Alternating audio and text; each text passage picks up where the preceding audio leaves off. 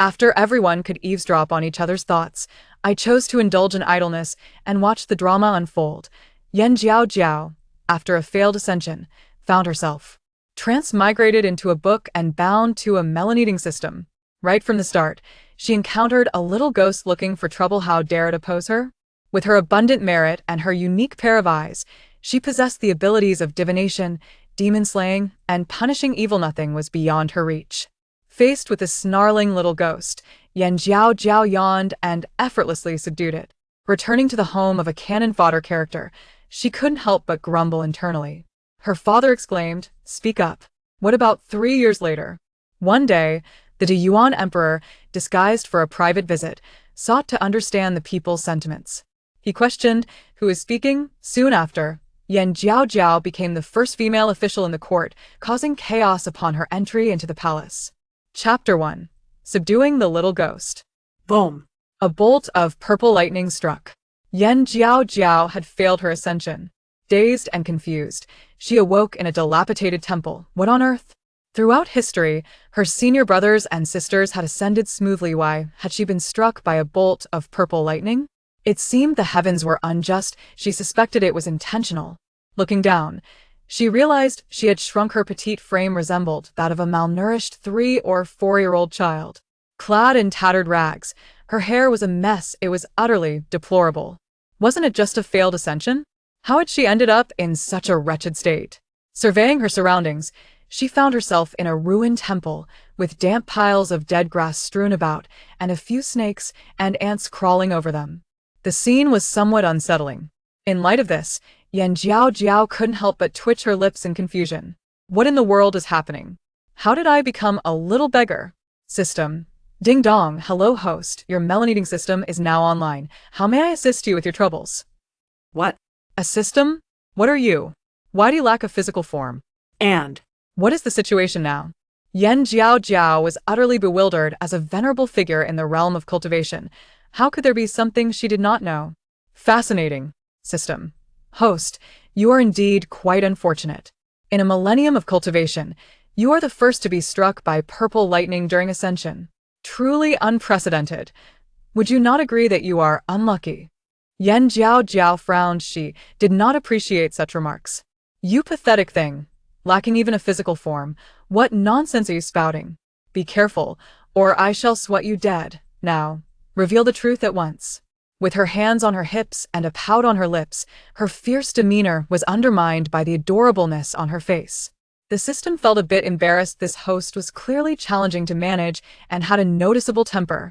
Host, you have transmigrated into a story titled The Entire Cannon-Fodder Family Perishes, and your character within the book is Jiaojiao. The Entire Cannon-Fodder Family Perishes? Wasn't that a story she had read during her leisure time?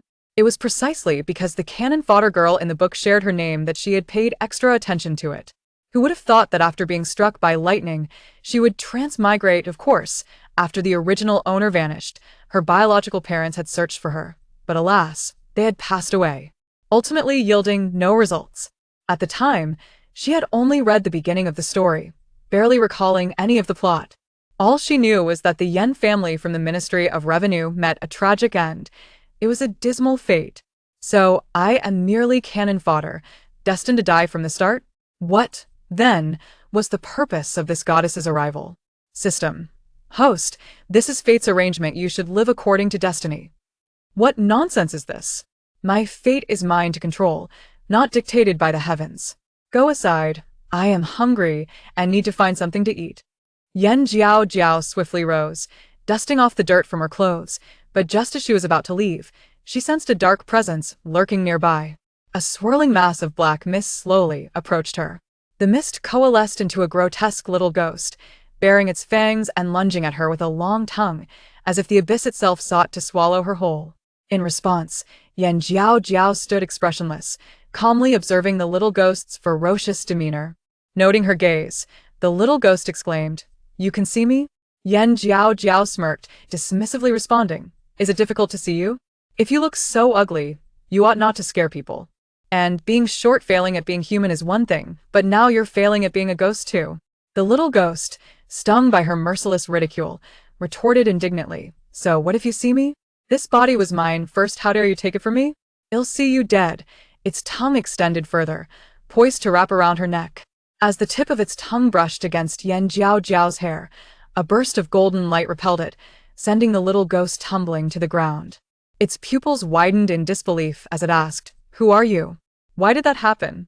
The little ghost, clearly frustrated by its initial failure, prepared for a second assault. Once more, its long tongue attacked, this time aiming to ensnare her waist. Seeing the little ghost's clumsiness, Jiaojiao rolled her eyes. In her previous life, she had accumulated countless merits even after transmigrating. She was still filled with virtue.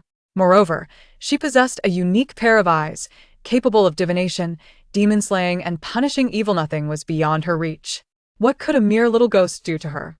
With a slight closing of her eyes, she brought her hands together, raising her index and middle fingers skyward, silently reciting the soul-binding spell, Bind. The little ghost was trapped, standing helplessly in place. "What have you done to me? Let me go." The little ghost cried out incessantly. It had never anticipated encountering such a formidable opponent on its first day out. "Your resentment is too strong. Keeping you would be a calamity. This goddess shall now eliminate you." With a swift motion of her hands, Jiaojiao formed a formation, conjuring a black and white duality, about to disperse the little ghost's soul when the system interjected. This little ghost is also a tragic being in its past life. It was harmed by others and, burdened with resentment after death, failed to be reincarnated, wandering in search of fresh corpses to possess. Today, it finally found one, only to have its opportunity snatched away. How could it not be anxious? System. In life, it was an orphan, living a life of unbearable hardship, scavenging for food and sleeping on the streets. Before its death, it came into possession of a sum of silver, hoping to improve its dire situation, but was targeted by villains and ultimately met its demise. With such heavy resentment, it could not be reborn and became a ghost. Jiaojiao stroked her chin, pondering. It didn't cause any killings. It seems it was a coward. It was probably just panicking, ready to give up. "Considering you committed no sins in life and adhered to the rules in death, I shall send you to the afterlife." The little ghost, previously furious, froze in surprise. "What did you just say?" It had died with immense resentment, and if it were to be reincarnated, in its next life, it would surely become a ruthless villain. Thus, the king of hell would not allow it to reincarnate. Jiaojiao patiently explained, "I said I would send you to the afterlife. Do you agree?" "Of course, I agree. I would be more than willing, but what about the king of hell? Would he consent?" "Who is this little girl?"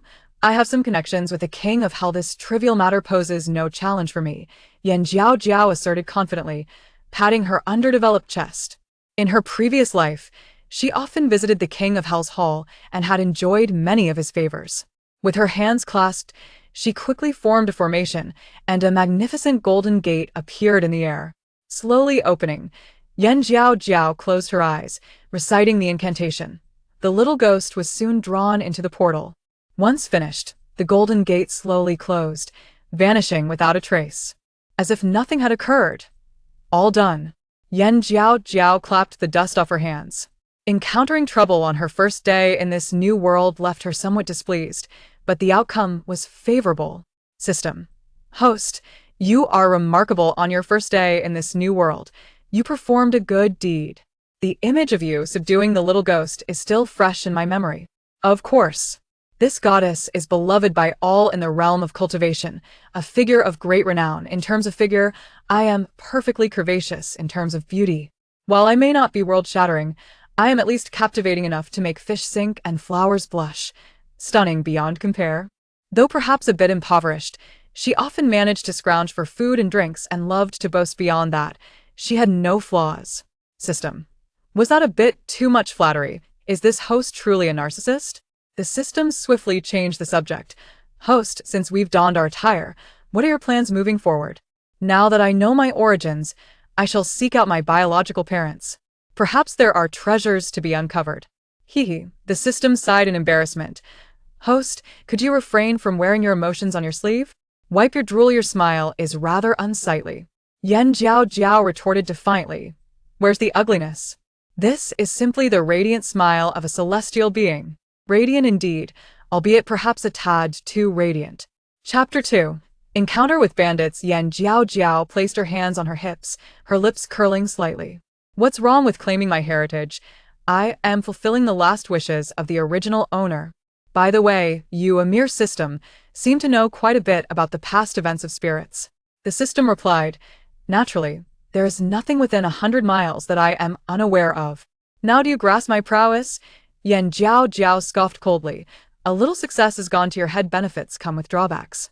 Who knows what other flaws you might possess? The system was left speechless. Yet, one must admit, despite this host's arrogance, she does possess genuine talent and intelligence. It was rather astute of her to think of that. Upon hearing this, Yan Jiaojiao burst into laughter. Haha, I knew it. You truly are a piece of trash. The system was left utterly dejected, its illustrious reputation tarnished. It was a high-ranking unit in the realm of systems, reduced to a mere trinket. Is it possible to change hosts? Clearly not. Host, could you please stop laughing? I am not entirely useless with me by your side. We can overcome numerous obstacles. Overcome obstacles? Do I need you? When that spirit appeared, why didn't you bravely step forward? The system blushed with embarrassment. I exist beyond the 3 realms. Besides, I lack a physical form. How could I act bravely? Yan Jiaojiao posed a series of questions. The system continued. That's simple. If you frequently venture out, I can guide you to gossip and my energy will recharge. With sufficient power, I will acquire a physical form. Is it really that simple? Absolutely. Then let us set forth to the minister's residence. Surely, there will be plenty of gossip along the way. She was quite curious about what the system's true form might be. Surely not a pig? After a brief pause. Oh well. Clearly, the system was out of energy and had crashed. Moreover, it was entirely unreliable. Recalling the contents of the book, the minister's residence was located in the capital, not far from it, just over the mountains ahead. Yan Jiaojiao pressed on. Though petite in stature, she radiated vitality and spirit. As she traversed the mountain paths, she picked fruits from trees to eat. However, midway through her journey, she encountered a group of bandits descending the mountain to engage in nefarious deeds. Is it sheer luck on her part, or has misfortune befallen the bandits? These brigands had no idea they had stumbled upon an unseen-a-century encounter. Boss, look quickly, a charming little girl ahead, exclaimed a scruffy man wielding a large knife, pointing at Yan Jiaojiao with a rough finger. The leader's eyes lit up upon seeing her. Whose lost child is this? Though her attire is shabby, her beauty is striking. She will fetch a handsome price. Yan Jiaojiao turned away, somewhat exasperated. Thinking of selling me? You might not live to see that day. The system interjected. Host, these bandits intend to sell you to a pleasure house. What shall we do? They are human, not spirits. Your formations and talismans won't work on them. Yan Jiaojiao was taken aback. System, you've returned to life? Isn't there gossip to be had? My energy has recovered slightly, but what do we do now? With your slight frame, can you handle this? Who do you look down upon? A few bandits have frightened you? Follow me, and don't be so cowardly. I find it embarrassing. Her stomach growled. She first needed to have a bite of the red fruit. Crunch. The fruit was sweet and fragrant. The system was aghast. Host, is this really the time to be eating? Humans are made of iron, and meals are steel. One meal skipped leaves one feeling famished. Without delicacies, I must at least have some fruit to calm my nerves. Even the King of Heaven could not stop her from filling her belly. The system pondered. Could it be that the host is a glutton? If one did not know her, they might suspect she was a reincarnated starving ghost. Alas, I hope she survives the night. Through iron shoes, we find what we seek. Without effort we step out and immediately encounter a beautiful girl. We've hit the jackpot. The bandits grinned, their teeth yellow, laughing heartily at the prospect of silver coins. Yan Jiaojiao rolled her eyes, ignoring them, munching on her red fruit as she continued on her way. Her demeanor was adorably charming. Boss, that girl is getting away, the scruffy man shouted. Smack. The leader struck the scruffy man's forehead, scolding. If you know she's getting away, why aren't you chasing her? Yes. 2 henchmen hurriedly pursued Yan Jiaojiao, swiftly catching up to her and capturing her by the waist. This little girl is quite soft and cute, not crying or fussing, delightful. The scruffy man let out a lecherous laugh, his demeanor unspeakable. Yan Jiaojiao felt a bit dizzy. What did it mean to be held under the armpit? Uncle, have you not bathed in a long time? Or Do you have lice? Your armpit hair smells unpleasant. Is it body odor? The system chimed in. Host, you are correct. The scruffy man not only has body odor but also neglects bathing and brushing his teeth. Last night, he squatted in a latrine and stepped in a pile of dung. Ah, I see. Do those around him know he doesn't bathe or brush his teeth? The system replied. No, they do not. Oh dear, having such a companion is a true disgrace. Uncle, your silence is an admission. Do you not worry your wife despises you for not bathing or brushing your teeth? Also, there's a lump of dung on your foot. Did you forget to clean yourself after using the latrine last night? Are you saving it for a snack today? Jiaojiao feigned innocence, appearing utterly harmless. The scruffy man's brows furrowed, angered and embarrassed. You little brat, what nonsense are you spouting? How did this little girl know he neglected his hygiene? As for the dung on his foot, he himself was unaware of when it had stuck to him. Uncle, could it be that you don't have a wife? That makes sense. Boys like you, who are unclean, are not liked by girls. Her words elicited laughter from the two men beside her. Third, I didn't realize you were so filthy that even a little girl finds you repugnant. No wonder it smells foul everywhere we go. It turns out you are carrying around your own little treasure. The one who spoke was the yellow-haired man. Third, though we are bandits, we must maintain some decorum. Do not become a laughingstock. The leader shook his head in disbelief, seemingly just as disdainful. Yes, boss. The scruffy man shot a glance at Jiaojiao and clamped down on her harder, trying to teach her a lesson. But he exerted too much force and dislocated his own shoulder. Meanwhile, Jiaojiao remained unscathed. Ah, boss, my shoulder is no longer functional. The scruffy man released Jiaojiao, clutching his dislocated left shoulder. Third, how did your shoulder dislocate for no reason? The leader asked, perplexed. I don't know, it's quite strange. The scruffy man gritted his teeth in pain, beads of sweat forming on his forehead. Yellow hair, carry this little girl. Yes. The yellow-haired man swiftly hoisted Jiaojiao onto his shoulder. Oh dear.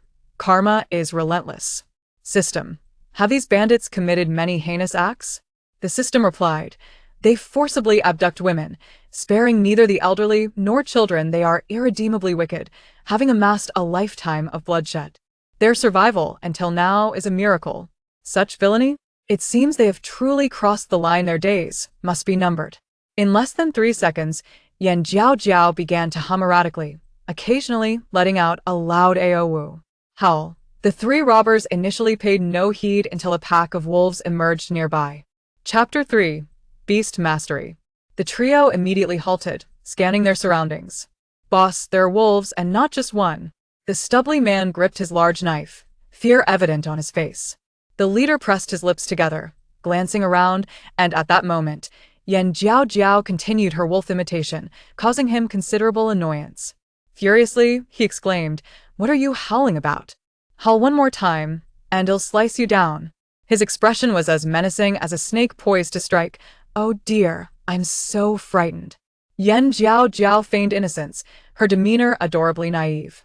The wolves drew closer, their imposing forms displaying sharp fangs and a fierce wildness. Some approached stealthily, ready to pounce at any moment. What should we do, boss? Are we really going to die here? Huang Mao trembled uncontrollably, his legs quaking. Even his arms and shoulders felt weak, and he dropped Jiaojiao. Once released, Jiaojiao resumed her howling, AOW, AOWU'd, in an instant.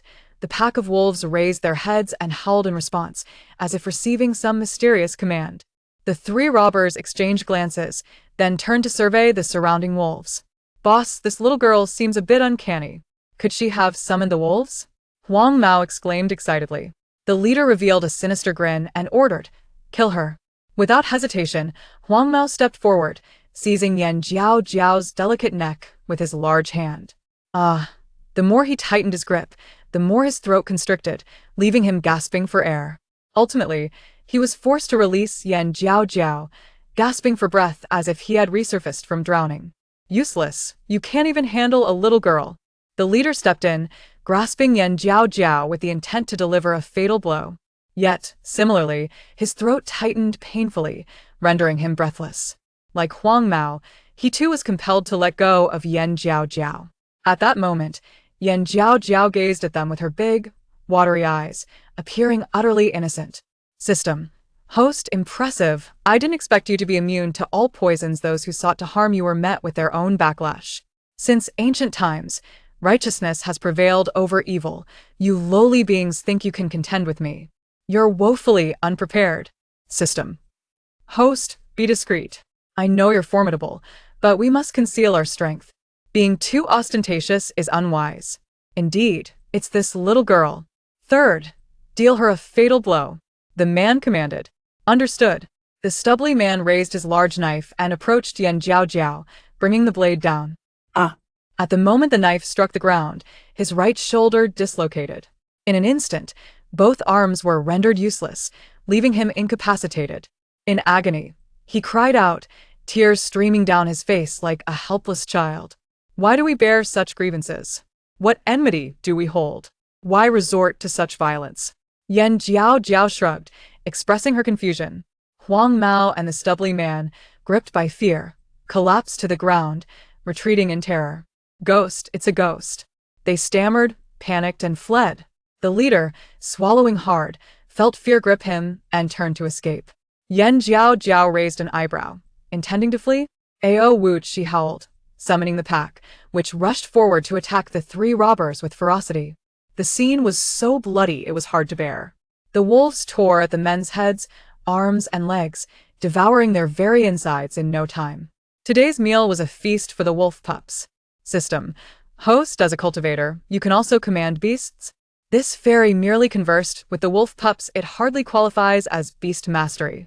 System exclaimed. So you can speak the language of beasts? Goodness, is the host so powerful? Following her guarantees a life of luxury. Looking at the towering mountain ahead, Jiaojiao smirked, suddenly feeling pain in her legs. System. Host, we just left the dilapidated temple. You haven't walked far. Didn't Huang Mao carry you part of the way? Jiaojiao pouted. Does this fairy seem like someone who can endure hardship? If I can sit, I want stand. If I can lie down, I want sit. The system once again gasped. The prospect of a lavish life now seemed distant. Turning her gaze to the well-fed wolves, Jiaojiao's eyes sparkled. Come here, little gray, she called out, as most of the wolves had gray fur. A robust wild wolf, glancing around, thought Jiaojiao was summoning its companions. What are you looking at? I'm calling you. Come here. The wild wolf was startled. Little ancestor, are you calling me? Who else could it be? Just when this fairy was exhausted, you were chosen. The wild wolf approached, indignant. What is it? Its tone was curt, clearly displeased with the name. Have you eaten your fill? It's time to get down to business. Jiaojiao placed her hands on her hips, looking like a little adult at just 6 years old. Wild wolf, what business? I have no talents other than killing and eating. Listen to that, a blatant boast. Even wild wolves have their skills these days. Jiaojiao rolled her eyes. Without further ado, she climbed onto the wolf's back, but the wolf was too tall for her little arms and legs to reach. Could you please crouch down? This fairy can't get on. Wild wolf, you want me to carry you? What else? The capital is so far. Do you expect this fairy to walk? How can you bear to let me? The wild wolf refused, stepping back 2 paces. That won't do. As the leader of the wolves, how can I serve humans? How could it assert its dominance among the wolves like this? Not willing? Jiaojiao placed her hands on her hips, her unique eyes locking onto the wild wolf's gaze, her black and white pupils gradually shifting to gold. In an instant, the wild wolf felt a wave of sensation, as if thousands of ants were crawling all over it, unbearably itchy and accompanied by sharp pain. The wild wolf rolled on the ground, writhing in discomfort and agony. I'm asking you again, will you carry me or not? The golden pupils shone brighter, resembling a dazzling sun, particularly blinding. She possessed an extraordinary gaze capable of subjugating divine beasts, let alone an ordinary wild wolf. The wild wolf capitulated. I'll carry you, I'll carry you. The golden pupils slowly returned to their original hue. Now that's more like it. You won't shed tears until you see the coffin. Jiaojiao chuckled inwardly. Was she bullying the weak? But she had no choice. She was simply too lazy to move. The wild wolf ceased its protests, obediently crouching down, allowing Jiaojiao to mount. Thus, the pair, one person and one wolf, sped towards the capital. What was once a day and night's journey was covered in merely 5 hours thanks to the wild wolf's swift pace. Oh my, we've arrived so quickly. Truly worthy of the wolf pack leader. Your stamina is remarkable. Look at your sturdy physique, your robust muscles, and your grand limbs. You are undoubtedly the most handsome and striking of the wolf clan. I'm sure many mother wolves have a crush on you. Jiaojiao lavished praise, and in no time, the wild wolf forgot its previous intimidation. The wild wolf raised its proud head, gradually losing itself in its own vanity. With a toss of its head, it replied loftily, "Being handsome is a must after all. There are not many as strong and valiant as me in the pack. As for the mother wolves in love, there are not many, perhaps 3 or 5. This past spring, they were all casting flirtatious glances at me, occasionally prancing around in front of me, attempting to entice me to mate and produce strong and noble offspring." Chapter 4. Reuniting with Mother Jiaojiao could only manage a bemused smile. She had merely intended to be polite, yet this wild wolf appeared to be boasting. How delightful it was to bask in a little sunshine. What a fortunate circumstance that you are brave and strong, with a mother wolf infatuated with you. The wild wolf raised an eyebrow and sighed, saying, "It's solely my fault for being valiant and robust. Those mother wolves pursue me relentlessly, clinging to me like a burr. They often invade my den, which is quite bothersome. Sometimes a whole pack arrives at once, and I can hardly attend to them all. Thus, I suggested they seek companionship from other wolves so that everyone might share the wealth, but they stubbornly refused to listen and insist on my affection." Upon hearing this, both the system and Jiaojiao were struck dumb. The system remarked, "Host, why do I sense that it is merely boasting?" Yet the system, too, was not one to back down. "I possess the power to traverse heaven and earth, and within 100 miles, there is nothing I do not know. What can a mere beast like you possibly shout about?" The wild wolf retorted, "I am the leader of the wolf clan, aside from the divine lady. No one dares to speak to me in such a manner. You, a mere system, dare to challenge me? Come forth and engage in battle if you possess the courage." With claws digging into the ground, the wild wolf assumed a combat stance. This display rendered the system restless, prompting it to burst forth. "While it is true you are the leader of the wolf clan and undeniably strong, the relentless pursuit by those mother wolves seems a bit exaggerated." Initially, the system had wished to grant this vain wolf some dignity in front of its host, but now it felt there was no need for such restraint. The system continued, "As I understand, your promiscuity is one thing, but pursuing those mother wolves for courtship, when the first declines, you chase the second, and so forth until they all reject you, is quite absurd. Ultimately, you resorted to coercion, forcing those mother wolves to bear your offspring." The wild wolf was taken aback. How did this annoying contraption know such things? It seemed it truly had some capabilities. Conversely, Jiaojiao's eyes widened in astonishment, as if she had just discovered a new continent. "So, you are this sort of little gray wolf, truly worthy of being called a wolf pup, not only attacking humans, but also launching offenses against mother wolves unrequited in love. This fairy quite admires such tenacity. Surely, this was the infamous wolf dog boyfriend, aggressive in nature. If displeased, he would pounce on his partner, showering them with affection. Such a libertine indeed, earning a poor review." The system interjected, "You truly are a host who fancies a creature of such low character." The wild wolf responded, "Did the divine lady just express admiration?" Indeed. Humans and wolves are alike. A rogue wolf is unappealing to mother wolves. What do you all stare at me for? Is there something on my face? Or do you find me particularly beautiful today?" The system questioned, "Host, where does your confidence stem from?" The wild wolf queried, "Why are you so shameless? Akin to me? If you remain silent, I shall take it as your tacit agreement." Jiaojiao was utterly delighted, her lips curling into a gentle smile, revealing shallow dimples. The system, unable to bear it any longer, shifted the topic. "Host, there is a development." "What development?" The system explained, "The path we are on is the only route to Jinan Temple. Your mother is approaching." Jiaojiao felt a sudden thrill. Mother is going to Jinan Temple? Indeed, your mother, Minsher, visits Jinan Temple every month to pray for blessings, hoping to find you soon. The iron shoes were worn in vain. Yet here I sit, waiting effortlessly. I am so delighted. I can afford to be lazy again. The wild wolf declared. Divine lady, having reached your destination, I shall take my leave. Jiaojiao waved her hand. Go on, go on. If you linger, you will frighten my mother. How will I recognize her then? The wild wolf replied. Why am I being blamed for this? I dare not speak on such matters. The wild wolf added. Divine lady, until we meet again. With that, the wild wolf dashed away with powerful limbs, swiftly disappearing into the woods. Not far off, a carriage was slowly making its way toward Jiaojiao. Inside, A middle-aged woman, Min Shi, also known as Min Yan, was none other than Jiaojiao's biological mother. However, the mountain path was steep and rugged, causing a slight jolt.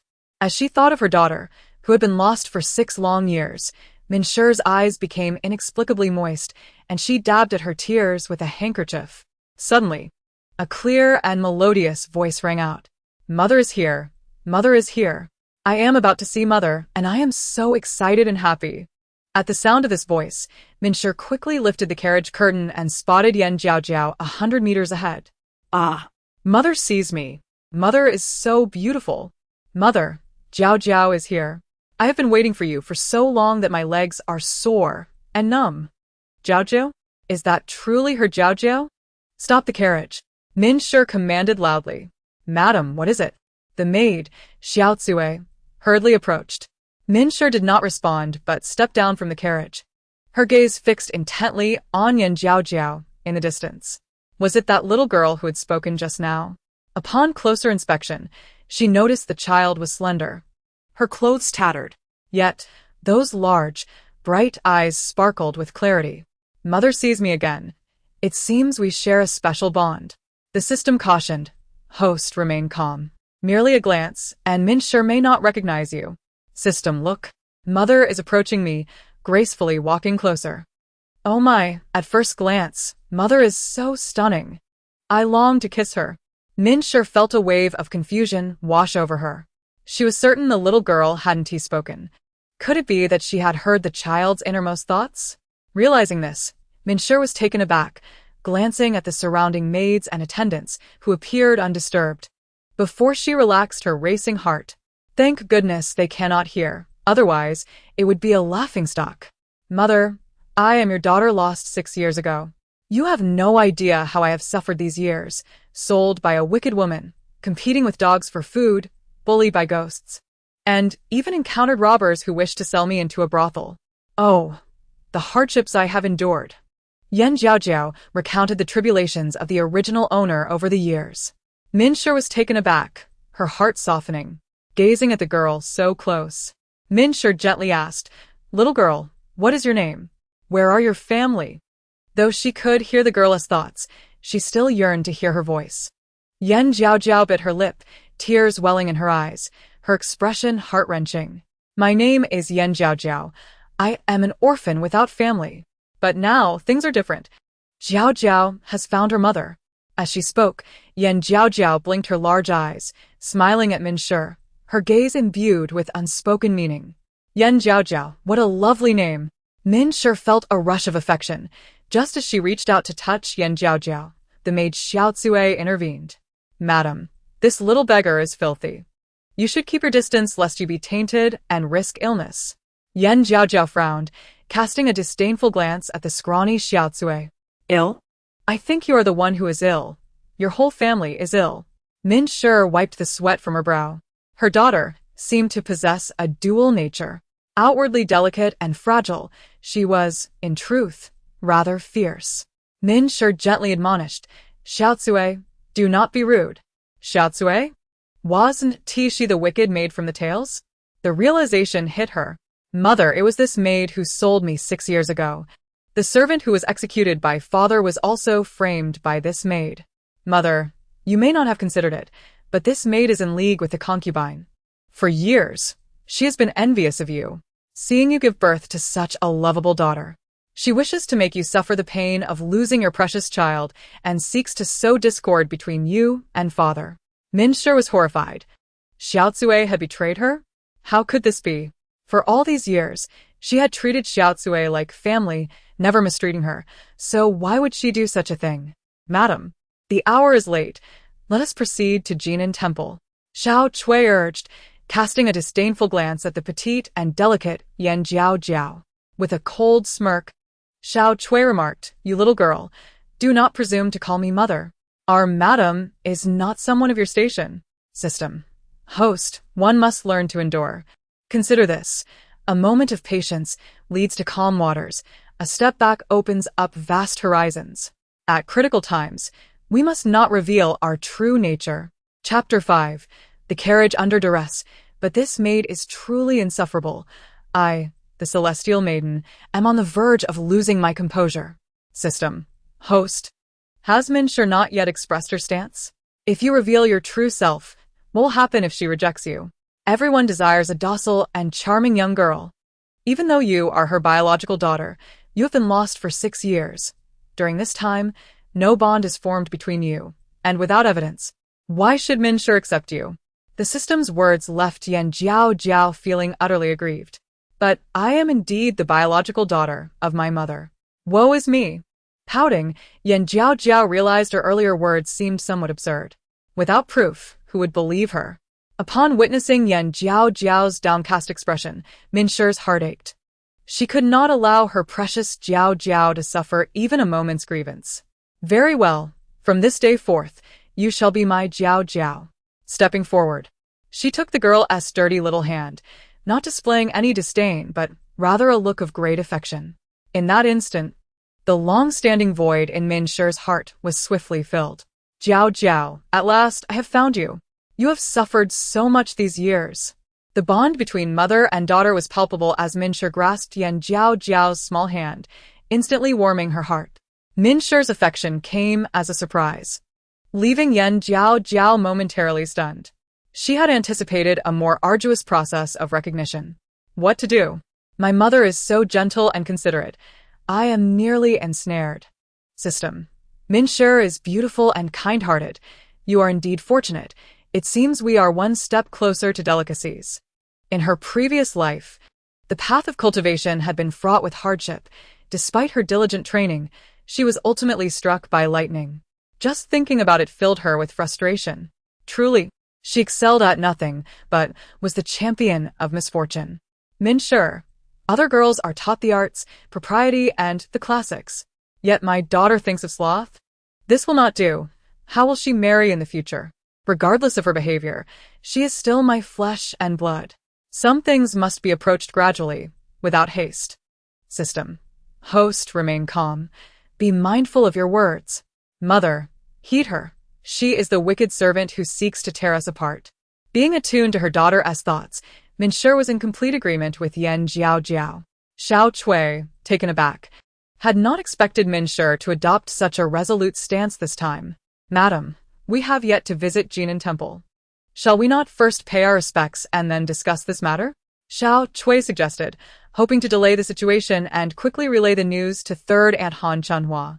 I do not wish to repeat myself, Minshur declared with a stern countenance.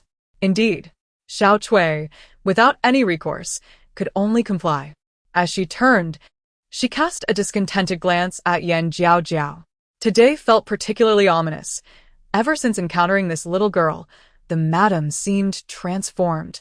The usually gentle and soft-spoken Minshur had scolded her today. Yan Jiaojiao, exceptionally astute, perceived Xiao Chui's petty maneuvers with clarity. What are you staring at? Have you never seen a celestial maiden? You, with your gaunt figure, flat chest, and bulging eyes, look like a withered plum. How unfortunate. Minshur, remain composed. This is my own daughter, well-educated and virtuous. We must take our time. Yan Jiaojiao was helped into the carriage by Minshur. Throughout the journey, Minshur's gaze remained fixed on her, as her inner turmoil was too great to ignore. System, did you see that? My mother is simply marvelous.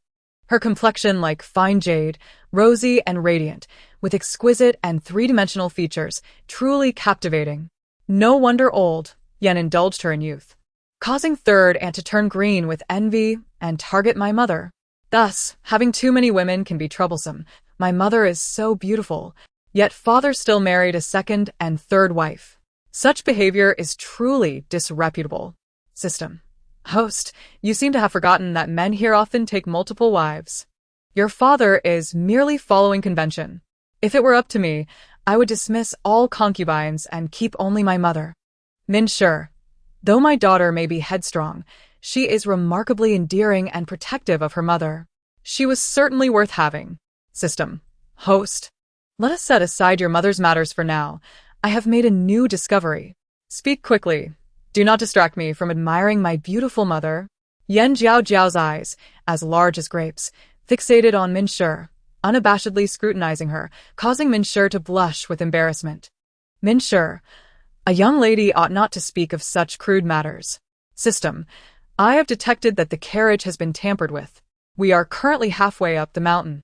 Soon, as we descend, the wheels will collapse, and we shall tumble down the slope along with the carriage. Jiaojiao, Min-Shi, the carriage has been tampered with. It is evident someone has targeted my mother. The mastermind must be third Aunt Han Chunhua. Jiaojiao placed her hands on her hips, pouting angrily. System. It was Han Chunhua who incited the maid Xiao Chui to act. Host. You must prevent Min-Shi from proceeding. I wish to inform my mother, but as a little girl, would she even believe me? Sighing, Jiaojiao pondered. If I say too much, it will only bring tears. Perhaps I could summon a spirit to assist? This way, I can surreptitiously save my mother. Min-Shi gasped. Han Chunhua ordered Xiao Chui to tamper with the carriage? According to Jiaojiao, she can summon spirits? Min-Shi was astonished. She had not expected her seemingly delicate daughter to possess such foresight and abilities. How extraordinary! Is my daughter truly this remarkable? To validate the truth, Min-Shi resolved to investigate further. Stop the carriage. As soon as the words left her lips, both Jiaojiao and the system stared at her in disbelief. My mother is quite timely. I was just about to summon a spirit. System. It is no longer necessary. The host can conserve her energy. Madam, what is the matter? Xiao Chui inquired, lifting the carriage curtain with curiosity. Just a few steps away from success, she had been prepared to leap from the carriage, only to falter at the critical moment. Xiao Chui's eyes widened in alarm. Madam, this place is narrow. Let us check in a more open area ahead. This maid is truly wicked. If the carriage continues forward, it will collapse in the steep terrain, and my mother will suffer a fall, becoming a vegetative state. Then, third aunt will cozy up to my father, living a life of luxury while taking the position of head matriarch. System. Host, you are quite astute. Of course. I am well versed in celestial knowledge, and can easily deduce such matters. One cannot simply state that they have read the plot in a book. That would lack sophistication. A touch of pretense is essential. Chapter 6. The malicious servant. Upon hearing this, Min-Shi trembled, feeling a chill run through her body. Was her fate truly so grim? No, she could not allow such a thing to transpire. Why are you still dawdling? Hurry and check the carriage. Min-Shi's voice rose an octave. Yes, madam. The coachman halted the carriage and swiftly dismounted to inspect it. Xiao Chui attempted to intervene, but was met with a fierce glare from Min-Shi. Silence. Xiao Chui lowered her head, too intimidated to speak further. My mother is so dignified and imposing. How I adore her. Min-Shi. Even in such dire circumstances, my daughter still finds a reason to smile. System. Host, do not smile too broadly. It may appear inappropriate, and Min-Shi may think you are reveling in her misfortune. What impropriety? I am merely smiling sweetly. Are your eyes deceiving you? The system seemed offended, yet lacked evidence. Hearing this, Min's heart skipped a beat. She immediately exited the carriage to investigate. Upon reaching the front wheel and observing the bent, loose spokes, her pupils dilated and her heart raced. Just as Jiaojiao and her system had mentioned, the carriage had been tampered with. Had she not discovered it in time, the consequences would have been dire. At the same time, she felt fortunate to have heard Jiaojiao's thoughts. Otherwise, she might have become a vegetable, forever lost in slumber. It appeared that Jiaojiao was her lucky star, and she would have to cherish her all the more. Moreover, she must compensate for the love she had neglected to show over the past 6 years. If her enemies were unkind, she too would not be bound by righteousness. System. Did you see that? Mother is quite clever. She discovered the tampering all on her own. This fairy was pondering how to express herself. But mother anticipated my next move. Truly, we are of one mind. System.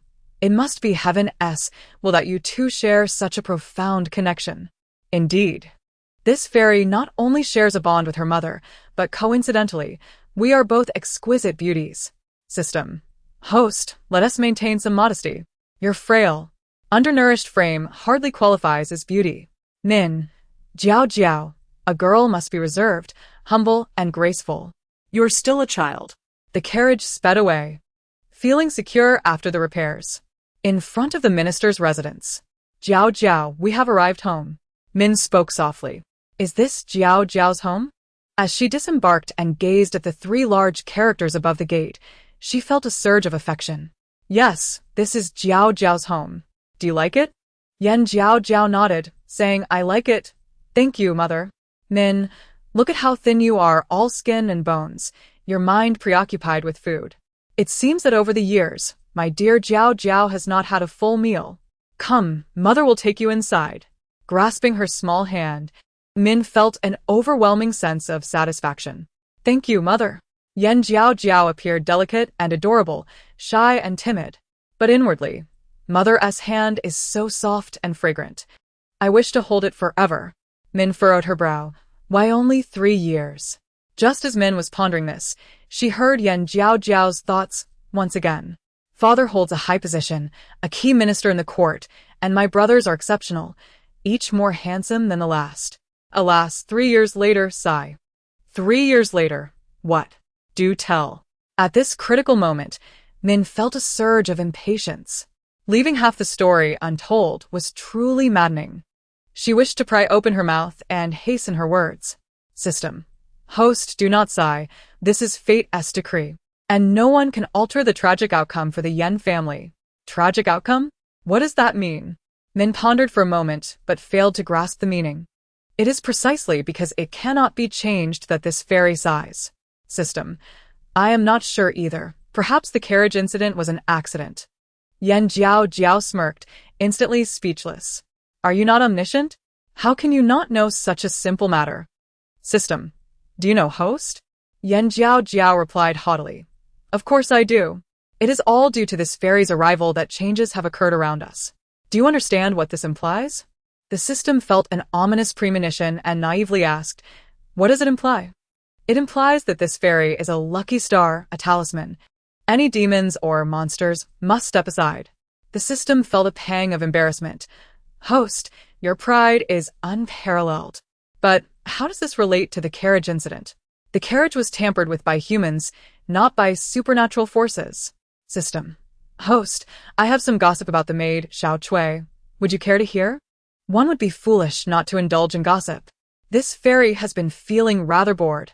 Pray, tell me what mischief that wicked servant is up to? As Jiaojiao was led by Min into the courtyard, she savored the gossip while admiring the estate's surroundings.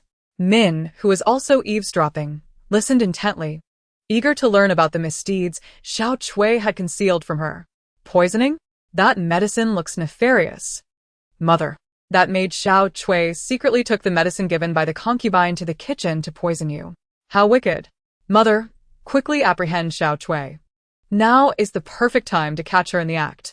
Regarding the system, Min could not always hear its conversations, but she could catch every word of Jiaojiao's thoughts.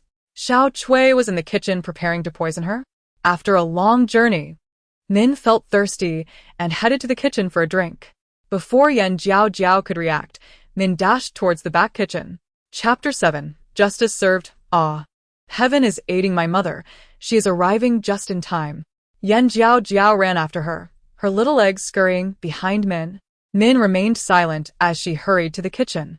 Upon arrival, she found Xiao Chui adding poison to the soup. Min frowned, her gaze sharp as she sternly demanded, Xiao Chui, what are you doing? Caught off guard by Min, who rarely entered the kitchen, Xiao Chui trembled, hastily concealing the medicine package. Stammering, she replied, Madam, what brings you here? I was just preparing a nourishing soup for your arduous journey. What did you just put in that bowl? Her piercing gaze fixed on Xiao Chui, scrutinizing every subtle expression. Had it not been for her ability to hear her daughter's thoughts, who would have suspected that the maid had already betrayed her? Xiao Chui quickly darted her eyes, cleverly responding, "Madam, do you not recall? Last time you were weak, the remaining medicine was not finished. Thus, I ground the pills into powder and mixed them into the soup for you. I did this for your own good. Madam, please don't question me further. Drink the soup quickly before it cools." "Mother, do not drink the soup. If you do, it's over. That maid seeks to harm you." Oh. This fairy is truly exasperated. I wish to kick that vile servant down. "Someone!" Min's expression turned cold as she snatched the soup. "What is it, madam?" A servant entered, bowing respectfully. "Fetch the doctor, swiftly." "Yes." Xiao Chui gasped. "Madam, why fetch a doctor? Do you not trust me?" Jiaojiao crossed her arms, pouting. "Of course, I do not trust you. Who knows if you were up to no good just now? You little brat, you are out of line here." Xiao Chui glared at Jiaojiao, having forgotten her place. Min was momentarily stunned. She had not anticipated Xiao Chui's audacity. It seemed she had spoiled her over the years. Not only had she forgotten how to behave, but she also plotted against her mistress. With a swift slap, Min struck Xiao Chui hard. "What is your attitude, daring to speak to Jiaojiao in such a manner? How dare you disrespect her? I would not hesitate to execute this vile servant on the spot. Madam, I was wrong. I will never do it again." Xiao Kui pleaded, kneeling in remorse. "You still hope for a future?" Min glared at Xiao Chui, feeling her heart turn cold since discovering her betrayal. "Mother, you have dealt well with her. This scrawny monkey deserves to be punished. Yet perhaps another 2 slaps would suffice?" In one breath, she thought this, and in the next, Min delivered 2 more resounding slaps to Xiao Chui. "Wow, mother is so fierce. She is truly my idol. Her thoughts mirror mine perfectly." Xiao Kui, struck and unable to retaliate, knelt on the ground feeling utterly wronged. Yet deep down, she harbored a deep-seated hatred for Jiaojiao. "It is all because of this wretched girl. Had she not appeared, the madam would not have taken action against me. Soon, madam, I have summoned Dr. Shui." Then, a man around 50 years old, carrying a medical box, appeared behind the servant. Jiaojiao smiled broadly, her heart brimming with excitement. "He has arrived. He is here with his medicine box. The scrawny monkey's good days are over. Mother will soon uncover the truth, and this fairy is overjoyed." System. Host. Remain calm. We are young ladies. We must smile without revealing our teeth. This fairy has never been monitored while cultivating. What do you know? Useless system. Min Shi, my dear daughter, as a young lady, how can you let such words slip from your lips so casually? We must maintain our elegance, Madam Yan. Dr. Shui, I implore you. Min Shi extended the bowl of medicinal soup to him. "Thank you for your assistance, Dr. Shui. Could you please investigate what herbs are included in this concoction?" Dr. Shui accepted the bowl, dipping his finger into it and bringing it to his nose for a sniff. He then took out a silver needle for testing. The needle remained unchanged, indicating the soup was not poisonous. However, that did not guarantee its safety. "Madam, while the soup poses no immediate threat, it does contain an aphrodisiac. Regardless of gender, consumption necessitates physical intimacy with the opposite sex to alleviate its effects. Otherwise, the discomfort will be unbearable, accompanied by an insatiable itch." Upon hearing this, Min Shi's hands clenched tightly, though she feigned calm. "Understood. Thank you, Dr. Shui." "Certainly, madam." The servant led Dr. Shui away. "Madam, please allow me to explain. This is not what it seems." Xiao Kui panicked, kneeling in despair. She had never anticipated that the truth would come to light, nor that her ever-trusting mistress would seek a physician's counsel. "I see this as mere evasion.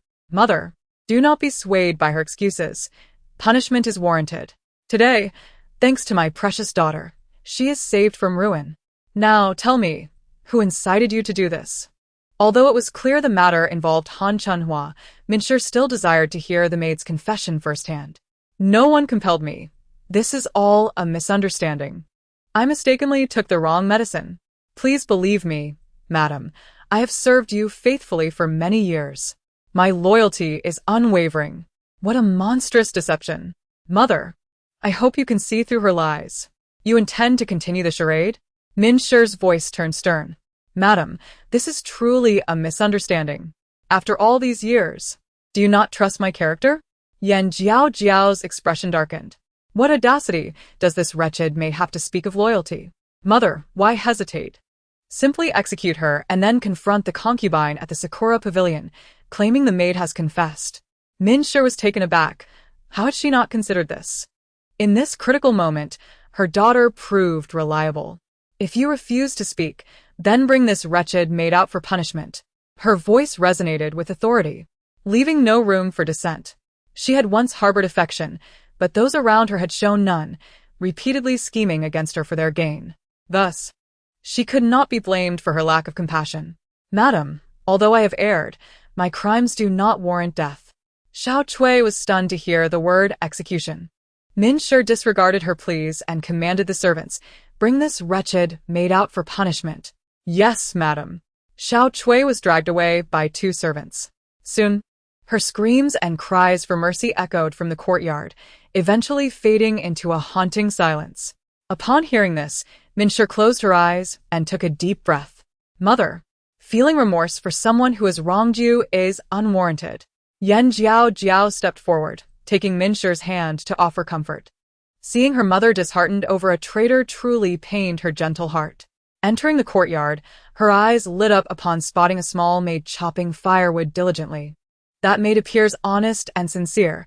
Let her attend to you closely, mother. You must choose her. Min Shi smiled faintly, amused by her daughter's enthusiasm over selecting a maid. Very well, I shall indulge her wish. What is your name? Min Shi approached the small maid with her daughter in tow. The maid trembled slightly, astonished that Min Shi, who seldom spoke to her, would address her directly. I am Deng Er, responsible for chopping firewood in the courtyard. I require a maid to serve me closely. Do you accept? Deng Er was taken aback, never expecting to be chosen personally by Min Shi. This was a fortune she had never imagined. I am willing, as long as you do not find me unworthy, madam. Chapter 8. The malevolent spirit follows indeed. As her daughter had predicted, Deng Er was an honest maid. Excellent. From this day forth, you shall accompany me. Yes, madam. Deng Er gleefully moved to Min Shi's side. System, did you see that? Mother has truly selected Deng Er as her personal maid. I am overjoyed. We are so in sync. System, having a mother who understands you is indeed a blessing for the host. System, I am so fortunate. Mother has resolved her matter without my intervention. Min Shi, your kind words are appreciated, my dear daughter. It is all thanks to you. At the Sakura Pavilion, third aunt, something terrible has happened. Xiao Cui was executed by the madam. A small maid rushed in to report. I do not know the details, but the madam was furious, leading a group toward our Sakura Pavilion.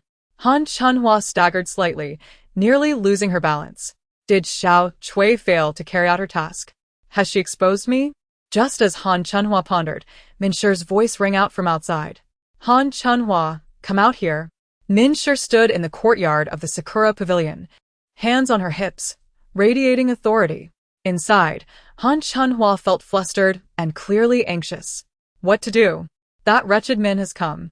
It seems Xiao Cui truly betrayed her. Third aunt, the madam has arrived. The small maid timidly announced. I know. Do you need to remind me a second time? Han Chunhua snabbt, herr Tonekut. Han Chunhua. I demand you come out. Are you deaf or simply unable to move? When it came to sharp retorts, Min Shi surpassed Han Chunhua effortlessly, standing beside her. Jiaojiao relished the moment. Mother is so fierce, I cannot help but adore her. The door creaked open and Han Chunhua, dressed in a pale pink pleated gown, stepped out slowly. Her fox-like eyes, slightly upturned at the corners, were alluring, framed by long, thick lashes that fluttered like broken wings. A red beauty mark adorned the corner of her eye, enhancing her enchanting charm. Sister, what brings you here? Han Chunhua approached with a warm smile, exuding enthusiasm. Spare me the pleasantries. You know well what you have done. Min Shi's demeanor was icy, dismissing Han Chunhua's flattery. If you do not speak, how can I know? Let us go inside for tea and discuss matters leisurely. Stop pretending. You bribed my maid, Xiao Cui, To administer poison against me. What was your intention? Min Shi's voice turned stern. At her words, Han Chunhua gritted her teeth, harboring deep resentment. That wretched maid truly betrayed her. She deserved her fate. Sister, do you not understand? We are like sisters. How could I harm you? Han Chunhua continued her disingenuous defense. Do not feign ignorance. You instructed Xiao Cui to tamper with my carriage. How do you explain this? Just when one storm subsides, another arises. Han Chunhua wiped the sweat from her brow, cursing the deceased Xiao Cui in her heart. What carriage? I do not comprehend your words. Han Chunhua persisted in her act of confusion. System. This Han Chunhua is quite cunning. It seems mother is not her match. System. Indeed. Han Chunhua not only schemes against your mother, but also betrays your father. Such shamelessness. Then the child she carries is. Observing Han Chunhuas pregnant form, Yan Jiaojiao full herbrevs. System. Host, your assumptions are correct. The situation is exactly as you suspect. So it is true. Han Chunhua is indeed audacious. We shall have quite the spectacle to witness. Min Shi, it seems my daughter has uncovered something. By the way, what does wearing a green hat mean? Regardless, it does not seem like a pleasant phrase. What are you all shouting about? A deep, commanding voice interrupted, radiating authority and displeasure. System. This must be my utterly foolish father, right? He looks quite handsome. As described in the books, his sharp brows and bright eyes exuded an impressive aura. System. Yes, indeed. He is Yan Shiren, your utterly foolish father. The father, strikingly handsome, stood tall at 8 feet with thick brows and large eyes, complemented by long legs, though he seemed somewhat dim-witted. Yan Shiren furrowed his brows, searching his surroundings. Who was discussing him behind his back? After scanning the area, his gaze fell upon the petite Yan Jiaojiao. Who was this little girl? He scrutinized her with curiosity, trying to discern her essence. Yan Shiren was convinced that the little girl had not uttered a word. Could it be that he had just overheard her innermost thoughts? She referred to him as father? Master. She is Jiaojiao, our daughter. A tender smile graced Min's face as she spoke of Yan Jiaojiao. The little girl, quick to respond, exclaimed, Father, I am Jiaojiao. Yan Shiren was momentarily taken aback. Indeed, the voice he had just heard was identical to the little girl's. He had lived for over half his life and was now able to hear a child's thoughts. Thankfully, he was seasoned enough to remain composed. Otherwise, he might have dismissed this peculiar phenomenon. You are Jiaojiao? Yan Jiaojiao? He mused, noting that if she were not a bit frail and dirty, she would be quite charming. Her features bore a resemblance to his own beloved Yan Yan. Yes, father. These years, Jiaojiao has endured much hardship outside, thinking of you and mother every day. Her voice was sweet and delightful. But what was the reality? System. Why is this father so foolish?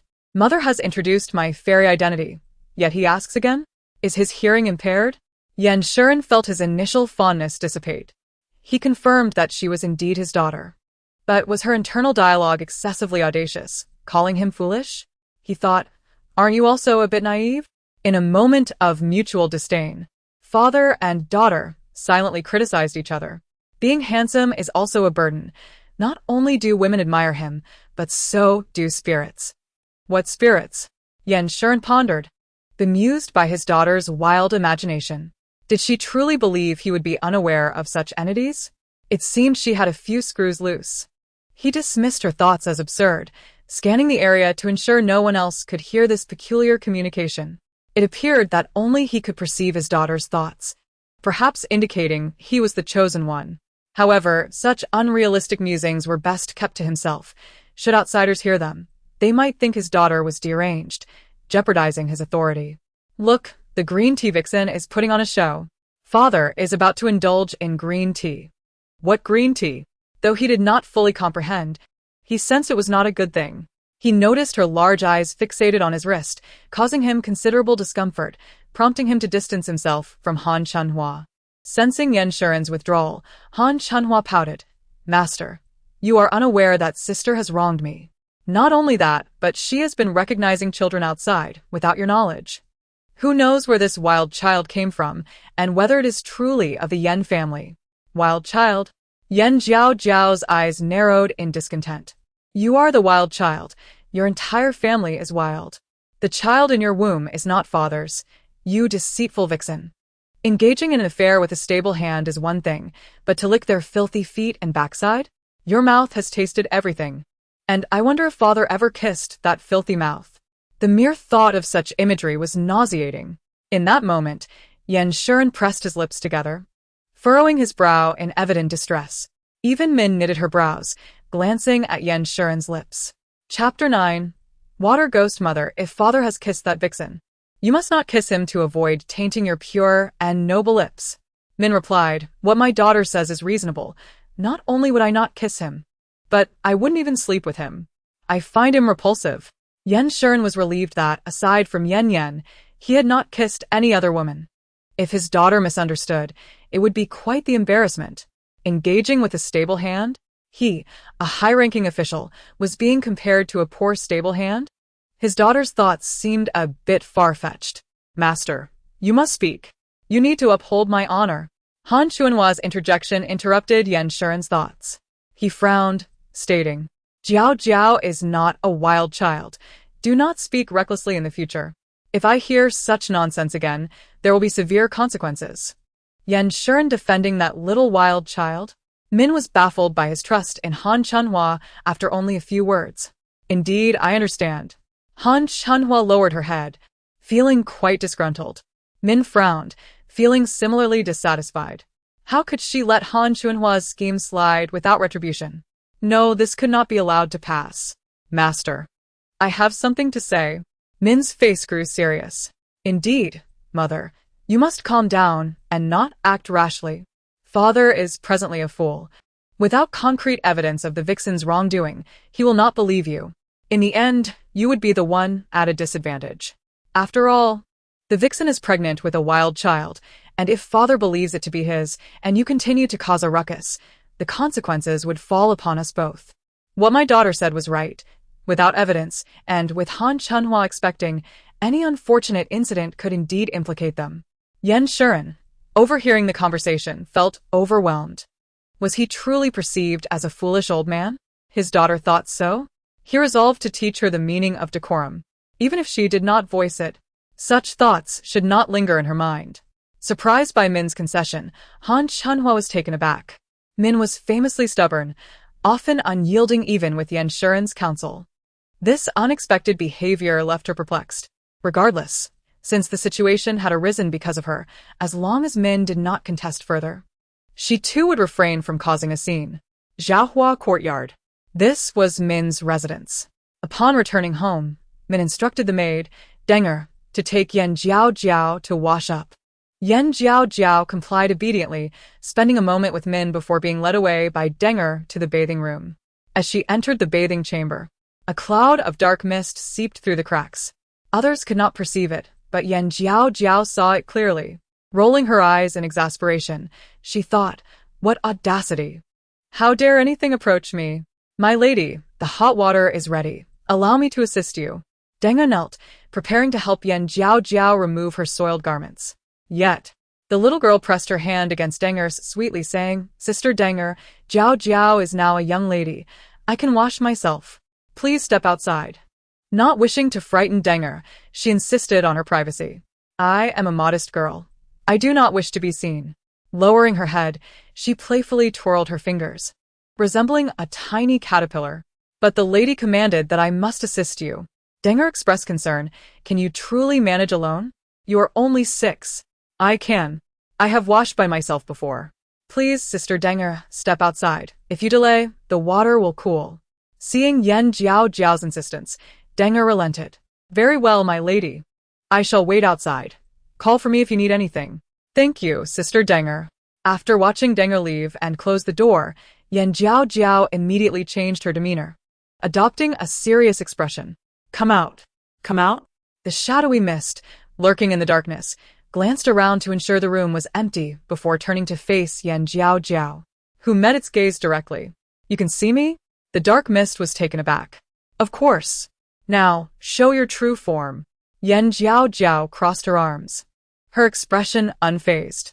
The dark mist coalesced into a figure, gradually revealing itself. It had long, damp hair cascading forward, dressed in white garments. Although its face was obscured, the bruises on its skin were discernible, and its jagged teeth created a rather comical and bizarre appearance. Originally, it was merely a water ghost, who had been subjected to abuse before its demise. "Little child, how is it that you can see me?" The water ghost was utterly perplexed.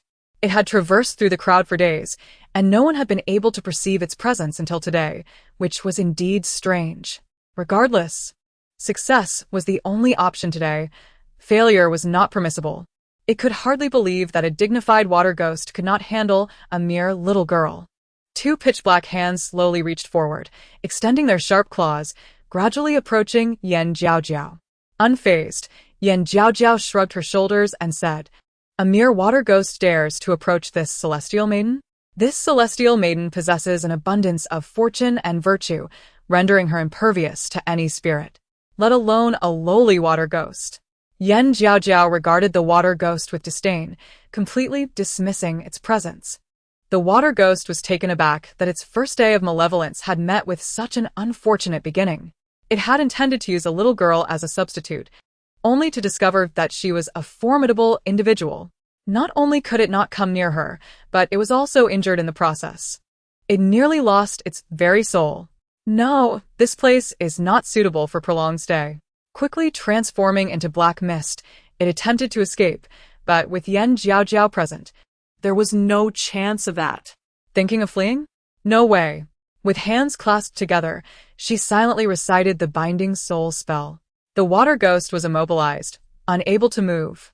"What have you done to me?" "Release me at once." It struggled, but the more it resisted, the tighter the binding soul spell constricted. "This celestial maiden has no intention of doing you any harm. Considering it is your first offense, and you have not yet committed any heinous acts, I shall send you to the afterlife." To the afterlife? The water ghost was stunned, ceasing its struggle. It had wandered the mortal realm for so long, unable to find peace, which was why it sought a substitute. "You can send me to the afterlife? Is that true?" The water ghost was skeptical. As a spirit forsaken by the underworld, it believed it was unlikely that it would be prioritized for passage when countless spirits awaited their turn. "With my intervention, it will be effortless," Jiaojiao declared with confidence. Sending a water ghost to the afterlife was a feat she was capable of. If you truly possess such abilities, how is it that you cannot even deal with a single malevolent spirit that roams your abode?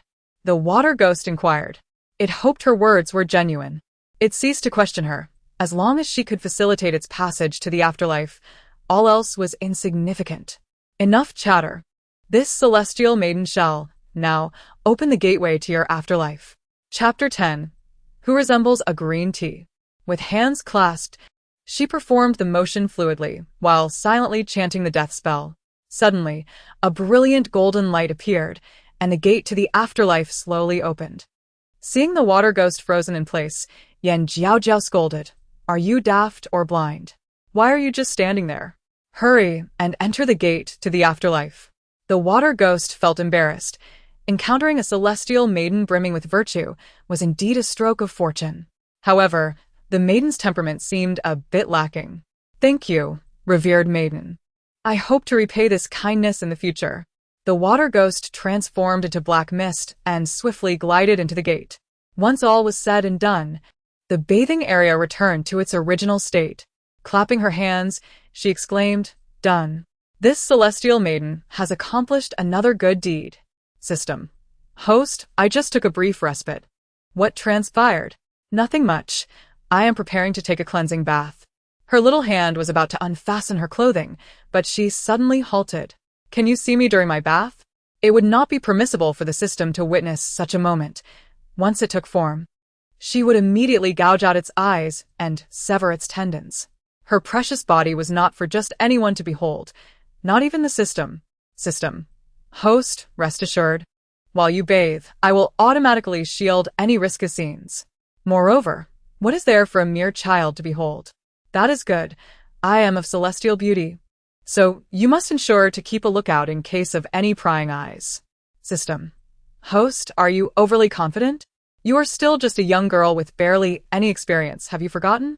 Very well, perhaps she had forgotten. Not wanting to linger, Yan Jiaojiao shed her soiled garments and joyfully immersed herself in the bath, humming a tune. I love bathing, my skin is so lovely, oh oh oh oh. Washing above, then washing below. The melody was light-hearted and cheerful.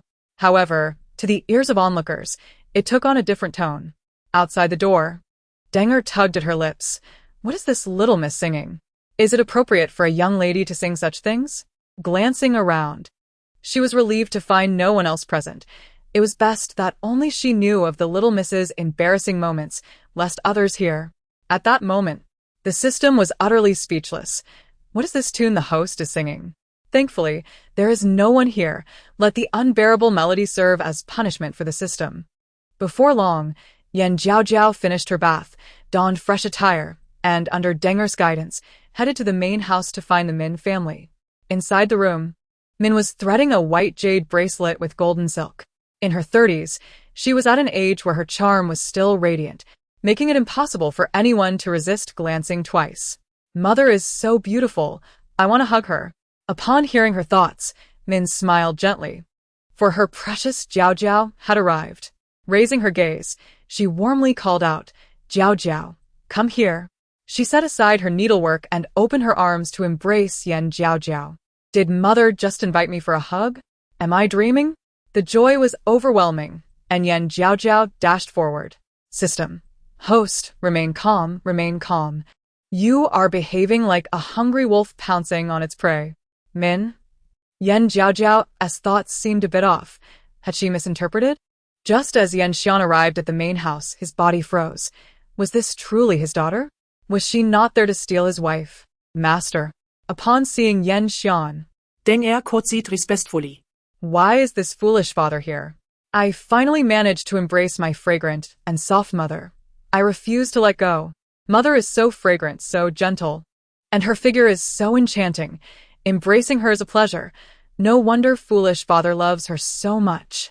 Yan Xian furrowed his brows. She is my own flesh and blood. I cannot strike her. Jiaojiao, your father has matters to discuss with your mother. You should step outside. What matters? Clearly, he wishes to embrace mother and sleep together. At this age, can we not have one day without feeling empty? Min, Yan Xian, my daughter is only 6. How does she know everything? Father truly has something to say to your mother. Do not indulge in wild thoughts. Let Sister Denger take you to rest. Yan Xian felt a bit awkward, wanting to be angry, but unable to muster the emotion. 3 years later, what? Why did he feel like something was lacking? Yan Xian, not having heard the rest, felt a lingering unease. Min also furrowed her brows. After spending a day with her daughter, all her thoughts had been validated. As for what was to transpire in 3 years, she had no choice but to believe. Yet, she could not force her daughter to speak. Father, Jiaojiao has been apart from mother for 6 years. I do not wish to leave. The words were barely out when her glistening eyes brimmed with tears, clutching Min's hand tightly. Her little face nestled against Min's chest, utterly aggrieved. This pitiful sight was heart-wrenching. Anyone would find it difficult to part this mother and daughter. Yan Xian felt a headache coming on. Why is she crying? It makes me feel like a villain. Jiaojiao, do not cry. If you do, Mother's heart will break. Min kissed Yan Jiaojiao's forehead, her heart overflowing with love for her long-lost daughter. Can Jiaojiao sleep with Mother? The tearful big eyes, like black diamonds, looked up at Min with a pleading expression. Of course, tonight Mother will sleep with Jiaojiao. Upon hearing Min's promise, Yan Jiaojiao felt a rush of delight. System, how was my performance just now? Was it not quite convincing? I could rival any green tea or White Lotus actress. System. Host, your performance just now was not merely convincing. It surpassed green tea and White Lotus by a mile. Truly exceptional. You flatter me. Although it was quite green tea and White Lotus, I achieved my aim. After all, what if foolish father came to snatch mother from me? If he had already kissed that filthy Han Chunhua, would that not taint the purity of my mother? Min, my daughter is right. I nearly forgot about that. Such filth is unacceptable. Yan Xian, I am wronged. I have never kissed Han Chunhua. My dear lady, the weight of my illustrious reputation bears heavily upon me, and I find my shoulders aching. Would you assist me with a gentle massage? My daughter lingers, showing no intention of departing. The two of them seem content to simply pass the time. With that malevolent spirit lurking about, how can one find comfort? It dares not approach when in the presence of a celestial maiden such as myself. Otherwise, it would undoubtedly be swirling around you by now. Yan Xian was momentarily taken aback. Do those demons and spirits truly fear my dear daughter? Who exactly is she? Were it not for my ability to hear her thoughts, I might have mistaken her for a creature of the night. Upon reflection, she is merely a 6-year-old girl, and it is only natural for her to indulge in fanciful thoughts. I nearly took her words to heart. Meanwhile, Min was visibly anxious. Is there truly a malevolent spirit following my husband? Not only does our precious daughter possess the gift of foresight, but she also has the ability to vanquish demons? My heavens, how remarkable she is! No wonder she is lauded as extraordinary. Were it not for her father's discomfort, he would not monopolize her mother's attention. Surely. She is kind-hearted and gentle, and she must understand. Yan Xian chuckled. Yan Jiaojiao was startled. System, why does it seem to me that my father resembles a green tea? Such a large one, and yes, even putting a lofty hat upon my head. System. Host, you need not question. Your father is currently embodying the very essence of a green tea character. Oh my, the world has now given rise to male versions of green tea, it seems. In his quest for affection from mother, father has unwittingly embarked upon the path of a green tea. Yan Xian, my daughter knows too much. Thankfully, only I can hear her thoughts. If my lady were to overhear, the aloof and imposing facade I have maintained would surely crumble. Min, my husband is a green tea? How amusing. System. Host, new discovery. Han Chunhua and the stableman are engaging in an affair in the woodshed, and they are in a state of undress. Upon hearing of Han Chunhua's indiscretion, Yan Jiaojiao became intrigued. She sprang from Min's embrace, sitting up straight, brimming with energy. Even in pregnancy, she cannot remain still. Quickly, tell me, what stage have they reached? What tricks are they employing? The Min couple were momentarily dumbfounded. My dear daughter, your focus is remarkably unique. System. There are countless tricks. Only your imagination can limit them. How thrilling. System. When will you upgrade? When might this tantalizing scene be presented live for me? A live presentation? My dear, let us take a moment to breathe. System. Host, is your focus not somewhat off topic? Shouldn't we be accompanying your father to the woodshed to catch Han Chunhua and the stableman in the act? Chapter 11. Caught in the act. System. Now is the perfect time to catch them red-handed. It seems so, but how should I approach this? Her little eyes darted about as she began to engage her clever mind. To verify the truth of Yan Jiaojiao's thoughts, Yan Xian resolved to visit the woodshed. Standing tall, he declared, I have matters to attend to. I shall step out for a moment. With that, he strode away. Where is father going? I had not even spoken, and he is already in such a hurry to leave? Yan Jiaojiao was filled with astonishment. At that moment, Min also rose. Her expression serious as she stated, I shall follow to see what is afoot. Mother's going too? Where are they headed? System. Host. My investigation reveals that your father is indeed heading towards the woodshed. Father is going to the woodshed? Yan Jiaojiao was taken aback. Her mouth agape, as if it could accommodate an egg. Following her surprise was a wave of excitement. When one is fortunate, everything aligns in their favor. Even the heavens seem to assist. System, let us go and take a look. It would be foolish not to witness the unfolding drama. The distance from Jiahua courtyard to the woodshed was not great, yet throughout the journey, Min was forced to eavesdrop on the whimsical dialogue between Yan Jiaojiao and the system. For instance, how formidable the stableman was, and how audacious Han Chunhua appeared. When had they become entangled? How frequently did they meet? Min was left astounded, marveling at the myriad ways of intimacy that existed.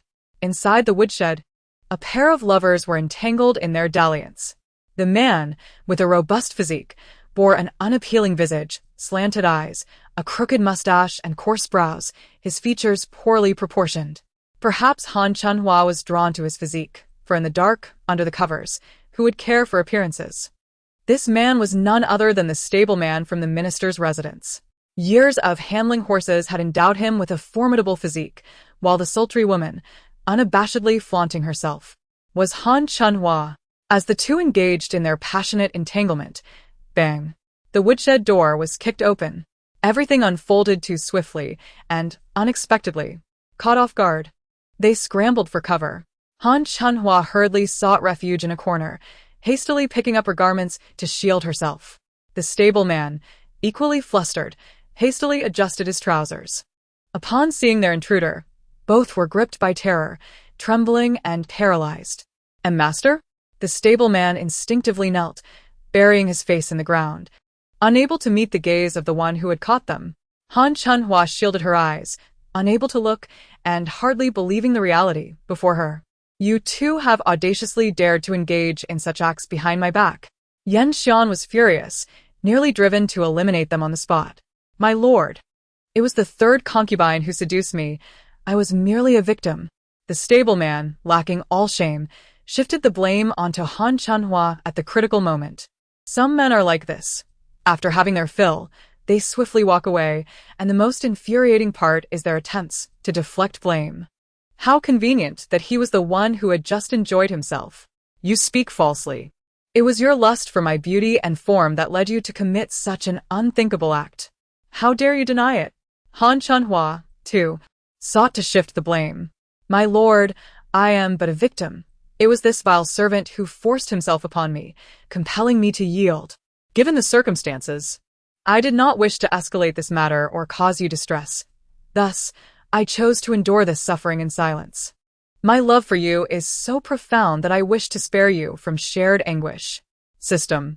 I have never witnessed someone so brazenly justify an affair with such lofty claims of devotion.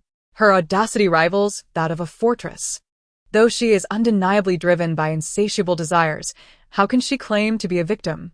I distinctly saw the gleam of delight on Han Chunhua's face the moment we burst in. System. Such a delightful interruption. Just thinking about it brings amusement, hee. Yan Jiaojiao's mind raced with excitement. It seems Han Chunhua has not yet had her fill. Just imagining that scene fills me with glee. Hee. The Min couple exchanged glances, bemused by how their daughter's focus deviated so sharply from their own thoughts. System. Host. Perhaps it would be wise to tone down your lewd expressions. I fear your innocence is on the verge of collapse. Min couple. It has already collapsed. Yan Jiaojiao quickly wiped the corners of her mouth, transforming her mischievous grin into a pure smile. Isn't it simple to uphold an innocent facade? Yan Xian. It is too late. I am already aware. Han, have I not treated you well? Have I not provided for you abundantly? Why have you chosen this path? Initially believing that his daughter was merely indulging in fanciful imaginings, he was now confronted with the harsh reality. Father deserves to wear a green hat. After all, who can satisfy all the desires of the women in his household? Failing to fulfill his responsibilities is akin to a form of emotional abuse. Yan Xian's expression darkened. Daughter, must you stand there? Knowing so much is one thing. But to accuse me of having too many women? Other noble families often have 3 wives and 4 concubines, and it is not uncommon to have 10 or 8. Why then am I limited to just 3? 1 legitimate wife and 2 concubines. How is that excessive? Mother is only in her 30s, a prime age. Should she stray? There will undoubtedly be many suitors vying for her attention. If father does not cherish mother, we shall seek a younger, more handsome gentleman instead.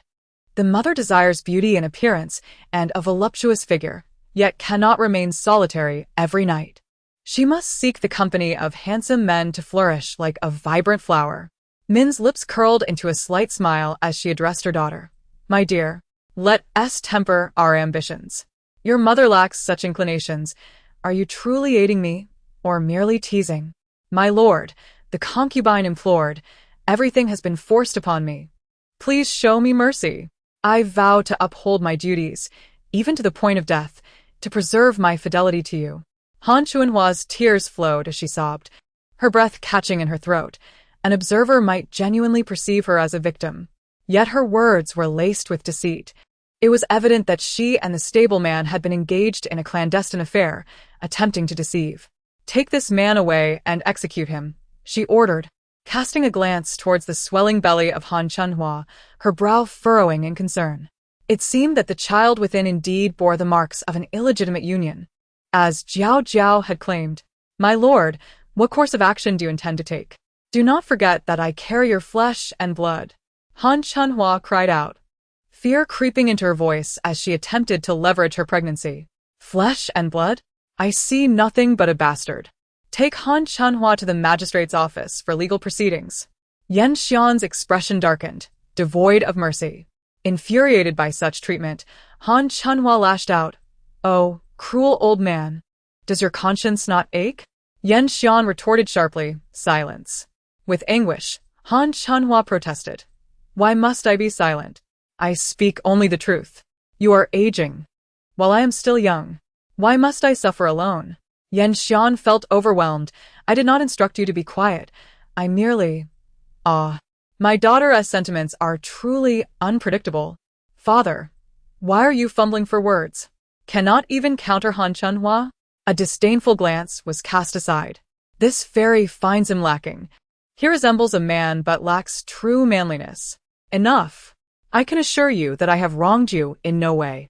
If you insist on complaining, then take your grievances to the magistrate. He turned to the servant behind him. "Why are you standing there? Remove this harlot at once." "Yes, my lord." Chapter 12. The Inexplicable Spectacle System. Did you witness that? He is agitated, realizing his fault, unable to satisfy her, and yet cannot counter her words. He hastily ordered her removal. "Indeed, I observed this. However, your father's actions are justified. Han Chunhua's illicit affair with the stableman is a breach of the law. He is merely executing his duties. What a dutiful execution. Yet the one suffering is still the woman. Men are indeed despicable." But upon reflection, Han Chunhua was no virtuous character either, often plotting against her mother. Sending her to the magistrate was quite fitting. Yan Xian declared, "Is it wrong for me to conduct my affairs justly? Am I to be blamed for neglecting Han Chunhua? Is there justification for infidelity?" He turned to Min, who had been silent, and inquired, "Madam, do you believe my actions are justified? It is Han Chunhua who is at fault. My lord need not feel remorse." Min replied, "She has repeatedly harmed me. Even death would not be regrettable." Receiving Min's comfort, Yan Xian's mood lightened. He continued, "In these past years, I have been consumed by duties, often neglecting you. After the incident with Han Chunhua, I have come to realize the importance of spending more time with you." With that, he tenderly embraced Min, warmth reflected in his gaze. He is advancing, he is advancing. Father's affections are now directed towards her. It seems my father possesses some wisdom. Through the ordeal with Han Chunhua, he has grasped the true essence of partnership. It is not an easy lesson. Suddenly remembering their daughter's presence, Yan Xian quickly released Min from his embrace. Though reluctant, he felt it inappropriate with their daughter observing. Min coughed lightly, attempting to mask her own fluster and embarrassment. "Why the shyness? I am but a 6-year-old girl. There is no need for you to restrain yourselves. Continue." Yan Xian responded. "Continue to let you eavesdrop? To provide you a live broadcast? My dear, it is my fault for losing you over the years. This has led you astray. If you do not continue, then forget it. I am not interested." "Not interested? Is that sour grapes I hear?" As night deepened, Yan Xian instructed, "Honor, take the young lady to rest." "Yes, my lord." "Is this how you dismiss us? Mother promised to sleep with me tonight." "Mother, you previously agreed to share a bed with me." Her lips pouted, feigning innocence. Before Min could respond, Yan Xian interjected, "Jiaojiao is now a young lady. She must eventually learn to sleep alone. Consider this an early adjustment." "A young lady? System, did I mishear? Is father fabricating tales? To indulge in such nonsense to be close to mother, he speaks without a hint of shame." Jiaojiao's eyes sparkled with mischief. "System, you seem to know much. It appears I have been unkind, preventing father from enjoying his rightful pleasures." Min felt a rush of embarrassment, grateful that only her daughter could hear her innermost thoughts. Yan Xian remarked, "It is never too late to realize. You must obediently go. Father is right. Jiaojiao must learn to grow up, and some matters require early acclimatization. He turned to Lana, gently taking her hand. Let us retire, shall we? Of course, young lady. The two hand in hand exited. As their fingers brushed, Yan Xian playfully teased Min's waist. My lord, please do not act so. It would be improper if someone were to see. Min, a traditionalist, felt her cheeks flush under Yan Xian's playful touch. You are my wife. Let them dare to speak. He tightened his embrace, not loosening his grip. My lord. Min bit her lip, feeling conflicted. Just as she thought she had found peace, the next moment. Host, I understand why the malevolent spirit is drawn to your father. He has purchased a fragrant pouch, embroidered by the spirit in life, as it was a seamstress. Now, its essence has returned. Indeed, there remains a lingering malevolent presence within the estate. I almost forgot.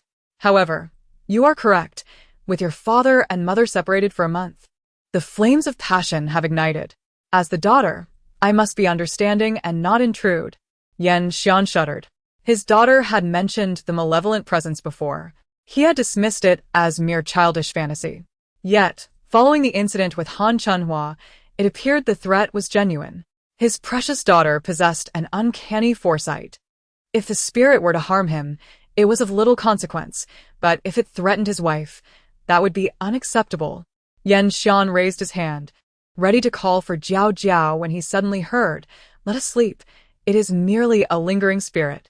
As long as I am in the estate, it cannot cause harm. We can ignore it for a few days. Lowering his arm, he took his daughter's word to heart. If she believed the spirit posed no threat, then he would prioritize spending an intimate evening with his wife. Yet that spirit shall have the privilege of witnessing our live performance tonight. What a vexation. Such an opportunity should have been mine. Yet it is squandered on a mere spirit. Yan Xian exclaimed. What? To be intimate with my wife while being spied upon? That is unacceptable. It would hinder my performance. Min protested. Absolutely not. I must refuse, my lord. I do not wish to be a part of this spectacle. Wait, my precious daughter. Yan Xian hurried forward. A grin plastered across his face.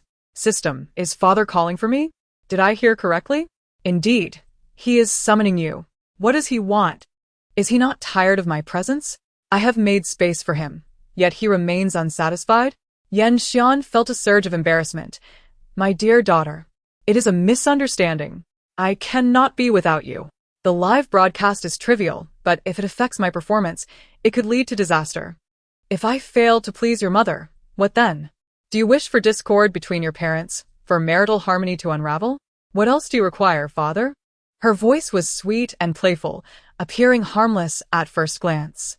Yet, this query left Yan Xian at a loss for words. My precious daughter, my shoulder aches. Would you be so kind as to massage it for me? I refuse. Yan Jiaojiao declined without a moment's hesitation. Why? After being rejected, Yan Shuren's mood soured. His precious daughter was upset and refused to assist him. What a foolish father, truly lacking in sense, thinking of exploiting child labor. I am merely 6 years old. How dare he even ask? Just moments ago, he had my mother massage him, and now he wants me to do the same. I refuse to engage in such laborious tasks. Indeed, his daughter was not merely lazy. Yan Shuren felt utterly helpless. This scene left Min Shu in a state of panic. She pulled Yan Shuren closer, leaning in to sniff him, and soon extracted a fragrant pouch from his person. The pouch, adorned in purple and embroidered with a pair of mandarin ducks, showcased exquisite craftsmanship. At the sight of the pouch, a lurking malevolence in the distance paused, then cautiously approached. However, hindered by Yan Jiaojiao's presence and her radiant golden aura, the malevolence could only halt in its tracks. Where did this pouch come from? Which seductive spirit bestowed it upon him? Min Shu initiated the conversation. Observing this, Yan Shuren's eyes widened in surprise. This pouch had been in his possession for years. Its scent long faded. He had purchased it, captivated by the intricate embroidery of the mandarin ducks, and had whimsically decided to buy it. Therefore, his wife could hardly discern its origins. An astonishing thought struck him. My dear wife, could it be that you can hear our daughter's innermost thoughts? The latter part of his sentence was inexplicably silenced, unable to be uttered. Min Shu, connecting the dots of Yan Shiren's earlier reactions and his current astonishment. Deduced that he too could hear Yan Jiaojiao's thoughts. Min Shi remarked, "What? Only you can hear our daughter's thoughts? Surely, as her mother, I can too." Their unspoken understanding solidified between the couple. Yan Jiaojiao looked back and forth between Min Shi and Yan Shiren, her mind a blank canvas. System. What are father and mother doing? Playing charades? Or exchanging secret signals? Even someone as astute as I cannot decipher their intentions, it seems experience prevails. By the way, mother possesses an extraordinary sense of smell, more acute than a dog's. Father concealed the pouch within layers of fabric. Yet she could still detect it. Impressive. Chapter 13. Exorcising Malevolence. Min Shi's expression darkened, feeling quite embarrassed. Daughter, while I appreciate your comments, do not spare your mother from scrutiny. Mother's expression is so grim, it resembles someone who has consumed something distasteful. Min Shi felt further disheartened, unaware that better revelations awaited her. That metaphor, although fitting, was a tad excessive. Yan Shiren, you must clarify the origins of this pouch. If you do not explain yourself, sleep will elude you tonight. Anger bubbled within her as she placed her hands on her hips, directing her ire towards Yan Shiren. My dear wife, our daughter is merely teasing you. Do not take it out on me. Yan Shiren hurriedly defended himself. It was a gift for you. Gift? Who would believe that? Mother. Father truly bought it for you. I believe him. See, our precious daughter believes me. Now you must too. Is that the crux of the matter? Shouldn't we focus on how to vanquish the malevolence instead? Min Shi retorted. If you do not fancy it, feel free to discard it. Yan Shiren thought, surely. Discarding it would ensure safety. Discard? One cannot simply dispose of a pouch linked to malevolence. Witnessing their handiwork discarded would surely incite their wrath. The correct approach is to burn it with a red string and some paper money, allowing the malevolence to dissipate. Seeing Yan Shiren's reluctance to part with the pouch, Yan Jiaojiao finally felt at ease. When in need, call for your beloved daughter. But now, you address me by name. What a cad. Dear daughter, your imagination runs wild. Your father struggles to keep up. Yan Shiren chuckled. Both you and your mother should rest early. All is well. The couple dared not speak further, smiling as they waved Yan Jiaojiao off to rest. Once back in their quarters, they quickly gathered a red string and a bundle of paper money. My dear, I have procured the necessary paper money. Do you think this is sufficient? I have also brought the red string. We must hasten to the backyard and find a discreet spot to burn it. The couple quietly ventured outside. United in purpose, they successfully dispelled the malevolence. My dear, do you think our daughter's method will work? We cannot see the malevolence, nor know if it has been banished. Yan Shiren expressed his lingering doubts. I am confident. Our daughter possesses genuine abilities. Min Shi asserted resolutely. Very well.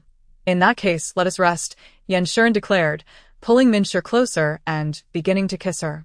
Finally, the need for discretion was lifted. Min Shi quickly pushed him away, covering her mouth. Do not kiss me. I find it unclean.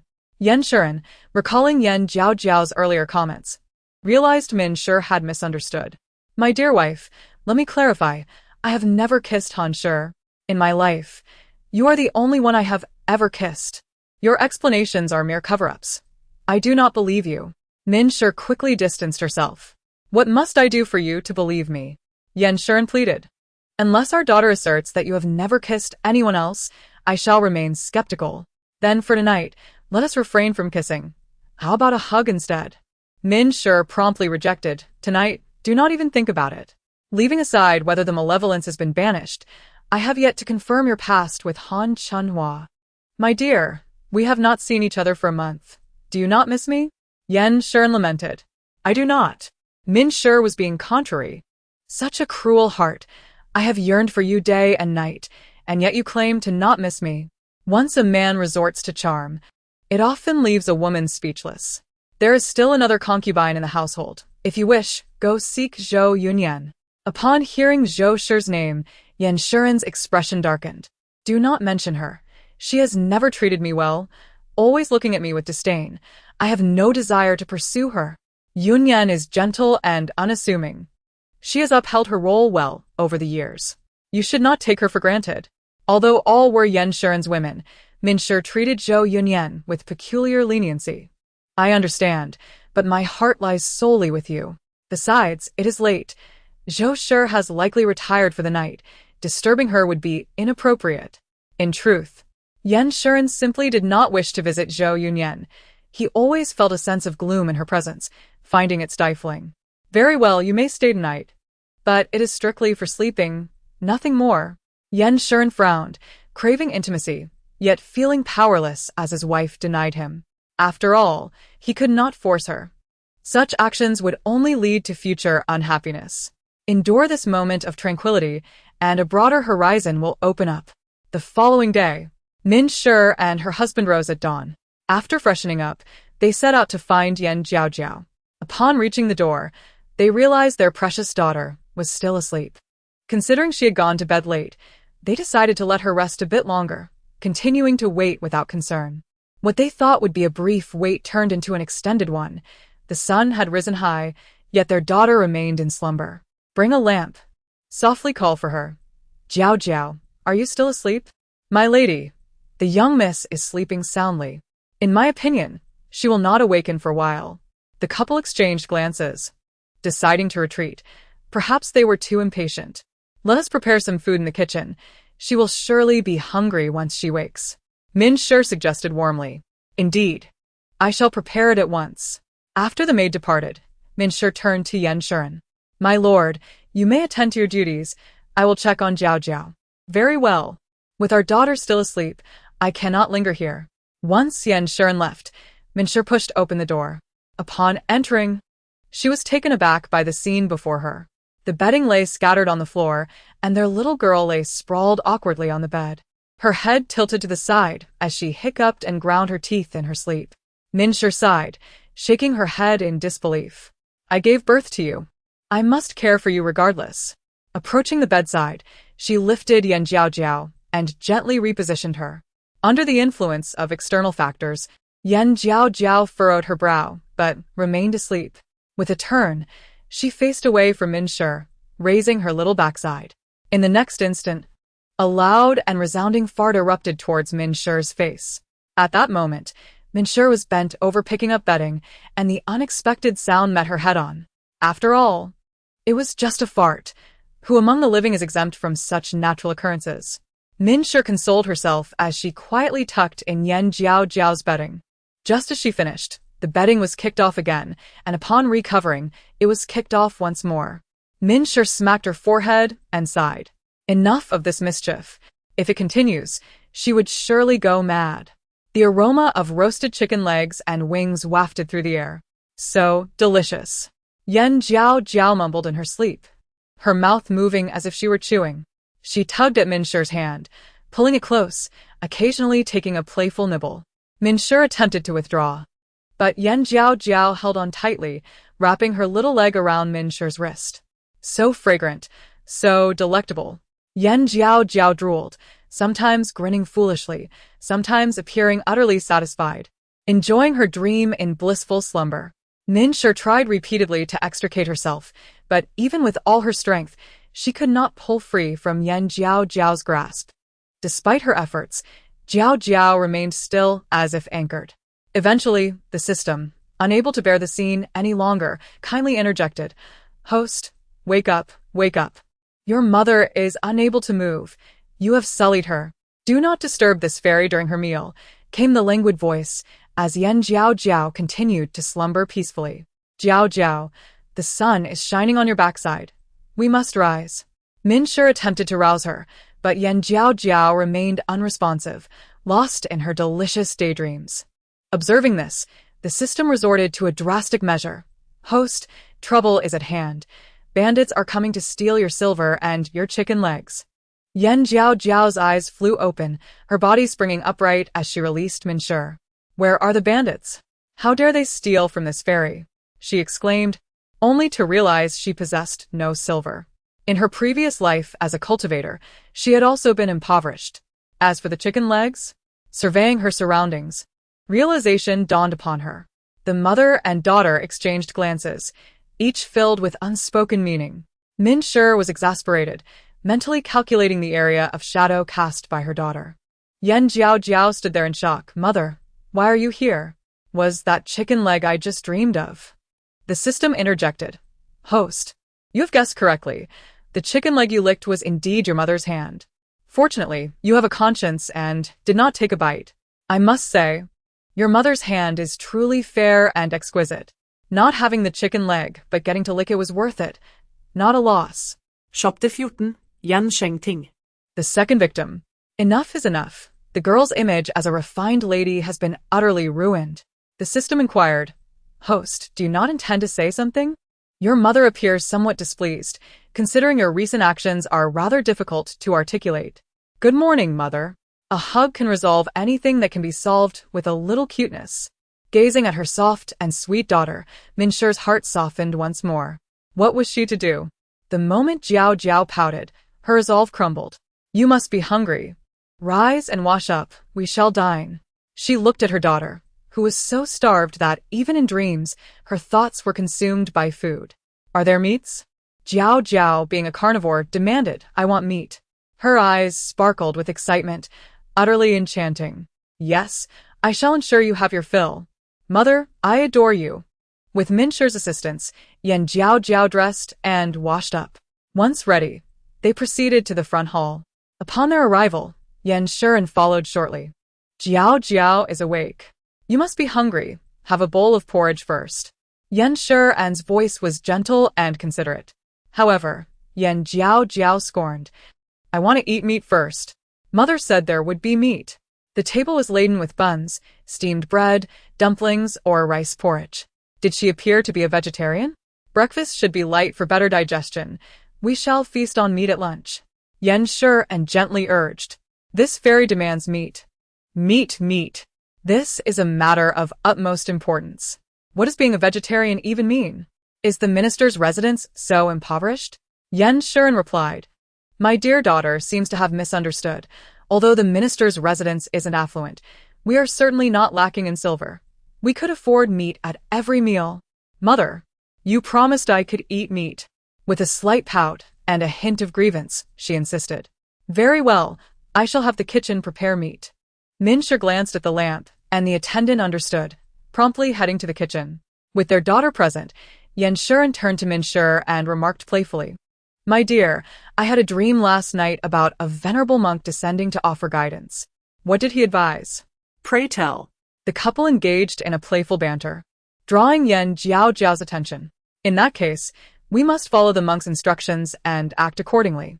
Minsher hastily rose, putting on a show. No need, my dear. I have already handled it. I saw you sleeping soundly, and did not wish to disturb you. Thinking that since Minsher didn't care for that talisman, burning it was a fitting end to the matter. No wonder I didn't see that malevolent spirit this morning. Father must have quietly dealt with it. The couple was immensely relieved. The evil presence was truly gone. What a joy. They no longer had to worry about live broadcasts of their troubles. But who exactly was the monk that father dreamed of? Why did he appear in a dream? In her past life, she had traversed the heavens and the earth, encountering countless monks, but those capable of entering dreams possessed profound powers. Counting on her fingers, she could name only a few. Father, what was the name of the monk who visited your dreams? Jiaojiao inquired with a smile. Minsher chuckled, about to fabricate a name when he heard. As long as I obtain the monk's name, this fairy will know who it is. No need for this fairy to intervene. The matter will resolve itself. Such a favor shall be repaid in due time. Initially thinking his daughter was unaware, it seemed this tactic would not suffice. Father only remembered the main points. As for the monk's name, he cannot recall. Minsher waved his hand, looking helpless. You don't remember? How unfortunate. System. Do you know who the monk was that visited my father in his dream last night? Jiaojiao placed her hopes on the system. Upon hearing this, Minsher's heart raced with apprehension, his hands shaking as he held his utensils. The creature beside his daughter seemed to know quite a bit. It was just a creature. We have plenty of those at home. They just cannot speak. Father would never lie. How else could he have eliminated the evil spirit? After much contemplation, Jiaojiao concluded that Minsher's dream had been tampered with by someone with ulterior motives. The The system remarked, "This is also puzzling." Unable to pinpoint the cause, the system attributed the issue to the dream being obscured. After all, some secrets must remain undisclosed. Certain matters cannot be countered. Heaven's arrangements are always for a reason. Soon after, the attendant brought in a delightful array of meats: chicken legs, duck legs, beef legs, lamb legs, varieties galore. Upon seeing the bounty, Jiaojiao's eyes sparkled with delight, fixating on the sumptuous feast. So much delicious food. This fairy is truly fortunate. With her focus entirely on the food, she completely forgot about the malevolent spirit and the monk, casting those thoughts aside. Observing this, Min Shi and Yan Shiren finally breathed a sigh of relief. At critical moments, it seems one must rely on food to entice their daughter. She is indeed a typical foodie. At the dining table, Jiaojiao devoured her meal with abandon, entirely devoid of the refined demeanor expected of a lady. "Darling daughter, let us take our time. There is no one here to compete with you," Yan Shiren urged. "Sweetheart, as a young lady, could you not show a little restraint?" Min Shi added. After a hearty meal, all the meat dishes on the table were thoroughly devoured by Jiaojiao. Sated and reclining on the wooden chair, she let out loud burps, patting her round belly. "System, I am so full. I have never indulged like this before." Jiaojiao wore a satisfied expression, her eyes squinting in delight, reluctant to open them. "Host, as a young lady, you must maintain decorum when standing and sitting. Such laziness will diminish your family's impression of you.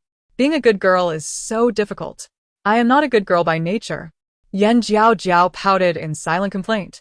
"Just think about it. If you act a little spoiled and cute, you will be showered with endless delicacies and affection. Why not continue the charade? The Min couple. No need to pretend. We already know.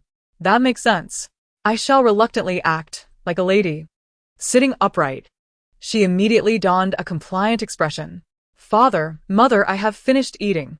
She glanced at the Min couple, noting that they hadn't touched their food, while she had consumed the majority of the dishes. Seeing this, Jiaojiao felt slightly awkward. "I will be more mindful next time." Hihi. The Min couple. "Our daughter looks so pitiful. She has devoured an entire table of meat. Speaking of which, how could her tiny belly accommodate so much food? Jiaojiao, let me take you to the courtyard for a stroll." Her mother took her small hand, and the two headed toward the yard. Observing the mother-daughter duo's retreating figures, Yan Shiren followed suit.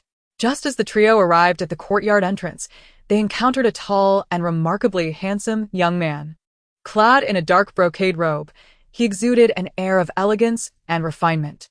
"Father, mother," the man greeted respectfully, his skin fair and smooth. "What good news?" The young man's name was Ting, the eldest son of the Min family. Ting? Ting? Is this my elder brother? The second big fool? Who is that? Who is speaking? Ting looked around, finally fixing his gaze on Jiaojiao. His brow furrowed slightly, feeling perplexed. Who is this little girl? Was that voice really hers? But she hasn't spoken. Why was he labeled a big fool? Yan Shiren, arriving from behind, felt a surge of delight. It seems he is not the only fool. Now there is someone else to share the blame. Mother, who is this? Yan Sheng Ting in Kut. Upon closer inspection, the big fool brother is indeed quite charming, living up to the title of a dashing young man. If he could change his fortune, he would surely become a wealthy magnate in the future. Ting was taken aback. The voice just now came from this little girl. She is my sixth sister? Did she just say he would become a wealthy magnate?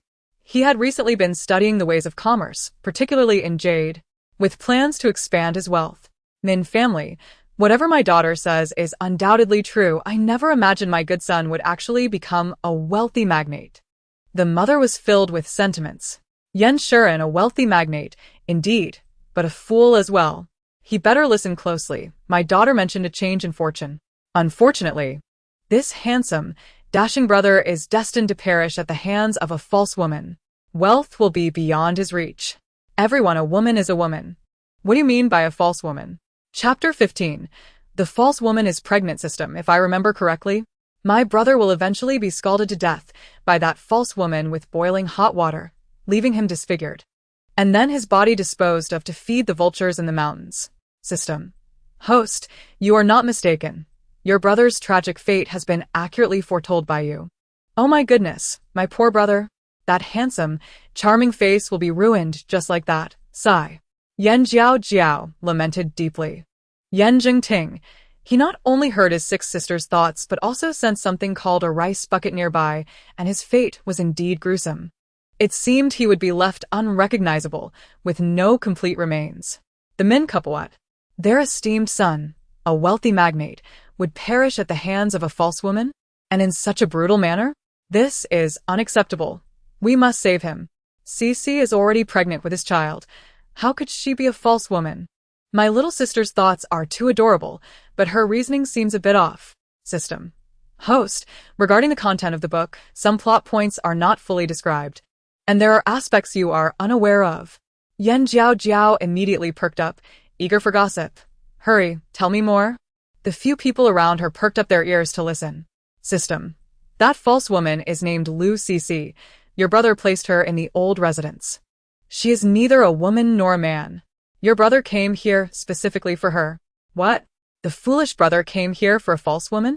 And he even placed her in the old residence. Is he here to inform our parents? System. Because the false woman claimed she was pregnant and deceived your brother. He couldn't bear to see his woman wronged, so he came. Isn't it a bit foolish for him not to see through such a minor trick? Even if he becomes a wealthy magnate in the future, he will be deceived. But he has no future because he dies early. If Lu Cici is neither a woman nor a man, then she must be a eunuch. System. Host is correct. Lu Cici is indeed a eunuch. However, he was not qualified to remain in the palace, so he was expelled. To live a life of luxury, he disguised himself as a woman to deceive your brother. Thus, it seems Lu Cici is also a false name. Being able to deceive my brother with a male disguise shows that this person possesses feminine charm. But he has already lost his pot now. Sigh. My brother is truly pitiful. Just as life begins, he is deceived by a false woman. Meanwhile, Jingting wore a gloomy expression, filled with disagreement. He was determined to speak. Father, mother, I have come here to inform you of something. He looked up to see the Min couple's faces darkened, somewhat resistant to what he was about to say. The couple remained silent, their expressions reflecting extreme discontent. Shuren, did my esteemed son sleep with a eunuch? Can such a mix-up happen in love? He was quite curious about how his esteemed son managed such an encounter. Min family, how could Jingting be involved with a eunuch? Even if the pregnancy's authenticity is questionable, such a union of male and female should not go awry. The Min couple looked at Jingting with concern, questioning whether he truly understood the nature of love. My son has the fortune to meet a beautiful girl named Cici, and I wish to take her as my wife. Jingting boldly expressed his feelings. A woman of unknown origins? I refuse to agree. Shuren was the first to object. What your father says is correct. Her identity is uncertain. As your mother, I believe it would be better for you to part ways with that girl. I will introduce you to a suitable match. After hearing her precious daughter's thoughts, Min also began to oppose. But Cici is already my child's partner. She is also pregnant. My son cannot abandon them. Thinking of the lovely and charming Lu Cici, Jingting smiled sweetly, completely disregarding Jiaojiao's thoughts. Pregnant? How can you be so sure? Shuren's expression darkened. He was almost ready to personally inquire about the details of the pregnancy. Father, mother, why do you have such strong objections to Cici? I haven't even introduced her properly. Jingting still believed Lu Cici was a good girl, nothing like what Jiaojiao described. As for the Min couple's resistance, he simply couldn't understand. Objections? A venomous male eunuch who would harm their esteemed son? The fact that they could discuss this calmly was already a testament to their good temper. No need for introduction. I firmly disagree. Shuren remained indifferent, refusing to seek clarification. Seeing this, Jingting placed his hopes on Min. Mother, the woman from outside has an unknown background. Should we not dismiss her? As for the child, we cannot claim it is merely based on my precious daughter's thoughts that we learned of a false pregnancy, could we? That would make my esteemed son look like a fool. Mother, Cici is a good girl, and now she is with child. The child must not be wronged. Regardless of your feelings, I shall take her as my wife, Yan Jingting declared resolutely. Upon hearing his unwavering conviction, the Min couple felt a surge of anger. However, at that moment, they leaned closer to Yan Jiaojiao, holding their breath to listen intently, fearing they might miss a crucial detail. Yan Jingting also furrowed his brow, curious to understand how he had wronged Cici in his drunken state, eager to reflect upon his unruly behavior. Yan Jingting, my little sister understands? Surely not, for she is but a 6-year-old girl. How could she grasp matters of love? Impossible, absolutely impossible. Min, our daughter is still young. She should not comprehend such things. This system must be spouting nonsense. Yan Shuren, he fears that his daughter might understand while also fearing she might not. It is indeed a dilemma to uncover the truth. Yan Jiaojiao stroked her chin, deep in thought. If a false woman is pregnant, then her role is that of the submissive, and elder brother is the dominant. But elder brother was intoxicated, his consciousness clouded. Even if his body underwent changes, he would remain unaware, only to discover the truth afterward. Thus, Yan Jiaojiao's eyes brightened, and she chuckled. This fairy knows the answer. Min couple. What answer? Do enlighten us. Yan Jingting, my little sister knows the answer? How could that be? System. Host, you are too clever. Nothing can be concealed from you. Indeed, I have never been ignorant of such matters. In my past life, I read many tales, including those of male-male relationships, particularly those illustrated. He. The Min couple was astounded. So, that fool has not wronged our daughter. She truly understands. Daughter, sharing joy with others is better than solitary delight. Speak up. The Min couple, anxious and flustered, were at a loss for what to do. To uncover the truth, Yan Shuren cleared his throat and deliberately asked, Zhengting, have you truly consummated your marriage with that woman? Are you certain there has been no mistake? Yan Jingting appeared embarrassed, not anticipating Yan Shuren would bring this matter to light. Father, your inquiry is futile. My foolish brother was intoxicated and could not discern the truth.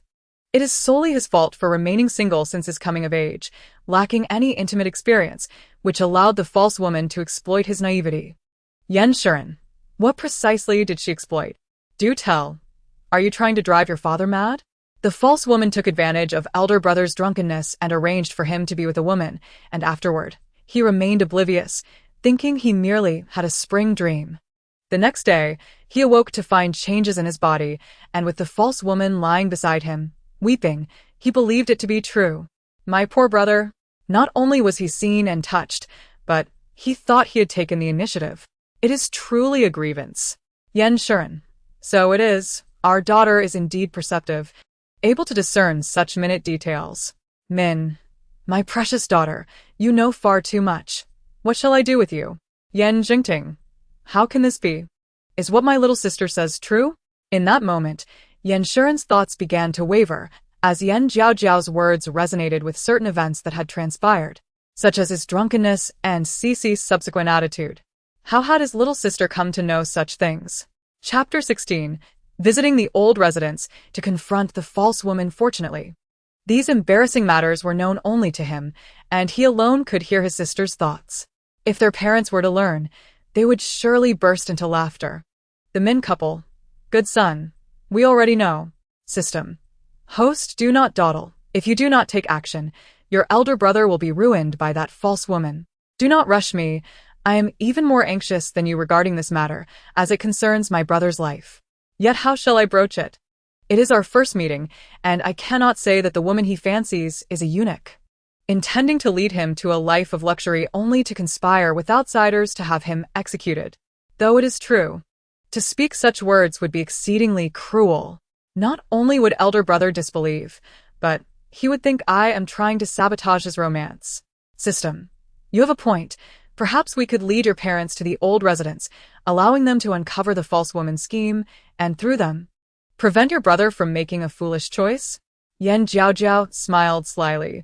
That is an excellent idea. But how shall I entice them to the old residence? Min couple. As long as our daughter has her heart in the right place, we need not worry further. Min, my dear, years ago, I planted some flowers in the old residence and have not checked on them in a long time. Since we have some free time today, why not take Jiaojiao to see them, let her familiarize herself with the layout, and water the flowers? Yan Shuren nodded. I have the day off. I shall accompany you to the old residence. Yan Jingting. He suspected that their parents could also hear his sister's thoughts, yet he had no proof. Before he could react, the Min couple had already taken Yan Jiaojiao by the hand, leading her away. As they headed to the old residence, Yan Jiaojiao mused. She had said nothing, yet her parents were so compliant. System, did you see that? Father and mother are like worms in this fairy's belly. They are utterly in tune with my wishes. System. The host is filled with virtue. They are merely benefiting from your good fortune. Hence their actions align with your desires. This is fate. Suddenly, I feel incredibly powerful. I have come to change the fortunes of the minister's residence. I must be their lucky star. In a moment, Yan Jiaojiao felt triumphant, a smug smile adorning her face. The Min couple exchanged glances, smiling at their daughter's delight, who strutted as if she owned the world. Meanwhile, Yan Jingting furrowed his brows, wishing to intervene, yet it seemed futile. Very well. It is acceptable for our parents to meet Cici. Perhaps they will change their minds upon seeing her. After all, Cici is so kind and beautiful. The carriage rolled onward, heading straight for the old residence. At that moment, in the old residence, a beautifully dressed woman sat in the courtyard, her long dress lifted, revealing dark, unruly leg hair. The woman's face was stunning, her skin smooth as cream, yet the contrast with her unkempt legs was jarring. She held a small knife, pouring hot water, occasionally scraping at her leg hair.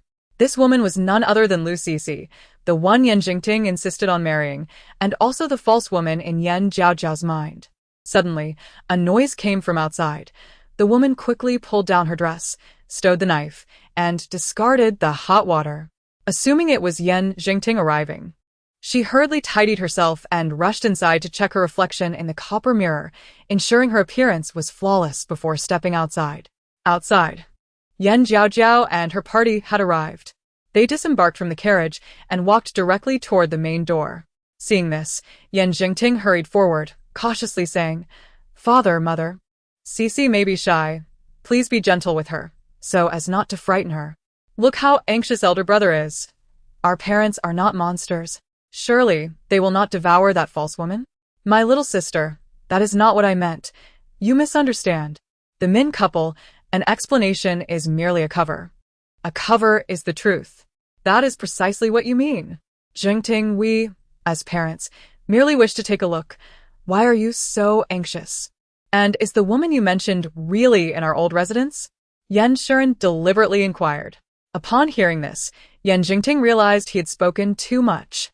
He had only introduced Cici without mentioning that she resided in the old residence. All of this was due to his little sister's thoughts misguiding him. Casting a glance at his adorable little sister, he wanted to complain, but found no words. Very well. What is meant to happen will happen. Meeting her is not a bad thing. Cici is an orphan without a home. I shall let her stay at the old residence. It was my oversight not to inform you both in advance. This brother is rather foolish. Where does he think his fortune as a wealthy man comes from? With this kind of mind? Surely, it cannot be mere luck. Enough of this. Since I am here, I must see what kind of woman has captivated my son. Yan Shuren strode forward, followed closely by Min and Yan Jiaojiao. In the courtyard, as Lu Cici approached, gently caressing her abdomen, her heart skipped a beat upon recognizing the Min couple. What brought them here? Lowering her gaze, she noticed the petite and adorable Yan Jiaojiao, her brows slightly furrowed. And there was also a scrawny little child. Who are you? Lu Cici, filled with trepidation, took a step back, doing her utmost to appear fragile. The Min couple scrutinized Lu Cici from head to toe. Her long, lustrous black hair flowed gracefully, styled in a simple bun, with wisps framing her delicate neck. Her features were strikingly beautiful, her skin as smooth and rosy as a peach. Most captivating were her autumn brown eyes, which held a gaze that could ensnare hearts for eternity. The couple exchanged puzzled glances. Is this the so-called false woman their daughter spoke of? A eunuch? She certainly did not appear so. My dear, do not be afraid. We are your parents. Yan Xian's demeanor softened upon realizing she was a gentle maiden. Oh no, the false woman is too delicate and enchanting. Father has been deceived. The system remarked, do not blame your father for his misjudgment. Were it not for my prior knowledge of the truth, I too might have been fooled. This seemingly soft and charming lady certainly does not resemble a false woman. No wonder elder brother was deceived. Her beauty is indeed formidable, surpassing many genuine ladies. Yet she remains a false woman, one who not only deceives elder brother, but may also bring harm to him. Dear parents, please be cautious. The thought that the person before her could endanger her prosperous elder brother ignited a flame of anger within Lu Cece. Having grown up without parents, she was fortunate to have met young Master Yan, who took her in. She bowed gracefully, her beauty captivating anyone who laid eyes on her, concealing her true identity as a male eunuch. Our family descends from the minister's residence. You, a mere orphan, are unworthy of him. If you lack silver, I can provide it. You should leave. Min Shi was direct, disliking any form of circumlocution. Lu Cece was taken aback by Min Shi's straightforwardness. She had inquired beforehand and was told Min Shi was a gentle and cultured woman. Yet, upon this encounter, she was strikingly different from what had been conveyed. Before Lu Cece could respond, Yan Jingting stepped forward to defend her, stating, Mother, you have always been kind and gentle. Why are you being unreasonable today? Cece has yet to utter 2 words, and you are already offering money to send her away? Moreover, Cece carries our child. She cannot be made to leave. If you insist, the child will accompany her. Jingting, you have truly disappointed me. Min Shi seethed, her teeth clenched. She understood her behavior was somewhat unreasonable, but her daughter had warned her that Lu Cece would bring harm to her son, and she could not remain passive. Even if Jingting resented her, she was determined to expel this false woman. Mother, do not be angry. It will only harm your health, and Jiaojiao will feel heartache. Elder brother is blinded by love and cannot see your goodness. Jiaojiao, my precious Jiaojiao. Hearing her daughter's heartfelt words filled Min Shi with comfort as she embraced her daughter tightly. This scene brought tears to Yan Xian's eyes. Even Yan Jingting felt guilt, perceiving himself as a most wicked sinner, far worse than his 6-year-old younger sister. Meanwhile, Lu Cece found the family perplexing. One moment they were laughing, the next they were crying, utterly bewildering. Mother, we must gather ourselves. The false woman is about to begin her act again. She will soon say that she is innocent, that seeing you both quarrel over her makes her heart ache, that she loves Jingting too much, knowing it is a futile pursuit but cannot control her affections. Lady Yan is correct. She is unworthy, and thus she will leave, saying, Jingting, I am sorry. This is where we part ways. In the next moment, Mr. Yan, Mrs. Yan, I am innocent. Seeing you both quarrel over me makes my heart ache, for I love Jingting too much, knowing it is like a moth to a flame, yet I cannot contain my love. Lady Yan is right. I am unworthy. So I will depart. Jingting, I apologize. Let this be our farewell. The couple gasped, astonished. Their daughter could not only foresee the future, but also predict what others would say next. Yan Jingting questioned, why is this happening? Lu Cece's words aligned perfectly with his younger sister's thoughts. Chapter 17. The false pregnancy unveiled. After Lu Cece finished speaking, she noticed Yan Jingting remained unmoved, and a hint of disappointment settled in her heart. Why was there no action? Jingting, you need not be sorrowful. I will raise our child well after I leave. Though life may be tough, I fear not. Lu Cece spoke, feeling wronged, as if the entire family were bullying her. Cece, Yan Jingting, am at a loss for words, he thought, grappling with the dissonance between his younger sister's thoughts and Lu Cece's words. What do you mean? Do you truly believe this false woman would bear your child? For heaven's sake, she is a eunuch, lacking the capacity to conceive. Brother, please use your wits. Do not make me worry. What she carries is merely cotton, mistaking it for a child. How could you be so easily deceived? Yan Xian remarked. Our daughter is right. You are indeed foolish. Min Shi added, my dear, our daughter speaks of us. We are included in that description, so do not rejoice too soon. Cotton? How could Lu Cece have cotton tied around her abdomen? Yan Jingting fell into deep contemplation, unwilling to accept this truth. As they all stared at Lu Cici's belly, yet took no further action, Jiaojiao slapped her forehead in frustration. Look at these fools. In crucial moments, it is up to me to save the day. System. Investigate if there are any flaws. I shall take action. If I do not act soon, father, mother, and elder brother will truly be ensnared. The system responded. There is a thin string beneath the false woman's skirt. A gentle tug will reveal her deception. Everyone understood now. However, that string was concealed beneath her skirt, making it inappropriate for them to act directly. This daunting task indeed required their daughter's intervention. Is there a string beneath Cici's skirt? Is that the flaw? Jiaojiao pondered. Had it been earlier, he might not have believed it, but given his sister's thoughts aligned with Lu Cici's words, he could not dismiss it. If Lu Cici were indeed a male eunuch, having seen and touched his body, the very thought was repugnant. Jiaojiao, what is wrong? Why do you look so pale? Lu Cici reached out, intending to touch his forehead, but he recoiled. I am fine. For reasons unknown, at that moment, he wished to evade Lu Cici's closeness. Jiaojiao, do you find me distasteful? I know I am unworthy of you, and this child comes at an inopportune time, yet it is innocent. Rest assured. I will not implicate you. I shall leave now. Lu Cici feigned an intent to depart, but at that moment, Jiaojiao suddenly stepped forward, stepping on the hem of her skirt. Coincidentally, Jiaojiao also advanced, lunging for Lu Cici's skirt. Thus, the siblings forcefully tore Lu Cici's long skirt apart. Ah! Lu Cici skrämd. As the skirt fell, the thin string was also pulled away, revealing a sight that shattered everyone's perception. A bundle of cotton was revealed, and the previously protruding abdomen instantly flattened. The truth struck everyone, overwhelming their emotions, especially Jiaojiao, whose eyes nearly bulged from disbelief. With the revelation, Lu Cici hastily pulled up her long skirt to cover herself, a glint of malice flashing in her eyes. Cici, why did you deceive me? Jiaojiao questioned, his eyes ablaze with fury. Why? Because I love you dearly and wish to be with you, hence resorting to this desperate measure.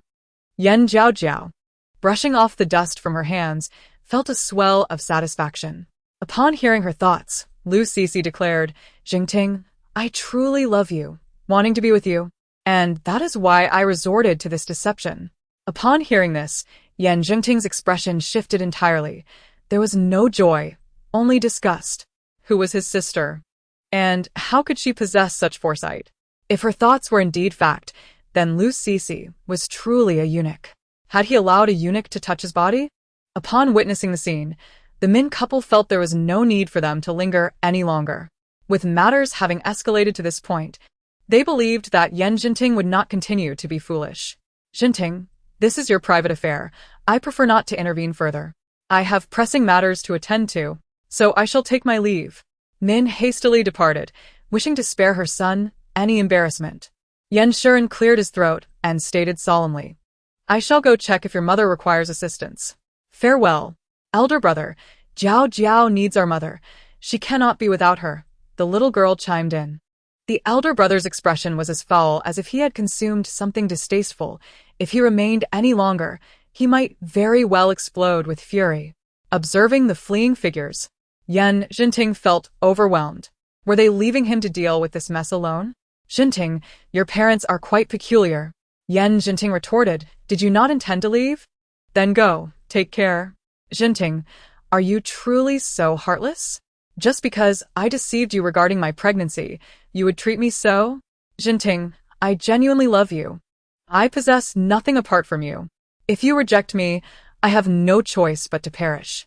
Lu Cici wept bitterly, her tears cascading down her cheeks. In response, Jiaojiao's heart softened. Though his younger sister's words held some truth, they could not definitively prove that Cici was not a woman. Until this matter was clarified, he was willing to grant them another opportunity. Cici, my mind is in disarray. Please allow me a moment to gather my thoughts. Jiaojiao resumed his previous good-natured demeanor. Yet inwardly, he remained wary of Lu Cici. What do you mean by gather your thoughts? Today has been most unfortunate. That little brat fell right in front of me. Which is infuriating. The fact that the little rascal was brought here by the Min couple only adds to my frustration. I am left with no means to express my grievances. I shall find you another residence. This is the Yen family estate, and your staying here is indeed inappropriate. Are you trying to expel me? Lu Cece deliberately misinterpreted Yan Jinting's intentions. Cece, I do not wish to drive you away. It is just that my parents are not particularly fond of you. If you continue to reside here, it is likely they will cause you trouble. And I doubt you would enjoy their daily harassment, would you? Upon hearing this, Lu Cece fell silent. Although she was reluctant to change her living arrangements, it was clear that staying here would invite complications due to the Min couple's disdain for her. Very well, I shall heed your counsel. In the minister's residence, the couple sat in a position of authority, their expressions grave. Yan Jinting stood in the center of the hall, while Jiaojiao sat in a corner, observing the unfolding drama with amusement. To lie and deceive is utterly unforgivable. Our Yen family shall not allow such a woman to enter our doors. Yan Shuren proclaimed sternly. Min wholeheartedly concurred. Jinting, Lu Cece is not suitable for you. You ought to pursue someone else whom you admire. Yan Jinting found himself in a quandary. Despite the circumstances, he was unwilling to give up. While Cece's feigned pregnancy was indeed her fault, he could not bring himself to eradicate her entirely before the matter was resolved. After all, her actions stemmed from her profound affection for him. Resolve this? How can two men be so cruel? Must it come to your demise for them to comprehend? If you perish, then what clarity can there be? And love? Is it akin to the stench of belching or flatulence? Or to your morning breath? Or perhaps it is your narcissism and arrogance? Yan Jinting's face darkened. How could such absurd reasoning come from his younger sister? Her mind was perpetually preoccupied with flights of fancy. Chapter 18. Interracial Romance. Mixed blood, Yan Shuren remarked. Our precious daughter is quite fierce with her words, yet she articulates them well. Min gently cautioned, Daughter, as a young lady, you must remember that you are destined for marriage.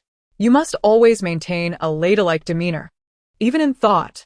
Jiaojiao, leisurely enjoying her snacks, felt a sense of discomfort under the scrutinizing gazes of her parents and elder brother. Why must they gaze upon me? I am well aware of my beauty, but such directness is impolite. System. Host, your family is rather peculiar, constantly watching you. This is all due to my beauty. If being attractive is a sin, then I am guilty indeed. Everyone chimed in. Jiaojiao, from whence does your confidence arise? Have you forgotten that you are still an underdeveloped child, far from the epitome of beauty? Min gently advised. Jiaojiao, a young lady's posture should be graceful. Your legs should remain together, not splayed. Are you implying that this fairy is not graceful? Indeed, you must embody elegance. Elegance holds no value for this fairy. I shall do as I please. Why should I conform to other standards at the expense of my comfort? Mother, can we postpone discussions about posture? Are we not discussing elder brother's matters now? Being called out while enjoying snacks is hardly enjoyable. Returning to the main topic, the Min couple continued their admonishment of Yan Jinting. Regardless of his justifications, they remained unconvinced. Even if he extolled Lu Cece as a rare flower, the Yan family would not accept her. After Yan Jinting endured a thorough scolding, the Min couple turned their attention to Yan Jiaojiao. The siblings were not spared from verbal reprimands either. Seeing the couple's gaze upon her, Yan Jiaojiao felt a chill run down her spine. System. I suddenly have a foreboding feeling. Indeed. The next moment, Jiaojiao, young ladies must be well-read and cultured from a young age, for marriage awaits us. A woman must obey her father while at home, and her husband upon marriage. This is the essence of the 3 obediences and 4 virtues. Starting tomorrow, I shall arrange for you to learn from a tutor, as well as from a governess, and we must cultivate your skills in music, chess, calligraphy, and painting. Yan Jiaojiao pouted cutely. Mother, I do not enjoy music, chess, calligraphy, or painting. After finally reuniting with you, I wish to spend more time by your side. Upon hearing this, Min's heart softened slightly. After a moment of feeling touched, she thought, study and writing? I toiled in my past life for knowledge, and now I must do so again? Can that skill provide sustenance? I refuse to partake. Music, chess, calligraphy, and painting? Such tedious pursuits inflicted upon this fairy. Is mother intentionally tormenting me? And marriage? Why marry? What benefits does it bring? Besides, childbirth is incredibly painful. Can I endure that suffering? This fairy has no desire for marriage. I can simply remain a charming ornament at home. With several brothers to provide for me, what do I have to fear? Upon reflection, living as a freeloader sounds delightful, being pampered and cared for while enjoying a leisurely life. The Min couple widen their eyes in disbelief. What? Our daughter's aspiration is to be a freeloader? Can we not aim for something greater? Yan Jinting remarked, if my sister wishes to be a freeloader, I, as the elder brother, can certainly support her. But do our parents agree to this? Jiaojiao had already contemplated this, having diligently pursued advancement in her previous life. She met a dismal fate. Now, as a harmless little girl, striving hard seemed futile. This time, she chose to relax and enjoy the spectacle. The Min couple exchanged glances, realizing they could not force their daughter to study if she was unwilling. Given her lazy and willful nature, compelling her would yield no results. So be it, after all. They could afford to raise a charming ornament. The following day, Yan Jiaojiao awoke only when the sun was high in the sky. After freshening up, she witnessed a servant rushing towards Yan Jinting. Thus, Yan Jinting quickened his pace towards the entrance. My poor brother is once again going to see that male eunuch. Surely that eunuch is up to no good. System. Host, you have keen insight. Your unfortunate elder brother is hurrying to visit the male eunuch. At this, Yan Jinting was momentarily taken aback. His younger sister was aware of this. However, Cici was in the courtyard, lost in her thoughts and neglecting her meals. He could not remain indifferent. He must go check on her. His previously slowed pace accelerated once more, yet he overheard. Today, elder brother's fate appears grim. He may encounter danger. Should I warn him? How can I phrase it so he will believe me? Danger? Yan Jinting halted, stunned in place. Reflecting on yesterday, his younger sister's thoughts had been eerily accurate. Was today to be the same? Turning slightly, his dark eyes fell upon the petite and adorable Yan Jiaojiao. And a smile crept onto his lips. Little sister, I am heading out. Would you care to join me? Bringing you along would allow me to be aware of any surrounding dangers, ensuring our safety, and I could also check on Cici's well-being. Just when he pondered how to inform his elder brother, he found that inviting her along would provide the perfect solution. Yan Jiaojiao was overjoyed. Not only would she enjoy the outing with delicious treats, but also have the chance to gather information for the system. This sensation was simply delightful. Yes. Yan Jiaojiao readily agreed and skipped happily towards Yan Jingting. Oh yes, my dear brother is taking this fairy out for some fun. Her spirits were high, and her steps were noticeably lighter. Observing his soft and adorable younger sister, who in truth was a clever little imp, Yan Jingting could only hold his forehead, feeling utterly exasperated. Alas, she is my little sister, and I must indulge her. As they boarded the carriage, he anticipated receiving some valuable information, but instead, he was bombarded with her gossiping about the system. Host, look quickly. The woman from that household is giving birth. Yan Jiaojiao lifted the curtain of the carriage, her excitement palpable as she gazed at the small doors and humble abodes along the roadside. Another new life is coming into the world. This family has a solid foundation. Their door facing south and with the position skewed to the left. This baby must be a boy. Impressive, host. You've already predicted the gender before the child is even born. Then it continued. Host, the lady of the house next door, Aunt Lee, is suffering from hemorrhoids. She stands at the latrine without relieving herself and likes to poke at it with her hands, only to make noodles for her husband afterward, without washing her hands. Surely, the noodles her husband eats are not made from her own hands? Yan Jiaojiao chuckled slyly, the implications clear in her words. Not exactly. But the noodles he eats do carry a hint of Aunt Lee's residue. Yan Jingting felt a dark cloud descend upon him. Is this really his sister gossiping with the system? At such a young age, she seems to grasp quite a bit. Yet, the nature of her words was rather crude. Next to that household is Aunt Wang, and her livestock is even more astonishing. Her male dog has mated with the female sheep from Uncle Lee's home, resulting in a litter of hybrid creatures.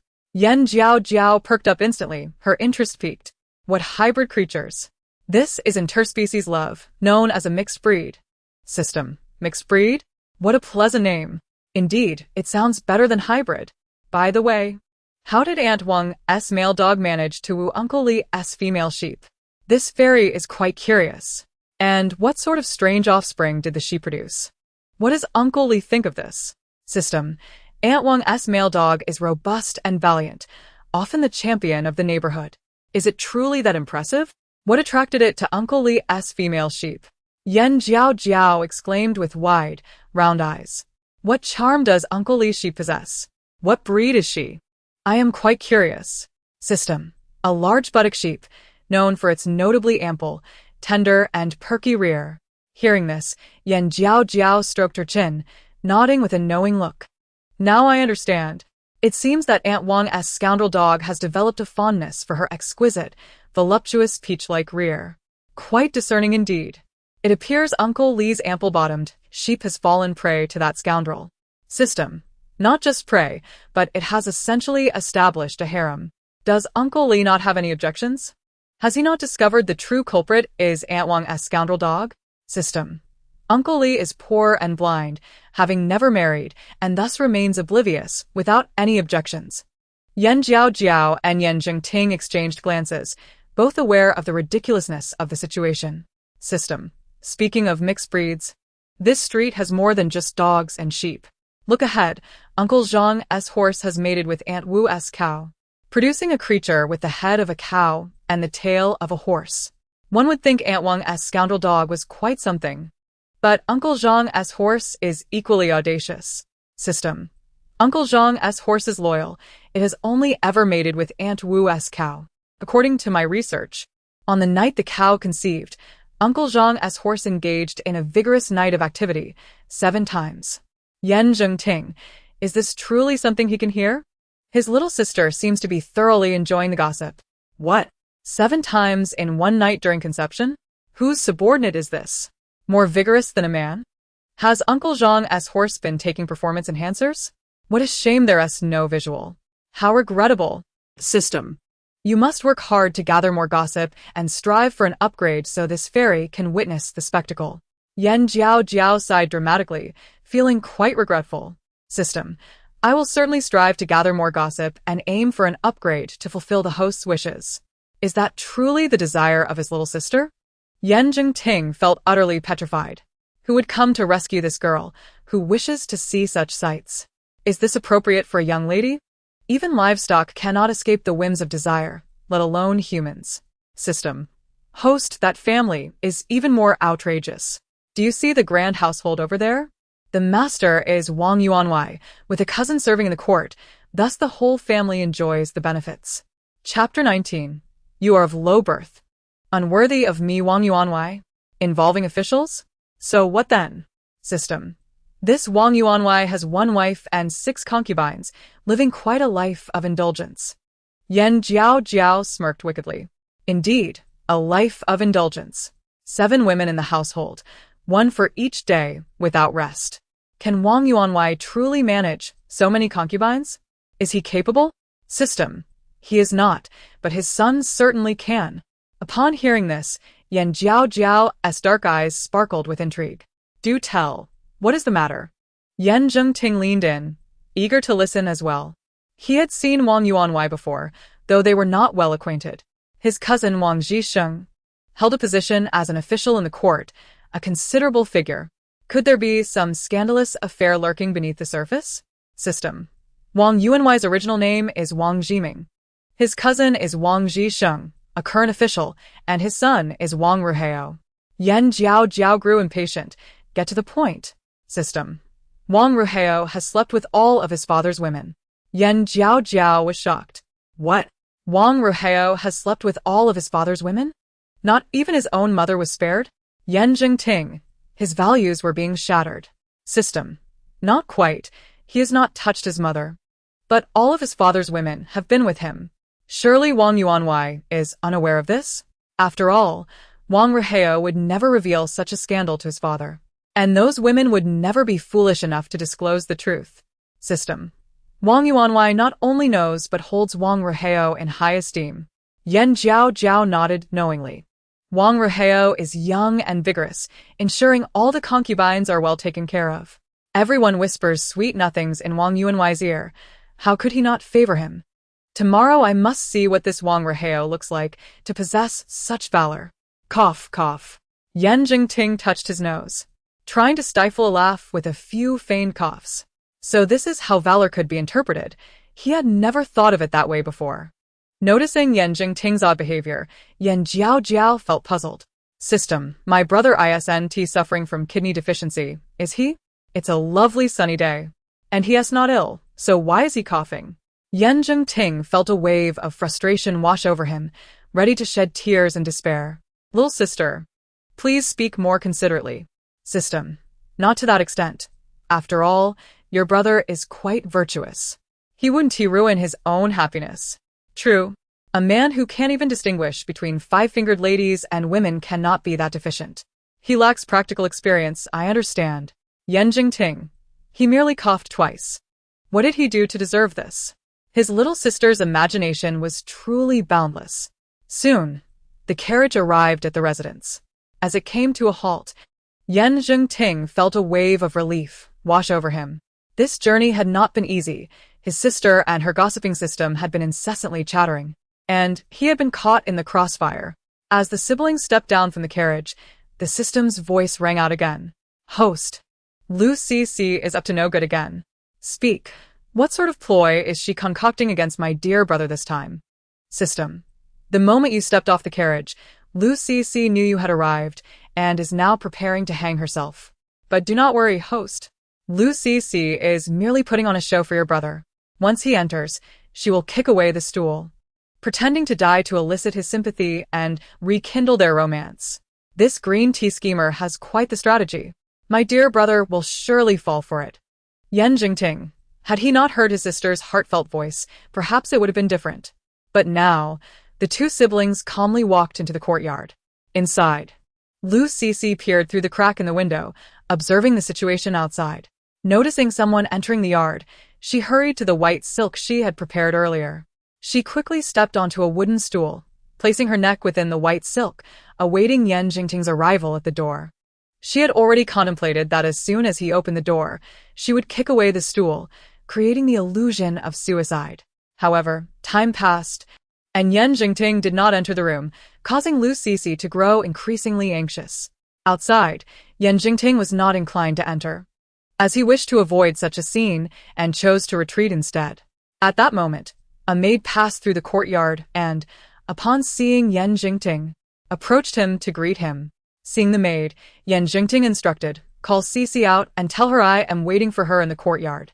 The maid complied and made her way toward Lu Cc's location. Inside, Lu Cc overheard their conversation and realized the maid was approaching. She tightened her grip on the white silk, deciding to take a bold step for the sake of her plan, betting on Yan Jingting's lingering feelings for her. The maid opened the door, and at the same moment, Lu Cc clenched her teeth, closed her eyes, and kicked the wooden stool away. The maid was startled and cried out, "Oh no! Miss Lu has hanged herself. Someone help!" She hurried forward, attempting to lift Lu Cc's body. But being smaller and weaker than Lu Cc, she could not do so. Hearing the maid's cries for help, Yan Jingting remained still, casting a glance at Yan Jiaojiao, hoping to discern her thoughts. Was Lu Cc up to her tricks again? Upon noticing Yan Jingting looking at her, Yan Jiaojiao was momentarily stunned. Why is my brother staring at me? I know I am beautiful, but he shouldn't stare so. I am still just a 6-year-old child. Yan Jingting felt overwhelmed. His sister was not only insightful, but also somewhat narcissistic. If I don't go in, Lu Cc will truly die. Today, she is wearing a red dress to hang herself. And after death, she will undoubtedly become a vengeful spirit, haunting you for eternity. Wearing a red dress? Is she truly going to hang herself? Why didn't she say so sooner? Fearing Lu Cc could become a vengeful spirit, Yan Jingting rushed into the house. Upon entering, Lu Cc was on the brink of losing her last breath. Had Yan Jingting not come in time, she would have regretted it bitterly. He quickly approached and embraced her, successfully saving her. Coughing and clutching her throat, Lu Sisi appeared exceedingly weak. At the doorway, Jiaojiao rolled her eyes. You reap what you sow. You brought this upon yourself. Next, this male eunuch will say, Jingting, why did you save me? Let me die. I am unworthy of you. The matter of my feigned pregnancy is my wrongdoing. But I love you too much to lose you, hence I resorted to this desperate measure. In the next moment, Lu Sisi shamelessly declared, Jingting, why did you save me? Let me die. I am unworthy of you. The matter of my feigned pregnancy is my wrongdoing. But I love you too much to lose you, hence I resorted to this desperate measure. Hearing the same words twice left Yan Jingting somewhat speechless. Jingting, what is wrong with you? Speak your mind. Yan Jingting set Lu Sisi down, allowing her to sit on the wooden stool. My parents do not approve of you. Saying your background is beneath my station. Lu Sisi was momentarily stunned, nearly spitting out blood. After all her suffering and the drastic measures she took, was this the response she received? Yan Jiaojiao was equally shocked, her expression one of confusion. Suddenly realizing my brother is quite handsome and imposing. Yan Jingting replied, Sister, you flatter me. Jingting, before Lu Sisi could finish, Yan Jingting continued. My parents consulted a fortune teller who said your backside is flat and lacks the curvature to bear sons, thus unable to carry on the Yan family lineage. Moreover, your modest bosom would result in insufficient milk for the child, leading to malnutrition and stunted growth, which would adversely affect the esteemed lineage of the Yan family. You should seek a more suitable partner. We are not compatible. Lu Sisi, Yan Jiaojiao. Is this truly the same naive and innocent brother I knew? System. Please check if my brother has been swapped or possessed. Chapter 20. The male eunuch is truly pregnant. Why does this seem so reminiscent of a scoundrel? Yan Jingting remarked, Sister, you keep referring to me as a male eunuch, calling me a scoundrel and a victim. Now, abandoning Lu Sisi makes me a scoundrel as well? This dilemma is exceedingly difficult. As Yan Jingting felt like crying without tears, he heard comforting words from his sister. But I quite like it. My brother looks handsome even as a scoundrel. It's all Lu Sisi's fault for being so ambiguous. She deserves to be mistreated for deceiving my brother first. How excessive of her to use the five-fingered maiden. Yan Jingting felt embarrassed. Could we please refrain from mentioning the five-fingered maiden? It was a lifelong blemish for him. Faced with Yan Jingting's transformation, Lu Sisi was utterly shocked, swallowing hard. Is this truly the Yan Jingting she knew? In just one day's absence, he seemed like a different person. Confronted with rejection, Lu Sisi was unwilling to accept it. Yet she knew she had to maintain appearances. Time was on her side. Jingting, do you truly think of me this way? Do you believe the fortune teller's words? Tears streamed down Lu Sisi's face like a river, unrelenting. I am the eldest son of the Yan family. I must set an example and be a role model for my siblings. Sisi, we are not suited for each other. Do not entangle me further. Entangle? Who was it that shamelessly pursued him first? Men, it seemed, were truly no good. Lu Sisi may have forgotten that he had once been a man as well, albeit now incomplete. It would be an understatement to label him as perverse. Fine, I shall leave. Lu Sisi seethed, her teeth clenched. Having initially thought Yan Jingting's arrival would yield a turning point, only to find it had taken a turn for the worse. Yan Jingting wasted no time, instructing the maid. Chu-Chu, help Miss Lu pack her belongings. Yes. The maid glanced between Lu Sisi and Yan Jingting, understanding the situation, and turned to leave. Just then, Yan Jiaojiao called out, Chu-Chu, wait. What is it, young miss? Lu's sister is a solitary girl. What belongings could she possibly have? There is no need to pack. She may leave at once. Yan Jingting realized he had been careless. His sister was correct. Jingting, is this your sister? The little vixen who caused trouble yesterday has come again today? Is this never-ending? My sister is right. This courtyard belongs to the Yan family, and every item here has been purchased with Yan family money, every flower and tree included. Sisi? You leave with nothing. Safe travels, and I want to see you off. Lu Sisi. Yan Jingting, you scoundrel. I curse you to an ill fate. System. Host. The male eunuch curses your brother to an ill fate. Can you also sense the male eunuch's inner thoughts? Impressive. Yan Jiaojiao was thrilled as if she had discovered a new continent. System. Not exactly. I just happened to receive such an evil signal. Realizing Lu Sisi was cursing him in her heart, Yan Jingting could no longer remain calm. He swiftly pulled Lu Sisi to the courtyard door and opened it himself. Please go. His demeanor seemed courteous, yet his actions were resolute. Lu Sisi stood bewildered, a cloud of crows flying overhead. Well. Jingting, take care. Each step she took felt like a dagger to her heart. The male eunuch would not easily depart. Within 3 seconds, she would surely faint. Looking for another chance to stay. 3, 2. Before Yan Jiaojiao could count to 1, Yan Jingting hurried to Lu Sisi's side. You won't pretend to faint and fall to the ground, will you? Yan Jiaojiao asked, Is brother this ruthless? Not leaving the male eunuch any escape?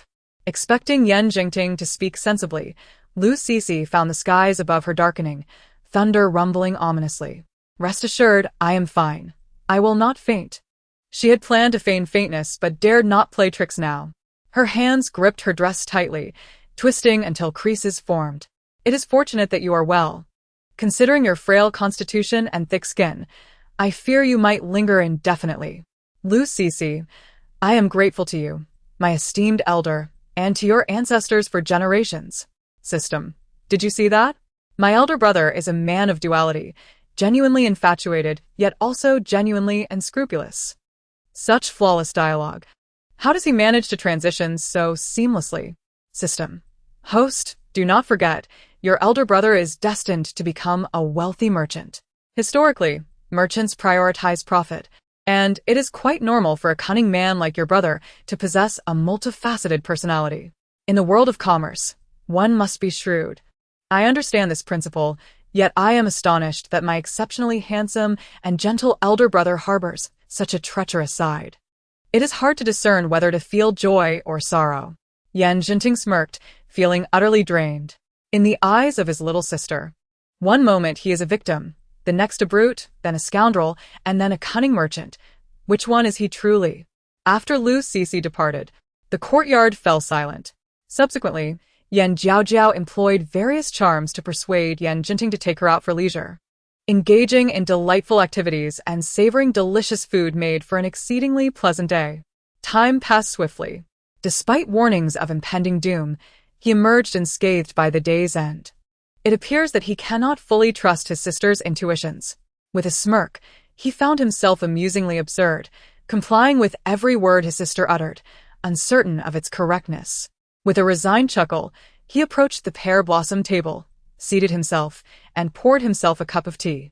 However, the cup slipped from his grasp and fell to the ground. The cup shattered into countless fragments, scattering debris across the floor.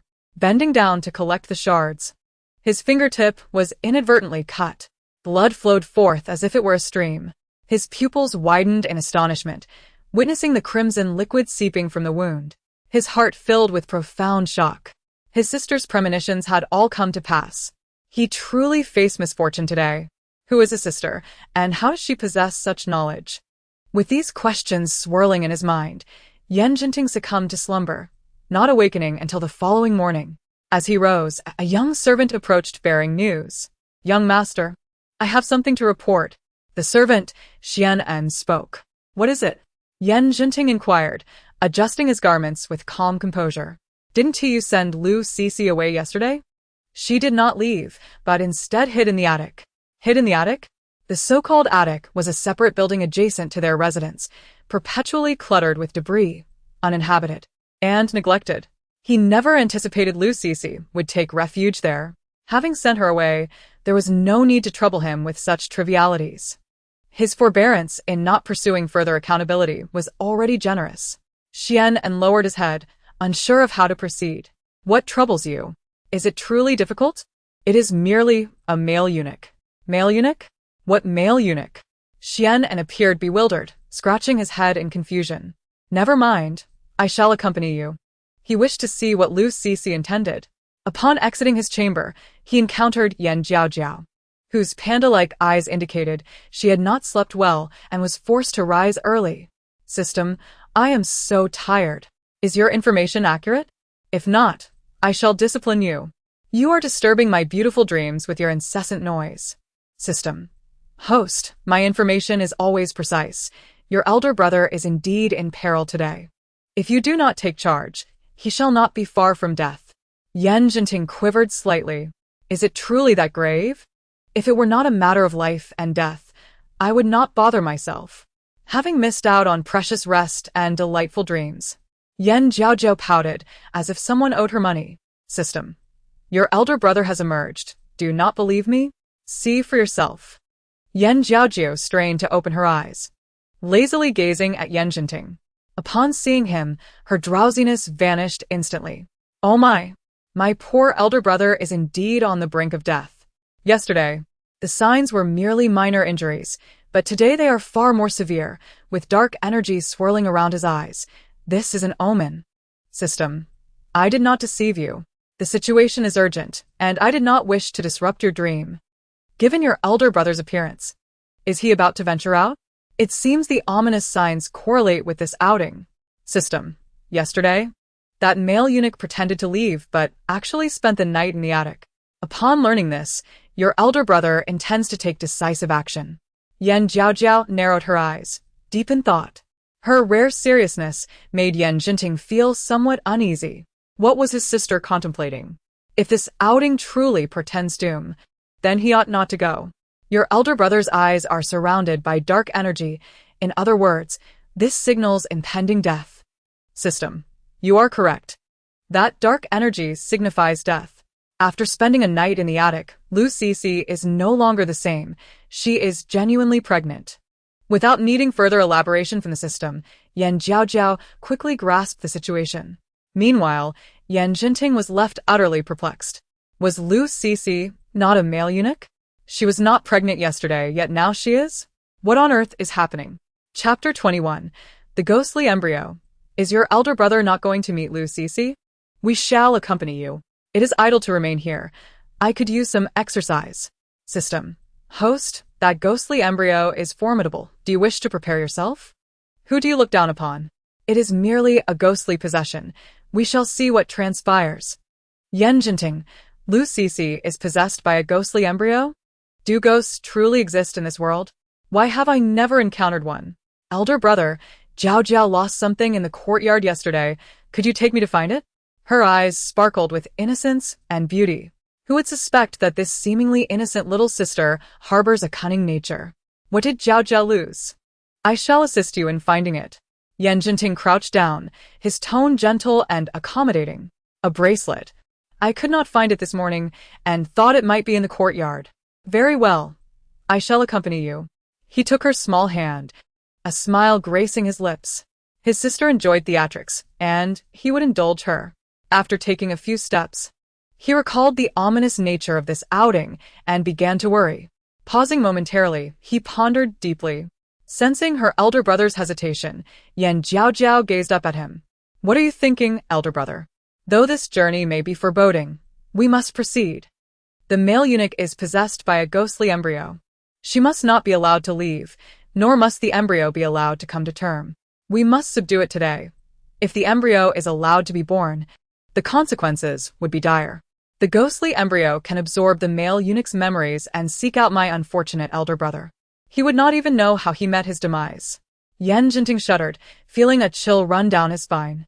Listening to his sister, it seemed she had a method to deal with the ghostly embryo. Yet, she was merely 6 years old, unafraid of ghosts and capable of rational analysis. If it were not imperative, he would not mind accompanying her. The siblings fell silent as they made their way to the attic beside the courtyard. The attic? How did elder brother know that I would come to the attic? Why did we stop here? What does this mean? Jiaojiao. Oh no, he had been careless. Little sister, this attic is also part of our Yan family's territory. We have several properties. In the future, I shall take you to see them. Jiaojiao feigned an explanation. I see. You brought me to familiarize myself with the properties. I was wondering why we stopped here. Since they were already here, they might as well take a look. Jiaojiao smiled mischievously, setting aside whether Lu Cici was human or ghost. The mere presence of the ghostly embryo within her was sufficiently terrifying. Would they not be walking into a trap? Although his sister was formidable, He could not shake off his concern. I shall wait here, and Jiaojiao will go up to take a look. Without waiting for Yan Jinting's response, Jiaojiao lifted her skirt and ascended toward the attic.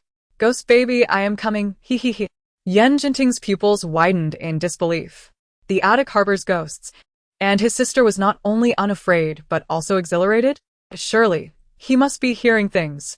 How could his sister be so thrilled? Indeed. He had just experienced an auditory hallucination, but in the next moment, little ghost baby, come out quickly. The fairy sister has arrived, and I shall cherish you dearly.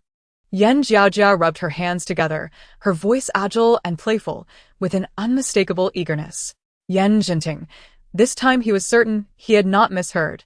His little sister was indeed excited, and somewhat mischievous. The concern that had previously plagued Yan Jinting now shifted to the ghostly fetus within Lu Cici's womb. Was he mistaken? Why should he worry about a ghost? Just as he pondered, Yan Jiaojiao pushed open the attic door. As the door creaked open, darkness enveloped the room. Despite it being daytime, the attic was sealed tight, lacking a single window. A cloud of dust assaulted Yan Jiaojiao, causing discomfort as she hurriedly waved her delicate hands to disperse the swirling particles. Inside the pitch-black room, the floor was covered in dust, leaving footprints wherever one stepped, while cobwebs and cockroaches lingered in the corners. In the shadows, Lu Cici's eyes glowed red and sharp, a stark contrast to her former self. Yesterday, she had been disheveled and snarling, her long fingers stained crimson. Clad in a dress as red as blood, her once flat abdomen now bulged obscenely, larger than that of a woman in her 10th month of pregnancy. The instant Yan Jiaojiao entered, Lu Cici's attention was captured. She had been clutching a mouse, thirsting for blood, but she discarded it immediately. Rising with purpose, she fixed her gaze on Yan Jiaojiao and glided towards her. System. Host. The male eunuch is being controlled by the ghostly fetus. With the eunuch's intellect, it is no surprise he is under control. If only he had walked away obediently yesterday, there would have been no issues. Why venture into an abandoned attic, unaware that ghosts thrive in dark, damp places? System. As for this, the eunuch indeed had no knowledge. Yan Jiaojia rolled her eyes, exasperated.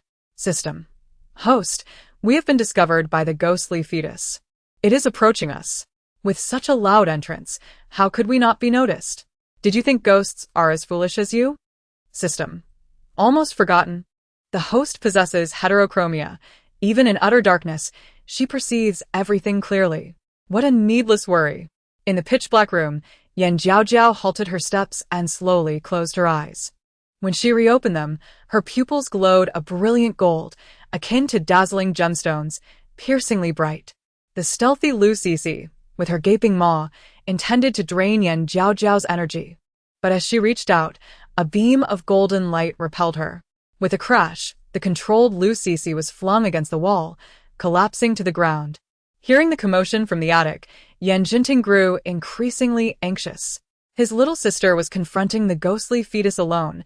As her elder brother, how could he cower in fear? No, he could not allow her to face danger alone. If anything were to happen, how could he explain it to their parents? Resolute, Yan Jinting donned his dark robe and strode towards the attic. Inside, Yan Jiaojiao waved her finger nonchalantly, her expression calm. Sizzle sizzle, you're no match for this fairy. Cease your mischief and come out. The ghostly fetus revealed a head of black and white, baring its fangs menacingly. Stupid woman. Do not think your magical skills can defeat me. Just wait. I shall tear you apart and feast on your flesh and blood. Yan Jiaojiao, unimpressed, retorted. Oh, dear ghost baby. Why resort to such extremes? Can we not sit down and negotiate? Look at you, such a tiny head and frail arms. I would hate to lay a hand on you. Why seek your own demise? Enraged, the ghostly fetus extended its long tongue in a threatening manner. One more word, and I shall strangle you with my tongue. You'll experience the agony of countless bones shattering. Feigning fright, Yan Jiaojiao exclaimed, Oh my, I am so terrified. The ghost baby is so formidable. Her tone dripped with sarcasm, much to the ghostly fetus's annoyance. Meanwhile, the hastily arriving Yan Jinting took her fear at face value. What? My little sister is afraid? He thought, realizing that at just 6 years old, she was still just a little girl, naturally frightened by ghosts. It was his fault for being too careless. Little sister, do not fear. Your elder brother is here. Reuniting boldly approached. Seeing her elder brother rush in, Jiaojiao's jaw dropped in disbelief. What brings this foolish brother here? Of all times, he chooses now to appear? No wonder he's courting danger so blatantly. System. To be frank, your brother is not only foolish, but also rather dim-witted. Indeed, calling him foolish is no exaggeration. He stands there waiting for trouble to find him. What good does his presence serve? He is more of a hindrance than a help. This fairy must now divide her focus to protect him. Reuniting. Has my little sister grown to disdain me? Observing a living man, still brimming with vitality. The ghostly fetus was elated. It quickly withdrew from Lu Cici's body and sped towards Reuniting, aiming to possess him. At this critical moment, Jiaojiao raised her hand decisively, interrupting the ghost's advance. Ghost baby, you have gone too far. You dare to target my brother?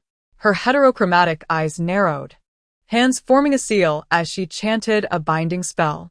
The ghostly fetus was swiftly contained. Although Reuniting had not been possessed, the ghostly fetus had brushed against him when it attempted to inhabit his body. The aura of death quickly invaded him, and as a mortal, he soon succumbed to unconsciousness. Who are you? Let me go. The ghostly fetus, having exited Lu Cici's body and failed in its attempt to possess Reuniting, now found itself bound and vulnerable. Shouting in protest, restored to its original form, the ghostly fetus was diminutive, scarcely larger than a palm. No longer showing its vicious fangs, it appeared as a mere whelp, abandoned by its own parents before fully formed. Witnessing this, Jiaojiao felt a pang of compassion. I will not be dictated to by you. Who do you think you are to control me? The ghostly fetus retorted defiantly, its visage contorting into a grotesque display. You seek to inhabit a living being's womb, waiting until full term to emerge, absorbing the essence of sun and moon to amplify your powers, reveling in wreaking havoc upon this world. The ghostly fetus, caught off guard by the revelation, paused in disbelief. Chapter 22, alleviating the pain of the little ghost and cultivating its spirit, and so what? You shall not hinder me. It seethed, full of malice. Lay down your weapons, and you may yet find redemption. Jiaojiao pressed her palms together, her heterochromatic gaze casting forth a beam of golden light that enveloped the ghostly fetus. The radiance instilled a sense of calm within the ghostly being, soothing its previously turbulent heart.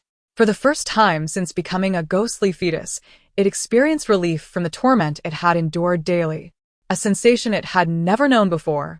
Only by residing within a living host could it find a semblance of peace. System. Host. The ghostly fetus has relinquished its hostility and grown gentler. It has been a ghost for some years, having met its demise while still in the womb. Its body poisoned, corroding its very essence. Even in death, the pain within its being has never waned, only intensifying with its resentment. System. Is this why it has transformed into a malevolent entity? Alas, the ghost baby is truly pitiable, schemed against before it even entered the world, and suffering endlessly thereafter.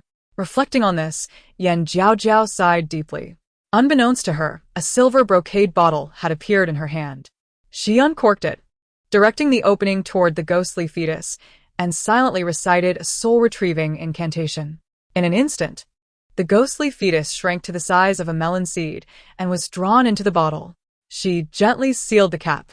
System. You have successfully captured it? The ghost baby's spirit is fragmented. Such a lowly state of being, even in rebirth, is fraught with misfortune. It may well face another forced abortion, deepening its anguish. System. Host, you are truly remarkable, even calculating the fate of the ghostly being. This ghostly fetus, with its unstable spirit, is a harbinger of suffering. Even if reborn, it is destined for a second miscarriage. How do you plan to proceed? With a scattered spirit and a frail body still tormented by pain, this fairy shall assist it in alleviating its suffering and consolidating its spirit. The system remarked, You're doing great, host. However, your unfortunate brother needs some urgent assistance. At this point, Jiaojiao finally turned her gaze towards the unconscious Reuniting.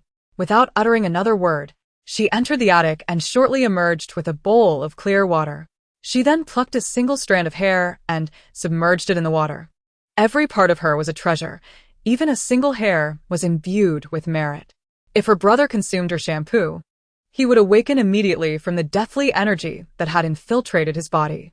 The system commented, "Once again, the host has devised a clever solution, even utilizing a strand of hair. Is this resourceful recycling? You're the waste. Your whole family is. This ferocious shampoo is holy water. I wouldn't let just anyone drink it." Approaching Jiaojiao, she crouched down and tilted the bowl towards his lips, allowing 2 drops of water to trickle in. The liquid traveled down his throat and into his belly. The next moment, Jiaojiao opened his eyes and gradually regained consciousness. Upon awakening, he felt refreshed and invigorated, his body filled with strength. All he remembered was his little sister expressing fear, prompting his swift arrival before he collapsed and lost all recollection. He wondered whether the ghostly fetus had been dealt with. Surveying his surroundings, the once dark room seemed considerably brighter. Perhaps it was merely an illusion. The air felt less frigid, and a hint of warmth enveloped him. Perhaps his frail state had caused him to faint, but now he felt fine. Jiaojiao fixed his gaze upon Jiaojiao, eager to discern what transpired after his collapse. Was his sister unharmed? And what had happened to the ghostly fetus? Feeling his intense scrutiny, Jiaojiao began to feel uneasy. Why is my unfortunate brother staring at me? Has he discovered the matter of the shampoo? Please. I was saving you. The shampoo? His revival was due to the shampoo? He glanced down at the porcelain bowl beside him and, indeed, spotted a conspicuous strand of hair. Suddenly, everything clicked into place. The shampoo was merely water infused with his sister's hair. He hadn't realized that her strand was also a treasure. No wonder he felt so revitalized. It was all thanks to his sister. With such remarkable abilities, he would certainly cling to her for support in the future. Taking advantage of Jiaojiao's distraction, Jiaojiao stealthily pocketed the strand of hair, concealing it carefully. The siblings then approached Lu Cici. Jiaojiao crouched down to examine her and lamented, "She has already passed away." The ghostly baby was imbued with deathly energy. It's no wonder the male eunuch who possessed her did not survive. Just moments before, the ghostly baby drew near you, and you fainted. How could a mere mortal withstand such turmoil? How can one share a body with a ghost? Jiaojiao realized that his sister was not only a beacon of fortune but also his savior. Lu Cici was an orphan, without family. He would ensure she received a proper burial, granting her a final send-off. Since she cherished being a woman, may she be reborn as one in her next life. Jiaojiao closed her eyes and offered a sincere prayer. Following this, Jiaojiao arranged for Lu Cici's burial. Once everything was settled, he discreetly summoned a servant to inquire further. Soon, it was confirmed that Lu Cici had been a male eunuch disguised as a woman. A false woman? A male eunuch? There was no injustice in this revelation. Jiaojiao marveled once more at Jiaojiao's extraordinary abilities. Not only could she foresee events, but she could also contend with demons and spirits. My word, what virtue did he possess to have such a remarkable sister? Determined to rely on her, he thought, "My sister's legs are strong and sturdy. I must hold on tightly." Now that Lu Cici had passed, would he no longer face death in the future? The news of Lu Cici's demise reached the Min couple promptly. Upon learning the details, they too felt a sense of regret. After all, she had been a vibrant life. Even a male eunuch deserved the chance to live, but fate had dealt her a cruel hand, harming herself and others in the process. Days passed at the minister's residence, and Jiaojiao continued to be showered with affection. Even the maids and servants adored her. After all, she was a charmer, bringing joy and laughter to everyone. In the courtyard at noon, with the sun high in the sky, its rays illuminated each person, creating a scene of warmth and love. Apart from the Min couple, numerous maids also engaged in cheerful conversation. Everyone in the courtyard was fond of Jiaojiao, praising her for her cleverness and thoughtfulness. Old Madame Zhang remarked, "The young miss is truly beautiful, just like her mother. She will undoubtedly grow into a stunning beauty. Of course, if my mother is so lovely, then naturally, I am destined to be beautiful. It's called genetics," Min said, It is my pride that my daughter resembles her. But can't this old Madame Zhang keep her distance while speaking? The odor is overwhelming. Is she unaware of her bad breath? Seeing you as a good person, who has been loyal to my mother over the years, may the divine grant you relief from your halitosis, so it does not affect my mother. Min replied, Old Madame Zhang indeed has bad breath, which is why I have never allowed her to serve closely. Surprised, Yan Jiaojiao noted her daughter's keen sense of smell. Yan Shuren exclaimed, What? Old Madame Zhang has bad breath? She must not be allowed near my wife. How could I kiss her if she carries that odor? Though I don't mind, who wouldn't he prefer a sweet-smelling wife? Then, a maid named Xiaojiao gently remarked, The young miss is soft, cute, and loved by all. I adore her dearly. You are loyal, dedicating your life to remain at the minister's residence, forsaking marriage, and giving all your youth to the Yen family. The Min couple was delighted, realizing that Xiaojiao was as faithful as Deng Er, gaining yet another loyal servant. Another maid commented, Madam is charming, and the master is handsome. How could the young miss not be beautiful? I believe she will surpass her mother in beauty. This praise came from old Madame Lu, who appeared to be around 40 and slightly plump. Observing her, Yan Jiaojiao began a deep exchange with her gossiping system. The system noted, Host. This old Madame Lu not only ground her teeth and burped last night, but also had a rather vivid dream. A dream? Yan Jiaojiao was intrigued by the topic and, shivering with excitement, urged, What kind of dream? Describe it to this fairy. The Min couple wondered, Is this even something to describe? The system replied, Old Madame Lu dreamt of her old flame. In the dream, the two engaged in a passionate encounter, an utterly wild affair. Yan Jiaojiao was eager, growing restless. How wild. Don't keep me in suspense. The system coughed. Ahem, this is something that can only be implied, not explicitly stated. Min said, You are wise. Dare to mislead Jiaojiao, and you'll be held accountable. Yan Shuren added, My daughter is still young. It's not good for her to know too much. System, what do you mean? Don't you understand the concept of sharing? It's more enjoyable to share happiness. Yan Jiaojiao was displeased, her expression sour, as if someone owed her money. The system stammered.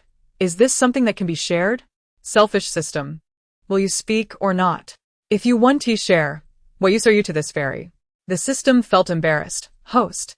As the saying goes, a word of love can be a deadly knife. The process isn't important. It's the outcome that matters. But she was keen to hear the details. Yan Jiaojiao pondered, stroking her chin thoughtfully. Typically, she would listen to the gossip, but this time was different. With her eyes narrowed and a smile creeping onto her lips, she asked, System, could it be that you cannot see the scenes either? With the truth exposed, the system felt embarrassed and chose to remain silent. Is that the key point? Do you still wish to hear the continuation? All right, go on. I want to interrupt. Upon learning that the system also could not visualize the events, Yan Jiaojiao felt a sense of fairness. The system revealed. Old Madame Lu's old flame is Wang the blacksmith from South City Street. They've been together privately for many years. The Min couple pondered. Is it true that old Madame Lu has an old flame? And he is a blacksmith? Why would she betray her husband at home? Before long, their uncertainties were clarified by Yan Jiaojiao. Lu Posey was indeed entangled in a love affair due to her unfulfilled marital life, as evidenced by the deep-set and blemished area in her marriage sector, indicating discord with her husband. This ultimately led to the intrusion of a third party. The system chimed in, Indeed, the host is astute. Nothing escapes your notice. Yan Jiaojiao lowered her head, stroking her chin, and remarked, Knowing is one thing, but there are many dilemmas that even this fairy cannot resolve. Her expression was one of melancholy, reflecting her unhappiness. The Min couple mused. Their daughter not only had the gift of foresight but also possessed the ability to divine and predict. Quite remarkable. However, what sort of conundrum had their daughter encountered to wear such a sorrowful visage? The system queried, Is there truly anything in this world that you cannot solve, dear host? Indeed, there are many. What are they? Please share, that I may take note. At the same moment, the Min couple leaned in attentively to listen. For instance, when will you upgrade? When will this fairy be able to see the visuals? Upon this utterance, the system nearly crashed. The Min couple was taken aback. their pupils dilating as they swallowed nervously. Was this truly the dilemma their daughter faced? It seemed not only unsolvable but suggested an increase in complexity. The system suggested, "Dear host, could we perhaps discuss this matter another day?" To their surprise, the host was preoccupied with thoughts of visuals, displaying a sense of urgency that even surpassed that of the system itself. "Very well, we shall discuss it another day. After all, you will inevitably upgrade. And when that time comes, this fairy intends to indulge to her heart's content." She placed her hands on her hips, exuding determination. The Min couple exchanged glances, realizing that Lu Posi's plight was far more troublesome than anticipated. At that moment, Lu Posi, feeling somewhat awkward under their scrutiny, questioned, "My lord, my lady, do you have any orders? Have I perhaps erred in some way?" "Lu Posi, what has happened to your neck? Those scratches appear quite severe," Min Sure inquired gently, her first thought being that they were inflicted by Lu Posi's husband. As the mention of scratches arose, everyone turned their gaze to Lu Posi's neck. "Lu Posi, how did you get injured? Those scratches seem to be of human origin." Jiaojiao expressed her concern, noticing Lu Posi's reluctance to elaborate. Min Sure refrained from pressing further and turned to her personal maid, Deng Er, "Please fetch a bottle of healing ointment from my room for Lu Posi." "Yes." Upon hearing that it was a precious healing ointment, Lu Posi quickly knelt in gratitude. "My lady, I am quite well. How can I trouble you with such expenses?"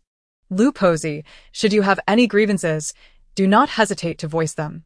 The minister's residence stands firmly behind you," Min Sure implied, causing Lu Posi to momentarily lose her composure. "Yes, thank you, my lady. Mother, your observations are quite keen. You even noticed the high collar of Lu Posi's attire," the system remarked. "Is your mother truly the legendary one with the discerning eye? I must say, mother is indeed clever and perceptive. I truly admire her. However, should we intervene in Lu Posi's situation?" The system replied, "There is no need for intervention. Lu Posi's husband drinks excessively, damaging his health. In a few days, he will meet his demise, and at that time, Wang Taijian and Lu Posi will naturally find their way." Min Sure concluded, "Evil begets evil." Well said. Yan Shuren added, "It seems that a man must treat his woman well to reap the rewards of fortune." In the hall of Yalma, the king of hell paused in his duties of reviewing the book of life and death, suddenly sneezing. "Who is speaking ill of me?" he wondered, rubbing his nose, his brow furrowing as he continued his work, marking through the name of Zheng Lao San, who happened to be Lu Posi's drunken husband. The system noted, "Host, the figure from Si Yen Pavilion has arrived.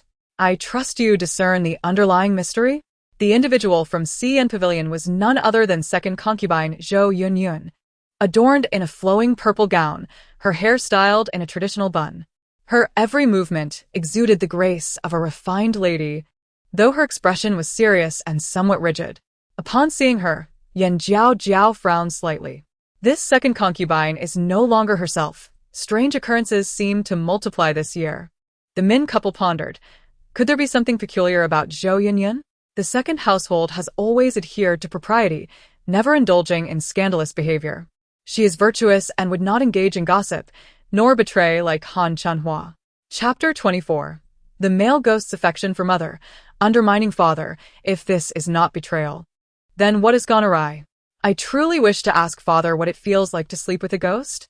Min Sure inquired. "What does our daughter mean by that? When did he sleep with a ghost?" It must be said that this second concubine is indeed a beauty. Father is fortunate. But what? The Min couple leaned in closer. But father's fortune is fleeting. The enchanting second concubine has already been lost, shortly after entering the household. She was possessed by a ghost. This deed was accomplished so quietly that not a soul noticed for half a year. The system commented, "Host, this second concubine Zhou Yunyun is not worth lamenting. When she first arrived, she had designs on your mother, but her fate was thin, and she never got the chance." Min Sure mused, "The current Zhou appears gentle and virtuous, indeed different from her former self. We often engage in pleasant conversation, and she has shown no ill tendencies. It is surprising to find she has been replaced by a ghost." The system replied, "The only consolation is that the ghost, upon taking possession of Zhou Yunyun's body, has committed no heinous acts. She has conducted herself with utmost propriety in the household for the past 6 months. Jiaojiao nodded in satisfaction. Indirectly, the original host's intentions toward my mother were thwarted at a critical moment by the ghost's intervention, thus preventing a tragedy. The system affirmed, indeed. So, should I extend my gratitude to it? While the reasoning is sound, as an ancient being from the realm of cultivation, how could she possibly align with a ghost? Would she truly express gratitude? She would rather avoid entanglements with them altogether. Min Shi reflected. Just as there are good and bad among humans, it seems that ghosts too have their distinctions. If it is a benevolent spirit, then I ask that my daughter show mercy. However, when it comes to her husband sharing a bed with Zhou, Min Shi dared not entertain further thoughts. Yan Shern protested, my lady, this is a grave misunderstanding. I have not shared a bed with Zhou in the past 6 months. Moreover, she is currently possessed by a ghost. I would not dare approach her. Min Shi retorted. An explanation is merely a cover. A cover is merely a fact. You, old lecher. Previously, Zhou Yunyun seldom ventured out of her quarters. Upon hearing from a maid that the individuals in the courtyard were enjoying lively conversation, including Min Shi, her curiosity led her to the front courtyard. With nothing else to occupy her, she decided to come and take a look, perhaps unbeknownst to her. As soon as she stepped out, she unwittingly fell into Jiaojiao's watchful gaze. Sister is also here. Zhou Yunyun approached Min Shi, slightly bowing with a gentle smile. Min Shi responded, since we have some leisure time, I brought Jiaojiao out to bask in the sun. Sister is welcome to join us. In the presence of Zhou Yunyun, Min Shi found it difficult to adopt a stern demeanor, for the two often interacted amicably. And Zhou had always been kind to her. Though Zhou was a ghost, Min Shi felt no fear. Rather, she found her presence warm and gentle. Even if she were a ghost, she was a kind spirit and, moreover, had aided her at a crucial moment. Zhou Yunyun gazed at the petite and charming Yan Jiaojiao. Is this the young lady? The daughter whom my sister prays for daily? Upon seeing Yan Jiaojiao for the first time, Zhou Yunyun's brows furrowed slightly. Her entire body felt weak and uncomfortable, and even cold sweat beaded at her temples. Indeed, Min Shi gently pulled Yan Jiaojiao closer, saying, Jiaojiao, this is your second aunt. She is very kind and gentle. Yan Jiaojiao smiled sweetly, greetings, second aunt. I am Jiaojiao. Jiaojiao, obedient and beautiful, was as lovely as her sister. Zhou Yunyun stood rooted, hesitant to approach. The moment she drew nearer to Yan Jiaojiao, discomfort washed over her, as if her soul were trying to detach from her body. This sensation was quite distressing. Zhou Yunyun pondered, what is the identity of this little girl? Why do I feel so unsettled in her presence? System, did you see that? Zhou Yunyun feels unwell upon seeing this fairy. System. Host, she is a burden to you. How could she not feel uneasy? Yan Jiaojiao scratched her head, agreeing with the system's assessment. Her aura of virtue and cultivation made even demons and monsters feel discomfort in her presence. A mere hint of her power would send them into a panic. This sensation was unsettling, even if she wished to play with spirits. She had to maintain her distance for fear of scattering their souls. Yan Jiaojiao sighed and began to sing inwardly. How lonely it is to be invincible. How empty it is to be invincible. System. Host, this is a bit too much bravado. Min couple. Our daughter is floating again. A sister? I have matters to attend to, so I must excuse myself. Let's talk next time. After spending too long with Yan Jiaojiao, Zhou Yunyun felt an overwhelming sense of oppression. She feared that if this continued, she might lose control and harm someone. Very well. Min Shi did not press the matter. She had just heard her daughter's thoughts and understood that Zhou Yunyun felt uncomfortable in Yan Jiaojiao's presence. Seeing Zhou Yunyun leave in haste, Yan Jiaojiao understood the reason. Since she had never harmed a good person, she turned a blind eye, allowing her to escape this fate. System. Did you notice that Zhou Yunyun completely ignored her father? She only conversed with her mother, her gaze never straying from her mother, indicating her preference for her mother over her father. Yan Xian's anger flared. So it is. He thought Zhou Yunyun's gaze toward his wife seemed peculiar. It was love. How outrageous, daring to encroach upon my territory. Min Shi, is that spirit a male ghost? Does he harbor feelings for her? Stealing a glance at Yan Xian beside her, she sighed inwardly. Oh no, if the master finds out, he will be furious. What to do? However, Yan Jiaojiao found this gossip amusing. Knowing that the male ghost was infatuated with Min Shi brought her great joy. I knew it. Just now. Zhou Yunyun's eyes were filled with her mother, completely ignoring her father. It turns out she loves her mother. System. Although the body is that of a daughter, her essence is male. Moreover, your mother is gentle and charming, so it is natural for the male ghost to be enamored. Fortunately, father is unaware, otherwise he would surely erupt in fury. Father being cuckolded is rather amusing. He. Yan Xian. Min Shi. Daughter, if your father finds out, the minister's residence will surely be in disarray. System. Host, although the male ghost has not harmed anyone, it is still a ghost. Humans and ghosts are on different paths. Remaining in the minister's residence is not acceptable, as it will shorten the lives of those within. How do you intend to handle this? This fairy certainly knows it's not feasible. I'm just a bit tired recently and wish to do nothing. Let it be for a few days. System. Host. Capturing ghosts is child's play for you. Not wanting to act? You are merely being lazy. Yan Xian. If my daughter does not wish to act, then let him come. Anyone who dares to covet my wife, whether human or ghost, cannot be tolerated. Chapter 25. The male ghost listens to his mother and spares his father. Min Shi. My lord, can you manage? Are you sure you don't want to seek your daughter's help? Yan Xian. Who do you look down upon? I am a real man.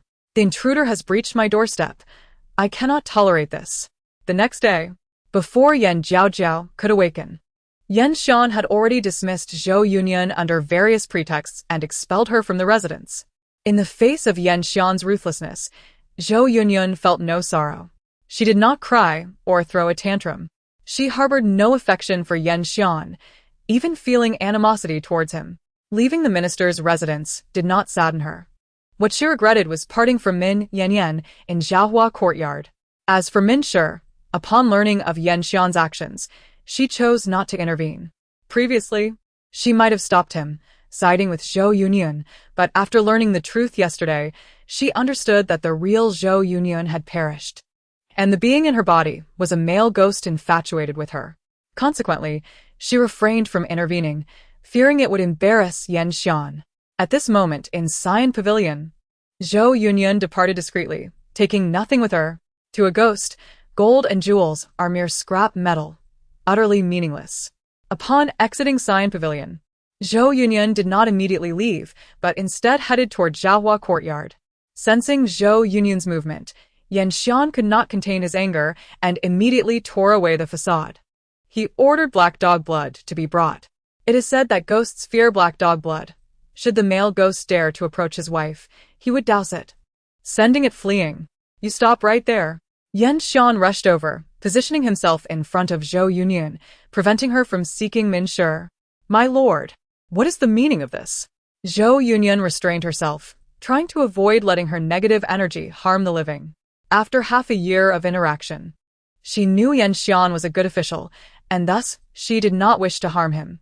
However, this did not mean she would remain passive. If you wish to leave, do so quickly. What business do you have with my wife? She is not your wife. The jealousy was palpable, nearly overflowing.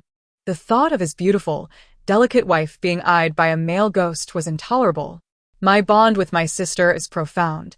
Is it wrong to bid her farewell before leaving the residence? Zhou Yunyun's expression was strained, as if she were suppressing something. Farewell?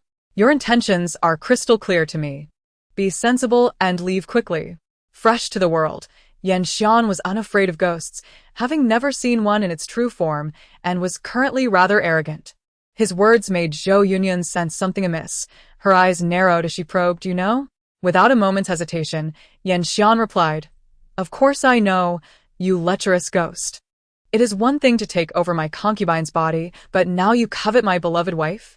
Depart at once, or I shall douse you in black dog blood, sending you to your doom. Just then, a servant entered with the black dog blood. Misunderstanding Yan Xian's intent, the obedient servant immediately splashed the black dog blood upon Zhou Yunyun. The offended male ghost bared its teeth, instantly vacating Zhou Yunyun's body. Her form collapsed, rapidly becoming a cold corpse. Bereft of its vessel, the male ghost hastily sought refuge in the shadows, its malevolent gaze fixed on Yanxian. It meant no harm, yet someone was deliberately targeting it. As the opponent was a ghost, upon leaving the body, Yanxian perceived nothing unusual. The living cannot see the spirit realm, only perceiving the branches swaying in the wind. The atmosphere grew increasingly eerie. The originally clear sky was shrouded by dark clouds. A fierce wind howled, snapping delicate branches, sweeping towards Yanxian. The gust was powerful, wildly tossing his ink-black hair. Standing there, Yanxian felt alarmed, realizing he had angered the male ghost. "Someone help me. Help!"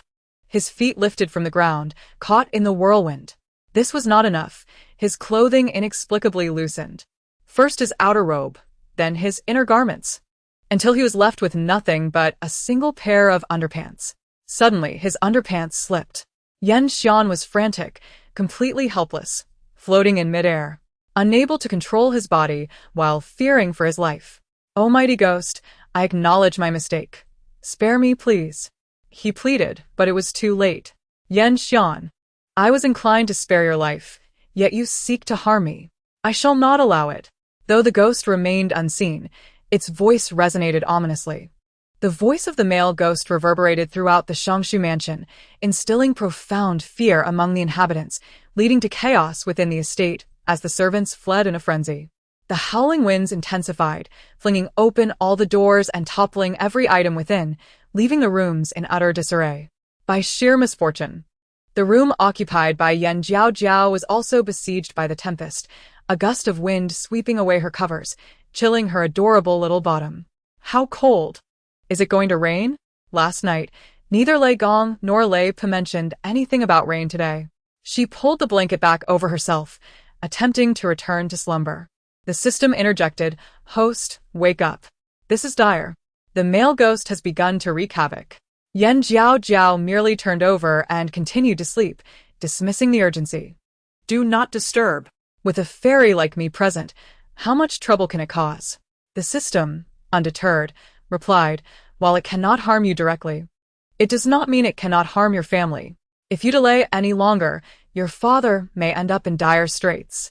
Her eyes snapped open, and she sprang from her bed in an instant, vanishing from the room before the system could react. In the courtyard, Yanxian was engulfed in regret, begging for mercy, tears streaming down his face. Upon hearing the news, Minshi hurried to the scene, pleading with the male ghost, her heartfelt words eventually persuading it to cease its violent intentions. As the winds began to calm, Yanxian's body slowly descended, gently placed on the ground. "Yan, I'm sorry for causing you distress," lamented the male ghost, its voice steeped in sorrow, echoing in Minshi's ears. It was acutely aware of its spectral nature, realizing it could not bestow happiness upon her. The past 6 months had been its happiest, yet it knew that time was fleeting, and it would no longer be able to remain by her side. Meanwhile, Yanxian felt a mix of anger and helplessness. His wife was entangled with a ghost, and he could not voice his grievances. In critical moments, he relied on his wife to intervene and save him. His dignity was in tatters. The male ghost longed to approach, but was suddenly overwhelmed by excruciating pain. Glancing over, it saw a small figure sleepily approaching. "Jiaojiao? What is she doing here?" This little girl was a mystery, and it was not a suitable moment for her presence. Before she could arrive, the male ghost hastily retreated. By the time Jiaojiao entered, the scene was restored to its original state, save for her father, who stood there bare. "Father, what happened to you?" she inquired, surveying the surroundings and noticing the cold body of Zhou Yunyun on the ground. "System, did we arrive too late? Look at my father. He asked bare, as if he has been stealing away." Yanxian protested. "What do you mean, bare? I still have my undergarments." Minshi urged, "My lord, refrain from speaking and quickly put on some clothes. You look rather unseemly in this state." Overwhelmed by embarrassment, Yanxian lamented, "Woe is me, rejected by my wife and daughter. This feeling is unbearable." The system chimed in, "Host, it's your fault for sleeping in. You allowed the male ghost to escape. What us the rush? No one was injured." Didn't my mother resolve the situation? The girl replied, Indeed, the male ghost harbored feelings for your mother, which caused a distress. But it was wise enough to know that humans and ghosts cannot coexist. Continuing to entangle her would only bring her harm. Thus, when your mother pleaded, the male ghost's heart softened, allowing your father to go free. Oh dear, what a tragic couple. A man with feelings and a woman who reciprocates. This is a love story between a human and a ghost. Jiaojiao exclaimed, reveling in the drama unfolding before her. Minshi, slightly embarrassed, urged, Daughter, refrain from speaking so much. Your father is struggling to cope. Hearing his daughter compare his wife to a ghost sent Minshi and into a spiral of despair. Oh. My lady, I am useless, utterly powerless. My lord, this is not your fault. The disparity between humans and ghosts is vast, and you have done remarkably well. Observing the couple's playful banter, Jiaojiao rolled her eyes. A man should accept defeat gracefully. Lamenting does not make one a hero. The system remarked. This matter is indeed peculiar. I find it quite strange. Minshi, sensing the tension, commented, My lord, you are quite adept at weaving tales, rivaling even women. Did you have another dream about a sage? This is remarkable, even surpassing my own abilities. The daughter teased. The system retorted, An ordinary mortal could not possess such gifts. It is simply impossible. Could it be that my father is also bound to a system? Could he be the chosen one in this realm? Jiaojiao pondered aloud, her imagination running wild. However, the system quickly dismissed her notion, stating, If any similar beings appeared, I would detect them immediately. Your hypothesis is unfounded. Chapter 26. Reincarnated next door to old Wang's family, regardless of the process, the outcome is favorable. Such convoluted dilemmas are not worth my time to contemplate. The system replied, Indeed, the host is so lazy that she cannot even be bothered to ponder. Mother, I'm hungry. Jiaojiao beamed, her eyes sparkling with innocence. All right, dear. Let us have a meal. Little did she know, the sage her father spoke of was none other than herself. I want to eat meat. The system noted. Not only lazy, but also a glutton. Yes, meat will help you grow strong. Let us go eat. Hand in hand, the mother and daughter bypassed Minshi, choosing to ignore him altogether. Minshi lamented, Oh, how it hurts to be disregarded by my wife and daughter. The day passed swiftly, almost in the blink of an eye. As night descended, just as Jiaojiao was about to retire, the system interrupted with urgent news concerning Minshi that she could not ignore. Host, the male ghost has returned to seek your mother once more. This time, it is for a heartfelt confession. What a rascal. If it won't leave, is it seeking its own demise?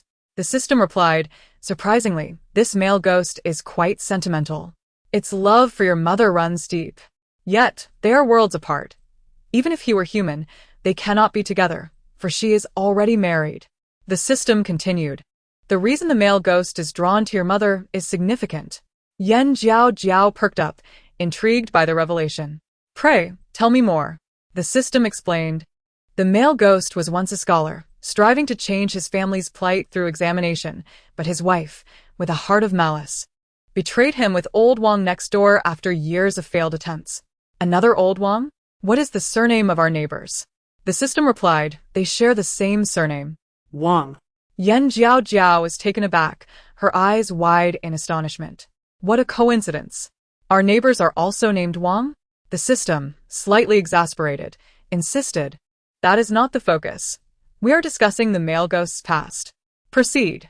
I shall not interrupt, she declared, her demeanor carefree. The system continued. The male ghost's wife was treacherous and duplicitous. His demise was orchestrated by her and old Wang.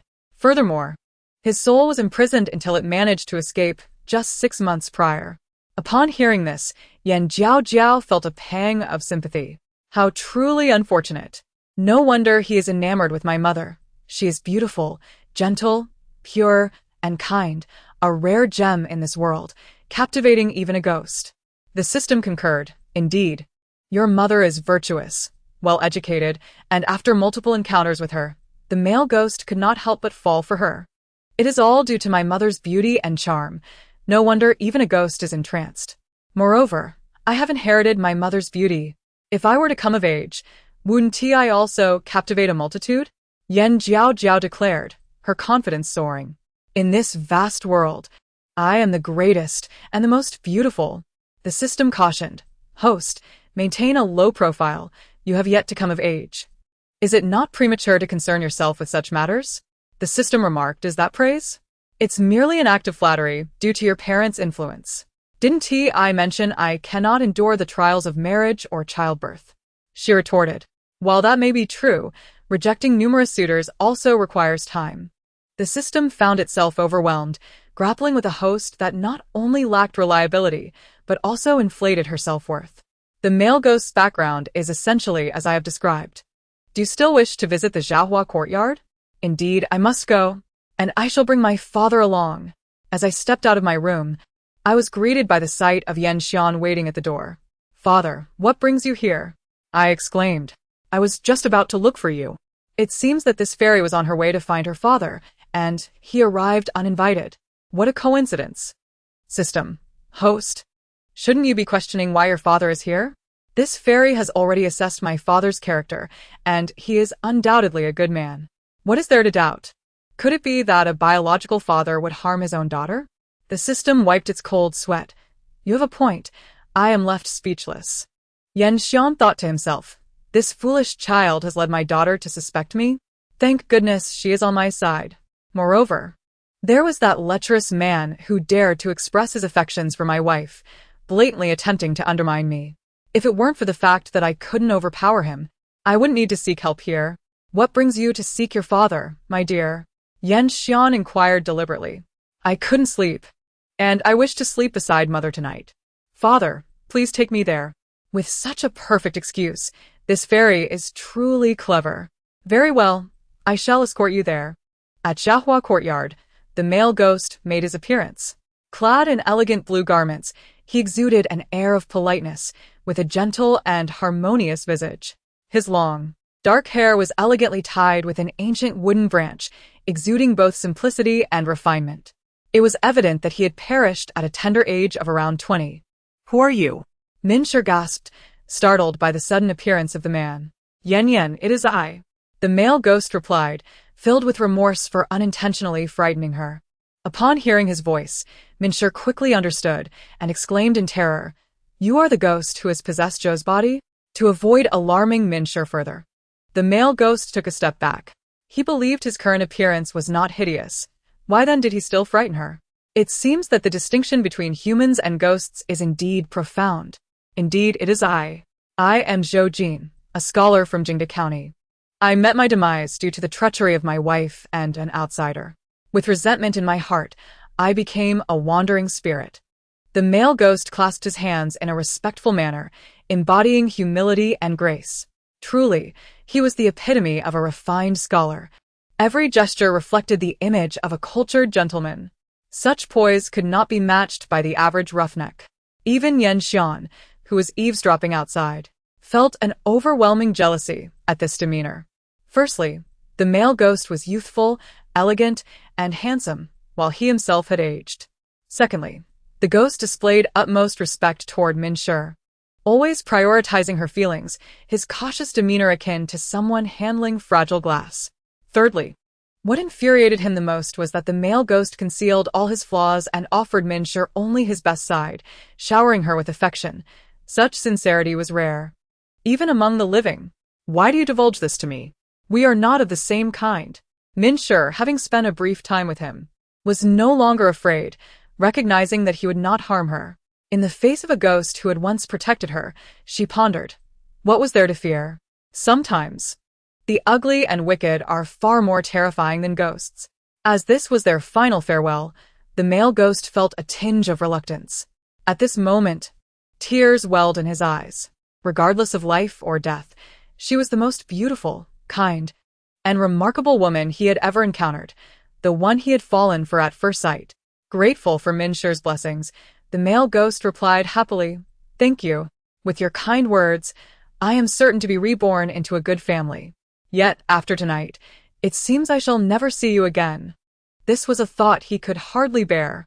Minshir was someone he could not let go. The memories they shared were so beautiful. He always considered her feelings, offering her emotional support. You shall not be lost to one another. This fairy has glimpsed the threads of fate. Your next life will see you reborn next door to old Wang's family. There will be many opportunities to meet again. Why are you weeping like a child? Yan Xian's vision darkened, nearly causing him to faint. That lecherous ghost, even in reincarnation, would not spare his wife. He was indeed audacious. Chapter 27. Old Wang's live broadcast. Is the male ghost going to be reborn in Old Wang's family? How splendid! The Wang family has been prosperous for generations and is a true merchant family. Old Wang has 5 daughters and has long desired a son. Yet his wife has only given birth to girls. If the male ghost is reborn in Old Wang's household, he will enjoy boundless wealth and splendor. Fate brings us together across distances. Even in reincarnation, we shall meet again. Really? The male ghost was inexplicably excited, fully believing Minsher's words. Indeed. Simply go and be reborn. Good people will be rewarded. In your next life, you will have loving parents and sisters who cherish you. Your days will be smooth and prosperous. Mother truly has a way with words. Her predictions seem to come true. It appears she is this male ghost's benefactor. Yan Xian rolled his eyes, feeling quite displeased. Benefactor? Surely, if you have already glimpsed the threads of fate, you would not be unaware. Reflecting on it, the male ghost named the second courtyard Siang Pavilion, likely due to mother. System.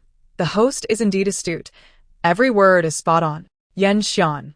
Siang Pavilion? Why did he not think of that beforehand? That detestable lecher, even sending hidden affections to my wife. How utterly distasteful. System. Host, your expression seems off. Could it be constipation? Upon glancing over, it appeared to be true. In a hushed tone, I remarked, Father, if you need to relieve yourself, please do so in the restroom. Do not hold it in. I will keep watch for you and report back at once. Yan Xian's face turned dark. Daughter, thank you. I am not in need of the restroom. Realizing how inappropriate that sounded, he slapped himself and clarified, Father has no intention of using the restroom. Also, you are a young lady. Do not speak of such things. While she retracted her neck, she muttered inwardly, It is not my fault for being cuckolded. Who told the male ghost to be young and handsome? If you could also be 10 years younger, then try. Yan Xian took a deep breath. My own daughter. I cannot strike you. I must endure. The male ghost, being exceptionally perceptive, could discern the exchange between father and daughter with ease. Farewell, dear sister.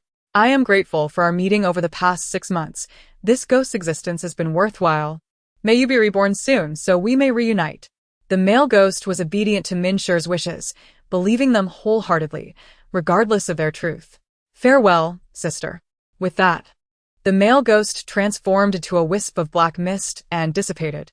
Yan Xian, he is leaving just like that? Shouldn't my daughter detain him for interrogation? Why, ease his escape. He was on the verge of reincarnation. What need was there to detain him? After tonight, the male ghost will be reborn next door. How delightful.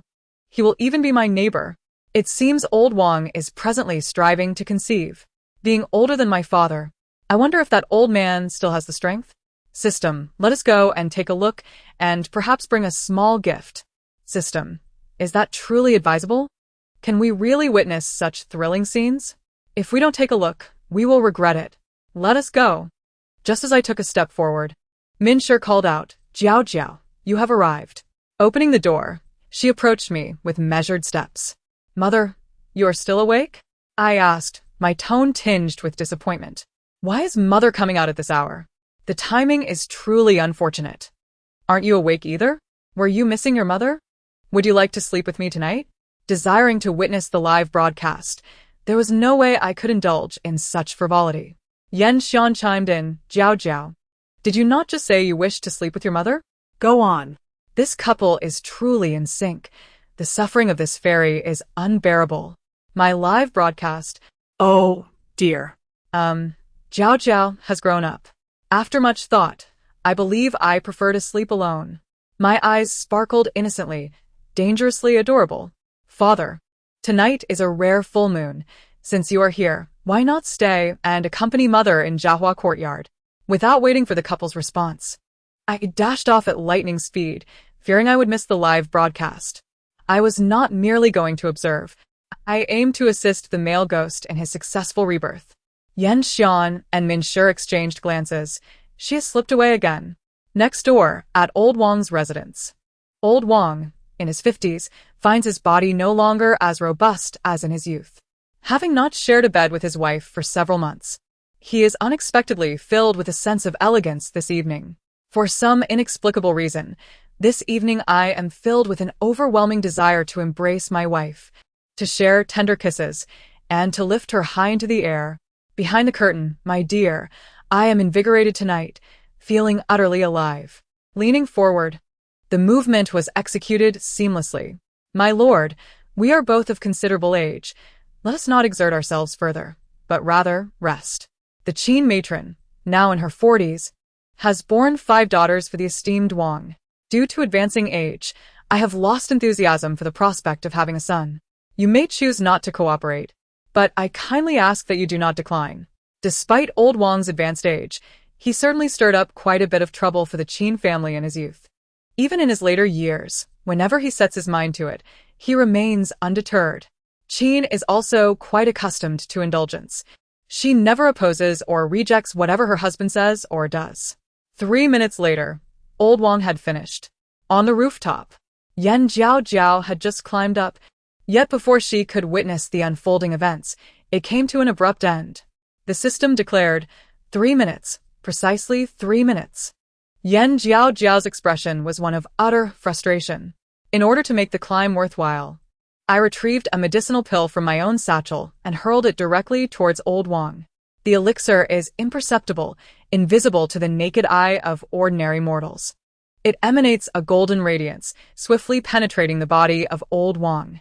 Just as old Wang was about to lie down and succumb to slumber, his body suddenly jolted. My entire being is governed by an inexplicable force, rendering my body robust and vigorous.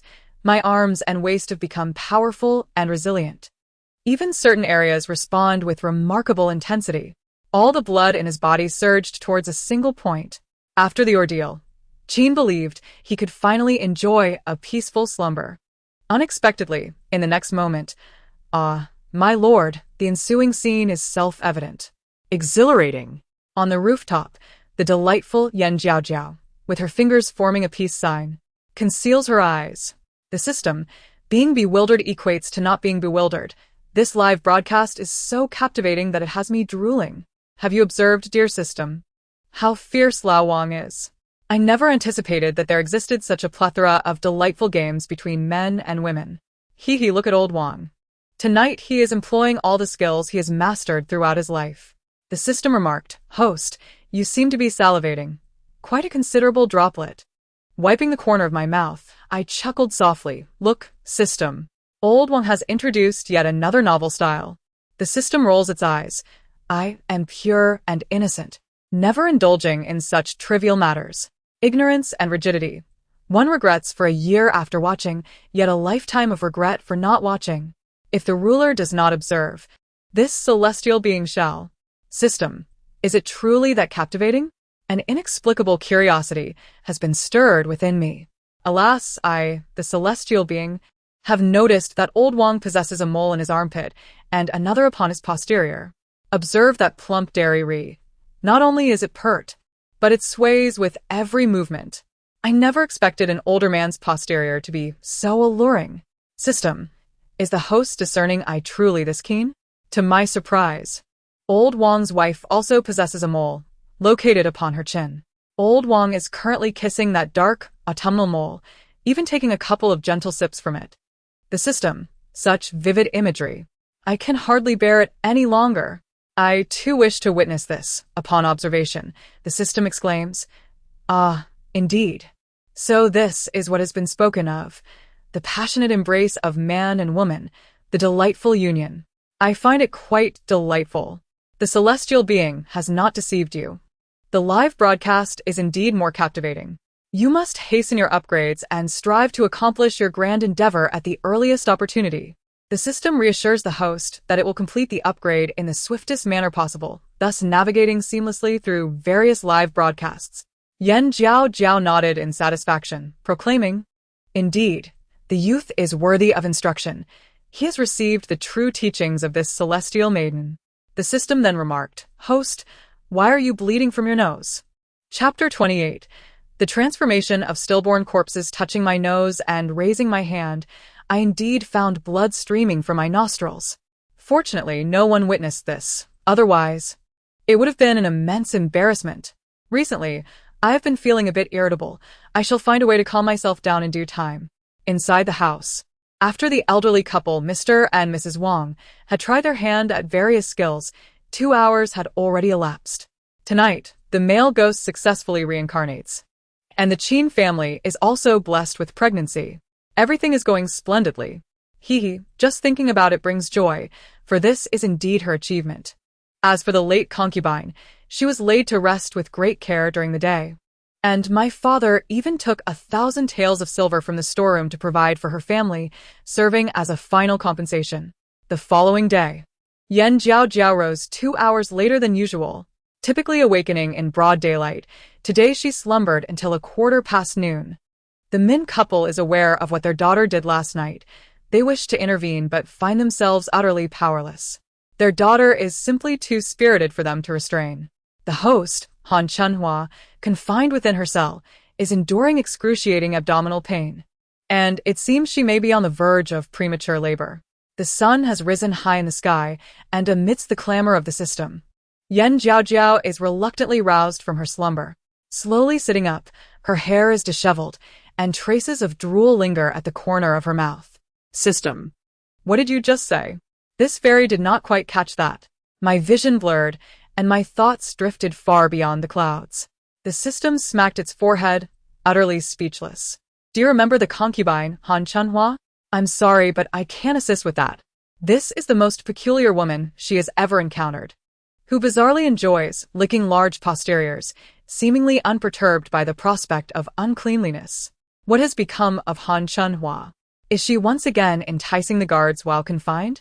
The truth is otherwise. After all, she is your father's woman, and few officials would dare to harbor improper intentions.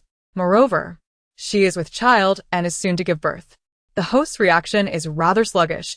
It had already issued a warning previously. System. Host, your parents have also received the news and are hastening to the magistrate's office. Let us go as well. For reasons unknown, my eyelid twitches restlessly today. As if foretelling an event, I push the door open with a creak and gaze up at the sky. It was a day of radiant sunshine and clear skies. Yet Jiaojiao furrowed her brow. With a frown etched upon her face, she began to calculate with her delicate fingers. It is not good.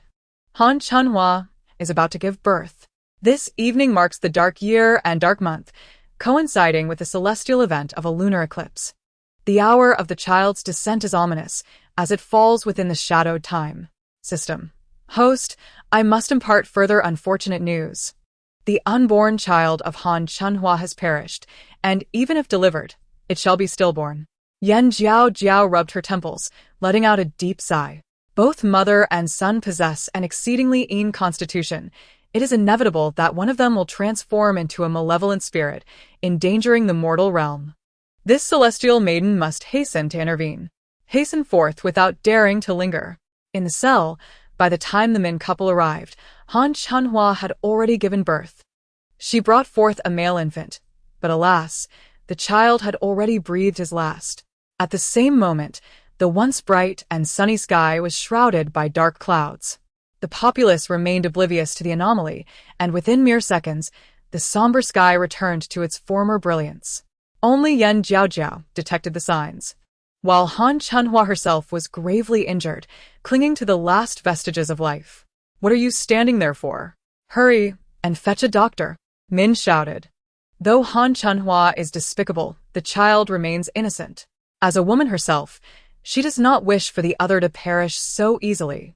Due to the damp and squalid conditions within the prison, the group carried the unconscious Han Chunhua outside.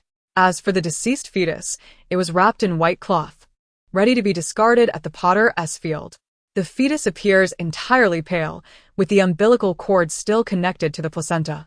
Its tiny face is wrinkled, resembling that of an elderly man. When Jiaojiao finally arrived, she was informed by the system that the stillborn had been discarded at the mass grave, prompting her to hasten towards that direction once more. System. Host, do we still have time to go back? A stillborn won't rise again, right? Regardless of what the stillborn may become, this fairy shall intervene. In the chaotic burial ground. Lu, let this be the end.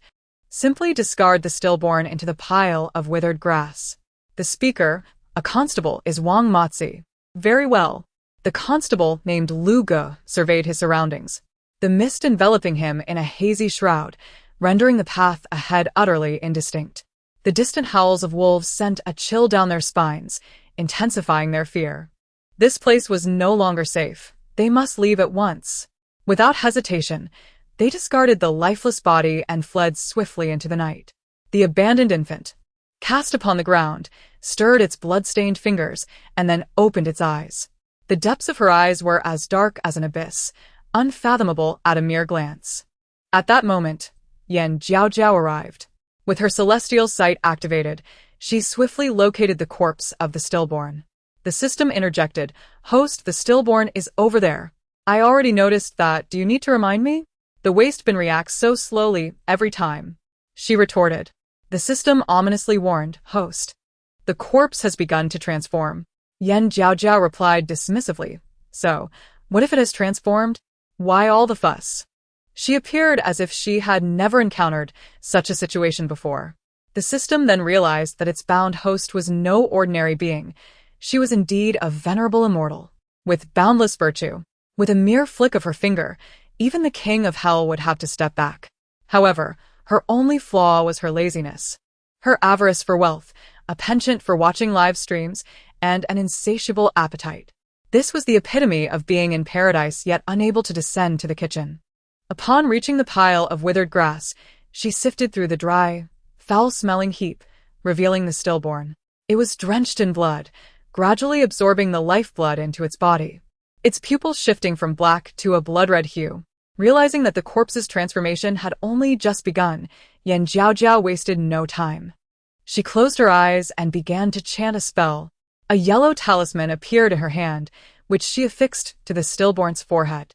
With her hands forming seals, she ignited the talisman, and the stillborn was consumed by flames. The system exclaimed, "Host, you're amazing. You resolved it in mere moments. In my past life, encountering such bothersome matters did not require my direct involvement. A mere doorkeeper could handle such trifles. Yet today I had to do it myself. How exhausting." She clapped her hands and rubbed her shoulders, as if she had undertaken a monumental task. The system was incredulous. For her, dealing with a mere corpse was as routine as daily chores. "If it weren't for the safety of the people, I wouldn't have come to such a place. Look, my new dress is already dirty." She pouted, displaying a face of grievance. The system countered, "Host, a dirty dress can be replaced. But if Han Chunhua conjures malevolent spirits to harm your parents, that would be irreparable." Upon hearing this, Jiaojiao's eyes widened, and she hurriedly asked, "Han Chunhua is dead? Wasn't she just hanging on by a thread? How could she have kicked the bucket so quickly? Truly useless." Glancing at her petite arms and legs, the system sighed. Though the host was formidable, her small stature greatly hindered her pace. Jiaojiao rolled her eyes, ignoring the system. Her pupils shifted to a golden hue, and soon, a large eagle descended before her, crouching down. After half a tea's worth of time, Jiaojiao was successfully delivered to the courtyard of the magistrate's office by the eagle. She dismounted, stroking the eagle's brown feathers, and said, "My friend, you've worked hard today. You seek offspring, do you not? I shall grant you one. This time next year, your mate will give birth." The eagle was filled with excitement. Did the celestial being truly know this? Seasons passed, and it had persistently pursued its female eagle, yet every spring, it had failed. Without any eagle chicks, it had become the subject of ridicule among its peers, questioning its virility, leaving it unable to raise its head among its kind. Now, with the celestial's auspicious words, it felt assured of its future offspring. "Thank you, celestial being." The eagle bowed sincerely before Jiaojiao, not daring to act out of line. It was a 1,000-year-old eagle, with insufficient merit to even hold the shoes of a Taoist, let alone that of an immortal. Although this great being seemed somewhat unremarkable, she was nonetheless beyond its reach. Such a trivial task was of no consequence. It was best to depart quickly to avoid being seen. Yes, celestial being. The eagle spread its wings and leaped into the air, swiftly flying away. The system noted that though the eagle had rendered great assistance, it was the host who deserved the thanks. See, background and strength are indeed significant. Perfect timing. Just half a tea's worth of time. The system continued.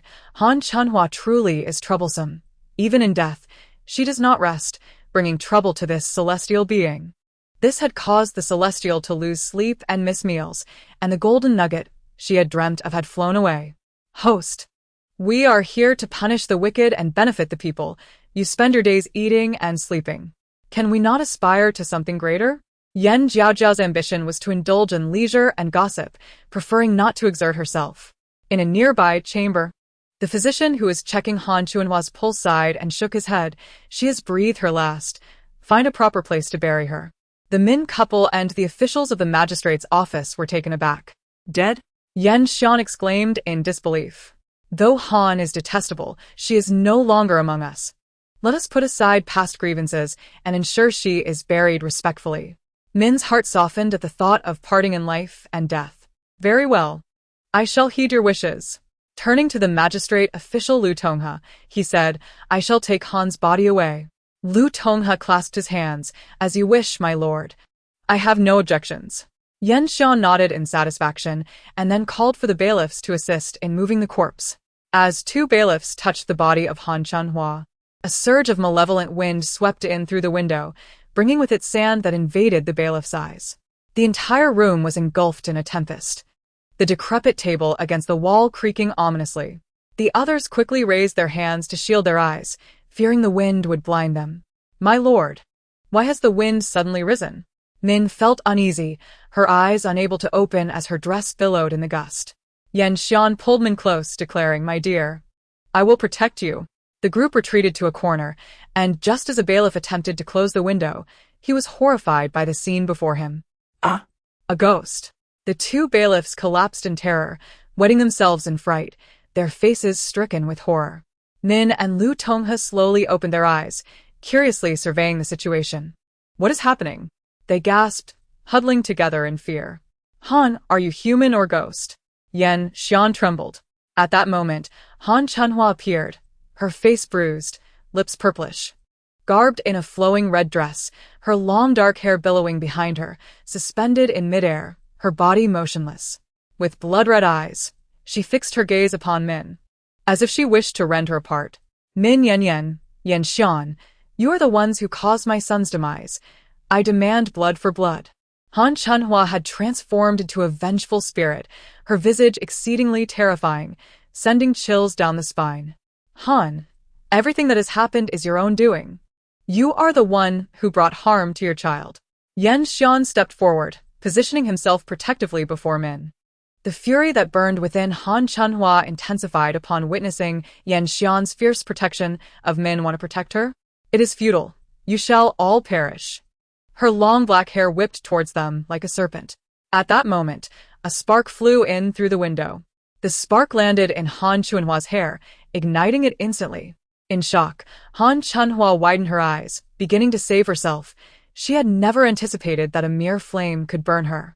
After all, she was now a fearsome spirit, more powerful than an ordinary ghost, which merely exists as an ethereal entity. Without a body, they are invisible to humans, and to linger in the human realm, they must possess physical bodies. Yet she had only just died, empowered by the foul essence of her demise, and having passed away during an inauspicious time. She had become a vengeful spirit, but little did she know that on her first day of transformation, she would be consumed by flames, reduced to ashes, oblivious to the reasons behind it. Inside the room, the group exchanged bewildered glances, each equally confounded. Is that it?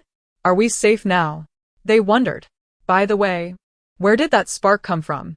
How coincidental that it flew in through the window. My lord, I cannot possibly have been dreaming just now, could I? Would you slap me to confirm? Lu Tonghe expressed disbelief, having never seen a ghost self-ignite before. Before the events could fully sink in, Yan Xian, with a knack for theatrics, delivered a resounding slap to Lu Tonghe. No, you are not dreaming. It indeed transpired. Thank you, my lord. Lu Tonghe stammered, recalling the frightful scene, a chill running down his spine. Outside the window, not far away, Jiaojiao was toying with a red candle, flickering with a playful flame. The fire she had conjured was not mere flame. It was a spectral fire specifically designed to combat various malevolent spirits. Thus, the vengeful spirit Han Chunhua was powerless against this formidable force. Upon hearing Jiaojiao's innermost thoughts, the Min couple instantly understood, particularly Mrs. Min, who felt a profound sense of rebirth and joy. Their daughter had arrived, and it was indeed their daughter who had subdued the Han family. How fortunate that Yan Shuren's daughter had come to the magistrate's office. No wonder Han was scorched by the flames. It was their precious daughter who had saved them. Accidentally playing with fire and burning a ghost. What a sin. This fairy did not intend it, but who compelled you to harm my father and mother? The system remarked, host. That was ghost fire. How could the vengeful Han Chunhua withstand it? With a playful touch to her nose, she chuckled. That was a bit too straightforward. Next time, I shall be more gentle. The Min couple felt no need for gentleness. What she had done was remarkable. Had she delayed even a second longer, they would have perished. The system chimed in. There will be no next time for Han. She has been directly cast into the 18th level of hell. Such a sin. Oh, Amitba. This fairy did not mean it. Indeed, it was not unintentional. It was intentional. Jiaojiao, you've arrived. Mrs. Min approached Jiaojiao, her heart brimming with countless words, yet unsure how to express them.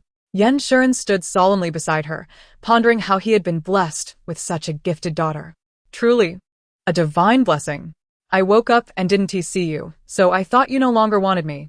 After a bit of inquiry, I learned you had come to the magistrate's office, so I followed. Mother won't be angry, will she? Her small face wore a look of dejection, filled with grievance. The system commented, the host truly knows how to act. Mrs. Min chuckled lightly. Angry? How could I be angry? I merely wish that next time you remember to bring attendants for your protection. The system quipped, the host is a little demon. As long as she doesn't harm others who could possibly harm her. Protection? When the little demon wreaks havoc, perhaps everyone should first ensure their own safety. Upon returning to the minister's residence, Yan Jingting knelt beside the man and introduced, second brother, this is our little sister, Yan Jiaojiao. Isn't she adorable? As he spoke, pride radiated from him. She was not only his lucky star but also his savior. To have such a sister was a blessing he had earned in a past life. Is this truly our sister lost for 6 years? She seems so thin. It appears she has suffered greatly during these years. Is this the second brother Yan Qiushui, the third unfortunate soul? Yan Qiushui looked around, bewildered. What sound was that? Am I imagining things? My sister hasn't spoken yet. The Min couple exchanged glances. The third unfortunate soul? Has the second son fallen victim to the girl's deception? Yan Jingting smirked. Who would have thought that second brother has secrets of his own? This second brother is truly unfortunate. Not only does he look unwell, but he also exudes an aura of misfortune, clearly a lack of vitality. Isn't there a risk to his life? The system interjected, host. Your second brother's predicament is not without cause. Recently, he acquired a lotus lantern, which he has been enshrining in his chamber. Yan Jiaojiao retorted, not every object can be worshipped, some are malevolent. The more one venerates them, the more they endanger one's life. To dare to enshrine a malevolent lotus lantern in his chamber, who else could be as unfortunate? Hello, second brother, I am Yan Jiaojiao. Her voice was as melodious as a lark, delightful indeed. But the next moment, the third unfortunate brother certainly looks presentable. Yet it's a pity his judgment is clouded. To worship malevolent objects is one thing, but to be oblivious to the truth is quite another. Yan Qiushui was shocked. It's true. The voice matches perfectly. That inner voice just now was indeed my sister's. She appears delicate and frail, yet her heart is wild. Recently, he had acquired a lotus lantern, believing it to be the sacred oil lamp of Guanyin, capable of bestowing peace and prosperity. How could it be malevolent? His sister must be speaking nonsense. No. She must be imagining things. Sister, you have been wandering these years. I'm sure you've faced many hardships. Rest assured, second brother will protect you from now on. No one will dare bully you. Yan Qiushui declared with righteous indignation. Though his sister seemed eccentric, she was still his dear sister who had suffered much. It was only natural for her to be a bit mad. Oh, you who cannot even safeguard yourself, how could you protect this fairy? You should first take care of yourself. This fairy can ascend to heaven and descend to hell. Look at your frail physique. Tut, tut. Yan Jiaojiao expressed her disdain for this third brother. Yan Qiushui's sister was not only eccentric but also somewhat deranged. This was a matter that required treatment. Thank you. Second brother. Yan Jiaojiao beamed with sweetness, her charming facade capable of deceiving anyone, were it not for her inner thoughts being revealed. The system noted, host. Your second brother's lotus lantern was gifted by his sworn brother Wu Jingfeng, who is not a virtuous character.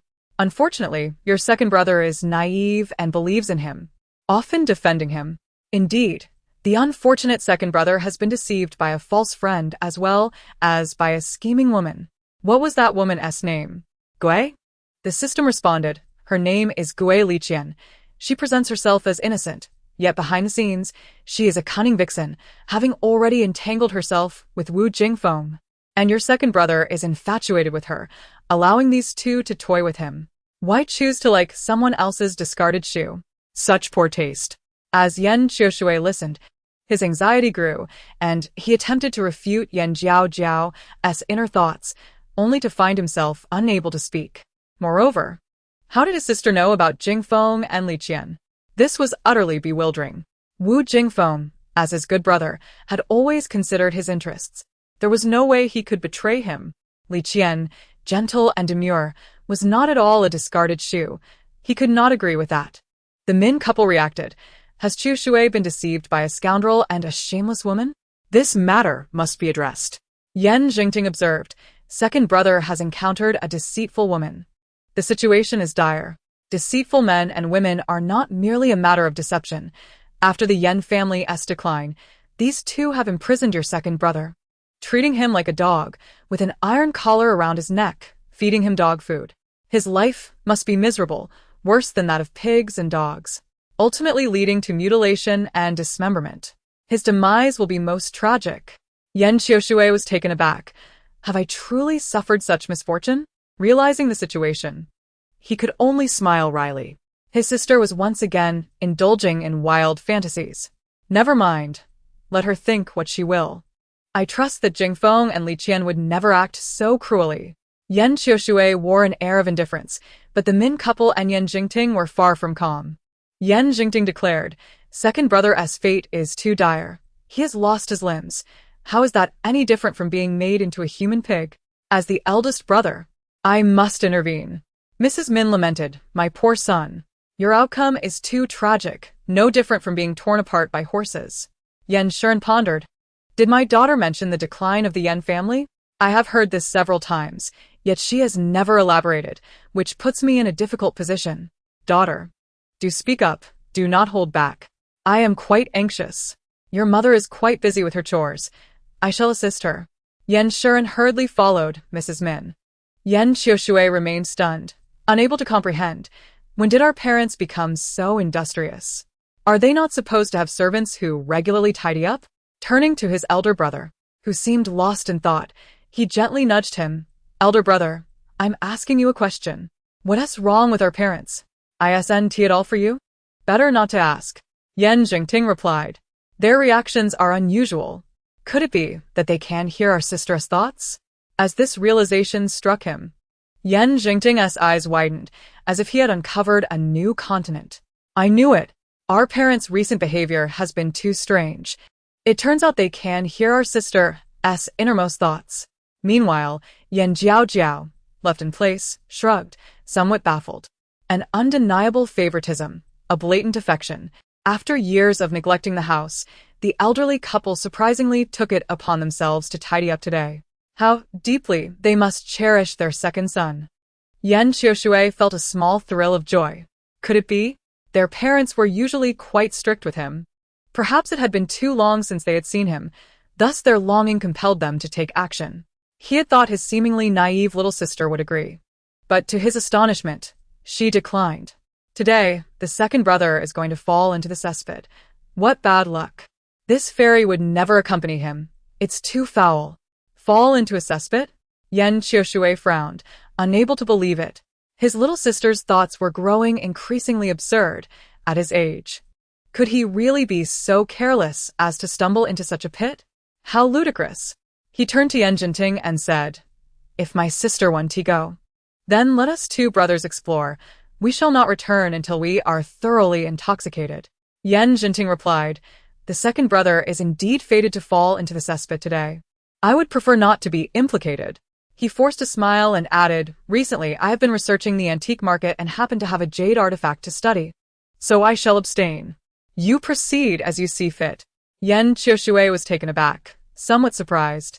Normally, he would never refuse an invitation, yet today he was retreating. Surely, he wouldn't he actually fall into a cesspit. Why were they all avoiding him like a venomous snake? Chapter 31. The cesspit as Yan Qiushui left. Yan Jiaojiao sighed and shook her head. "Forget it. The second brother is acting so arrogant. Even if I warned him, he wouldn't he believe it. Let him learn a lesson." Reuniting remarked, "Sister, your second brother is indeed arrogant. Not even a warning from you would change his mind, let alone from the eldest brother." Navigating a convoluted route, Yan Qiushui found himself heading directly towards the latrine. Suddenly, he recalled Yan Jiaojiao's voice. She had said he was destined to fall into the cesspit today. With that thought, his beautiful eyes narrowed slightly, and soon his lips curled into a smile. He was fully aware of the cesspit's location within the household. Now that the cesspit was to the left of the latrine, if he walked to the right, surely nothing would happen. Having taken the detour, how could he possibly fall into the cesspit? As he walked, his spirits inexplicably lifted, and he began to whistle unconsciously. In a moment of distraction, his foot slipped, and he found himself plummeting into the foul and filthy cesspit. Oh no, he truly fell into the cesspit? How revolting. Thankfully, the cesspit was only waist-deep, or else he would surely be in a dire situation. Using his hands to push against the sides, he struggled to climb out just as a servant, alerted by the commotion, rushed over. Upon seeing Yan Qiushui in the cesspit, the servant exclaimed in astonishment, "Second young master? What on earth are you doing jumping into the cesspit?" He pulled the foul-smelling Yan Qiushui up, fanning his nose in disgust. "Only someone with a screw loose would jump into a cesspit. I accidentally fell in. Besides, isn't our cesspit located to the left of the latrine? How did I end up here?" His tone was filled with indignation, clearly vexed. How could such a large pit be missed? Ha ha ha. The unfortunate second brother has fallen into the cesspit. This is the price of misfortune. With such bad luck, falling into a cesspit is merely the beginning. The real drama has yet to unfold. System. Are you not going to intervene? Can you bear to watch your second brother continue to suffer misfortune? This fairy also wishes to assist, yet is powerless. Just look at my second brother's demeanor. He is quite the barbarian. And now he only heeds the words of Wu Jingfeng and Gui Luqian, disregarding anything else. The system nodded in agreement. That is a valid point. Your second brother appears dignified, but has a truly wild nature. Kind words may not penetrate his stubbornness. He must endure hardship to learn his lessons. It is understandable that the second brother is wild. After all, he is the reincarnation of the martial star. In this life, his only opportunity for distinction lies in military service. As for everything else, he is utterly incompetent, ranking last. Just then Reuniting, who had come to witness the spectacle, was taken aback. His second brother was the reincarnation of the martial star? No wonder he had always been fond of wielding weapons. Among children of the same age, under the tutelage of martial arts masters, he alone grasped techniques effortlessly, performing movements perfectly without needing to repeat them. It was clear now. If he joined the military, he would undoubtedly become a formidable general in the future. After all, his second brother's presence was imposing, though his temperament was rough. He was also reasonable. His aptitude for martial arts was evident. He would grasp it with little effort. Having heard the thoughts of the system, Yan Qiushui realized his little sister had arrived. He looked up to see his elder brother was also present. How embarrassing it was to be witnessed in such a predicament. Could they not pretend they hadn't seen and quietly leave? The two siblings thought, no. We came specifically to watch the drama unfold. Second brother. Why walk into a cesspit when there is a wide road available? Jiaojiao approached with a serious demeanor, though he struggled to suppress his laughter. Jiaojiao retorted, can I say that I was blind and didn't see it? Your second brother is indeed blind. Misfortune follows him. He would fall into a cesspit regardless of the path he takes. Jiaojiao replied, I don't believe you, you little brat. This time, falling into the cesspit was merely a coincidence. I refuse to believe that I will be unfortunate every time as you predict. Jiaojiao said, my second brother is too pitiful. As the elder brother, I cannot just sit idly by. A timely reminder is still acceptable. System. Host. Your second brother is indeed stubborn. Refraining from warning him is wise. If I were to warn him, and misfortune were to befall him afterward, he would think I was cursing him. System. Among your brothers, only your second brother is so obstinate and unreceptive to advice. It may do him good to endure some misfortune. What sort of peculiar habit does the second brother have? To dive into a cesspit for a bath. Jiaojiao approached with small, innocent steps, her demeanor making it hard to be angry. Hearing this, Jiaojio's expression darkened. Is this truly his 6-year-old little sister? Still bothering him? This fairy refuses to leave. I want to see your embarrassing state. Jiaojio replied, fine, watch all you want. There's nothing worse than this. In Jianan courtyard, the Min couple was preparing to destroy the lotus lantern found in Jiaojio's room when they encountered him. Covered in filth as he entered the courtyard, Min was taken aback. Jiaojio, what happened to you? What happened? Clearly, I am possessed by the god of misfortune.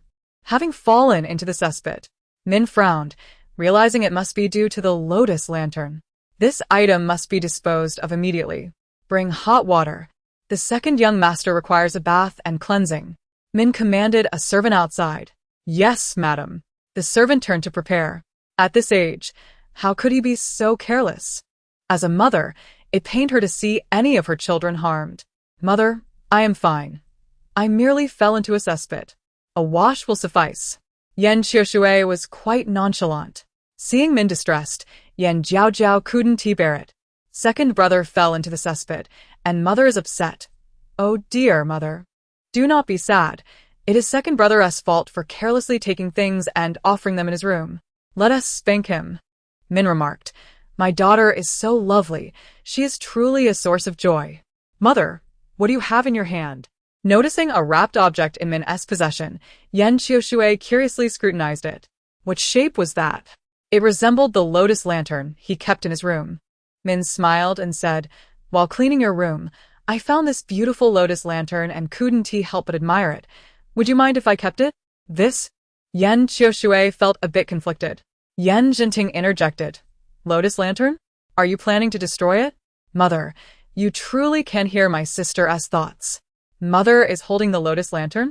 No, mother, this is an evil object. Not to mention offering it. Merely touching it brings bad luck. Min insisted. It is not easy being a mother. Even if it brings bad luck, it must be taken away. It cannot affect my son. Hearing that the evil lotus lantern would bring misfortune if touched, Jiaojiao hastily snatched it from Min. Madam, allow me to handle it. It was better for him to bear any ill fortune alone. Watching the couple tussle over the lotus lantern, Jiaojiao stood dumbfounded. His little sister said it was an evil object, yet his parents seemed so fond of it. They were even fighting over it. Father, mother, let me take care of it. Jiaojiao, unable to watch any longer, snatched the lotus lantern. Jiaojiao looked between her parents and her elder brother. 1,000 questions swirling in her mind. Why is this lotus lantern so captivating? The fairy possesses over 100 such lamps, each imbued with genuine protective energy, far surpassing this worthless trinket. Perhaps I should gift each of you one in due time? Mr. and Mrs. Min, daughter, hurry and give them to us. We can hardly wait. Jiaojiao, little sister, why not present them now? Jiaojiao, the lotus lamp is merely a toy, suitable for children, and I have no desire for it. Chapter 32. Confronting the scoundrel and the harlot Yan Jiaojiao did not promise anything to Yan Xiaoshui, who was feeling parched. She pinched her throat dry. Grabbing a teapot and cup nearby, she naturally poured herself a glass of water. Drinking water is quite ordinary. But the next moment, one tends to choke when misfortune befalls them. As Yan Xiaoshui drank, she began to cough uncontrollably, having gulped too hastily and, as expected, choking. Xiaoshui, take your time. You're currently plagued by bad luck, so exercise caution in all matters. What kind of person is my little sister? Could she have foreseen such a minor incident as choking on water? Was falling into a cesspool merely a coincidence? What then should we make of choking on water? Little sister, come here. Upon reflection, perhaps my little sister's intentions are not so simple. No, second brother, you stink. She pinched her nose, utterly disgusted. Does she not realize how foul she herself is? Does she expect me to approach? That's simply intolerable. I'm merely here to observe. So don't even think about making me come closer. Tears streamed down Yan Xiaoshui's face. She had been scorned by her little sister. If my little sister's sentiments are genuine, then perhaps this misfortune stems from the lotus lamp. Should I not destroy it? The lotus lamp belongs to me, and I shall not part with it. Yan Xiaoshui gazed meaningfully at the lamp. System, my family is quite peculiar. It feels as if they are in sync. Second brother hasn't even bathed and is already setting off. Are they all in their right minds? System. Everyone has a brain, but not all of them are using it. At the door, Yan Shuren paused momentarily. Xiaoshui, please bathe first, and after you are done, we shall head out. Mrs. Min quickly concurred. Yes, wash up first. Meanwhile, several young servants carried a wooden tub filled with hot water into the room, proceeding to the adjacent bathing area. I will bathe first. You all wait outside for a moment. I cannot bear this stench any longer. The group stood outside, all wearing anxious expressions, eager to dispose of the lotus lamp. But since it was a gift from a nefarious individual, how could they allow such a villain to escape unscathed? And that wretched woman, Gui Luqian, must have this cursed connection severed. Yan Jiaojiao stretched lazily, looking utterly bored. How long must we wait? I despise waiting for others. System, host. No matter how long this takes, we must witness the unfolding drama between Wu Jingfeng and Gui Luqian. It will yield substantial rewards. Will I be able to level up after this? The thought of leveling up made Yan Jiaojiao feel a surge of excitement. System. Well, I'm not entirely certain. Even if there is no level up, you are not far from it. Mrs. Min furrowed her brow, wondering why her daughter was so fixated on leveling up. How impatient is she to witness the live broadcast? Yan Shuren wore a look of helplessness. My dear daughter, why choose to watch this particular live broadcast? Yan Jingting. What live broadcast? Could someone please clarify? Jiaojiao, as a girl, you must conduct yourself with propriety and not be so brazen. Mrs. Min could not help but voice her concerns. Upon hearing this, Yan Jiaojiao was utterly bewildered. What does mother mean? I have said nothing, done nothing. Why am I suddenly being accused of being brazen? Is she mistaking the target? System. Host, your mother is observing you. She likely has not mistaken the target. Mother. What does it mean to be brazen? I do not understand. Could you elaborate? Yan Jiaojiao feigned ignorance. Her question left Mrs. Min at a loss for words. How could she explain such matters? Seeing Mrs. Min silent, Yan Jiaojiao turned to Yan Shuren. Father, do you know? What about the eldest brother? Yan Jiaojiao continued her inquiries, seemingly unwilling to relent until she got to the bottom of it. Yan Jingting also appeared quite awkward. Why was mother bringing up little sister? Did she not know how troublesome little sister could be? Wouldn't we be the ones suffering in the end? This question was rather difficult. The eldest brother was equally clueless. Is that so? Yan Jiaojiao narrowed her beautiful eyes. I would be surprised if you were unaware. Do you think I don't know just because you don't say anything? Hee. After a cup of tea had passed, Yan Xiaoshui emerged from her bath, looking refreshed and invigorated. As she stepped out, everyone stood neatly in the courtyard. Mother, father, eldest brother, little sister, what is this? Are you all more concerned about the lotus lamp than I am?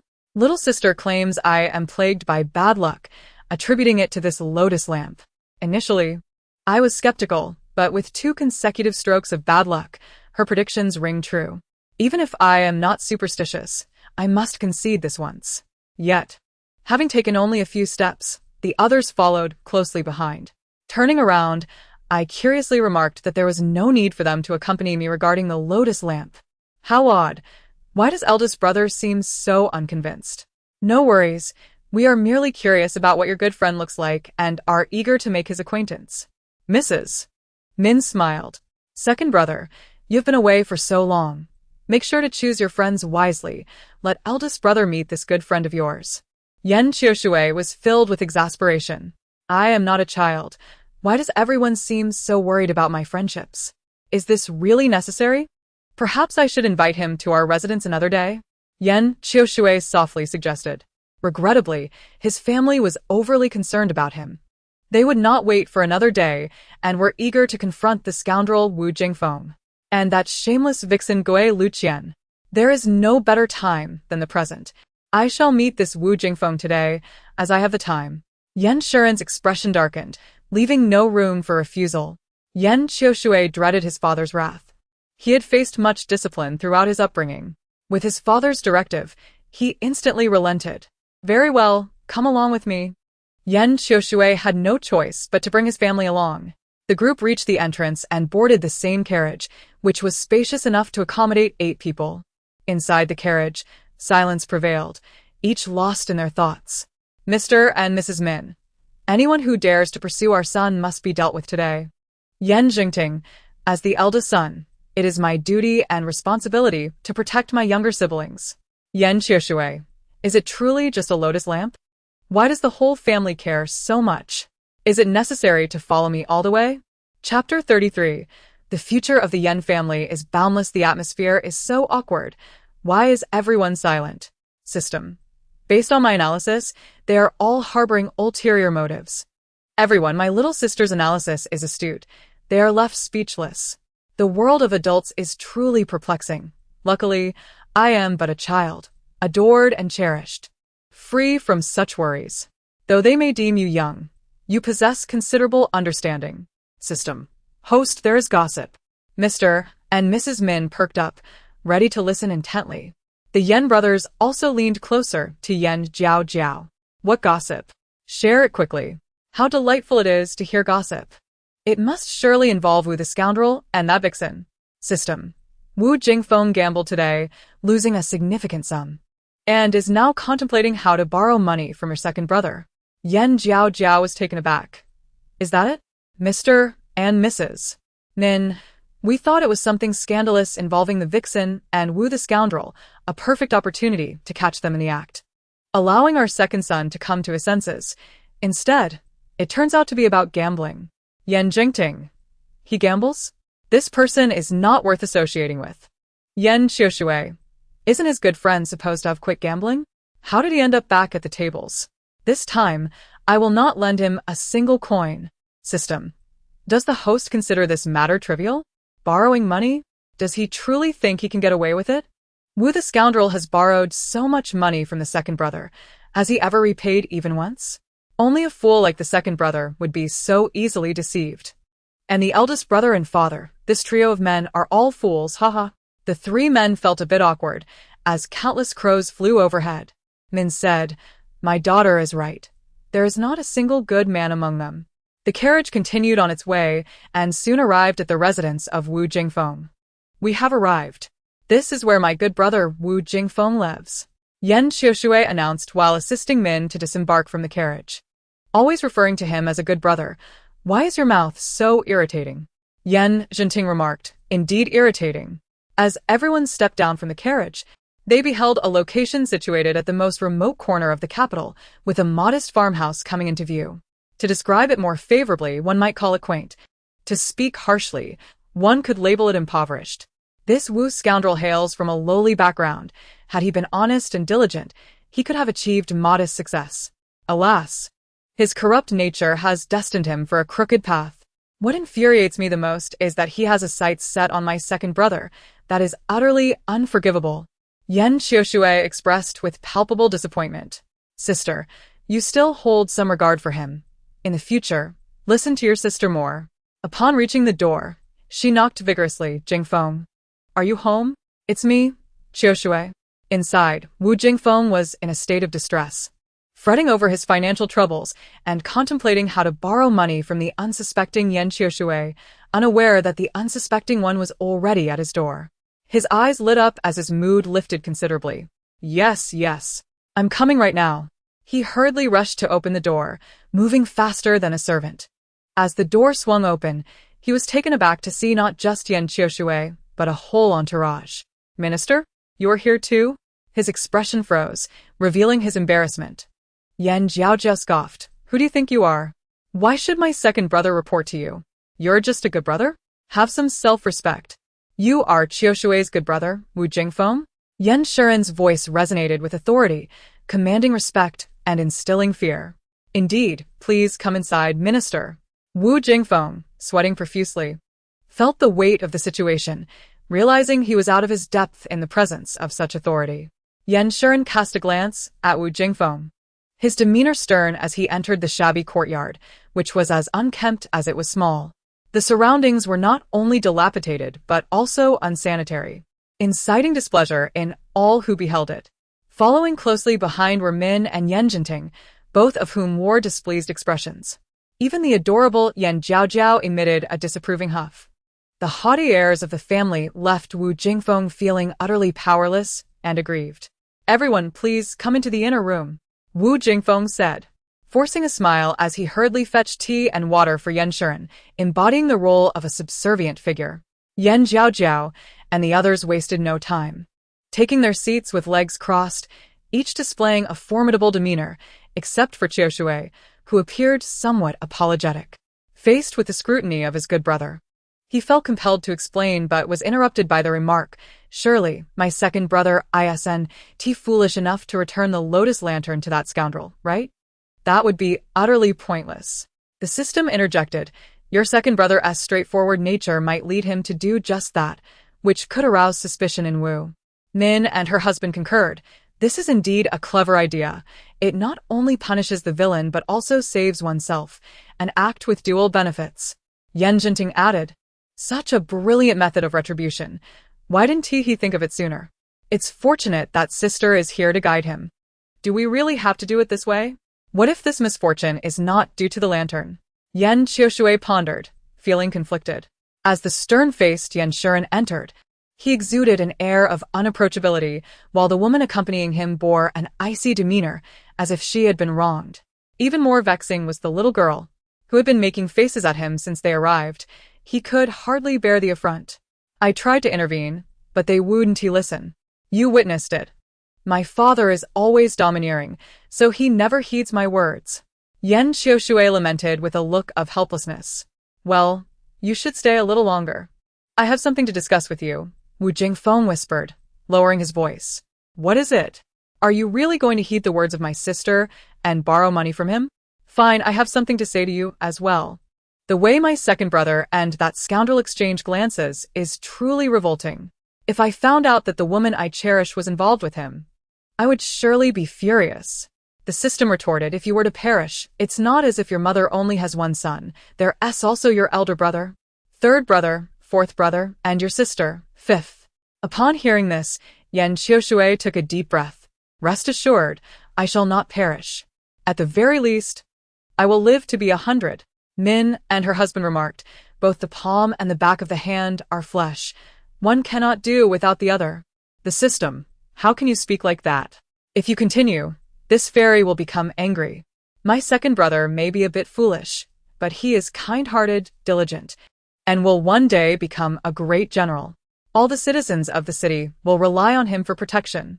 Is the second one going to be a future general? Splendid. As a mother, this brings her immense pride. Yan Shuren declared, Qiushui possesses exceptional martial skills. He has been training since childhood. Who knew he truly has the makings of a great general? Yan Jinting added, sister mentioned he would engage in commerce and become wealthy. Now, with my second brother in the military, the future of the Yan family is limitless. It is indeed a dual acquisition of power and wealth. Chapter 34. The trials of the rodent today. I was unaware of the minister's visit, and my place is rather humble. I hope for your understanding.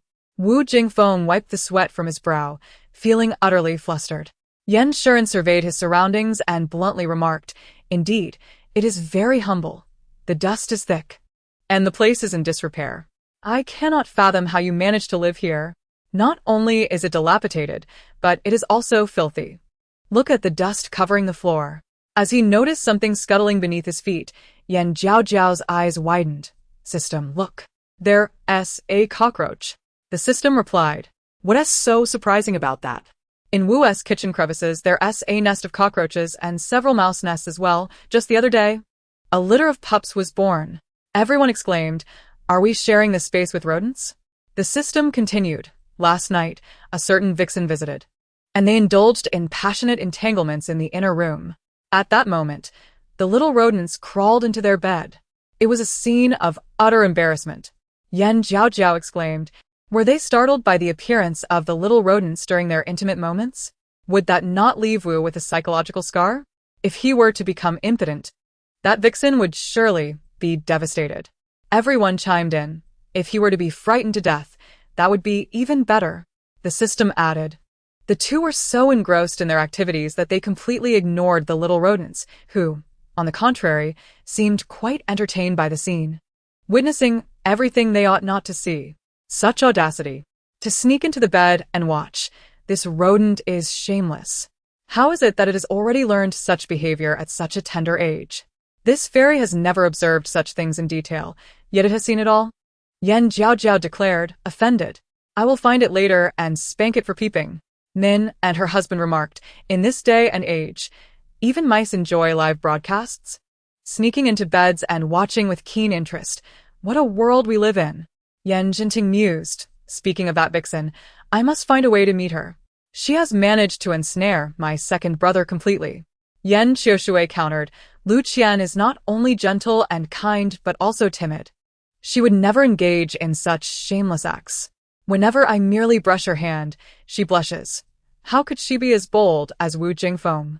Wu had long loved reading and writing, but due to his family's impoverished circumstances, he could not afford to attend an academy. So, he spent his leisure time practicing his calligraphy and reading poetry. Noticing the dire situation, Wu Jingfeng shifted the topic and began to flaunt his literary talent. "You can read?" Yan Shuren inquired, intrigued, for he had always held scholars in high esteem. "Yes. But my handwriting is quite poor and cannot compare to that of the minister." With that, Wu Jingfeng opened a drawer and retrieved a scroll of poetry. Yan Shuren reached out to take it, unrolling the scroll to examine it closely. At first glance, the handwriting appears hasty, yet in truth, it is robust and powerful. Exuding en imposing aura. The strokes flow gracefully like clouds and water, transcending the mundane. What a marvel! Just as I was about to express my admiration, I overheard someone exclaim, "Father is truly gullible. This handwriting is clearly not penned by Wu Zhanan. If he were capable of writing, even the dog next door at Aunt Zhang's would be feasting on dung." The crowd grew embarrassed. After all, isn't it typical for dogs to indulge in such behavior? The system interjected, "This handwriting belongs to an impoverished scholar who, due to his dire financial situation, relies on calligraphy and poetry to make a living." It remains a mystery how this literary work fell into the hands of Wu Zhanan. Father is truly adorably naive. To ascertain someone's literacy, one need only request a live demonstration. Yan Shuren remarked, "Is this handwriting truly not by Wu Jingfeng? How audacious to attempt to deceive him as well. This poem is remarkable. I had no idea Master Wu possessed such literary talent." Subsequently, Yan Shuren deliberately read the poem aloud in front of everyone. Upon completion, all present discerned the issue, yet only Wu Jingfeng remained oblivious. During the recitation, Yan Shuren intentionally mispronounced two characters. Believing that if the poem were indeed authored by Wu Jingfeng, he would immediately recognize the discrepancies and point them out. However, the latter remained silent, foolishly applauding instead. This indicated that the poem and the handwriting were not his. Yan Shuren's expression darkened, and he slammed the worn wooden table in frustration. Wu Jingfeng stood frozen, perplexed. What had caused this old man to transform so suddenly? "My lord, what troubles you?" he inquired softly, retracting his neck. This poem is not your creation. Nor is the handwriting yours. Do you still wish to deceive me? What punishment shall you face? Yan Shiren glared at Wu Jingfeng, leaving him cornered and defenseless. Wu Jingfeng took 3 seconds to process this, recalling Yan Shiren's earlier recitation. Had he just been duped by this old man? The poem is indeed not mine, but the handwriting is. He retorted. Ask Xiao Shui, he has seen my writing. Wu Jingfeng continued to defend himself, casting a pleading glance at Yan Xiao Shui to vouch for him. My second brother will surely claim he has witnessed Wu Zhanan's handwriting. But that is merely Wu Zhanan's premeditated ruse, a case of swapping pears for peaches. Enough. I think it's best we cease the charade. He is nothing but a fraud. Xiao Shui, please refrain from associating with such a person in the future. Min Shi interjected impatiently. Yan Jingting added, this place is filthy. Father, mother, let us depart.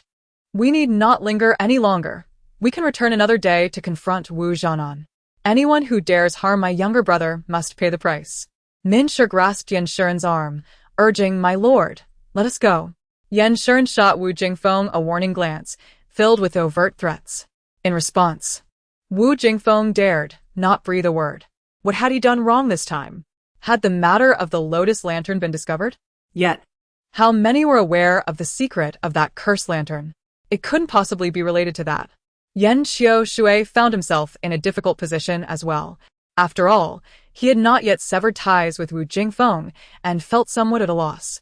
Let them leave. My parents are always like this. Do not mind them. I shall see them off. You need not follow and be an eyesore. Yan Xiao Shui stated, patting Wu Jingfeng's shoulder. An eyesore? Indeed. The Yan family did not hold him in high regard, especially considering their status. Perhaps they were merely here to flaunt their power. Very well, Wu Jingfeng conceded, following suit reluctantly. The group soon made their way outside. Second brother, why are you standing there in a daze? Aren't you supposed to hide the lotus lantern? Are you saving it for the new year? Yan Xiao Shui asked. I am currently seeking a place to conceal it, he replied. Xiao Shui, your good brother is of questionable character. The lotus lantern he gifted is no good either. Just bury it in his yard and let him share in the misfortune. Yan Shiren bluntly remarked. Father and mother are impressive. I, too, agree with this plan. However, this vegetable garden seems unsuitable. What if Wu Zhanan discovers it while harvesting vegetables?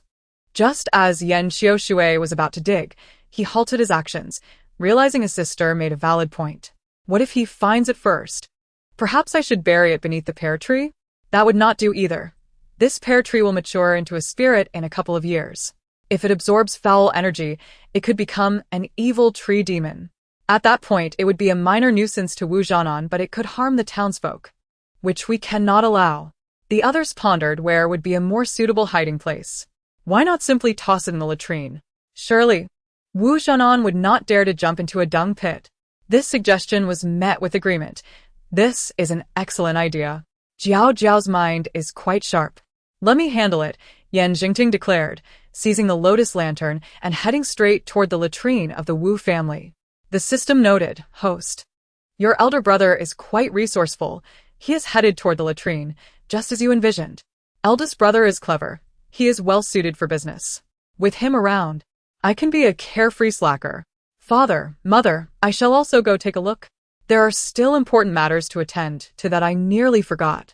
Go then. Your mother will wait for you in the carriage, Min Shi replied gently. All right. The little girl dashed away, arms outstretched, happily skipping along. Half a tea time later, Yan Jingting glanced back, only to find not a single figure in sight, neither a shadow nor a ghost. Did my sister not accompany you? He asked, bewildered. She mentioned wanting to follow along for a look. I assumed she was with you. Where did that little girl run off to? Perhaps she wandered off to play elsewhere. I will go find her. Min Shi and her husband exchanged concerned glances, their eyes filled with worry and urgency. My lord, wait here in the carriage. I will go search for her. Meanwhile, Yan Jiaojiao, engaged in conversation with a little mouse, remained unaware that everyone was searching for her. Little mouse, confess. What did you see last night? If you dare to conceal anything, I shall break your third leg. At that moment, a small, grayish mouse stood upright, undergoing military-style training. its tiny eyes pitifully gazing up at the imposing Jiaojiao. The mouse had never anticipated that it would be apprehended by a human child merely 2 days after its birth, especially since this child seemed to understand its language. Initially, it had been fleeing in the opposite direction, but for reasons unknown, it found itself drawn toward the child, only to face a reprimand.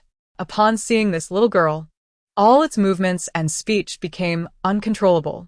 It had accidentally witnessed a lesson on human reproduction the night before, and now it was caught. Lady Fairy, I did not mean to peek last night. I am sorry. The mouse pleaded. Jiaojiao, her expression darkening, pressed, tell me everything you saw, the techniques they used, who was on top, who was below, and the timing of the encounters. Chapter 35, Lice and Green Turtles. The mouse replied, I know this. That woman was fierce, riding Wu Zhanan and bullying him. A third voice chimed in, causing the mouse to freeze for 3 seconds. Lady Fairy, someone is eavesdropping. Don't worry, speak freely. The one you heard earlier is merely my pet. The system remarked, is this how the host perceives me? The mouse nodded, understanding the situation, and continued to recount the astonishing events of the previous night. That woman was vibrant and flirtatious. However, she did have a small flaw. Jiaojiao perked up. What flaw? The mouse replied, she had lice in her hair, 2 large ones, which laid eggs at the roots last night. How long has it been since she last bathed? Even lice have begun to thrive. The mere thought of such imagery was nauseating. The system affirmed, host, I am aware. The promiscuous fox has not bathed in 2 months. Her outward appearance is merely a fade, enhanced by cosmetics. How can she be so unhygienic and not fear gynecological issues? Jiaojiao grew increasingly curious about Gui Liqian's appearance. Is there anything else? The mouse responded, yes, that woman has a plump bottom that sways back and forth. Afterward, Wu Zhanan even drew 2 green turtles on her. Plump? Just how plump? Can my 2 hands cover one side of her bottom? In a moment, Jiaojiao lifted her delicate hands, scrutinizing her petite and tender fingers. Little mouse, she inquired, what is the meaning of this, my dear fairy? The system responded, host, do you still wish to touch the mischievous fox's rear? She hasn't bathed in 2 months. Just imagine how filthy and odorous she must be. Who said this fairy intends to do that? I merely wish to make a metaphor, envisioning the size of a plump posterior. Just then, Jinting arrived and overheard Jiaojiao's thoughts. Initially, he believed his little sister was just joking, but it turned out she was genuinely questioning Little Mouse. He wiped his forehead with his hand, feeling a bit embarrassed. He hadn't realized his sister possessed such a side. So, this is how you are, dear sister. Little Mouse, she chirped, your elder brother has arrived. Jiaojiao turned to see Jinting standing not far off. You recognize my elder brother? Little Mouse replied. Earlier, when I was in the front yard, I overheard your conversation and peeked to see him. That's how I recognized your brother. It is often said that mice are clever and cunning. Today's encounter has proven this adage true. This little mouse, merely 2 days old, displays such keen observational skills and analytical prowess. Remarkable. Almost forgetting, the little creature hadn't been weaned yet. Thank you, dear fairy. With that, Little Mouse dashed away. Jiaojiao, why are you running off? Your parents are worried about you. Jinting inquired playfully. Elder brother, you have finally come. Jiaojiao just went to find you, but she got lost along the way. Jiaojiao looked at her elder brother with pitiful eyes. The system quipped, host. Your acting skills could earn you an Oscar. Jinting replied, what is an Oscar? Can it be eaten? You mustn't run off again. Let us go. As his sister feigned misery, as an elder brother, he felt compelled to turn a blind eye. What should I do? Jiaojiao is exhausted, her legs are sore, and she cannot walk any further. She plopped down on the ground, refusing to move. The system remarked, host, you haven't done much at all. Why are you so tired? This fairy doesn't wish to walk. Look at my elder brother. He is tall and strong. Carrying me would be no problem. So, his little sister sought to be lazy and avoid walking. Jinting felt like crying. His little sister was indeed a sloth. The distance to the carriage in the front courtyard was merely 200 meters. Shall I carry you then? He bent down, presenting his back to Jiaojiao. Elder brother knows how to handle matters well. You are undoubtedly the wealthiest man in the capital. Yan Jingting replied, I appreciate your kind words. I will strive to earn money and buy you many delicious treats and delightful toys. The system commented, spoil her. You've turned the host into a tyrant. Yan Jingting retorted, I like it. I'm happy, and you have no say in it. Jiaojiao, what is the matter? Where are you hurt? Minshi took Yan Jiaojiao into her arms and examined her from top to bottom. Jiaojiao, where did you go just now? How could you disappear and end up injured? Yan Shiren appeared guilty, feeling he hadn't protected his daughter well enough. Father, mother, little sister is not injured. She is merely a bit tired. Not injured? That is good, that is good. Mother kissed me. Mother smells so good. I want more. Minshi chuckled lightly, leaning down for another kiss. Mother, you kissed Jiaojiao just now. Now it's my turn to kiss you. She cupped Minshi's fair face with her small hands and planted a kiss, making a loud noise, as if to announce to everyone that she was kissing her mother. Mother's skin is so tender. I wish I could hold and kiss you forever. Yan Shiren remarked, this is my wife. Today, I couldn't even get a kiss, and my daughter has taken it from me. Thankfully, it's my daughter. Otherwise, I would have confronted someone else. At this moment, within the rural courtyard, after Yan Shiren and the others exited the house, Wu Jingfeng's malevolent expression immediately surfaced. What is this? Why did you come to my home? And what is up with Yan Qiushui today? He sat heavily on a wooden chair, gulping down water from the table. Setting the cup down, Yan Qiushui entered after seeing off her family. Jingfeng, I'm sorry you had to endure this today. Please don't take it to heart. Yan Qiushui felt slightly embarrassed. Today, her family not only humiliated Wu Jingfeng, but her elder brother had just thrown the lotus lantern into the latrine. What on earth is happening today? Wu Jingfeng instantly changed his demeanor, smiling innocently. Qiushui, I'm fine. I've always been poor, having lost my parents at a young age and possessing nothing. Unlike you, born into a family of officials, well-versed in literature. Your father is a high-ranking official. It's natural for you to look down upon me. But I have always regarded you as a good brother, with no ulterior motives. As for my father, he is he, and I am I. Our brotherly bond does not involve family matters. Is that so? Then, Qiushui, may I ask you for a favor? Wu Jingfeng shamelessly inquired. What favor? For some reason, Yan Qiushui felt an ominous premonition. I wish to engage in a small business. Could you lend me 1,000 taels? Another request for money? He had borrowed 500 taels last time, 1,000 taels the time before that, and now he wanted another 1,000? Jingfeng, I have no spare silver. Yan Qiushui lowered his head, feeling disappointed with Wu Jingfeng. No silver? Wu Jingfeng frowned, his expression darkening. Qiushui, do not joke. A mere 1,000 taels is nothing for you.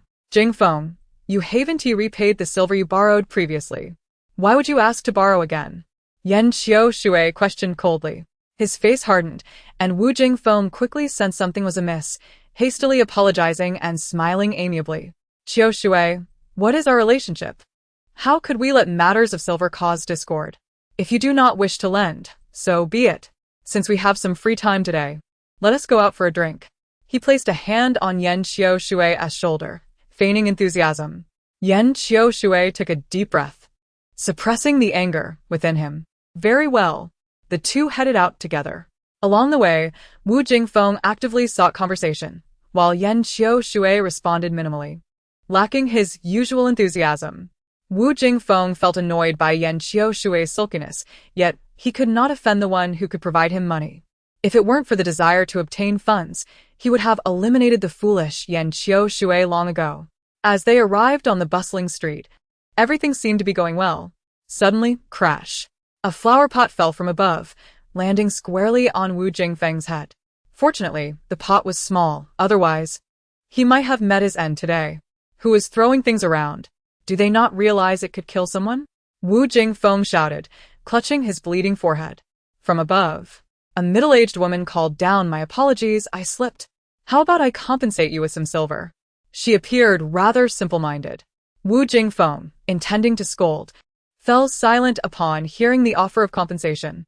With a cunning glint in his eye, He coldly declared, 1,000 taels, not a single coin less. Otherwise, I shall report you for intentionally injuring me. The middle-aged woman gasped in shock. What a greedy demand. You clearly are not a good person. That is merely a minor injury, 1,000 taels? Why don't you go rob someone? The woman's expression changed. Stop wasting words. If you don't pay me 1,000 taels, we shall go see the magistrate. He pulled Yan Xiaoshui closer, boasting. Do you know who my good brother's father is? Lord Yan, the minister of the court, holds a high position. We were just having tea and chatting an hour ago. I advise you to recognize your situation.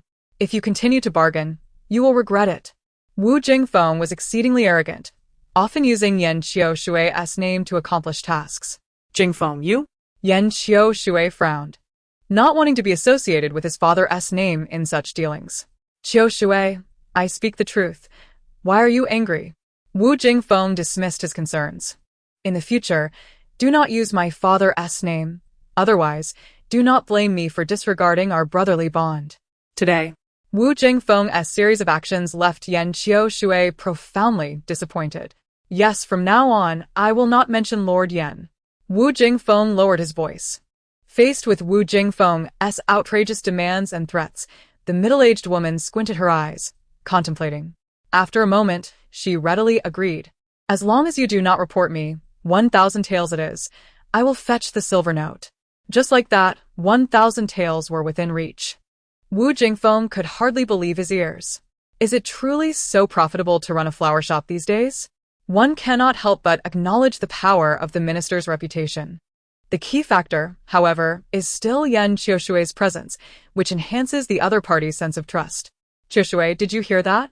That hefty woman just promised to compensate me 1,000 taels. A smile crept into the corners of his eyes, unable to conceal the joy within. What she calls prosperity. How did it become a hefty woman in your words? Somehow, he suddenly felt that Wu Jingfeng's character was rather poor. Was it possible that he had misjudged people before? Regardless, he set off to collect the silver notes. Ignoring the pain on his forehead, Wu Jingfeng hurriedly entered to retrieve the money. Watching his eager figure, Yan Xiaoshui could only shake her head helplessly. She looked down at the shattered flower pot beneath her feet, unknowingly reminded of the lotus lamp. Was this a coincidence? Or had Wu Jingfeng truly fallen under some misfortune? Deep in thought, she realized that this question was difficult to confirm, and she could only wait and see. Before long, Wu Jingfeng emerged, beaming with a bulging money pouch, clearly filled with numerous silver notes. Xiaoshui, look. Silver notes, he boasted, observing the greed etched on his face. Yan Xiaoshui rubbed her temples. Jingfeng, I suddenly have something to attend to, so I won't accompany you today. With that, she turned and left without a moment's hesitation. Watching Yan Xiaoshui's departing figure, Wu Jingfeng snorted coldly. Humph, good riddance, you spoil my mood. If you won't lend me money, heaven will provide it in another way. After he walked away, the flower shop owner emerged from the shadows, followed by 4 subordinates. Seeing that Yan Xiaoshui and Wu Jingfeng had parted ways, her scheming thoughts were laid bare. Go. With a command, the 4 masked subordinates stealthily trailed behind Wu Jingfeng. Meanwhile, upon entering the courtyard, Yan Jiaojiao was seen playing with crickets. The system chimed in. Aren't you going to greet him? No matter how foolish he is still your second brother. Foolish? Yan Xiaoshui. This fairy is a charming beauty. If he doesn't come to flatter me, why should I greet him? Just because he is my brother, does he think he can bully me? Her little sister was indeed one of a kind. Not only was she inconsistent in her demeanor, but she was also quite arrogant. Well, it's only a greeting. If he approaches, so be it. The system continued. Host. Your second brother is coming. He strides toward you with an air of disregard for kinship. Let him come. He looks gloomy, probably troubled by that scoundrel Wu. The system noted. Today, after tossing the lotus lamp into the scoundrel Wu's latrine, his misfortune began. He left the house and hid his head. He didn't die. Did he? The system replied. Nothing can be hidden from the host. The scoundrel Wu indeed survived. I've glimpsed his fortune. In this lifetime, he is destined to live until 80. Originally, he was meant for a life of wealth and leisure, but after my calculations, his fate has been altered. For the next several decades, he will live in poverty, no better than a beggar. This is the scoundrel Wu's retribution. His misfortune has only just begun. The system continued.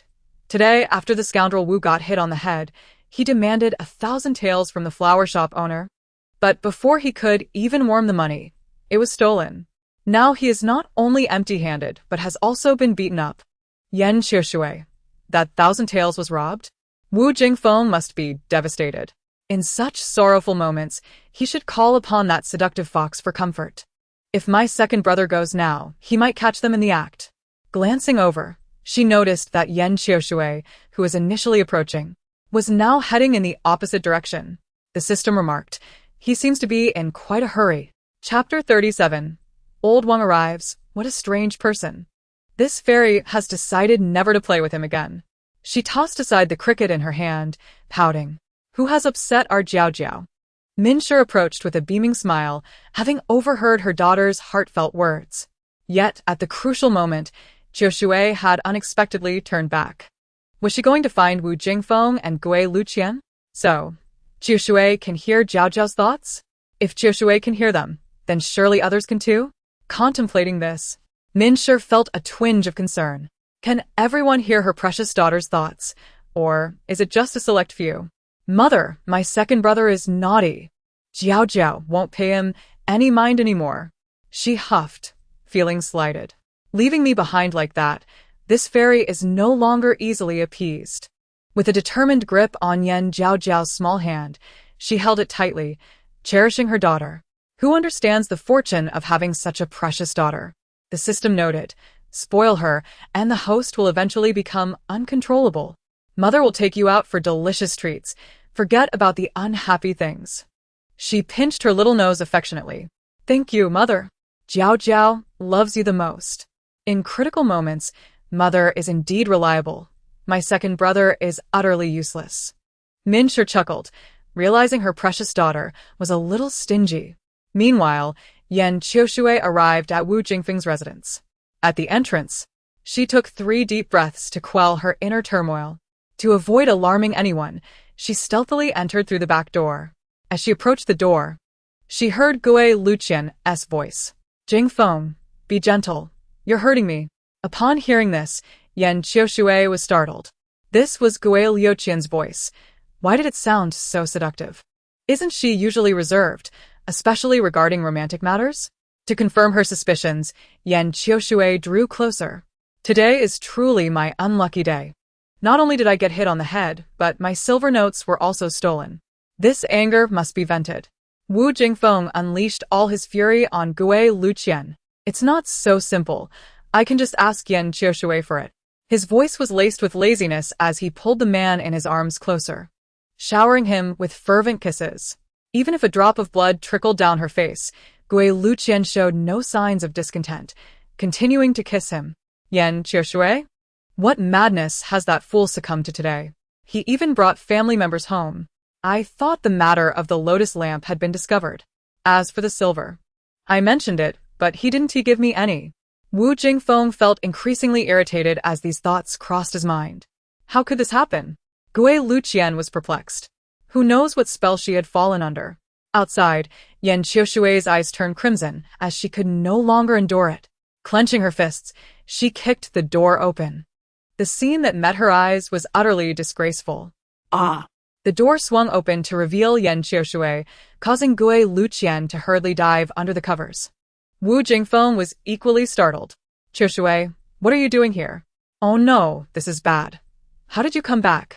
Wu Jingfeng and Gui Luqian, you two are truly something else. You dare to play me for a fool. Anger surged within her as she strode toward the bed. With 2 fierce punches, she struck Wu Jingfeng. The force was so intense that he quickly lost consciousness. What a worthless fool. How could I have ever associated with such a person? Gui Luqian shrank back, fearing that Yan Qiushui would deliver few punches to her as well. Qiushui, I was forced. Wu Jingfeng coerced me into being with him.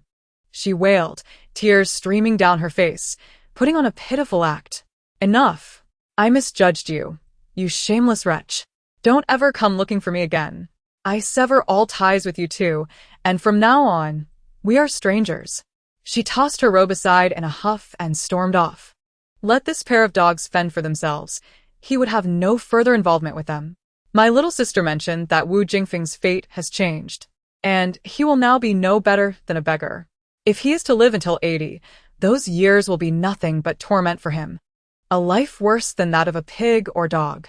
With that thought, her mood lightened considerably. Sure enough, in the following days, Wu Jingfeng encountered misfortune at every turn. Choking on water became a daily occurrence. Falling in the street, he would often land in a most undignified manner. From time to time, he was bullied by street thugs and humiliated by beggars, left with nothing but his undergarments. As for Gui Luqian, due to Wu Jingfeng's gambling debts, she was sold to a flower house. During this time, Wu Jingfeng sought help from Yan Qiushui multiple times, but, regrettably, he was always turned away by the young servants of the minister's residence, and sometimes even beaten. One fine day, with a gentle breeze and bright sunshine, the minister's residence was filled with joy. Suddenly, there was a knock at the door. Everyone thought it was Wu Jingfeng again. Upon opening the door, a man in his 50s stood smiling at the entrance, accompanied by two young servants bearing valuable gifts. The system remarked, "Isn't that old Wang from next door? Look at his lecherous grin. He seems overjoyed. Is this old Wang? Given the circumstances, it seems that Qin has become pregnant. Wonderful. A male ghost has successfully reincarnated into old Wang's family. There will be much fun to be had." They overheard Yan Jiaojiao and the system's conversation word for word. Did that lecher really reincarnate next door? How could this be? He had meticulously chosen the location for his excavation. Old Wang, what brings you here? Yan Shuren casually entered his own courtyard, without inviting old Wang in for a seat. It was Min who stood up and warmly approached old Wang, thus alleviating the awkwardness. Old Wang, please come in and have a seat. Enjoy some cool tea. Old Wang. The minister seemed unwelcoming. He had done nothing wrong and had said nothing amiss. They were neighbors. Should they not maintain a peaceful relationship?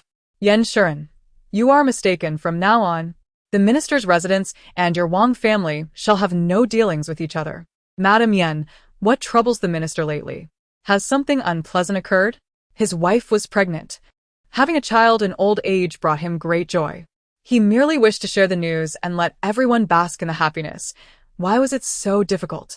Ignore him. The heat has made him irritable lately, Min said with a gentle smile. Knowing the male ghost had successfully reincarnated, she felt delighted.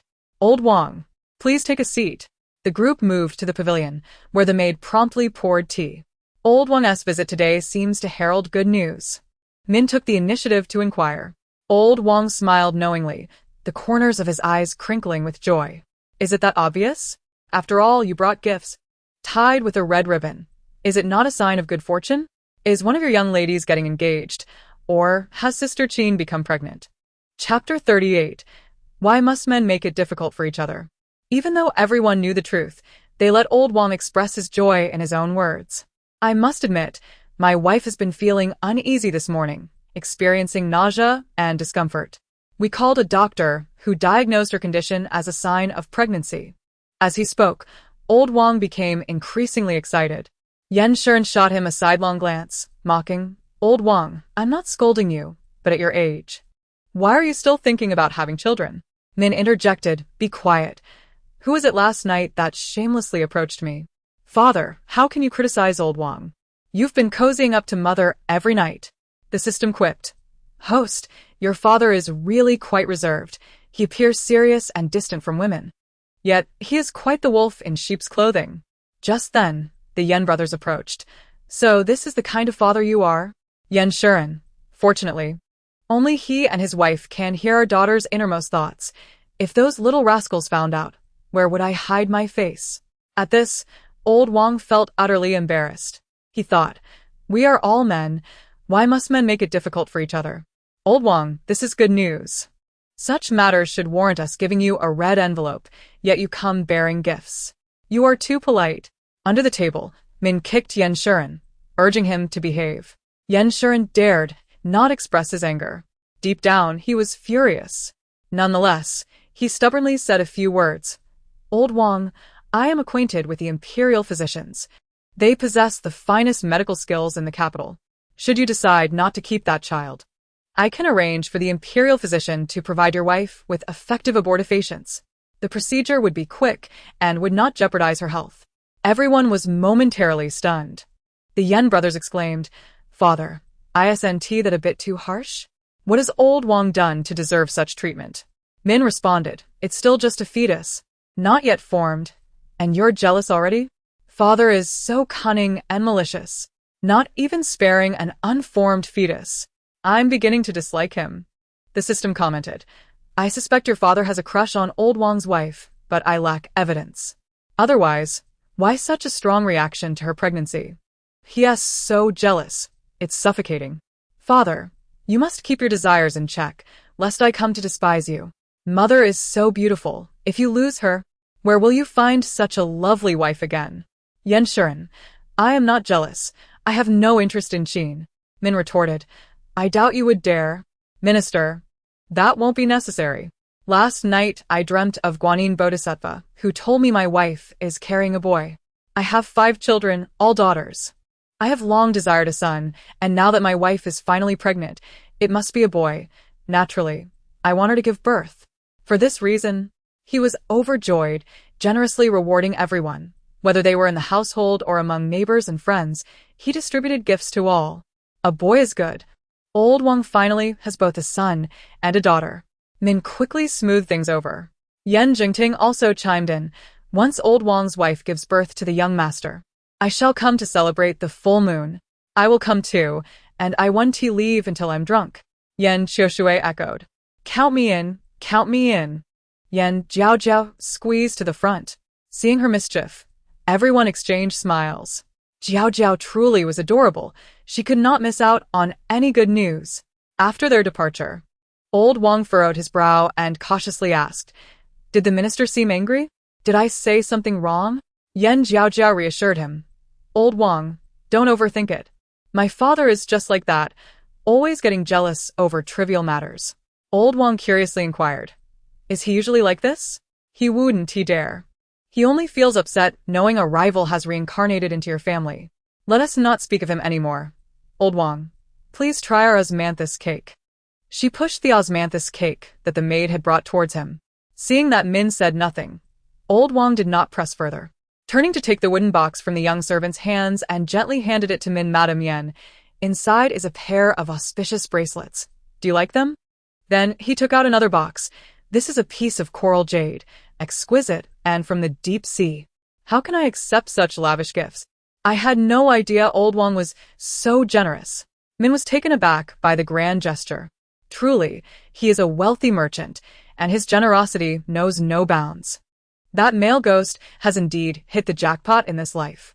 Min added, "Old Wang is a well-known salt merchant on this street.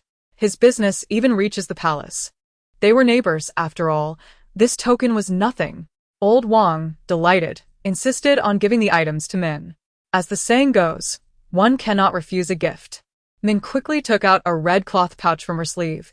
"This is the peace charm I prayed for at the temple. Now that Sister Qin is in a delicate condition, she needs it more than I do. Please help me pass it to her." "Certainly, thank you, Madam Yen." Old Wang clasped his hands in gratitude. "I should be the one thanking you. Well done, mother. Qin is indeed in a more precarious state now." Old Wang lifted his robes and said gently, "It's getting late. I must take my leave. It's almost dinner time. Stay for a meal before you go." Min urged, "No, my wife is waiting for me to dine together. I shan't trouble Madam Yen." Old Wang truly loves his wife. Even I am envious. The system noted, Old Wang and his wife are childhood sweethearts. When Qin's family was wealthy, Old Wang lived next door, and they often sneaked out to play together, gradually falling in love over time. Is Old Wang a son-in-law? How interesting. The Qin family has only one daughter, and naturally, they require a son-in-law. Seeing that their beloved daughter is infatuated with Old Wang, they chose him. Old Wang is a man of gratitude and integrity, fully aware that all he possesses today is due to the Qin family's kindness. Hence, after their marriage, he refrained from taking concubines, providing Qin with both respect and a sense of security. In contrast to Old Wang's deep affection and thoughtfulness, The father seems to fall short in comparison. It would do him well to learn from old Wang, Min said. The daughter speaks wisely. Indeed, old Yan should take a leaf out of old Wang's book. The next day, Yan Qiushui stood at Yan Jiaojiao's door, wearing a smile that seemed quite unworthy. Good morning. Isn't it already noon? Why are you standing at my door like this? It's quite perplexing. Second brother, what brings you here? She asked, face beaming with joy. This morning, while on the street, I spotted a hairpin that I thought would suit you beautifully, so I decided to buy it as a gift, Yan Qiushui replied, presenting the hairpin to Yan Jiaojiao. The hairpin shimmered in a lovely shade of sky blue, exquisite and translucent. Initially, he believed that all young girls would adore such a gift. However, Yan Jiaojiao was an exception. At the sight of the hairpin, her brows furrowed. Second brother, have you lost your mind? You think to gift this to me? Yan Qiushui, feeling unjustly wronged, replied, I merely wish to express my gratitude for the many hints you've provided me. This hairpin contains a lingering soul, an item once worn by a woman in life. With her fragmented spirit now residing within it, he learned. It is said that a person possesses 3 souls and 6 spirits. Should an ordinary woman wear this hairpin, her vitality would wane, leading to her demise within a year. Most troubling is that this remnant spirit is filled with vengeful energy. In Chapter 39, The Truth Spell, the revelation struck him. A lingering soul within this hairpin? Could such a trivial gift harbor such dire consequences? He hoped his sister would not misconstrue his intentions. If any misunderstanding arose, it would be catastrophic. If Jiaojiao was not fond of the gift, it could easily be returned, and he would procure something else another day. It's truly beautiful. I adore it. Thank you, second brother, she exclaimed, her joy palpable. What is there to fear from a lingering soul? I shall subdue it. However, first, I must ascertain the cause of its demise. I can sense that this spirit met a tragic end. Where did you acquire this hairpin, second brother? Might you take me with you? I wish to purchase one as well. Of course, I shall take you there at once. Yan Qiushui responded, knowing well that his sister had a compassionate heart, willing to help the wronged spirits. Though he found the notion of ghosts preposterous, he had every faith in his sister's convictions. Soon, they arrived at a vendor's stall. This is where I purchased the hairpin, he indicated, pointing to a nearby stall where a young man was hawking his wares. The man was tall and imposing, with a rather fierce visage. His brows are sharp and angular, and he carries an air of malice. Indeed, a man who brings misfortune to his wife, the system informed. Did he truly kill his wife? Such cruelty, Yan Qiushui gasped. Such a man is doomed to bring disaster upon any who marry him. Even if his wife had not perished, she would have suffered greatly. What could his motive be for such heinous acts? What grievances could drive him to murder? Jiaojiao pondered deeply. The reason is that he encountered a merchant's daughter, who also took a liking to him. Unbeknownst to her, he was already married, and thus, he deceived both women, maintaining a facade of affection for each, the system elucidated. Truly a scoundrel. A blatant cad. Jiaojiao lamented, shaking her head. Yan Qiushui exclaimed, this Jiao Wansen deserves his fate, juggling 2 women and resorting to murder to cover his tracks.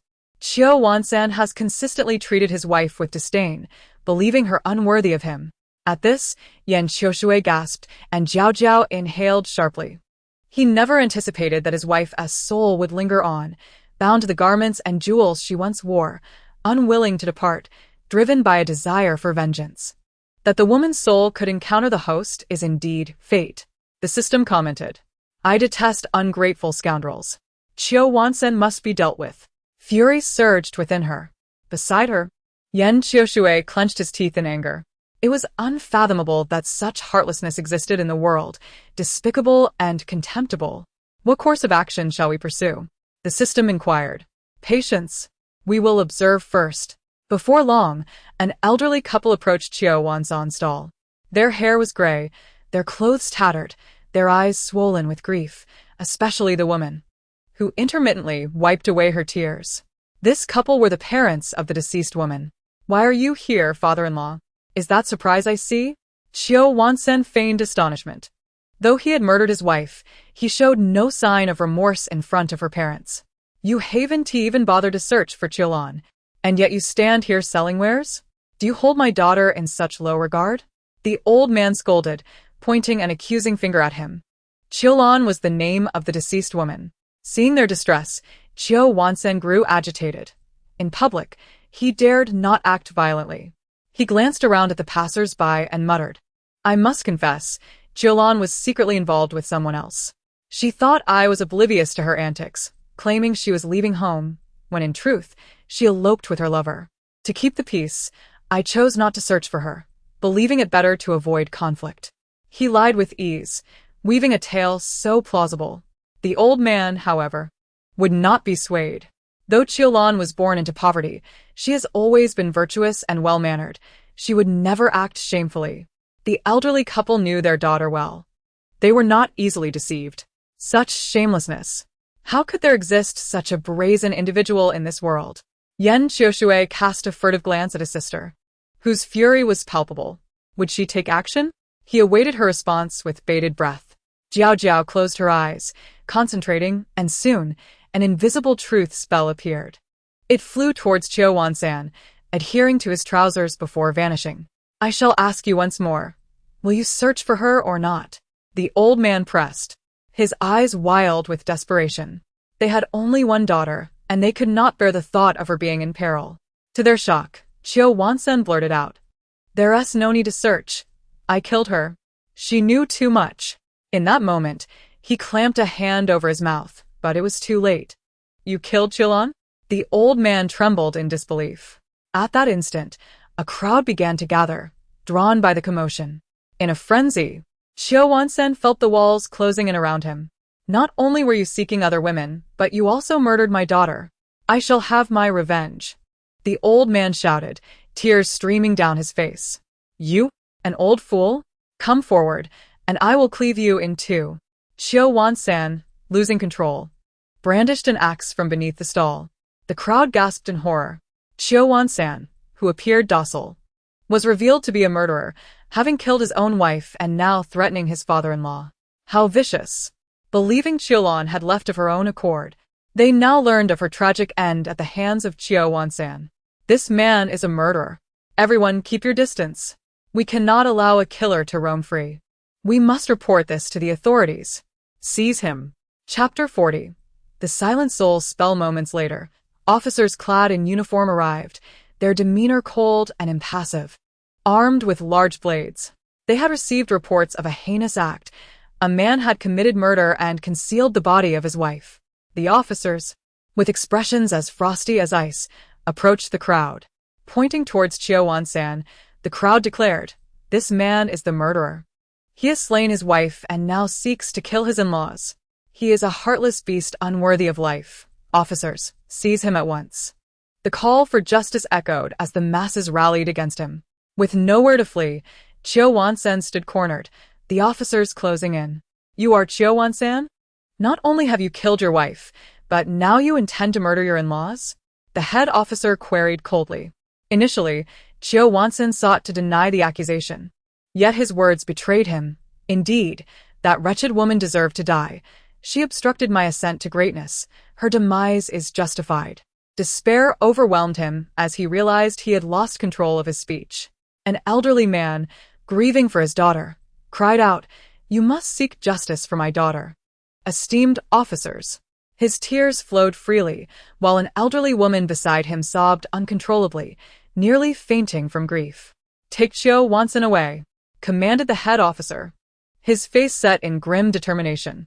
As Qiulan retreated, shaking his head in refusal, he grasped an axe, threatening the onlookers.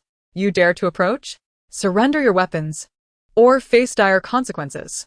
The officer stepped forward, his eyes dark with resolve. Begone, all of you, or I shall not hesitate to strike. Qiulan trembled, brandishing the axe. The crowd, fearful of being caught in the crossfire, began to withdraw, while others attempted to reason with him. You should not have killed Qiulan. She was so devoted to you. Now that she is gone, your life is forfeit. It is said that those who lay down their weapons may find redemption. As the crowd pressed against him, Yan Jiaojiao watched with satisfaction, for the wicked must face their reckoning. A flicker of golden light flashed in her eyes, and at that moment, Jiaojiao stumbled and fell. Several officers swiftly subdued him. "Release me!" How dare you? He roared, his fury palpable. The head officer, unswayed, struck him harshly, silencing him with the very boots he wore. "Scream all you want. You will be taken away." Jiaojiao was apprehended, and the news of his crimes swiftly reached the merchant's daughter. Upon learning of Jiaojiao's actions, she hurried to the magistrate's office. Upon arrival, she overheard the unfolding drama. "Jiaojiao, I ask you, what was your relationship with Qilan? Why did you take her life?" The magistrate inquired sternly. Qilan was my wife. "I met with the merchant's daughter in secret, and fearing exposure, I silenced her," Jiaojiao confessed, the truth weighing heavily upon him. "You, a married man, have consorted with the merchant's daughter? Which merchant's daughter? Is she aware of your marriage?" The magistrate pressed. "It was Lu Xinjin from the Lu family. She was unaware of my marriage, as I concealed Qilan's existence from her." Jiaojiao's admission brought a flurry of gasps from the onlookers, including Lu Xinjin, who was overwhelmed with shock and heartbreak. "Is this man not despicable? How could he deceive you like this?" Her maid whispered, indignation filling her voice. "Enough. It is my failure to discern character." Lu Xinjin lamented, tears streaming down her face. Meanwhile, Jiaojiao, watching from the sidelines, remarked, "Ah, you are the second daughter of the Lu family? The one involved with that murder? You must sever ties with him." Lu Xinjin, too consumed by her grief, paid no heed to the small girl. "You should count yourself fortunate to be here, unlike Sister Qilan, who has lost her life." Jiaojiao's words struck deep, awakening a painful realization in Lu Xinjin. Indeed, Qilan was such a virtuous woman. Her life was extinguished due to her association with Jiaojiao. Though she did not kill her, she is nonetheless a victim of circumstance. "What is your name, little one?" Lu Xinjin inquired, kneeling to meet Jiaojiao's gaze. "I am Jiaojiao, from the minister's residence. My father is a high official." The girl's pride shone through her words. "Ah, a lady of the minister's household. A pleasure to meet you. I am Lu Xinjin. My family is in the textile business." System. Host, Lu Xinjin wishes to befriend you. The previously indifferent Lu Xinjin's attitude shifted upon learning of Jiaojiao's esteemed background. Standing nearby, Qiushui observed silently, choosing to remain a sentinel for his sister. Refraining from interference.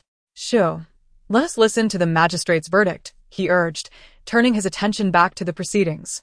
Seeing that Jiaojiao was not inclined to converse further, Lu Xinjin discreetly withdrew, allowing the gravity of the situation to settle.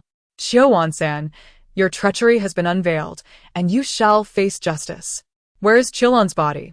The magistrate's inquiry sent a wave of terror through Jiaojiao, who now stood drenched in sweat, paralyzed by fear.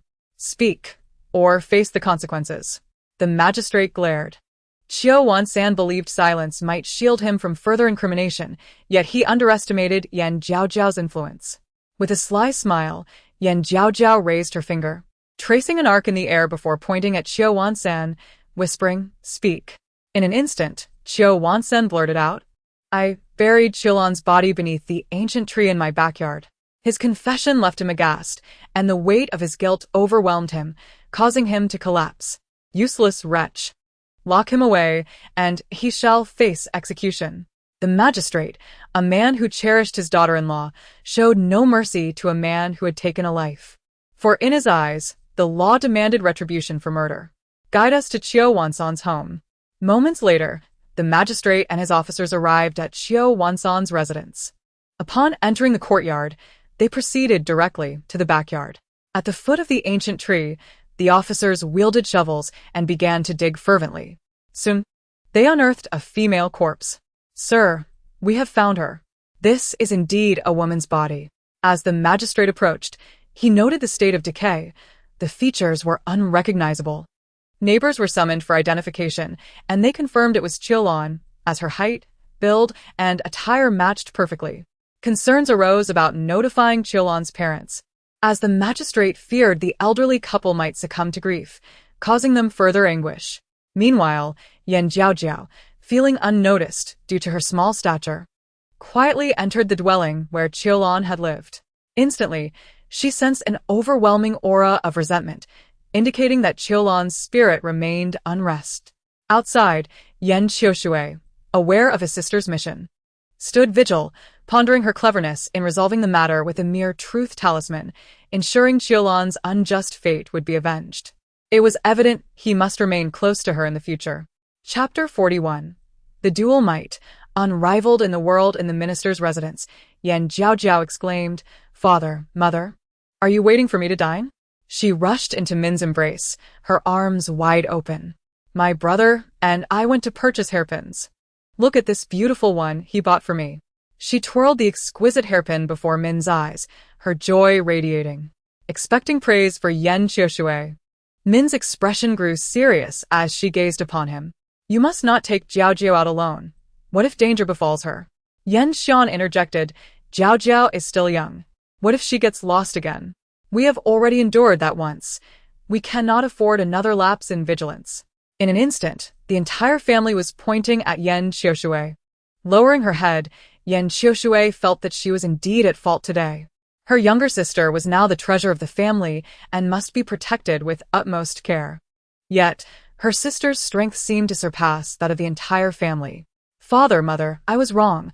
I will be more cautious next time." Min's voice thundered in response. "Next time? Do you still wish for a next time?" Yan Qiushui hurriedly explained, "There will be no next time. That's more like it." The system chimed in. "Host, your parents are quite concerned about you. You are now the darling of the entire minister's residence. There's no helping it. I can only blame myself for being too charming and delightful, adored wherever I go." Yan Jiaojiao unabashedly boasted. At that moment, Yan Shuren spoke up. "You all need to behave yourselves. Jinhui is getting married next month, and we must prepare adequately, ensuring nothing is overlooked." Yan Jiaojiao exclaimed, "Jinhui? Yan Jinhui? Isn't he my third brother?" The Min couple confirmed, "Indeed, it's your third brother, marrying next month, a joyous occasion. Soon, our precious daughter will have a sister-in-law. Jiaojiao, your third brother is marrying next month. We have inquired about his bride, and she is a good girl. Her family is reputable, and she is beautiful. Most importantly, she is already with child, confirmed by a renowned doctor in the capital. There will be no mistakes this time." Min's laughter was infectious, her heart brimming with joy. "Indeed, she is with child. Is my third brother truly so naive? It's a long story. All my brothers are exceptional individuals, yet they choose to be peculiar." Sigh. The system interjected. "Host, the girl your third brother is marrying is named by Xiaoya, a girl from an ordinary family who has a childhood sweetheart.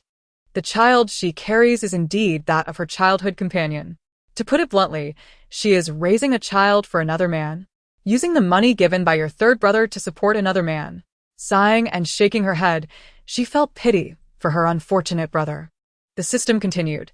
"Bai Xiaoya is only after your brother's status. Had he not been born into the minister's residence, she would not have given him a second glance." The others reacted.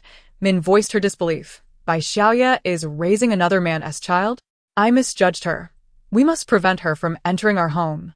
Yan Shuren added, "Such a disreputable woman does not deserve to marry into the Yan family. This marriage should not proceed, even if Jinhui harbors resentment." Yan Qiushui remarked, "Is my third brother truly so unfortunate? It seems I must take action."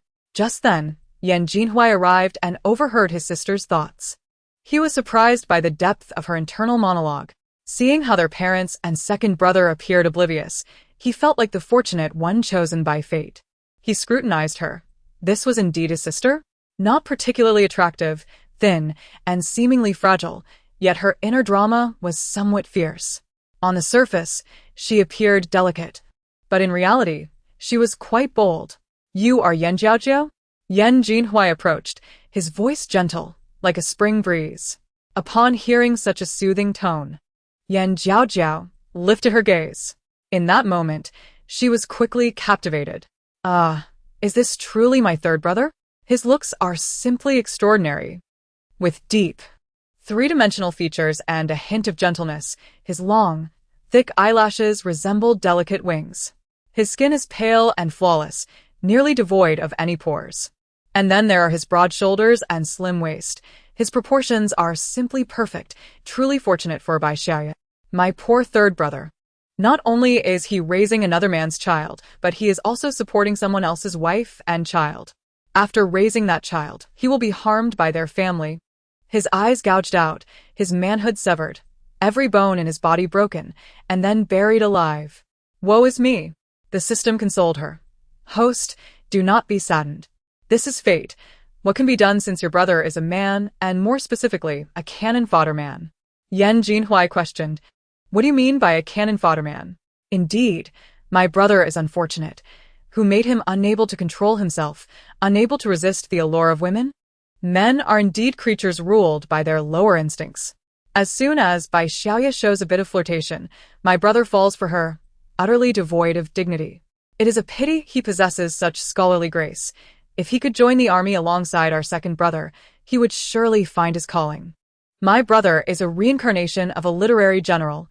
Military life is his only path. It would cleanse him of the carnal desires that have tainted him. The system affirmed.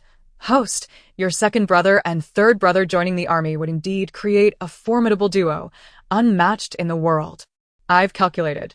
Your second brother is a reincarnation of the martial star, destined to become a great general, while your third brother, as a literary general, would excel as your second brother's military strategist. The system continued. What you say is absolutely correct. One is a martial general, the other a literary one. What a splendid combination. Your mother truly knows how to bear sons. A powerhouse indeed. Upon hearing this, Yan Jiaojiao felt displeased. What is this? Does the fact that I am not a son mean I am not valued? The system retorted. Host, are you really being so petty? The system added. Host, you are even more remarkable. You are the prized gem of the minister's residence. Without you, there would be no backbone. This illustrates your significance. Yan Jiaojiao chuckled sheepishly. The praise felt a tad excessive, rendering her bashful. The crux was, she was utterly unskilled, doing nothing but sleeping, eating, and counting money daily. The Min couple remarked, Jinhui is a reincarnation of a literary general? Like Qiushui, he must join the army to find success? They resolved to send these two troublesome boys to the military. Their precious daughter had stated that only through hardship could one rise above the rest. Yan Qiushui thought, the literary and martial duo, unmatched in the world. My sister claims he is a reincarnation of the martial star, destined to be a great general. My third brother is the literary star, suited to be his military advisor? Yan Jinhui countered. Join the army? It's too arduous. He prefers to conduct business alongside eldest brother. While he could hear his sister's thoughts, he questioned their accuracy. What if they were erroneous? The system noted. Host, I sense that your third brother does not wish to join the army. He prefers commerce. Having been entangled with desires, he still wishes to engage in business? Only military service can expel the carnal desires that have infiltrated his being. The military spirit is sacred and inviolable. This is a simple matter even I can comprehend. The system continued. But your third brother wishes to engage in commerce with eldest brother, even if he does not partner with you. He will still associate with several young masters of noble families. Yan Jiaojiao scoffed. Business? It's not that I look down on him. He would fail miserably. Losing everything, compounded interest leading to his ruin. These painful truths are for me to know alone. Let us not inform my brother. Chapter 42. High-definition scenes the Min couple pondered. Has Jinhui encountered something sinister? Thankfully, we have Jiaojiao. What would we do otherwise? As for business, he shall never be allowed to partake. Yan Jinhui retorted, my sister speaks nonsense. What desires? He is a man, and it is natural to have feelings for women. And to say he cannot engage in business. Eldest brother manages well, so why can't he? We are all of the same blood. How can there be differences? My sister is being biased. As for Bai Xiaoya's childhood companion, he had met him. They were merely childhood playmates with a pure relationship. Yan Qiushui insisted no. I must persuade my third brother to join the army. We will deal with this woman later. The system cautioned. Host, your third brother is staring at you. That gaze is quite intimidating. What is so intimidating? Clearly, he is captivated. Is he not awed by my charming and delicate beauty? The others remarked. Jiaojiao. As a girl, could you be a tad more ladylike? Yan Jinhui mused. This younger sister of mine appears quite lovable. Intriguing. Regardless of whether her thoughts hold truth, we shall ascertain the facts later. Without seeking reasons, he declared a postponement. Why does the whole family side with my sister? Didn't our parents just urge us to purchase items for the wedding? Now they seem unconcerned? A delay? The system observed. Your parents changed their minds rather swiftly. I nearly missed the transition. Yan Jinhui was indeed overwhelmed by the situation. However, with Xiaoyi being pregnant, there was no time to waste. In just 2 months, her condition would become evident, and the neighbors would undoubtedly gossip behind her back. Yan Jinhui had yet to fully trust Yan Jiaojiao's feelings. So you are eager to find a father for the child, especially with such favorable conditions from the minister's residence. You are the most suitable choice. Upon hearing this, Yan Shuren could no longer sit still. He slammed the table and sternly declared that it was not so simple to become the daughter-in-law of the minister. One must undergo numerous assessments before being allowed to enter the household. Indeed, as a prestigious family, the minister's residence required all women wishing to marry and to pass rigorous evaluations. Min's voice chimed in, thinking that as a mother, she did not wish for this. But since Xiaoyi was not a good match, this assessment was solely aimed at her. Yan Jinhui was still contemplating a struggle when he heard, last night. Third brother spent the night at Xiaoye's house. Although nothing happened between them, the girl is quite disdainful. Right now, she is tearing off the bedding, preparing to throw it away for new ones. Even such a handsome young man like third brother is being scorned. Such a pity, the system remarked. Xiaoyi wishes to marry into the minister's residence for a life of luxury, just as the host desires. However, her disdain is genuine. Can they be compared? I am the genuine sixth miss of the Yen family. While the woman third brother encountered has ulterior motives and even attempts to use Yen family wealth to support an outsider. How despicable. By the way, father, elder brother, second brother, and third brother, why do they all encounter rotten peaches? Their situations are quite similar. The system replied, this is the nature of men. They cannot escape the entanglements of love. The father and sons lowered their heads, feeling guilty. The men of the Min family were creatures who thought with their lower halves. It was abnormal if they had no emotional debts. Yan Shuren said, my lady, I was wrong. I will no longer make reckless purchases from outside. Father, mother, second brother, and little sister, I am going out for a bit. Did little sister say Xiaoyi despises him? She even said the bedding he slept on last night was thrown away. He must go prove that Xiaoyi did not do such a thing. Indeed. Yan Jinhui cupped his hands and left. Watching his departing figure, the family harbored their own thoughts. If one were to ask why they did not stop him, it was because they hoped Yan Jinhui could see through Xiaoye's vile nature. In a certain courtyard, a woman carried a comforter and bedsheets outside, mercilessly tossing them onto a garbage pile. After throwing them away, she dusted off her hands, expressing her disdain. The woman's name was Xiaoyi, who was soon to be the sister-in-law of Yan Jiaojiao. She was alluring in appearance, resembling a rose, yet in truth, she was a thorny flower. Xiaoyi. What are you doing? Unbeknownst to her, Yan Jinhui had returned to the courtyard. Observing Yan Jinhui's reappearance, Xiaoyi stammered, her heart racing. Jinhui, why are you here? Were you not supposed to visit me in a few days?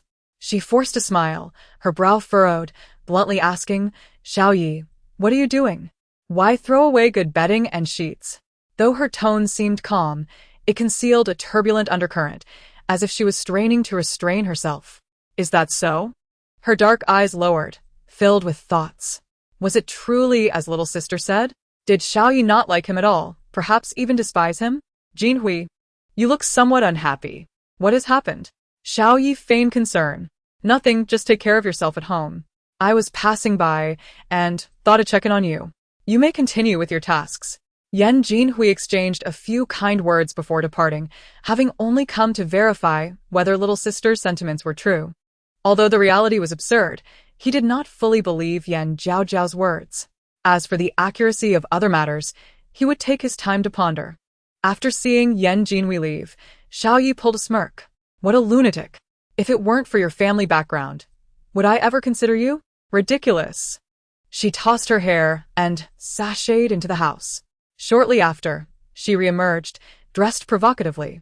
At the minister's residence, her expression was somewhat displeased and unhappy. Did he go to see Xiao Yi, and little sister knew about it? Is she that extraordinary? The system noted, the two are in a sweet phase. Isn't it normal to be affectionate? Poor third brother. This is unrequited love. He likes Xiao Yi, but Xiao Yi does not reciprocate and even looks down on him. What a mess. The system added, what's more, as soon as third brother left, Xiao Yi went to meet her lover. She is currently on the way. Secret rendezvous with her lover. How intriguing. System, can you level up early? I wish to see the scene. The system replied, host. I predict that after indulging in this drama with your third brother, we will be able to upgrade. By then, the visuals will be absolutely stunning, in high definition. Chapter 43. The eldest grandson of the minister's residence. Is there no hope for an upgrade? How boring. Jiaojiao pouted, feeling displeased. The system reassured, although we cannot see. We can eavesdrop. Would you like to try? Upon hearing this, Jiaojiao instantly perked up. Can we hear the sounds? The system confirmed, recently, the energy levels are sufficient. We can hear some sounds. Wonderful. I will no longer be bored. From now on, I can hear the gossip while enjoying the drama, haha. At this moment, Yan Jinhui was feeling gloomy. Visuals? Sounds? What exactly is this gluttonous creature beside little sister? Will it lead her astray? He pondered, considering that little sister seemed quite knowledgeable. Even thinking of eavesdropping. His dark eyes dimmed as he smirked. Perhaps he should take little sister along to investigate. If Xiao Yi truly had an affair with her childhood sweetheart, he would sever ties with her. If not, he would find a way to make amends. Stepping forward, he softly said, little sister, since we siblings have a rare reunion, is there anywhere you wish to visit? Third brother will take you. We can also savor the delicacies of the capital. The system observed, did you hear that? Third brother not only wants to take the ferry out but also promises to buy her delicious food. Suddenly, I find that the foolish third brother is even more handsome and charming. The system commented, the host is so easily swayed. The moment you mention playing or eating, she is immediately captivated. Yan Jinhui remarked, he is handsome, indeed, but why add the term foolish? Yan Jiaojiao replied, supporting a wife and son is just foolishness. I never accuse anyone unfairly. The system chimed in, if your third brother is so wonderful, then go. Enjoy the gossip and gain some energy. How could I miss such a good opportunity? He is still my brother. What ill intentions could he have? Let us go. Thank you, third brother. Let us head out now. Yan Jiaojiao exclaimed eagerly, her impatience evident on her face. This is the perfect chance to take third brother to eavesdrop and uncover Xiao Yi's sordid affairs with her lover. Yan Jinhui secretly smiled, not expecting that his little sister would think along the same lines. Little sister, please follow me. Yan Jinhui walked ahead with large strides, oblivious to little sister's difficulties in keeping up, until he heard, is third brother in a hurry to reincarnate? This fairy cannot keep up. Yan Jinhui halted immediately, remembering that little sister had shorter legs. At this stop, Yan Jiaojiao, who had just begun to run, collided with his pant leg. Ah, that hurts. Third brother. You big fool, boo-hoo. Jiaojiao, are you alright? He hurriedly helped the little sister who had fallen to the ground. He glanced around, fearful of being seen by Min and her husband. Currently, little sister was the family's treasure. If their parents saw her fall, he would surely be punished. Third brother. Jiaojiao is in pain, boo-hoo. Just as she was about to cry, Yan Jinhui swiftly covered her mouth. Yan Jiaojiao's eyes widened. Is third brother trying to harm this fairy? Should I unleash my powers? Such a dilemma. If she unleashed her powers, third brother would be left as nothing but dust. Don't cry, Jiaojiao. Third brother will carry you. Please don't cry. If our parents find out, it'll be disastrous. The dashing third brother is going to carry this fairy. Happiness is arriving too quickly. I can hardly breathe. Yan Jinhui thought, is little sister a Yan family dog? The system sighed. I can't bear to watch. Once carried by third brother, Jiaojiao no longer felt pain. Her ebony eyes sparkled, filled with tears, resembling black crystal spheres, utterly enchanting. The delicate face pressed against Yan Jinhui's chest, appearing both adorable and pitiable, warmed one as heart. Yan Jinhui mused, although my little sister is mischievous, she is but 6 years old. She deserves to be cherished. Oh, how splendid his chest muscles are. If only I could squeeze them, they must be incredibly firm. Bai Xiaoya truly lacks discernment, choosing to fancy a clumsy childhood companion instead of her dashing brother. I wonder what she sees in that simpleton. Is she enamored by his lack of hygiene? Is it his unkempt appearance? Or perhaps the abundance of hair on his body? Yan Jinhui glanced down, confirming that indeed, this was his genuine little sister. Yet the disparity was quite striking. Brother, what are you looking at? Is there something on my delicate face? Her voice was soft and sweet, utterly endearing. Brother is gazing at this fairy. Surely, he has discovered my enchanting beauty up close. Yan Jinhui replied, little sister, you are overthinking. System, did you hear that? Brother's heart is racing. Seeing this fairy's cuteness must have captivated him. Yan Jinhui countered, if the heart is not beat, can one still live? Moreover, regardless of how reckless your brother may be, he would never harbor an inappropriate affection for his sister. You are merely 6 years old. Your imagination is far too vivid. Noticing her flushed forehead, he felt a twinge of guilt. He strode out of the residence and hopped onto a carriage, heading straight for the marketplace. Arriving at the bustling street corner, Yan Jinhui halted the carriage and disembarked. Where is brother going? He wouldn't he abandon this fairy on the street, would he? The system, flustered, responded. Host, you are still in the carriage. You haven't been discarded. It seems your brother is merely stepping out to attend to something or make a purchase. Little sister, here is some ointment. I will apply it for you, and it will soon be better. His touch was gentle, every motion tender. Thank you, brother. Once the ointment was applied, Yan Jinhui retrieved a skewer of candied hawthorn from his pocket. This is candied hawthorn, do you like it? I do. Brother is the best. He not only bought medicine for this fairy, but also a delicious treat. Now, brother is headed to a certain place. Would you care to join? His dark eyes narrowed slightly, a smile playing at the corners of his lips. I would love to. Of course, this fairy is eager to watch the drama unfold. How thrilling and delightful it is to eavesdrop. Yan Jinhui smirked with satisfaction and instructed the carriage to proceed to their destination. In a modest courtyard, within a certain room, a young man named Kai Xiaoji, who had grown up alongside Bai Xiaoya, inquired, Xiaoya, it has been so long since you last visited. Have you truly become involved with that fellow? They had shared a bond for many years, and while to outsiders they appeared as mere childhood friends, in the secrecy of night, their relationship had deepened into something far more intimate. Xiaoji, both our families are impoverished. To change our circumstances, we must aim for higher prospects. Yan Jinhui is the most advantageous choice.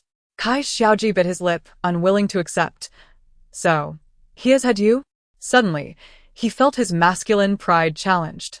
Bai Xiaoya nodded, saying, you know, I am expecting your child. This child must have a father. The Yan family is prominent in the capital, and if I marry Yan Jinhui, our child will be the legitimate heir to the minister's estate, ensuring that the entire Yan family will eventually be in our hands. Chapter 44. Eavesdropping. The thought of the minister's estate being theirs caused Kai Xiaoji to begrudgingly concede. As for your relationship with Yan Jinhui, I can turn a blind eye. But you must make amends today. He opened his garments, reclining on the couch, motionless, his gaze fixed on Bai Xiaoya, leaving her to decide her course of action. Bai Xiaoya smiled seductively, her crimson lips curling as she leaned in for a kiss. The ensuing scene was self-evident. Meanwhile, at a certain corner, the siblings squatted hand in hand, listening intently. Thanks to Jiaojiao, Yan Jinhui was able to overhear the sounds from within the room. Listening to their scheming and shameful noises, Yan Jinhui felt his teeth clench in anger. You, Bai Xiaoya, dare to scheme against me? I shall ensure you regret it. And Kai Xiaoji would not escape unscathed either. System, how clever you are for bringing your brother to eavesdrop. Now the truth is revealed, and he must realize just how wronged he is. System, listen to that sound. It is tantalizing and exquisite. Oh my, how delightful and exhilarating. Yan Jiaojiao was utterly entranced, completely out of sync with the system. System. What is there to enjoy if one can hear but not see? It's simple. Based on the alluring sounds, we can imagine the scene ourselves. The system was indeed quite straightforward, devoid of any romantic flair. Jiaojiao's thoughts were always so uniquely her own. While others were scheming against the minister's estate, her focus was on the activities on the couch. Little sister, I must remind you, you are merely 6 years old. Eavesdropping on such unrefined sounds may not be appropriate. She placed a finger on her rosy lips, signaling Yan Jinhui to remain silent. Brother is such a killjoy. Doesn't he realize this fairy is in the midst of excitement? Yan Jinhui replied. It is precisely because you are so engrossed that I felt the need to interrupt. System. Host. I predict that the two within will conclude their rendezvous in under a minute. A minute? At most 3 minutes total. Even worse than Old Wang? How could Kai Xiaoji, so young, be so inept? Old Wang may take 3 minutes, but given his age, that is somewhat understandable. Yet what was wrong with Kai Xiaoji? System. Host is correct. Kai Xiaoji is merely premature. His vitality is waning. Thus, this fairy cannot comprehend what Bai Xiaoya finds appealing about him. He is lacking in every regard. System. Did you not say so before? Have you forgotten so quickly? Your memory is quite poor. Yan Jiaojiao gasped in shock. Could it be that she is truly attracted to his lack of hygiene? Is she enamored by his unkemptness? Indeed, Bai Xiaoya has been known to indulge in such peculiarities, often touching his unkempt areas and then smelling her fingers. Ugh, I cannot bear it. I am going to be sick. I do not want such a sister-in-law. The realization of Bai Xiaoya's disgusting behavior left Yan Jinhui feeling nauseated, and he retched for quite some time, almost expelling his bile. The system is at a loss. Perhaps this is the rumored method of transferring pain. After a moment of contemplation, Yan Jiaojiao's expression shifted to one of enlightenment. I understand now. I felt like vomiting earlier, but was unable to do so. This must mean that the heavens have transferred my discomfort to brother, hence his severe reaction. The system nodded in agreement. Exactly, that is the essence. By the way, I suspect they may be nearing the end. Should I give brother a nudge to burst in and expose the affair? Before Yan Jiaojiao could ponder, Yan Jinhui could no longer contain himself. His eyes burned crimson, and his body was engulfed in flames of vengeance. With a bang, the decrepit wooden door was kicked open, splintering into pieces upon impact. As it fell, dust swirled into the air. The startled couple hastily pulled the covers over their exposed bodies. Jinhui, what brings you here? Bai Xiaoya felt as if her dreams had shattered. What brings me here? Have I interrupted your little escapade? Yan Jinhui's smile was more menacing than friendly as he advanced towards them step by step. With each step closer, the two trembled in fear, especially Kai Xiaoji, who buried his face deep into the covers. Just then, Bai Xiaoya let out a loud fart. The sound was both foul and resonant. Unable to endure the stench, Kai Xiaoji reluctantly revealed his head. I'm sorry, I couldn't hold it in. At this critical moment, Bai Xiaoya remembered to apologize. Kai Xiaoji's face darkened with embarrassment. He wanted to ask, what did you eat today? It smells worse than a dog's droppings. Yet, faced with Yan Jinhui's glaring eyes, he shrank back, becoming a turtle retreating into its shell. Bai Xiaoya, is this the man you admire? Apologies, Jinhui. It was not my intention. Initially, I felt an overwhelming heat within me, sensing something was amiss. By the time I regained my senses, I found myself here on this couch. Bai Xiaoya feigned a pitiful demeanor, clearly adopting the guise of a victim. Jinhui remarked, Sister, I never lay a hand on women. To which he was urged to reconsider the hapless Kai Xiaoji. With narrowed eyes, Jinhui mused, that is indeed an option. Without further ado, he seized Kai Xiaoji and commenced his assault. At that moment, Kai Xiaoji was wholly unclothed, exposed to the chill of the air upon Jinhui's abrupt grasp.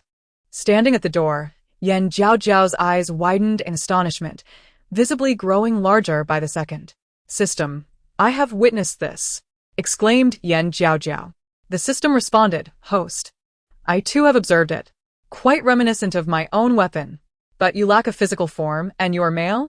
Questioned Yan Jiaojiao. Does my voice not sound masculine? The system replied. Yan Jiaojiao, perplexed, noted, I was unaware of your gender until now. How embarrassing, after all this time, to be ignorant of my own system's identity. As Jin Huai continued his vigorous assault, he suddenly recalled his sister's presence. A wave of dread washed over him. This inappropriate scene was witnessed by his younger sister, and he felt a grave sense of guilt. He delivered a sharp kick to Kai Xiaoji's rear, sending him sprawling onto the bed. You two have been childhood friends. May you proceed without interference from me, he thought, turning away with no trace of sorrow in his eyes. His affection for Bai Xiaoya stemmed from their past encounters. He had initially proposed marriage upon learning she carried his child. Now, discovering the child was not his and that she had entangled herself with another man, he resolved not to intrude further. This sense of liberation filled him with ease. How magnanimous of you, even after being betrayed, the system commented. Bai Xiaoya and Kai Xiaoji have long been together. You are the true interloper. That does seem to be the case. Yet, is it truly acceptable to let deceit go unpunished? Jin Huai felt a twinge of injustice for himself. Their lives are fraught with misfortune. Bai Xiaoya shall perish in childbirth. And after today's fright, Kai Xiaoji's vitality will surely diminish, the system predicted. Yan Jiaojiao gasped, will they no longer be men? How tragic. Indeed, host. Thus we need not intervene. Fate shall take its course. Chapter 45. The unfortunate trio just as Jin Huai intended to depart. His initial fury dissipated upon hearing of their grim fates, replaced instead by a sense of pity. Sister, let us be off, he declared, lifting Yan Jiaojiao into the carriage. Once more, my brother embraces me. Has he become addicted to this? She mused. Is it not a blessing to be cherished? I envy you, the system replied. Where else could you desire to go, my dear sister? Jin Huai inquired. Must you ask? Naturally, we shall procure some delectable treats. I nearly forgot. My sister is a true gourmand. He laughed. Very well, let's seek out some food. There is a roasted chicken shop ahead. I shall buy you a chicken leg. Not a chicken leg. Yan Jiaojiao pouted. Then what would you like? He asked, crossing his arms in curiosity. I desire an entire roasted chicken. She giggled. I had overlooked my sister's appetite. Jin Huai conceded. Shall I buy two, then? We can save one for tomorrow. Two? Certainly. She beamed. Thank you, brother. You are my favorite. She leaned forward, planting a kiss on his cheek, leaving him both amused and bewildered. Upon disembarking from the carriage, having just purchased 2 roasted chickens, they encountered a group of noble young men. Young Master Yan, what a coincidence. One of the men, Wang Sanbao, exclaimed, hailing from a family of modest merchants. It has been but a day, yet you, young Master Yan, appear so refined, suddenly indulging in roasted chickens. Another, Zhu Xiaoba, added, young Master Yan. Who might this young lady be? He asked, eyeing Yan Jiaojiao, whose stature matched her name. Yan Jiaojiao scrutinized the trio before her. First, Wang Sanbao, rather insufferable, though handsome. His penchant for gambling led to his downfall, turning him into a pariah. Jin Huai noted, quite a tragic fate. Cherish life and steer clear of gambling. The others exchanged glances, perplexed by the conversation. Secondly, Zhu Xiaoba, a notorious lecher. Despite his charming appearance, he squandered his chances on frivolous pursuits, resulting in his family's demise. The trio exchanged glances, realizing the lament was directed at Zhu. Gao Dazhuang shuddered, feeling inexplicably pained. Could it be that I share such a fate? Jin Huai mused, fortuitously. They remain oblivious to Jiaojiao's thoughts. The revelation would surely terrify them. Greetings, esteemed brothers. I am Yan Jiaojiao, and this is my elder brother, she declared, cheerily grasping Jin Huai's hand. The trio realized her inner musings confirmed their suspicions.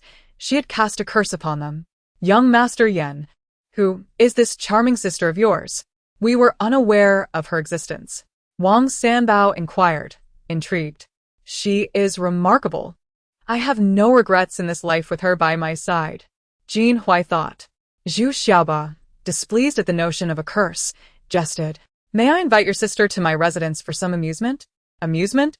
One cannot be certain who would entertain whom. Yan Jiaojiao retorted. Jin Huai, without hesitation, rejected the offer, asserting no. My sister is a treasure of the minister's household, and not for loan. Such stinginess. How shall we collaborate in the future? Zhu Xiaoba sighed. Collaboration? My brother has little desire for military service. He seeks to engage in commerce with you. The system noted. Regrettably, their paths shall lead to naught, ending in utter failure. Jin Hui resolved to heed his sister's counsel. Partnership with them was ill-advised. Who do you look down upon? We would never condescend to partner with your brother, they retorted, though their intentions were benign. However, their lack of acumen in business would inevitably lead to ruin. The trio, embarrassed, exchanged glances. Who lack sense? We are clever and astute. Is your sister merely a glutton, awaiting her next meal? They scoffed. Farewell, young Master Yan and Miss Yan. Despite their reluctance, they did not impede their departure. Yet they remained astonished and discontented by Yan Jiaojiao's thoughts. Did you hear the little girl's musings? Gao Dazhuang questioned. What was that about? Zhu Xiaoba inquired. She mentioned I would be struck by a carriage today. Surely, I am capable of evading such a fate. Scanning the surroundings, he spotted a quiet alley nearby, a shortcut to their residence. Zhu Xiaoba and Wang Sanbao exchanged glances, having overheard Yan Jiaojiao's foreboding thoughts. Let us accompany you, Zhu Xiaoba offered with a grin. As two individuals decided to accompany him, the robust Gao Dazhuang readily agreed, without a second thought. Let us go to my home for a meal. Later, we shall engage in a few rounds of chess. The trio laughed and chatted merrily along the way, with Gao Dazhuang leading the way, followed closely by Zhu Xiaoba and Wang Sanbao. Just as their lively conversation reached a crescendo, an oncoming horse-drawn carriage sped through a narrow intersection, hidden from their view. Engrossed in conversation, Gao Dazhuang was oblivious to the impending danger. Suddenly, a loud crash echoed as the carriage collided with him, sending him flying 10 meters away. Chapter 46. The curse. Wang Sanbao and Zhu Xiaoba widened their eyes in shock and rushed towards the injured Gao Dazhuang, who lay gravely hurt. Although there was no visible blood, his body was covered in abrasions and fractures, with bruises marring any exposed skin. Save me, Wang Gongzi, Zhu Gongzi. Gao Dazhuang gasped weakly before losing consciousness moments later. When he awoke, it was already dusk.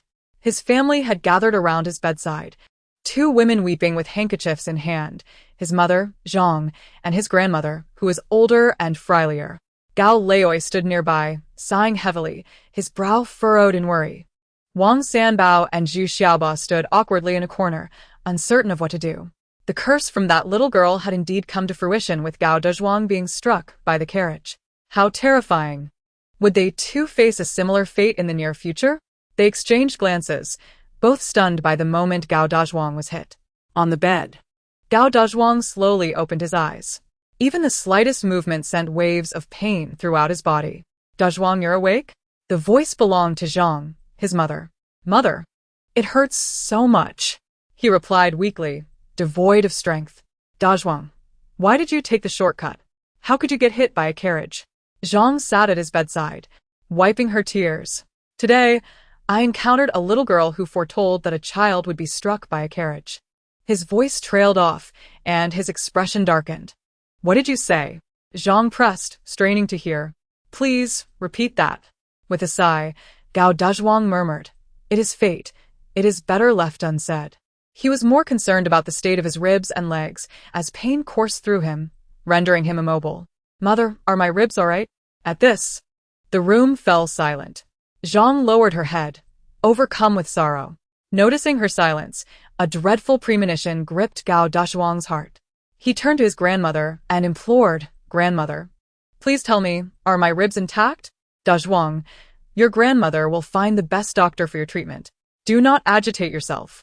Upon hearing this, Gao Dazhuang was struck dumb. So, his ribs were indeed fractured. Were two of them broken? His grandmother nodded sorrowfully, refraining from saying more. Then he asked, what about my legs? His grandmother sniffled, wiping her tears, and nodded a second time. Meanwhile, Zhang moved to the window, unable to contain her sobs. Gao Leoi approached her, offering comfort. At this point, we must focus on how to heal Dazhuang. Lamenting serves no purpose. At that moment, Gao Dazhuang's heart sank. Was it truly as that little girl had said? Would he be forced to marry an ugly bride to carry on the family line? Wang Sanbao and Zhu Xiaoba stepped forward, offering consolation. Zhuang. This is not merely an accident. It is a curse. We must confront that little girl and demand answers. Why has she cursed us? And is there a way to break it? Their words resonated with Gao Dazhuang, who began to believe he had indeed been cursed. Typically, he encountered no misfortune. Yet after meeting that little girl, calamity struck. The thought sent tremors of fear through him. Very well, you shall ask her. I will spare no expense to lift this curse. I refuse to become a cripple or marry an unattractive bride. What curse? Who is this little girl you speak of? Gao Leoi inquired, his curiosity piqued. Wang Sanbao replied candidly, it is the sixth miss of the minister's residence, Yan Jiaojiao. As he concluded, his words were silenced once more. Wang Sanbao was taken aback, finally understanding why Gao Dazhuang was rendered mute. Any mention of Yan Jiaojiao or anything related to her seemed to invoke a strange silence. What? Please continue, Wang Gongzi. Gao Leoi urged impatiently. I said it is the sixth miss of the minister's residence, Yan Jiaojiao. He tried again, but was met with silence once more. Gao Leoi's expression darkened, feeling deceived by Wang Sanbao. He turned to Zhu Xiaoba and said, Zhu Gongzi, you explain. Zhu Xiaoba hesitated, observing the previous attempts at communication falter. How do I even begin to explain? Are you suggesting that Yan Jiaojiao, the 6-year-old younger sister of Yan Jinhuai, cursed Dazhuang, leading to his current dire state? Who would believe such a tale? Speak the truth. Do not conceal anything. Gao Leoi insisted, assuming the three were withholding information. Uncle Gao, you are overthinking this. There is no curse. Dazhuang's accident was simply that a misfortune. Further discussion is futile, especially since there is no evidence. Moreover, even if he wished to explain, he would be just as speechless as Wang Sanbao and Gao Dazhuang. If you refuse to speak, I shall investigate this matter myself. Gao Leoi, perceptive to the trio's hesitance, resolved to uncover the truth. At the minister's residence, the system notified. The host, Wang Sanbao and Zhu Xiaoba, is heading towards the minister's residence. Gao Leizi is stealthily following. Inside, Yan Jiaojiao, preoccupied with eating chicken, paused mid-bite, drool lingering at the corner of her mouth.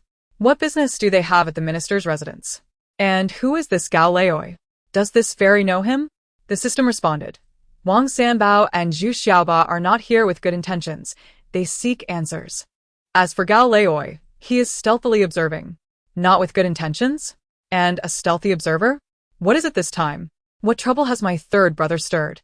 Is he now blaming Gao Leoi?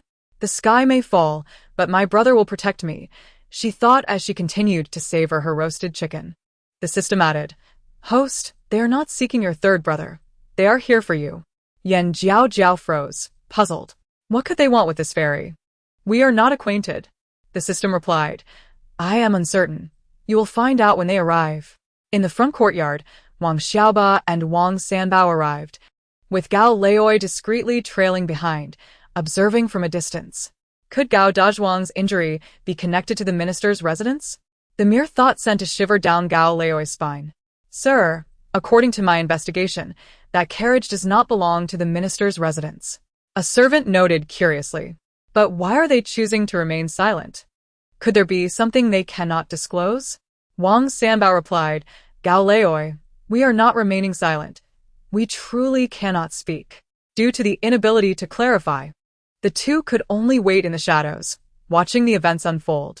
Meanwhile, upon entering the minister's residence, Zhu Xiaoba and Wang Sanbao were directly received by Yan Jinhuai. They were then escorted to the courtyard where Yan Jinhuai was located, the Tianyu Pavilion. Young Master Wang, young Master Zhu, what a pleasure. What brings you here today? Yan Jinhuai greeted them politely. Where is your younger sister? Zhu Xiaoba inquired eagerly, having not spotted Yan Jiaojiao. Why do you seek my sister? Yan Jinhuai's expression darkened as he sensed their intentions were not benign. Chapter 47. Zhu Xiaoba comprehends the truth. Seeing Yan Jinhuai's expression shift, the two decided to be forthright. To be candid, Gao Dazhuang was struck by a carriage. 2 of his ribs are fractured, and his leg is severely injured. Even if he recovers, he will be a cripple. Regarding this revelation, Yan Jinhui was not surprised. His sister had the ability to foresee the future, and after encountering Gao Dazhuang and his companions, she had predicted their fates. Thus, he was already aware of the incident involving Gao Dazhuang's injury. However, fate being what it is, even with foreknowledge, he could not alter the outcome. Yet, he maintained the facade of concern. Surprised, he exclaimed, "What did you just say? De Zhuang was struck by a cart? 2 of his ribs are broken, and he now limps?" His astonishment was palpable, as if he had just uncovered a profound truth. Indeed, this incident left De Zhuang in a state of despair, feeling that life had lost its meaning. This was no exaggeration. The towering De Zhuang was experiencing an unprecedented blow, his spirits plummeting to the depths of despondency. Honestly, why would De Zhuang choose to wander down a secluded path instead of sticking to the main road? It's hardly surprising that he met with such misfortune. Unbeknownst to them, Jiaojiao had arrived at Yan Jinhui's courtyard. Upon learning that the 2 had come for her, she decided to observe them from a hidden corner, utilizing her petite stature to eavesdrop. The 3 who were unaware of her presence were taken aback. Yan Jinhui remarked, "Why is my little sister here, hiding in the shadows to listen?"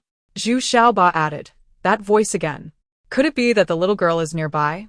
How did she know De Zhuang took the back road? Is this not a curse, but a glimpse into the future?" With this thought, Zhu Xiaoba's pupils transformed visibly. First fear, then calm, and finally joy. "I am truly pained by De Zhuang's plight, yet this has nothing to do with my little sister. She is but a child." He was clear in his stance. "If you 2 wish to reminisce and chat, you are always welcome. But if you seek to trouble my little sister, then I cannot entertain such anger."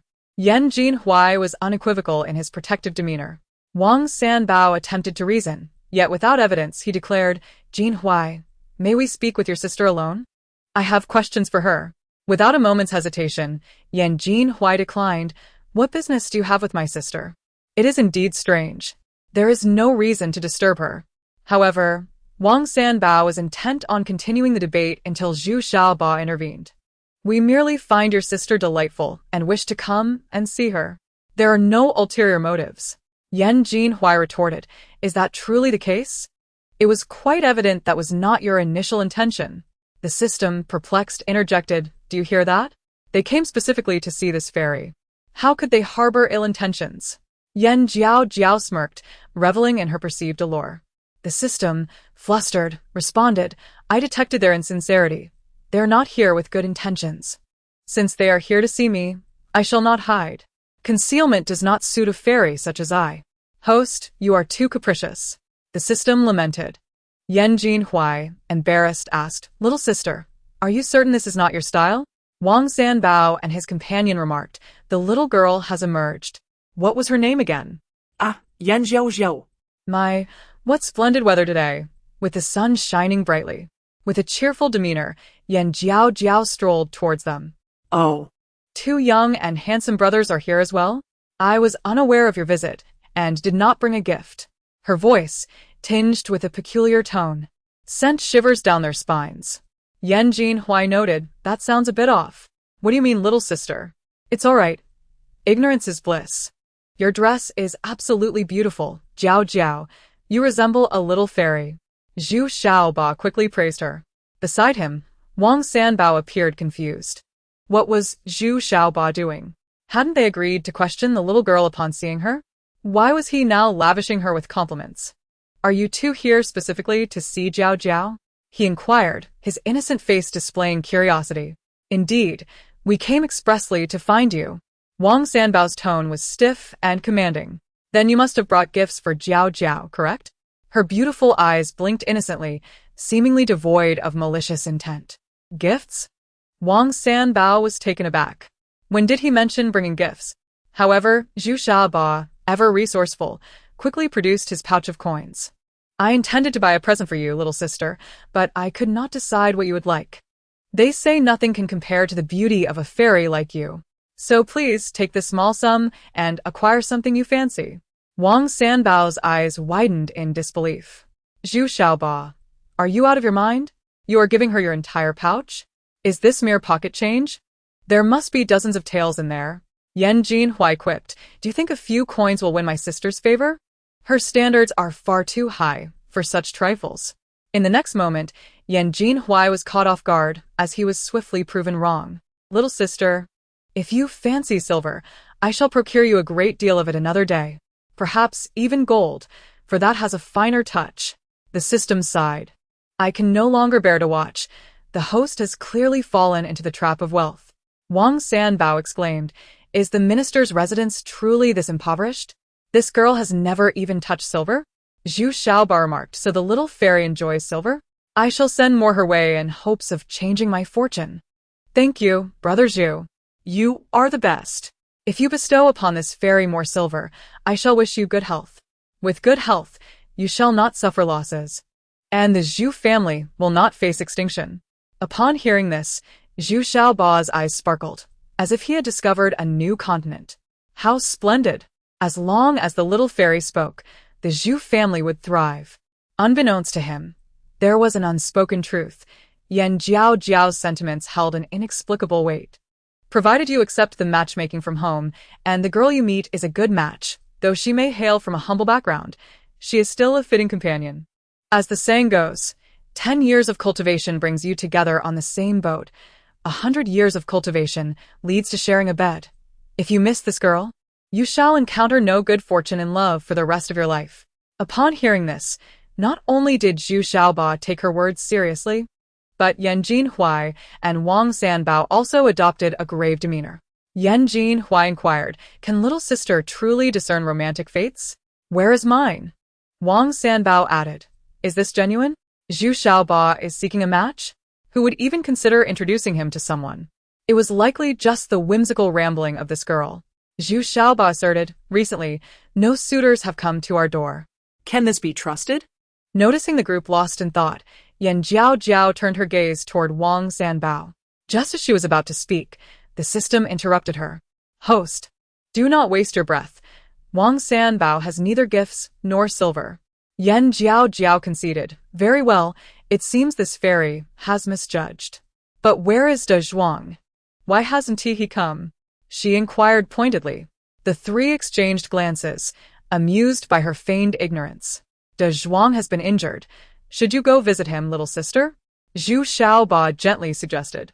Absolutely. Let us depart at once. The tall one is gravely injured. In light of his good nature, this fairy shall pay him a visit. De Zhuang expressed his gratitude. Thank you. I truly appreciate your effort. Chapter 48. The love between man and beast. Yan Jiaojiao intended to visit De Zhuang, and as the protective older brother, Yan Jinhui insisted on accompanying her. As they reached the entrance of the estate, the elderly Master Gao spotted Yan Jiaojiao. The little girl they spoke of was the sixth miss of the minister's residence. Master Gao's expression turned knowing. To uncover the truth, Master Gao followed them discreetly, only to realize they were heading toward the Gao residence, his very own home.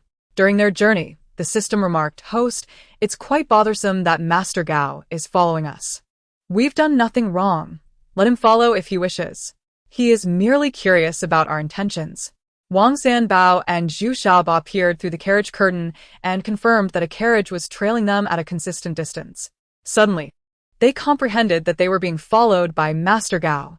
Listening to Yan Jiaojiao's thoughts, Wang Sanbao fell into contemplation. This young girl was aware of their pursuer's presence. Such extraordinary insight was remarkable. At that moment, Wang Sanbao could not help but regard Yan Jiaojiao with newfound respect. The previously quiet atmosphere now grew even more profound, until the system spoke. I am quite bored. Is there any news to share? The system replied, Indeed, it concerns Lord Gao. Upon hearing Lord Gao's name, the group sat up straight, their ears perked with interest. Pray, tell us what is the matter with Lord Gao. With the promise of juicy gossip, Yan Jiaojiao's anticipation was palpable. The system continued. This tale begins with Lord Gao's concubine. However, it is intricately linked to him. Do not keep us in suspense. They urged. The Gao household comprises a main wife and 3 concubines, but the one in question is Chen Xiaoxiao, the second concubine. She raised a wolf thinking it was a dog. As time passed, she grew enamored with the wolf's majestic stature and began to harbor inappropriate thoughts. What kind of inappropriate thoughts? Yan Jiaojiao could hardly contain her curiosity. Wang Sanbao interjected. So, the second concubine raised not a dog, but a wolf? Zhu Xiaobao exclaimed. Could it be that Qin Xiaoxiao is raising a wolf to devour people? How horrifying. Yan Jiaojiao retorted. Indeed, it devours, but in a rather different manner. The system elucidated, as you know. Lord Gao is of advanced age and has little interest in carnal pursuits, with numerous wives and concubines, and the latter being in the prime of their youth. It is only natural that there exists some unmet desires. Upon hearing this, Yan Jiaojiao's eyes widened in shock. So, Lord Gao cannot keep up with them. The system confirmed. Precisely. One night, unable to sleep, Qin Xiaoxiao decided to take a cold bath. In the midst of her loneliness, she noticed that the wolf had grown into a magnificent beast, and thus her thoughts turned awry. Yan Jiaojiao's eyes gleamed with mischief. So, it is indeed a male wolf. The system continued. It was summer, the nights were warm, and the wolf was in its prime, coinciding with its mating season. That night, in her desperation, Qin Xiaoxiao saw what she ought not to have. Is my understanding correct? Did Qin Xiaoxiao take advantage of the wolf? The group gasped in disbelief. Surely, such a thing could not be true. After all, it was a wolf. Could she withstand it? The system confirmed. Yes, precisely as you imagine. That night, the two, human and wolf, came together, and since then, Qin Xiaoxiao has been unable to extricate herself from her affection for the wolf, practically entangled with it every night. Her love for the wolf is akin to the overflowing yellow river, uncontrollable. This is utterly scandalous. A love between human and beast. Surely, Lord Gao remains unaware. If he discovered that he was being cuckolded by a wolf, would he not be infuriated? The group pondered the gravity of the situation. It was a humiliation beyond measure for a man to be unable to satisfy a woman and rely on a wolf for solace. The system noted. Qin Xiaoxiao has kept this affair hidden from Lord Gao. Besides, the wolf has been by her side since it was small, not only intelligent, but obedient to her commands. Whatever she asked, it complied, fulfilling her every desire. The wolf, being in its prime and during mating season, was more than willing to oblige. Furthermore, with a creature of such elevated status available for release, how could it not be exhilarating?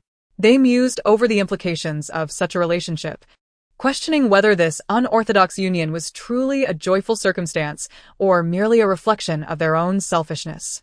Indeed, the system remarked, engaging with a wolf is certainly preferable to seeking out a wayward man. At least the secret remains undiscovered. The notion of Qin Xiaoxiao's clandestine liaison with the wolf was unprecedented, a scandal that would surely reverberate through the annals of history. Wang Sanbao lamented that such bizarre occurrences could happen in the Gao household, a disgrace that would surely disturb their ancestors. Zhu Xiaobao concluded that marrying multiple wives only led to heartache, and if what the little fairy suggested were true, he would be content with a single, cherished partner, forsaking the allure of others. Meanwhile, a nearby carriage carried Lord Gao, who faintly heard a girl's voice. He glanced around but found no child in sight, only the sweet, innocent voice that invaded his thoughts, mentioning Qin Xiaoxiao, his own concubine. Intrigued, he focused intently, trying to discern the source of the gossip. Words like beastly love, green hat, and mutual assistance floated through the air, but he comprehended none of it. What was this beastly love? How was it connected to Qin Xiaoxiao? And what of the green hat? As he pondered, the voice returned. The system noted, Host, I have just discerned that Zhu Xiaobao's romantic fate has arrived. The widow next door is visiting him with intentions of courtship. Startled, Zhu Xiaobao realized that the widow frequently visited his home, but this time, she came with a proposal. He felt a rush of excitement at the thought of this potential match, gripping his hands tightly, soon to be slick with sweat. Yet it was merely a proposal, and the lady had not yet visited the estate. He could wait for their formal introduction. Zhu Xiaobao trembled at the thought of missing his chance. Would he regret it for eternity? Thus, he resolved to take this seriously, planning to escort the fairy to the Gao estate before finding an excuse to depart. Yan Jinhui teased, Zhu Xiaobao? Pixie? How amusing, sister. You are delightful. Wang Sanbao added, Is Pixie the nickname for Zhu Xiaobao? It certainly has a lively ring to it. Far more appealing than his given name and easy to remember. Lord Gao wondered, who is this Pigsy? And why is there talk of courtship? Chapter 49. Lord Gao's green hat is both large and lush before long. The group arrived at the Gao estate, where Lord Gao appeared simultaneously. As Yan Jiaojiao and the others disembarked from the carriage, Lord Gao approached, recognizing Yan Sangongzi from the Ministry of Rites. "What brings you here today?" he inquired, stroking his beard with a jovial smile. The system interjected, "Host, this is Lord Gao, stout and prosperous, undoubtedly a man of considerable wealth. It is no wonder he has taken multiple concubines. Is this the Lord Gao rumored to wear a green hat? He certainly possesses a certain wealthy aura, and his choice of concubines reflects his stature, particularly Chen Xiaoxiao, whose actions are unprecedented." Indeed, the system affirmed, most women could not endure such a situation. Yet only Chen Xiaoxiao possesses the audacity. Yan Jiaojiao laughed. "Chen Xiaoxiao is truly a warrior among women, the queen of chickens." At last, Lord Gao is spared the burdens of his desires. The group nearly burst into laughter, disguising their mirth with coughs to mask their embarrassment. Could it be understood that a man of immense wealth and authority was outdone by a mere beast? Yan Jiaojiao quipped, "What of the beast? Do not underestimate it. The wolf truly surpasses Lord Gao, otherwise, how would one explain Chen Xiaoxiao's actions?" Lord Gao's hat is indeed both green and grand, a splendid adornment that few could wear. It seems only Lord Gao is worthy of donning such a magnificent piece. Lord Gao remarked, "I hear the voice of a little girl once more. This time, it is exceptionally clear." The compliments about his demeanor and the excellence of his concubines, along with the mention of the green hat, filled him with a sense of pride. Feeling elated by the praise, he could not help but express his joy. "Indeed, my dear sister Yan Jiaojiao, at the tender age of 6, is gentle and soft-spoken." The system retorted, "Gentle and soft-spoken? Are you certain you are describing your little sister? If the third brother says I am gentle and soft-spoken, shall I feign such traits?" Yan Jiaojiao mused, "But I am naturally a lady. No need for pretense." The system reassured her, "No need to pretend. Simply be yourself." In the midst of the gathering, someone suggested, "Are we certain we shouldn't put on a show? Perhaps we should, just to maintain control of the situation." Mr. Gao froze, his pupils dilating, and his body trembled as he pointed at Yan Jiaojiao, stuttering, why your voice?" He struggled for words, failing to articulate a complete sentence. "Uncle Gao, what's wrong with Jiaojiao? Her voice? What voice?" He scratched his head, palms raised in confusion, unable to comprehend Mr. Gao's behavior. System, has Mr. Gao lost his mind? Is he unable to speak in the presence of this celestial maiden? Despite being a seasoned businessman for 2 decades, his current demeanor suggests he has never encountered anything like this. System. Perhaps he is intimidated by the innate aura of the host, which has rendered him speechless. Yan Jiaojiao felt a thrill, a faint smile gracing her lips. There's no helping it. My presence commands such an aura that it's impossible to shake off. Yan Jin Huai felt embarrassed. Little sister, one must remain humble and exercise discretion. Wang Sanbao remarked, after spending time together, I have gleaned numerous secrets from this little celestial maiden. From this day forth, I shall cling tightly to her. Zhu Xiaoba added, her insights into the future were initially perceived as curses. How foolish I was not to recognize her true nature. Thankfully, I came to my senses in time, lest I have made a grave mistake. Miss Yan's voice was melodious, akin to a bubbling spring. Mr. Gao, despite his worldly experience, nearly lost his composure today. While Miss Yan Lu appeared gentle and timid, beneath her exterior lay a fierce and clever spirit, not easily trifled with. System. Did you hear that? Mr. Gao praised this celestial maiden. Clearly he is not blind. Mr. Gao queried just moments ago, I was Uncle Gao, and now I'm Mr. Gao, but what am I to you? System. Mr. Gao is not blind. He merely values his pride, believing that surrounding himself with women validates his status, only to end up wearing a metaphorical green hat. In the end, it would have been better had he not done so. Mr. Gao questioned, is this green hat a derogatory term? Is it not a compliment? Does it relate to Qin Xiaoxiao from the second household? Hearing that De Zhuang had been injured, Yan Jiaojiao expressed her intent to visit him, requesting Mr. Gao to guide her. Noticing Mr. Gao's lingering gaze on Yan Jiaojiao, as her brother, he disapproved of his sister being scrutinized. As they walked, he pondered how this little girl of merely 6 years could possess such a remarkable ability to hear thoughts.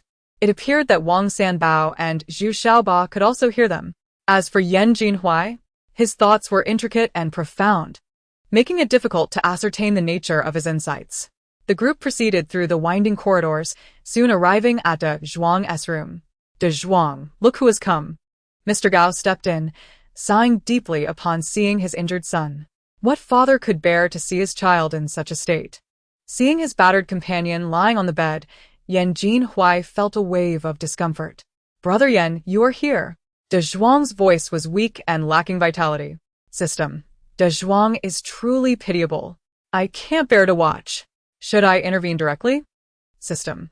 Host, I am aware of your capabilities, but you are only 6 years old. Would the Gao family consent to your treatment? They fundamentally do not trust you. Very well. I will have to let things be, allowing De Zhuang to watch the girl he fancies marry another, ultimately being forced to take medicine to fulfill his marital duties. How tragic that would be. De Zhuang declared, I do not wish to marry an ugly wife. I want to be with the girl I love. Mr. Gao mused. Is it true that this Yan Jiaojiao possesses medical skills? Can she heal De Zhuang's injuries and prevent him from becoming a cripple? With this thought, Mr. Gao's anxious heart settled, as if he had ingested a calming pill. Despite her tender age, he felt an unwavering trust in her abilities, an inexplicable conviction that he could not articulate.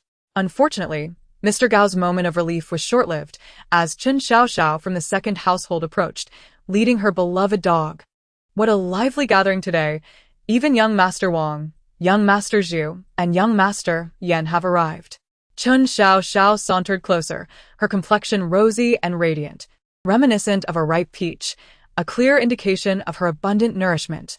Her dog, a wild wolf, had grown considerably since reaching maturity, and upon entering the room, it made the space feel constricted. Is this the wild wolf raised by Chen Xiaoxiao? Its fur is dark. Is it truly an adult? Yan Jiaojiao was astonished. In her memory, adult wild wolves should be much larger.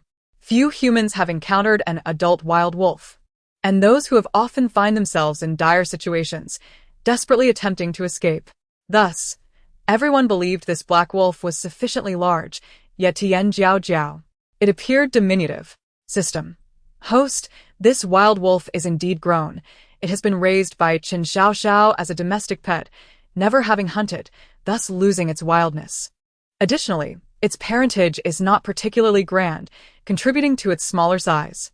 In essence, it's all a matter of genetics, no wonder it is so small. In the realm of canines, it may be considered large, but among wolves, it is quite petite. This celestial maiden is not unfamiliar with wild wolves. I recall the last one, Little Gray. Now that was a majestic creature, striking and powerful, capable of dispatching a sheep with a mere swipe of its paw.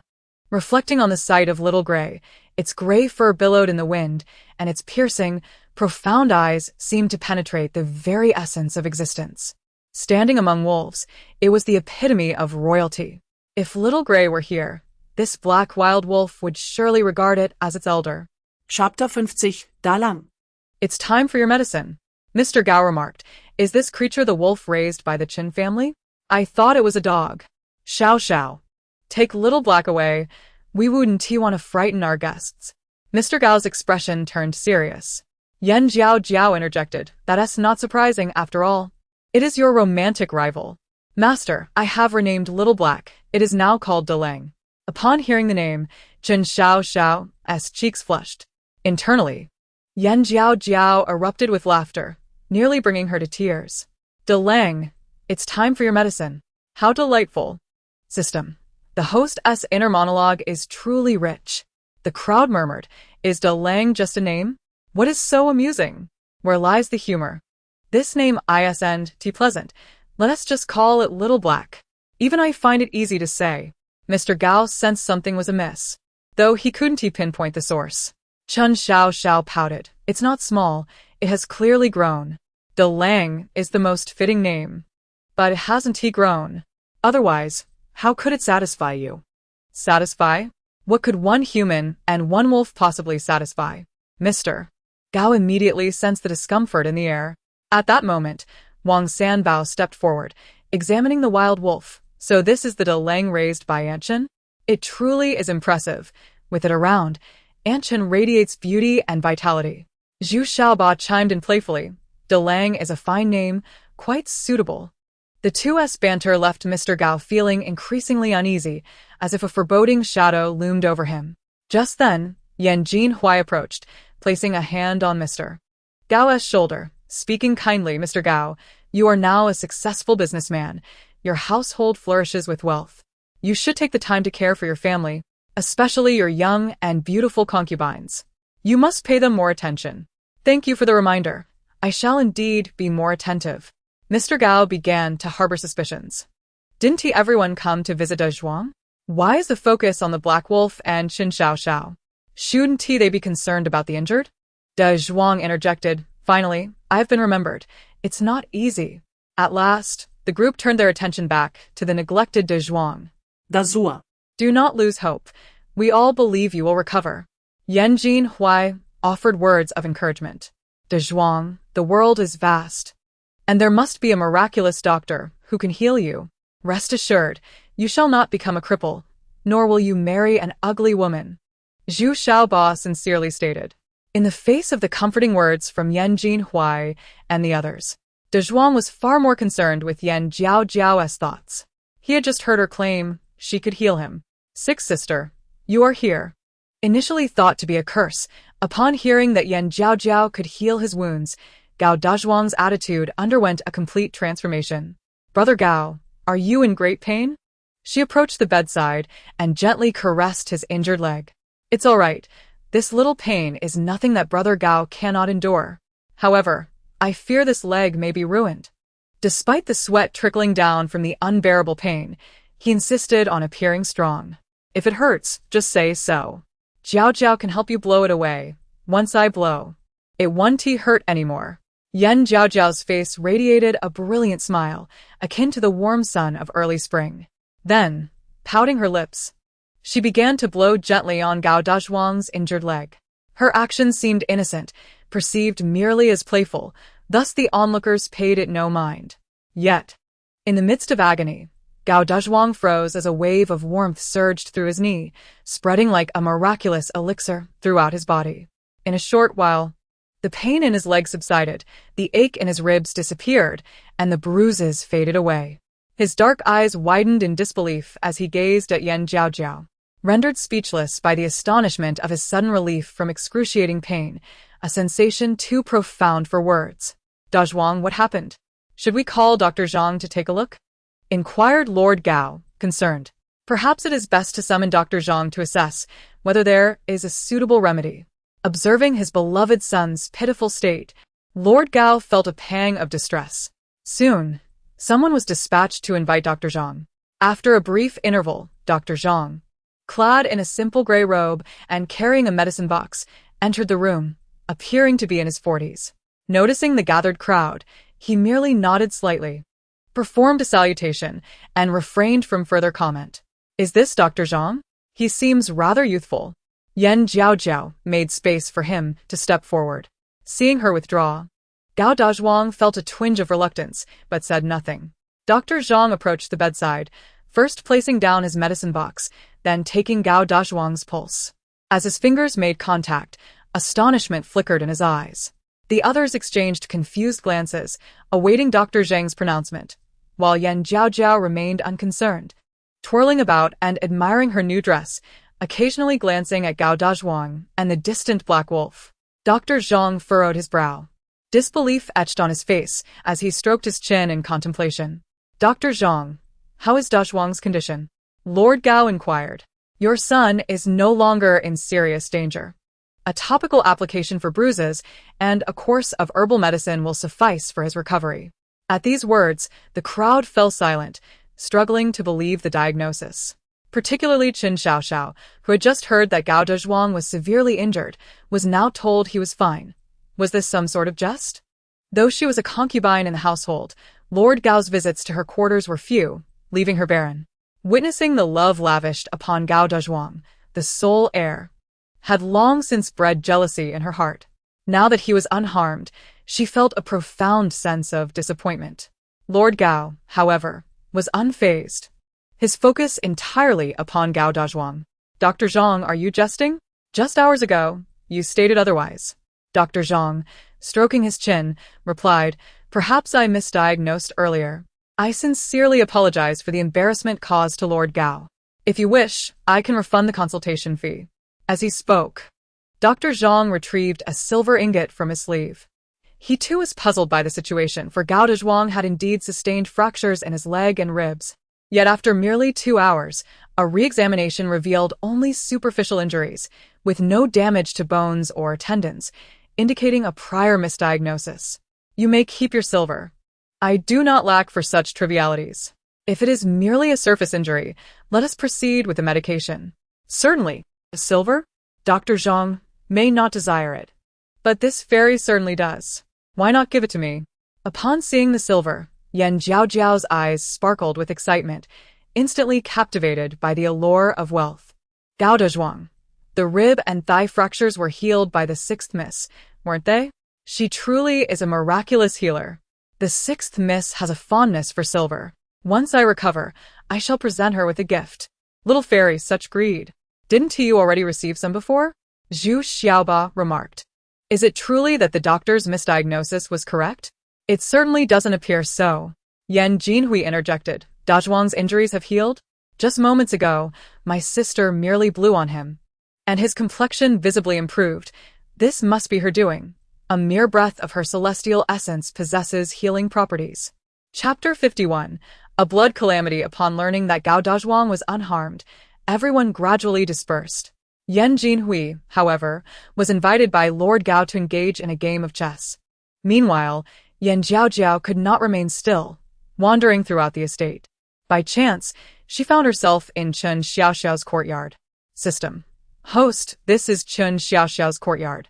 What brings us here? Of course, to visit the Black Wolf, to inquire about its well-being and if it is well-fed. System. The host appeared serious. It was truly a mischievous little sprite. Due to her petite stature, she stealthily entered the backyard unnoticed. Upon entering, she spotted the Black Wolf resting on the ground. The wolf, sensing an unfamiliar presence, slowly opened its eyes and quickly awakened. Black Wolf, you woke up so quickly? Yan Jiaojiao glanced around, ensuring no one was watching, and approached the Black Wolf directly. The Black Wolf, taken aback, had not expected the little girl to speak to it. Ignorant human, do you dare come so close? Are you not afraid of being eaten? It muttered, mistakenly believing Yan Jiaojiao did not understand its wolf speech. Yet the very next second, upon hearing its words, the Black Wolf sprang to its feet, its expression one of terror and astonishment. You can understand animal speech? Is animal speech so difficult to comprehend? It is merely a form of communication with livestock, a basic skill in the path of cultivation. The Black Wolf, circling around Yan Jiaojiao, observed her with curiosity. Not only can you understand animal speech, but you can also converse with me? Are you human or spirit? Had I been a spirit, I would have devoured you long ago. Would you still be alive? The Black Wolf displayed a lack of discernment. This was hardly a question worth posing. Knowing I am a wolf, are you not afraid? Yan Jiaojiao rolled her eyes. I have encountered wild wolves much larger than you. Why should I fear you? Now, let us get back to the point. When you were intimate with Chen Xiaoxiao, what were you thinking? The Black Wolf was taken aback. how do you know about that? Why should I not know? It's merely a matter between a man and a woman. Do share your thoughts. Yan Jiaojiao chuckled, reveling in the amusement she had discovered. System. You, a wolf, have succumbed to the whims of a woman. Are you content? The Black Wolf replied, ISNT that part of growing up? Initially, I had no intention of providing comfort to my master, but since she insisted, I had no choice but to comply. Do you think I desired this? I am past my mating season and have little energy left. Yet you did not refuse. You took advantage of the situation and feigned innocence. How clever of you. The Black Wolf sighed. At first, I did not refuse, but but after a week, I did refuse, yet my master insisted. Here, the black wolf shook its head, indicating its own struggles. Jiaojiao pondered. System. Can its words be trusted? System. Having passed its mating season, it surely no longer wishes to continue. Thus, it appears that Chen Xiaoxiao is indeed unfulfilled in her desires. You have unwittingly become the victim. The black wolf, puzzled, asked, little girl, who exactly are you? How do you know so much? You wouldn't report me, would you? Who I am is of little consequence. What matters is that you must leave the Gao estate promptly, or your life will be at risk. She had foreseen that the black wolf would encounter a blood calamity at the midnight hour. The black wolf inquired, your life will be at risk? How could you possibly know that? What is the cause? Jiaojiao rolled her eyes. Was the cause not obvious? Believe it or not, I have kindly warned you. Moreover, Chen Xiaoxiao is infamous for bringing misfortune. Even if you are a beast, after being unified with her, you will still be ensnared by her fate. The black wolf countered. If that is the case, wouldn't Lord Gao also be affected? Yet he seems to be perfectly fine. The young girl appeared quite capable. Yet it was unexpected that she could deceive even a wolf. If there were any trouble, the first to be affected would be Lord Gao. The key point is that Lord Gao is currently safe and sound, which suggests that his master is neither a widow nor cursed with misfortune. System. How come there were no repercussions? Didn't Gao Dazhuang encounter trouble? He is the only son, and if anything were to happen to him, Lord Gao would live in perpetual sorrow. Black Wolf, but Gao Dazhuang is unharmed, isn't he? System. He has 2 broken ribs and a crippled leg. Is that considered unscathed? The Black Wolf narrowed its eyes. The doctor already declared it a misdiagnosis.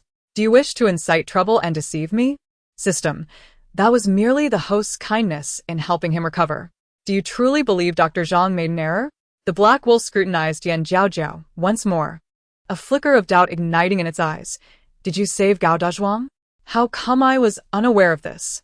Jiaojiao, disinterested in explanations, shrugged nonchalantly. Believe it or not, I have delivered my message. Farewell. System. Let us depart. This black wolf is utterly unamusing, excessively rigid, and devoid of interest. Black Wolf. Are we leaving just like that? Who is this little girl? The black wolf was perplexed, its head spinning with confusion. As the saying goes, there is no smoke without fire. If it is said that misfortune looms, it would be wise to exercise caution in the coming days. Though it was urged to leave the Gao residence and its master, it found it hard to part. Upon reaching the courtyard, the system spoke. Host, why did you give the black wolf a warning? It seemed to disregard you. You should have showcased your authority to intimidate it, letting it know your prowess. I am a benevolent fairy. It has done nothing wrong, so why should I intimidate a wolf with my status? System. Oh, so now you choose to play the good-natured one. By the way, Zhu Beiji should have returned home by now, right? System. Yes, he has returned, but there is no hope. System. The girl that Ma Posi proposed is from a poor family named Zhou. Due to their financial difficulties and accumulating debts, her stepmother attempted to sell her to a brothel for 100 taels of silver. Ma Posi happened upon her. Upon seeing her beauty and considering the Zhu family was arranging a marriage with her son, she purchased Zhou for 100 taels. She then approached with the pretense of matchmaking to gain profit. Upon hearing this, Jiaojiao finally understood. To put it nicely, it's matchmaking. To say it bluntly, it's trafficking. System. The Zhu family holds considerable status. Zhu Leoi quickly gathered information and decisively declined. Jiaojiao sighed. This method is indeed disgraceful. Yet such a pair of exquisite jade-like individuals are lost? Is the absence of a process and conclusion due to a poor beginning? System. This matter is somewhat intricate. It ultimately depends on Zhu Xiaoba's perspective. In any case, the final decision rests in his hands. Chapter 52. Refusal of marriage. Let us go. Summon third brother. We shall visit the Zhu residence. System. Host, this is fate. Whether joyful or sorrowful, it is all orchestrated by the heavens. Your visit would be futile. Who said this fairy intends to interfere? I simply wish to observe. One must not miss out on the spectacle. System. Very well. At the Zhu residence. In the front hall, Zhu Xiaoba completed his inspection and turned to Zhu Leoi, saying, "Father, did Ma Posey come to propose? Has the girl arrived?" His tone was urgent, his face eager. Zhu Leoi glanced at his son, calmly lifting his cup to sip tea. "Father, do speak. I am on the verge of anxiety," Zhu Xiaoba urged. Putting down the teacup, Zhu Leoi replied slowly, "Indeed, Ma Posey visited today. From whom did you hear this? Is it true that she came to propose?" Zhu Xiaoba exclaimed excitedly. Zhu Leoi, no longer playing coy, nodded. "She did come to propose, but the girl is not suitable for you, and I refused on your behalf." "Refused?" Zhu Xiaoba immediately disagreed. "Father, this is a joyous occasion. Why did you refuse? At the very least, allow me to meet the girl." His expression darkened, full of complaints. Noticing his son's discontent, Zhu Leoi became intrigued. Numerous matchmakers had visited their residence over the years, yet none had garnered his son's concern. Today, however, he was the one asking and complaining about a refusal, leaving Zhu Leoi puzzled. What is wrong with an ordinary girl? The Zhu family is a merchant family with deep roots. It is not imperative to marry into a noble family for stability. As long as my son is fond of her, we need not consider anything else.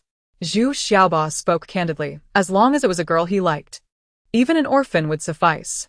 Zhu Leoi understood his son's nature. As long as he liked her, nothing else mattered. Furthermore, he was not a narrow-minded man. Yet the girl proposed this time was genuinely unsuitable. Otherwise, he would not have refused. Since you reached adulthood, countless matchmakers have come to propose. Yet you have never shown interest until now. Zhu Leoi stroked his goatee, curiously inquiring. At this point, Zhu Xiaoba faltered. He could not possibly say that he was only concerned because he heard the fairy's thoughts. "Father, do you think I have lost my mind?" Why? "Have you perhaps met that girl?" Upon hearing this, Zhu Xiaoba's mind raced, and he quickly responded, "Yes, I have met her and fell in love at first sight. I shall marry no one else." Zhu Leoi was taken aback, unable to believe. "When did you meet her?" "I heard she was sold to a brothel." "Did you go to the brothel?" Realizing this, Zhu Leoi's expression darkened. "A few days ago, but I cannot recall the exact date." Zhu Xiaoba attempted to evade the question. Yet to Zhu Leoi, his words implied he had secretly ventured out. "Xiaoba, confess where you have been these days." Zhu Leoi's face turned serious. "Nowhere. I was just with several young masters from noble families." Zhu Leoi's expression was grim. Had he misunderstood something? "Still attempting to defend yourself? Have you been to the brothel?" Zhu Leoi's voice was cold and authoritative. Clearly, he was furious, and it seemed quite serious. Zhu Xiaoba, keenly perceptive, instantly sensed something was amiss and asked, "Father, did you misunderstand something? I have never been to a brothel." He appeared frivolous, yet in truth, he had never engaged with outside women. Only during his coming-of-age ceremony had his family arranged for 2 concubines, and he had little interest in other girls. To him, as long as a woman was not unattractive, it made no difference if she was covered by a quilt. Even if the marriage was arranged by his parents, he was indifferent. However, after hearing the fairy's thoughts, he suddenly changed his mind and wished to meet the girl, to see what kind of person she was, as she could be his only true match. "Never been to a brothel? Then where did you meet her? Do you know her name?" Zhu Leoi bombarded him with questions. This question was somewhat challenging. Lies often require countless others to support them. "I refused for a reason. That girl comes from poverty, which is not inherently a problem. As long as her background is clean, I could turn a blind eye. However, she was sold to a brothel by her stepmother. In that case, how can we be certain she is still pure? Hence, I refused. There are plenty of fine women in the world. Why not find another girl to like?" Zhu Leoi sighed and shook his head. The Zhu family does not value status, but they do value purity. Is that so? This certainly warrants caution. "Xiaoba, your father only wishes the best for you. Consider today as if it never happened, and forget about it." Forget? Such a simple thing to say. And a splendid match is just lost? Unbeknownst to them, Jiaojiao had arrived outside the hall and caught the conversation between the father and son. Upon hearing the heartfelt thoughts, Zhu Xiaoba froze. Realizing Jiaojiao was present, his heart filled with joy. Zhu Leoi, seated at the head, was similarly startled. for he too had heard Yan Jiaojiao's thoughts. Zhu Leoi, what voice is this? What match? He lifted his gaze and saw a young servant leading in both a large and small figure. Master, young Master Yan and Miss Yan have arrived. Zhu Leoi nodded, rising to greet the siblings. Young Master Yan, Miss Yan, it is a pleasure to meet you. Please come inside. Zhu Leoi spoke courteously. Uncle Zhu, you may call me Jiaojiao. Her voice was sweet and charming. Master Zhu, what is that sound? It is identical to what I just heard. Old Zhu, why are you staring at this fairy? Have you never seen a beauty before? Master Zhu, the shock within me is unparalleled. As your words trailed off, I found myself at a loss for words, unable to articulate a single syllable. This fairy's voice is crisp and melodious, truly delightful. System. Host. Did you already know that old Zhu's words were left unfinished? Even if I were to think with my toes, it is evident she intended to praise this fairy. We hail from the minister's residence, and with such a prominent father, how could he not hold her in high regard? System. That seems to be the reasoning. In my youth, I was a classmate of young Master Zhu, and today, with nothing to occupy my time, I thought I would pay a visit. I trust Master Zhu does not mind? Yan Jinhui chuckled lightly and took a seat on the wooden chair. Not at all, young Master Yan. You are welcome to visit our residence anytime. Servants, prepare tea and snacks. Master Zhu, warmly invited. Are there sweet osmanthus cakes or mung bean cakes? Wiping her mouth, she felt a surge of eagerness, her inner foodie immediately revealed. Master Zhu, Miss Yan is truly intriguing, a foodie indeed, yet why can he hear her innermost thoughts? Turning his gaze towards Yan Jinhui and Zhu Xiaoba, he noticed their expressions were unperturbed, displaying no signs of strangeness. It seems that he alone could hear. Could it be that heaven intends to convey a certain decree to him? Gently stroking his beard, he pondered in confusion. Chapter 53. The Snow Lotus Maiden brings fortune to her husband soon. Tea and snacks were served. There were peach blossom pastries, pineapple cakes, hibiscus cakes, and a pot of jasmine tea. Wow, so many delicious treats. This fairy intends to consume them all. Yan Jiaojiao exclaimed excitedly, her eyes nearly falling onto the pastries. System. Host, are you certain you can finish all of this? They are fragrant and delectable, soft and sticky, with a delicate texture, truly delightful. This is the best peach blossom pastry this fairy has ever tasted.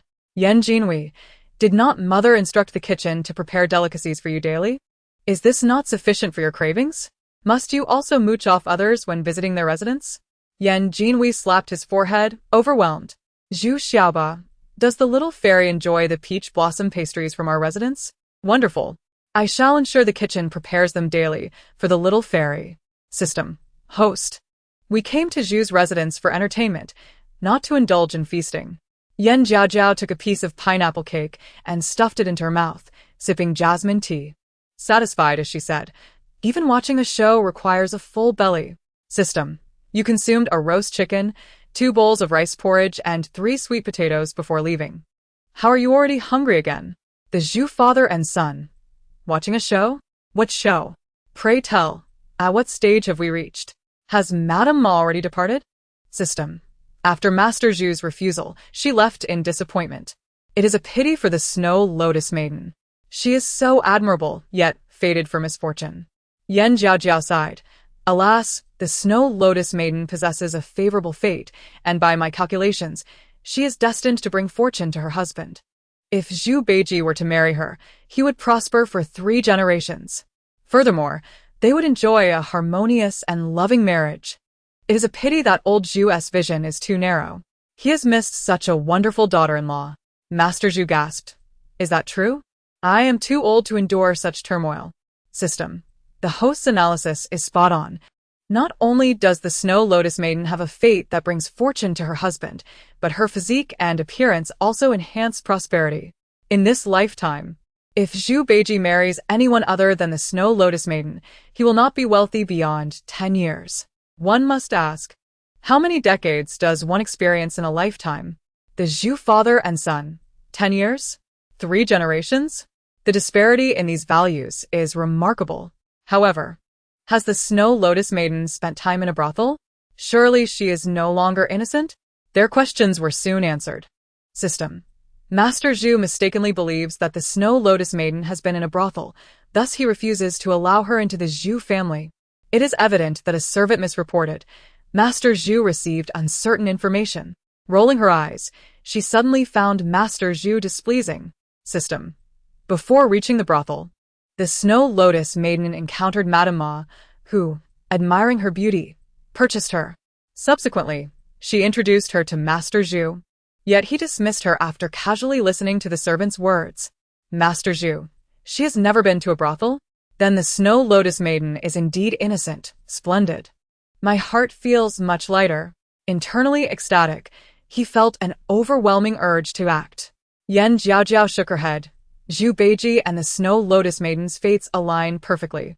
Their union is a good omen, beneficial not only for the Snow Lotus Maiden but even more so for Zhu Beiji. Alas, I can do nothing to assist. Let the Zhu family handle their affairs as they wish. The Zhu father and son what? Madame Ma is so swift? Yan Jinhui, should we remind Xiaoba, as he is a close friend? If the Zhu family does not act soon, the Snow Lotus Maiden will become the wife of the Li family. How unfortunate! To reject such a splendid opportunity delivered to their doorstep. Suddenly, Master Zhu sprang up from his wooden stool. His posture straightened, and his expression turned serious. Zhu Xiaoba could no longer remain seated at the same moment. Young Master Yan, Miss Yan, I have urgent matters to attend to. I shall take my leave. Without waiting for the sibling's response, he clasped his hands and strode out. The speed of his departure left others stunned as his silhouette vanished at the doorway. Is he leaving just like that? Master Zhu is rather peculiar. Regardless, it was of no concern to this fairy. She prioritized her feast. Young Master Yan, does your father have pressing matters? Yan Jinhui felt somewhat awkward. They had barely exchanged a few words before he departed. The Li family is nearby, separated from the Zhu family by only one household. Conveniently, the house in between belongs to Madame Ma. Considering Madame Ma's location, the Zhu family lies to the left, while the Li family is to the right. Both are merchants. Each can produce silver.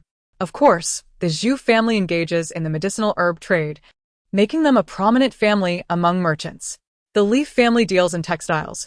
Although their business is not as prosperous as the Zhu family, they are still quite wealthy. Thus, Madame Ma initially approached the Zhu family, followed by the Li family. However, after the Zhu family declined, she had no choice but to seek the Li family. If they also rejected her, she would continue to search for the next household, as she could not believe that a young and beautiful maiden would not attract the attention of a wealthy young master. Watching the Zhu father and son leave one after the other, the siblings exchanged glances. Younger sister, where do you think Master Zhu and his son are headed? Yan Jinhui deliberately inquired. This question was rather profound, and Jiaojiao was at a loss. Yan Jiaojiao lowered her head and continued to eat pastries. System. Investigate what the Zhu father and son are up to? They left in a hurry, as if something significant occurred. This fairy had not predicted that the Zhu family faced calamity. Why were they so frantic just now? Could it be they truly went to seize a bride? Upon hearing this, Yan Jinhui perked up his ears to listen. System. Detected that the Zhu father and son are hastening towards the Li family. Host. Do you wish to take a look? In a scenario where two men vie for one woman, this thrilling spectacle is one that this fairy must witness. Yan Jinhui. They're indeed going to the Li family? Did they not reject the marriage proposal? Why are they now rushing there? Are they having second thoughts? Yan Jiaojiao. Some things are only cherished after they are lost. Li family. Master Li, this is the Snow Lotus Maiden, a captivating beauty with a delicate and ethereal figure. Perfect for becoming your son's concubine. Madame Ma covered her mouth with a light laugh, her face brimming with flattery. Master Li rose and circled around the Snow Lotus, nodding in satisfaction. Her appearance is exceptional, her physique ample. She should be more than capable of bearing children. After assessing her, Master Li prioritized the ability to bear offspring. Is your son available? Should he come to meet her? Or can Master Li make the decision? Madame Ma cautiously inquired. As long as it is a decision made by me, my son will have no objections. The Snow Lotus Maiden is indeed charming. Even if she is to be a concubine, I approve.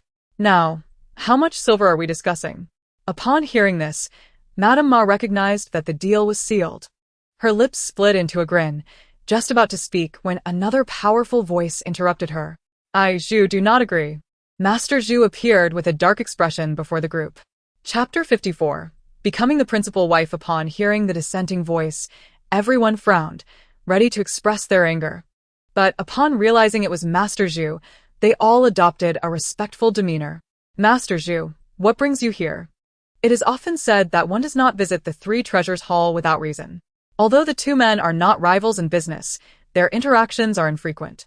Lord Zhu wore a stern expression, his eyes filled with disdain as he glanced at old Li and then at the matchmaker. You just introduced Miss Xuelian to my son, and now you are offering her to someone else. What do you mean by that, matchmaker? Caught off guard by the accusation, the matchmaker faltered. Lord Zhu, did you not refuse her? Zhu interrupted. What I said was that I would consider it, not that I refused. You must have misheard. When it comes to audacity, none can rival Lord Zhu. The matchmaker's eyes widened in disbelief. How could the renowned Lord Zhu go back on his word? She was certain she had heard a clear refusal. Now, she found herself in a predicament. Both families were prominent, and offending either would not bode well. Just as she had reached an agreement with old Li, Lord Zhu had to intervene. Noticing her hesitation, Lord Zhu addressed old Li. There is an order to such matters. The matchmaker has already introduced Miss Xuelian to my Zhu family. Surely, Mr. Li would not attempt to snatch her away? Old Li retorted. Isn't it you who is trying to take her? Mr. Zhu, have you taken a liking to Miss Xuelian as well? Old Li was troubled, fully aware that offending the Zhu family was unwise. Miss Xuelian is beautiful and gentle. I would not allow her to be a concubine at the very least. She must be my son's legitimate wife. Lord Zhu declared earnestly. Legitimate wife. The proclamation stunned everyone present. Although she was indeed striking, she hailed from a humble background, and being a concubine was already a step up. Lord Zhu, are you serious? The matchmaker pressed. Even Xuelian, standing in the corner, was taken aback, questioning if she had misheard. Her life had never been her own to govern. Her mother had passed away early, her father remarried, and soon after had another son. With a patriarch who favored males, she had become invisible in her own household. Once a word is spoken, it cannot be taken back. I speak the truth. If Miss Xuelian has no objections, we can set a date for the wedding. With Lord Zhu's assertion, old Li dared not speak further. In terms of influence, the Zhu family was far superior. Although his family was prominent in the capital, they did not compare to the Zhu family. Moreover, both of his sons were already married. If Xuelian were to enter their household, she would only be a concubine. Yet Lord Zhu had promised her the status of a legitimate wife. Legitimate wife. This is indeed a stroke of fortune for Xuelian. Mr. Li, you understand the wisdom of the saying, water flows downwards and people ascend. Old Li comprehended the implication. Both my sons are married. It would be unfair to have Miss Xuelian as a concubine. Now that the Zhu family's young master wishes to take her as a legitimate wife, I have no further objections. Hearing this, Lord Zhu stroked his chin with satisfaction. Mr. Li, your magnanimity only enhances your prosperous textile business. I admire that. Even a flourishing textile business cannot compare to Lord Zhu's standing. I still have much to learn from you in the ways of commerce and governance. Before long, both families had settled their differences. After all, Miss Xuelian was to become a legitimate wife in the Zhu family, a status that the Li family could not provide. Thus, it was better to graciously concede. Soon after, Zhu Xiaoba arrived. Upon catching sight of the gentle and delicate Miss Xuelian in the corner, he was momentarily entranced. Her long, dark hair cascaded elegantly around her slender neck. Her features were exquisitely refined, her skin as smooth as a freshly shelled egg, and her warm brown eyes radiated kindness, exuding an ethereal beauty that seemed untouched by the world. Even without makeup, her striking features shone brightly. Zhu Xiaoba stood spellbound, captivated by her beauty, feeling as though he had encountered a celestial being. His gaze was so openly enamored that it caused Xuelian to blush, prompting her to quickly turn away in an attempt to mask her embarrassment. Young Master Zhu, you have arrived.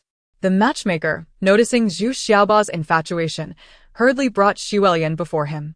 This is Xuelian, your future bride. Our Xuelian is as beautiful as the moon and flowers. Do you find her to your liking? Before Zhu Xiaoba could respond, another voice interjected, of course he likes her. With such beauty, how could any man resist her allure? Miss Xuelian is indeed captivating. She is precisely my type. Zhu Xiaoba had never believed in love at first sight until he laid eyes on Xuelian. Miss Xuelian, I am Zhu Xiaoba. Would you do me the honor of marrying me? Zhu Xiaoba was straightforward. He had never confessed to a girl before and was indeed quite blunt. Sister Jiaojiao is right. If it is a good match, one must seize the opportunity to treat her well for the rest of their lives. Provided that the matchmaker agreed and Xuelian had no objections, she would be fortunate indeed. If the matchmaker had not intervened to secure her, she might have already been sold to a brothel, and perhaps now would be in a dire situation. What she had initially thought would be merely a concubine's role turned into the position of a legitimate wife, leaving her both astonished and pleased. How wonderful! In that case, Miss Xuelian shall move into the Zhu residence directly, and tonight we shall hold the wedding ceremony. Lord Zhu announced eagerly, his excitement surpassing even that of Zhu Xiaoba. Seeing this, the matchmaker felt genuinely happy for Xuelian. While she was indeed driven by monetary gain, she also wished for Xuelian to have a good future. Lord Zhu. Xuelian is pure-hearted. Please treat her kindly. If the Zhu family ever wishes to part with her, please send her back to me. After spending a few days together, Xuelian had taken good care of the matchmaker, and she felt a sense of attachment. Rest assured, the Zhu family will not mistreat Xuelian. With that, Lord Zhu produced a silver note from his sleeve. Here is 1,000 taels. Take it. Lord Zhu was quite generous. Previously, the matchmaker had mentioned 500 taels, yet he now offered 1,000, demonstrating his fondness for Xuelian. The matchmaker was taken aback, never expecting such a generous gift from Lord Zhu. Lord Zhu truly has a grand heart. Xuelian is indeed fortunate. I can now rest easy. She quickly accepted the silver, stashing it away as if fearing Lord Zhu would change his mind. Witnessing Lord Zhu's generosity, Old Li said nothing but gave a thumbs up, recognizing the Zhu family's esteem for Xuelian. System, this scene is even simpler than I had imagined. Has the matter of marriage truly been settled so swiftly? System, this is the first time I have seen a marriage arranged so quickly. It was effortlessly accomplished. Jiaojiao scratched her head. It seems that true fateful encounters do not require lengthy deliberations. They simply align perfectly. Yan Zhenhuai mused, is that so? But the behavior of the Zhu father and son seems rather peculiar. Comparing the Zhu family's actions before and after, the astute Yan Zhenhuai could not help but wonder if they could hear his sister's thoughts, thus hastening the establishment of their destined union. Chapter 55. The fourth brother skipped school nevertheless, as long as everything progresses positively. All is well. The Zhu family held great respect for Xuelian, and after consulting her, they began the simple wedding ceremony. Since Xuelian had no relatives, there were no discussions of dowries or bridal gifts. As long as Zhu Xiaoba and Xuelian treated each other well, the future of the Zhu family would be theirs to share. Why must there be divisions? Looking back at the tall and sturdy figure, he had been able to rise and walk within just 2 days. Although his movements were slow, he was no longer incapacitated. As long as there was a chance for recovery, it was a blessing. As for Wang Sanbao, witnessing the improvement in his two friends further solidified his belief in Yanjiao's words. He began to abandon gambling and learn the ways of business to eventually take over the family trade. Observing the transformation in the fates of the three, Yanjiao was left in wonder. System, we have done nothing, yet Zhu Xiaoba and the others have changed their destinies. This is truly astonishing. In the chamber, Yanjiao munched on snacks while reflecting on the situation. System, perhaps this is fate. Did not the tall one benefit from the host's involvement? The celestial maiden, seeing that he was not a wicked person, decided to lend her aid, alleviating his bone pain. Who would have thought that a mortal's injury could be so easily remedied? Merely by exhaling a breath of celestial energy. The system remarked, that is due to the host's remarkable abilities, even after descending to the mortal realm. Not a shred of merit has dissipated. Upon reflecting on her fourth brother's fate, Jiaojiao let out a sigh. The system continued. Host, your fourth brother indeed requires proper guidance. Not only is he mischievous, but he is also academically challenged, adept at deceit and trickery. Indeed. When I first encountered the narrative where the entire family of the cannon-fodder perished, I was nearly driven mad by that insufferable brat. He is utterly incompetent, yet claims to be a master of lies. Clearly intelligent, yet he applies his cleverness to nefarious ends. The tragic outcome can only be described as deserved. The system responded with a sound of exasperation. In the front hall, the young scholar was sweating profusely. The fourth young master is truly convincing in his role. As a mere scholar, he could not speak out and could only observe his master's performance. He turned to the maid and instructed, Juan, inform the kitchen to prepare the fourth young master's favorite dishes tonight, braised chicken with mushrooms, steamed fish, and king crab. Upon hearing this, Jiaojiao smiled, his eyes sparkling with pride, though he maintained an appearance of propriety. Mother, preparing so much food will lead to waste. I cannot possibly finish it all. How considerate of you, fourth brother. You truly think of everything, Min-Shi exclaimed, filled with joy. Since you have such a rare day off, as long as you enjoy your meal, what harm is there in preparing a few more dishes? Furthermore, your mother has delightful news. Thinking of her precious daughter, Min-Shi could hardly contain her smile. What wonderful news? Jiaojiao asked eagerly. Your long-lost younger sister has been found. Are you not overjoyed to hear this?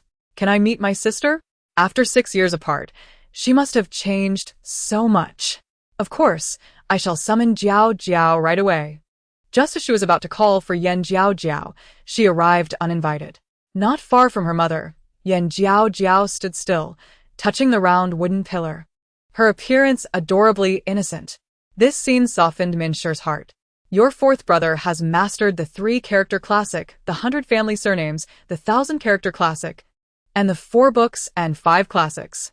He is well liked by his classmates at the academy.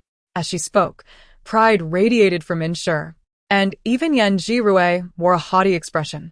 Mother, let us remain modest. Why boast about things my sister does not understand? He said, casting a glance at Jiaojiao. Assessing her from head to toe, he thought, is this truly my younger sister? Dressed in a rosy fairy gown. She looks utterly adorable. I wish to pinch her chubby cheeks. As he thought this, he acted upon it. My sister is truly delightful, so round and plump. The moment he spoke, not only did Min-Shi feel embarrassed, but Jiaojiao too was taken aback.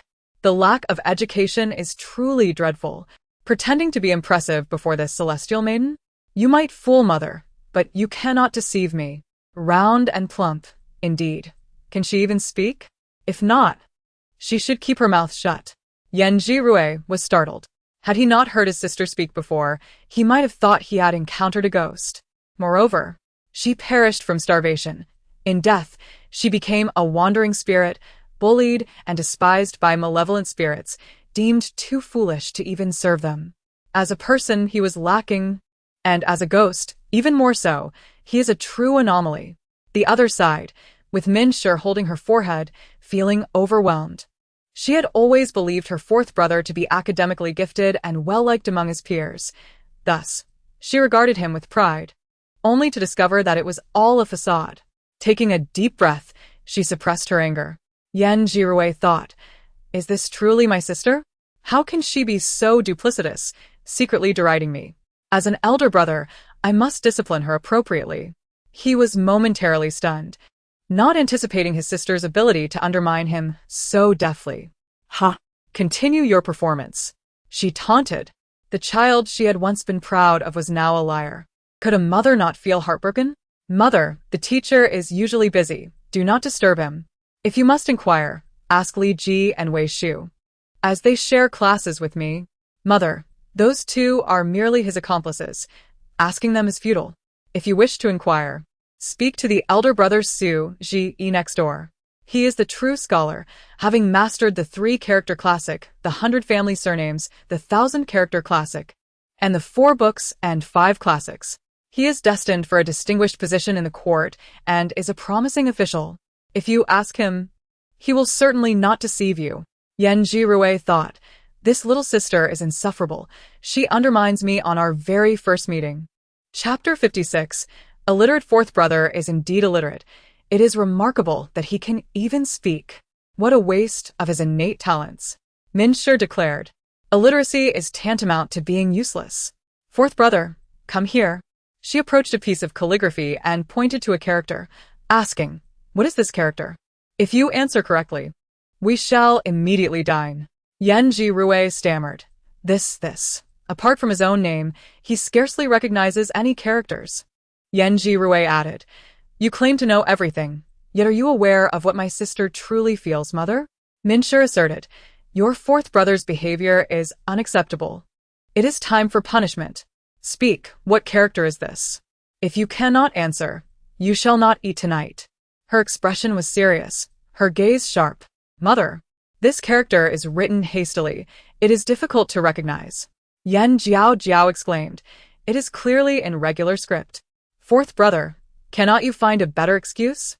The system interjected. Host, your fourth brother is indeed incompetent. How could an inept person comprehend the nuances of regular script or running script? Indeed, how could he know such things? Fortunately, this celestial maiden can understand a little, which is certainly more than what fourth brother can. My sister, I shall remember this. You will see. Though she had not spoken out loud, her thoughts were clear. Should mother and father hear this, there would be no forgiveness. Fourth brother, I once took pride in you, yet you are illiterate? After all these years of supporting your education, it turns out you are nothing. Min-Shi sighed deeply, closing her eyes in disappointment. Mother, today you seem extraordinarily perceptive. It appears you can hear my sister's thoughts. All this wretched little sister's doing. Is it true, mother, that you can hear my thoughts? The moment he spoke, he found his words stifled, unable to utter another syllable. Realizing this, Yanji Rue understood that the ability to discern Yan Jiaojiao's thoughts was something to be felt, but not articulated. What is it? Min-Shi asked with curiosity, eager to hear more, but she saw Yanji Rue remain silent for an extended period. Forget it. You shall kneel in the ancestral hall. You are not to rise for 2 hours. Additionally, write Yanji Rue 100 times. Her tone was stern, her words laced with exasperation. Fourth brother has squandered years of study. Even if he were to learn now, he would struggle to keep up with his peers. He must demonstrate diligence, for only with perseverance can he hope to catch up. Mother, I am starving. May I eat before kneeling? Yanji Rue's face fell, attempting to act cute. Do not be soft-hearted. That will ruin fourth brother. Thank you. Yanji Hui retorted. No, you must practice your writing first. This time, Yanji Rue was left utterly speechless. Under Min-Shi's stern gaze, he obediently went to the ancestral hall. In the ancestral hall, while kneeling and scribbling poorly written characters, Yanji Rue grumbled to himself. The minister's residence held power and influence. As the young master of the house, why should he fear anyone? Each complaint echoed in his heart, filled with resentment towards Yan Jiaojiao. Unbeknownst to him, at that moment the system chimed in. Did you just say that your fourth brother, that little pest, was insulting this celestial maiden? At the entrance of the ancestral hall, Yan Jiaojiao peeked her head in, utterly perplexed. This celestial maiden did not say or do anything. What are you complaining about? Yanji Rue retorted. Sister, you called me a pest and a nuisance. How could you be so impolite? Humph. You may not have said it aloud, but I know what you were thinking. The system noted. I sense that your fourth brother is harboring resentment towards you. Ah. Poor fourth brother. Surely, upon encountering this celestial maiden, so clever and charming, adored by all, he must have felt a pang of jealousy, fearing that his love would be stolen from him, thus igniting a flame of resentment. Jealousy drives one to madness, and it has birthed a fire of hatred within fourth brother. System. He is but a worthless fool. How could he ever compare to the host?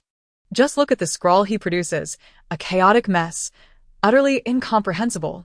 I cannot decipher a single character. Oh, poor fourth brother.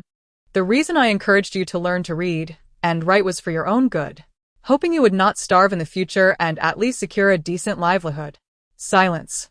Hearing the thoughts of others, Yan Jirue could not help but shout. Behind him, Jiaojiao was taken aback, filled with sympathy once more. In the quiet of the ancestral hall, devoid of any impurities, fourth brother was still talking to himself. Has he lost his mind? System. Quite likely.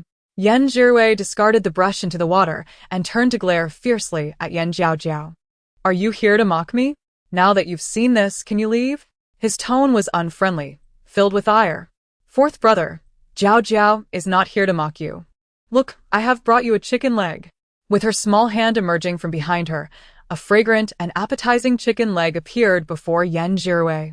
At that moment, his stomach growled, hunger gnawing at him even more fiercely. Little sister, I mistakenly scolded you just now. Please hand that chicken leg to fourth brother. He stood up, eager to rush over, but Yan Jiaojiao quickly hid it behind her back. But fourth brother had just reprimanded Jiaojiao, and now she was angry. This chicken leg would not be given to him. Battling against this celestial maiden, you are still too inexperienced to see but not to taste.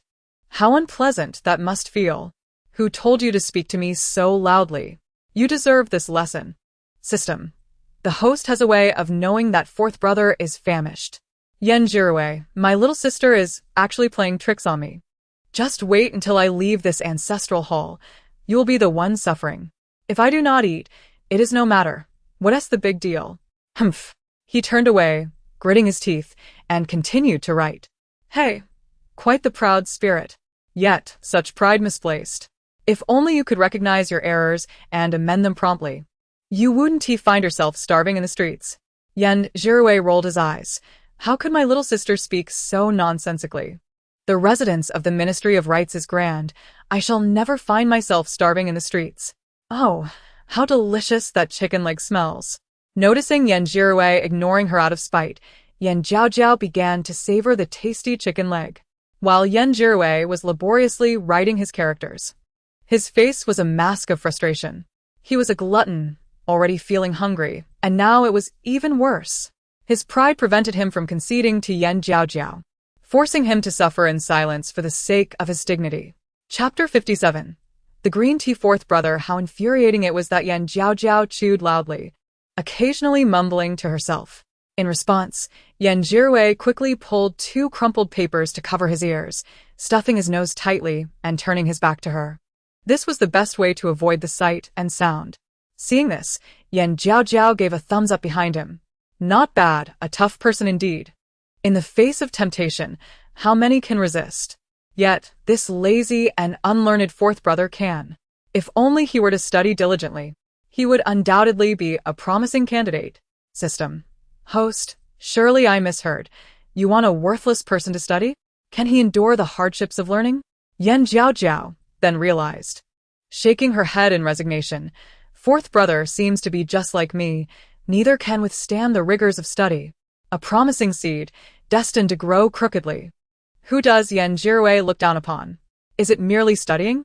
As long as I, the young master, desire to learn well, it can be accomplished in the blink of an eye. 2 hours swiftly passed, and Yan Zhiwei completed his 100 repetitions of writing names on schedule. When Madame Min checked his work, her head spun. She had never monitored fourth brother's studies. Each time she heard him boast, she assumed his studies were going well, only to discover it was all empty talk. Fourth brother, you have disappointed me greatly. Madame Min frowned, unable to bear looking at the scroll of characters in her hand. Mother, I realize my mistakes now. I shall study earnestly and practice my writing diligently from now on. Words alone are not enough. Fourth brother, you must take action. In the corner, Yan Jiaojiao was once again munching on meatballs. Her eating habits seemed rather annoying to Yan Zhiwei. Fourth brother, your mother does not seek fame or fortune for you. She only wishes for you to be able to read, write, and count like an ordinary person. Yan Zhiwei, as expected, mother can hear my little sister's thoughts. Look, even mother knows fourth brother is worthless. She only hopes he can read a little. In truth, fourth brother is destined for greatness, yet his disdain for study ensures he will remain worthless. System. Spending his days indulging in food and idleness, is he not indeed worthless? If he were born to an ordinary family, he would likely be begging by now. Madame Min sighed. Is fourth brother's situation truly that dire? Alas. It is my fault for spoiling you. Yan Jirui, I would never resort to begging. What is it to be a top scholar? I will obtain that title in 3 years. Mother, I shall strive in my studies. Can we have our meal now? People are like iron and food is like steel. One meal missed leads to desperation. Mother, please start the meal. If you don't, fourth brother will surely faint from hunger. Yan Jirui, at last you speak sensibly. Let us go. The next day, as Yan Jiaojiao opened the door, she was greeted by the sight of her fourth brother waiting at the entrance. Her eyes widened in surprise. Fourth brother, why are you at my door so early? Only 1 night has passed, and you miss this celestial maiden already? Yan Jirui rolled his eyes. Such narcissism. Little sister, it is already the hour of the snake. It is not early at all. How can you say that? Do our parents not care? What of our elder and second brothers? Are they all so indulgent? This cannot continue. If everyone else indulges, I shall not. Today, I must teach you a lesson. Indeed, it is late, and Jiaojiao is quite hungry. She desires meat. Foolish fourth brother. Knowing it is late, you come to my door without bringing food, leaving this celestial maiden starving. Yan Jirui, I am here to assert my authority, not to bring you food. Luncheon will be served shortly. Before that, I shall take you somewhere. Yan Jirui smiled, acting mysteriously. Where to? Yan Jiaojiao asked, puzzled. I have a bad feeling about this. Why do I sense fourth brother is up to no good? Yan Jirui smiled slyly. Little sister, your intuition is spot on. I am indeed up to no good. What will you do about it? Yan Jiaojiao, I cannot do much. At most I will summon a ghost to scare you. Just follow fourth brother. Yan Jirui walked ahead, striding confidently. Fourth brother appears quite arrogant. Indeed. System, is he not? I suspect he has some trickery up his sleeve. Trickery? This celestial maiden relishes a challenge. As they followed along, the siblings soon arrived at the pond in the backyard. Little sister, we have arrived. Yan Jirui grinned, beaming with delight. Fourth brother brought Jiaojiao to the pond? Surely he wouldn't push this celestial maiden into the water to drown her? Look how beautiful the lotus flowers are. Just as enchanting as you. Jiaojiao. Yan Jirui smiled, though his eyes held mischief. The pond was adorned with myriad lotus blossoms. Some were in full bloom, while others were yet to unfurl. The petals were pristine white, with delicate pink at their tips, and the centers exuded an elegant pale pink, creating a breathtaking tapestry of beauty. Turning to Yan Jiaojiao, he asked, Little sister, is this scene not stunning? It is indeed beautiful. Yet what use is beauty that cannot be consumed? Yan Jirui felt sheepish. You truly are a glutton. System. Host, the lotus seeds are edible.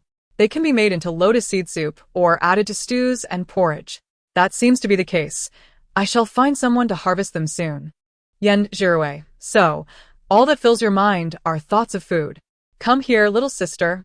Noticing a servant passing by, a plan formed in his mind. Fourth brother. Stay away from the water, lest you fall in. Yan Jiaojiao kindly warned without a second thought. Then you should come over and hold on to fourth brother, and he shall not fall in. Her eyes narrowed, a smile playing at her lips. Yan Jiaojiao, has the fourth brother gotten sand in his eyes? Something seems off. And his mouth is all askew. Just as she was about to reach out to her fourth brother, he toppled into the pond. Yan Jiaojiao was taken aback. What on earth was happening? She hadn't even pushed him, and he fell into the water? Was he that fragile? System. Host, did you push him? I didn't see you exert any force just now. How did he end up in the water? This fairy did not push him. He fell on his own. System. Is your fourth brother playing tricks on you? Framing you? Upon hearing this, Yan Jiaojiao quickly glanced behind her. Sure enough, several young servants rushed over. An Yanshuren and Lady Min arrived, looking quite anxious. At that moment, Yan Jirui began to struggle in the pond, crying out for help. Help! Help! Woe is me! Someone, quickly save the fourth brother. Lady Min was distraught, her eyes brimming with tears as she watched Yan Jirui struggle in the water. Simultaneously, 2 young servants jumped into the pond to rescue the drowning Yan Jirui. Fourth brother, how did you end up in the water? You nearly scared your mother to death. Lady Min patted Yan Jirui's head, using a handkerchief to wipe him down. Yan Shuren sighed beside them. How can someone of your age still fall into the water? Seeing their parents arrive, the nearby servants gathered around, and Jiaojiao knew it was time for his performance. Father, mother, it was Jiaojiao who pushed me into the water. If you hadn't come in time, I would never have been able to see you again. Jiaojiao. So it turns out fourth brother was waiting for her. Fourth brother is truly a schemer, fearing that this fairy might steal their parents' affection. Thus, he frames me. Chapter 58. Bitten by a snake, everyone. Never mind, the little sister is still a child. Perhaps she did not intend it. However, this incident nearly cost the child his life. System. I am losing control. Fourth brother is not only a schemer, but also a hypocrite. He partakes in both. System. Host, do as you wish. I fully support you. Lady Min and Yanshuren. What does our daughter intend to do? In the next moment, little sister, how fierce you are. Upon seeing this, Lady Min and Yanshuren were momentarily stunned. Watching the fourth young master struggle in the water, the two young servants exchanged glances and jumped back in to rescue him. How dare you frame this fairy? You are simply asking for trouble. System. Host, you're impressive. Dealing with schemers requires force.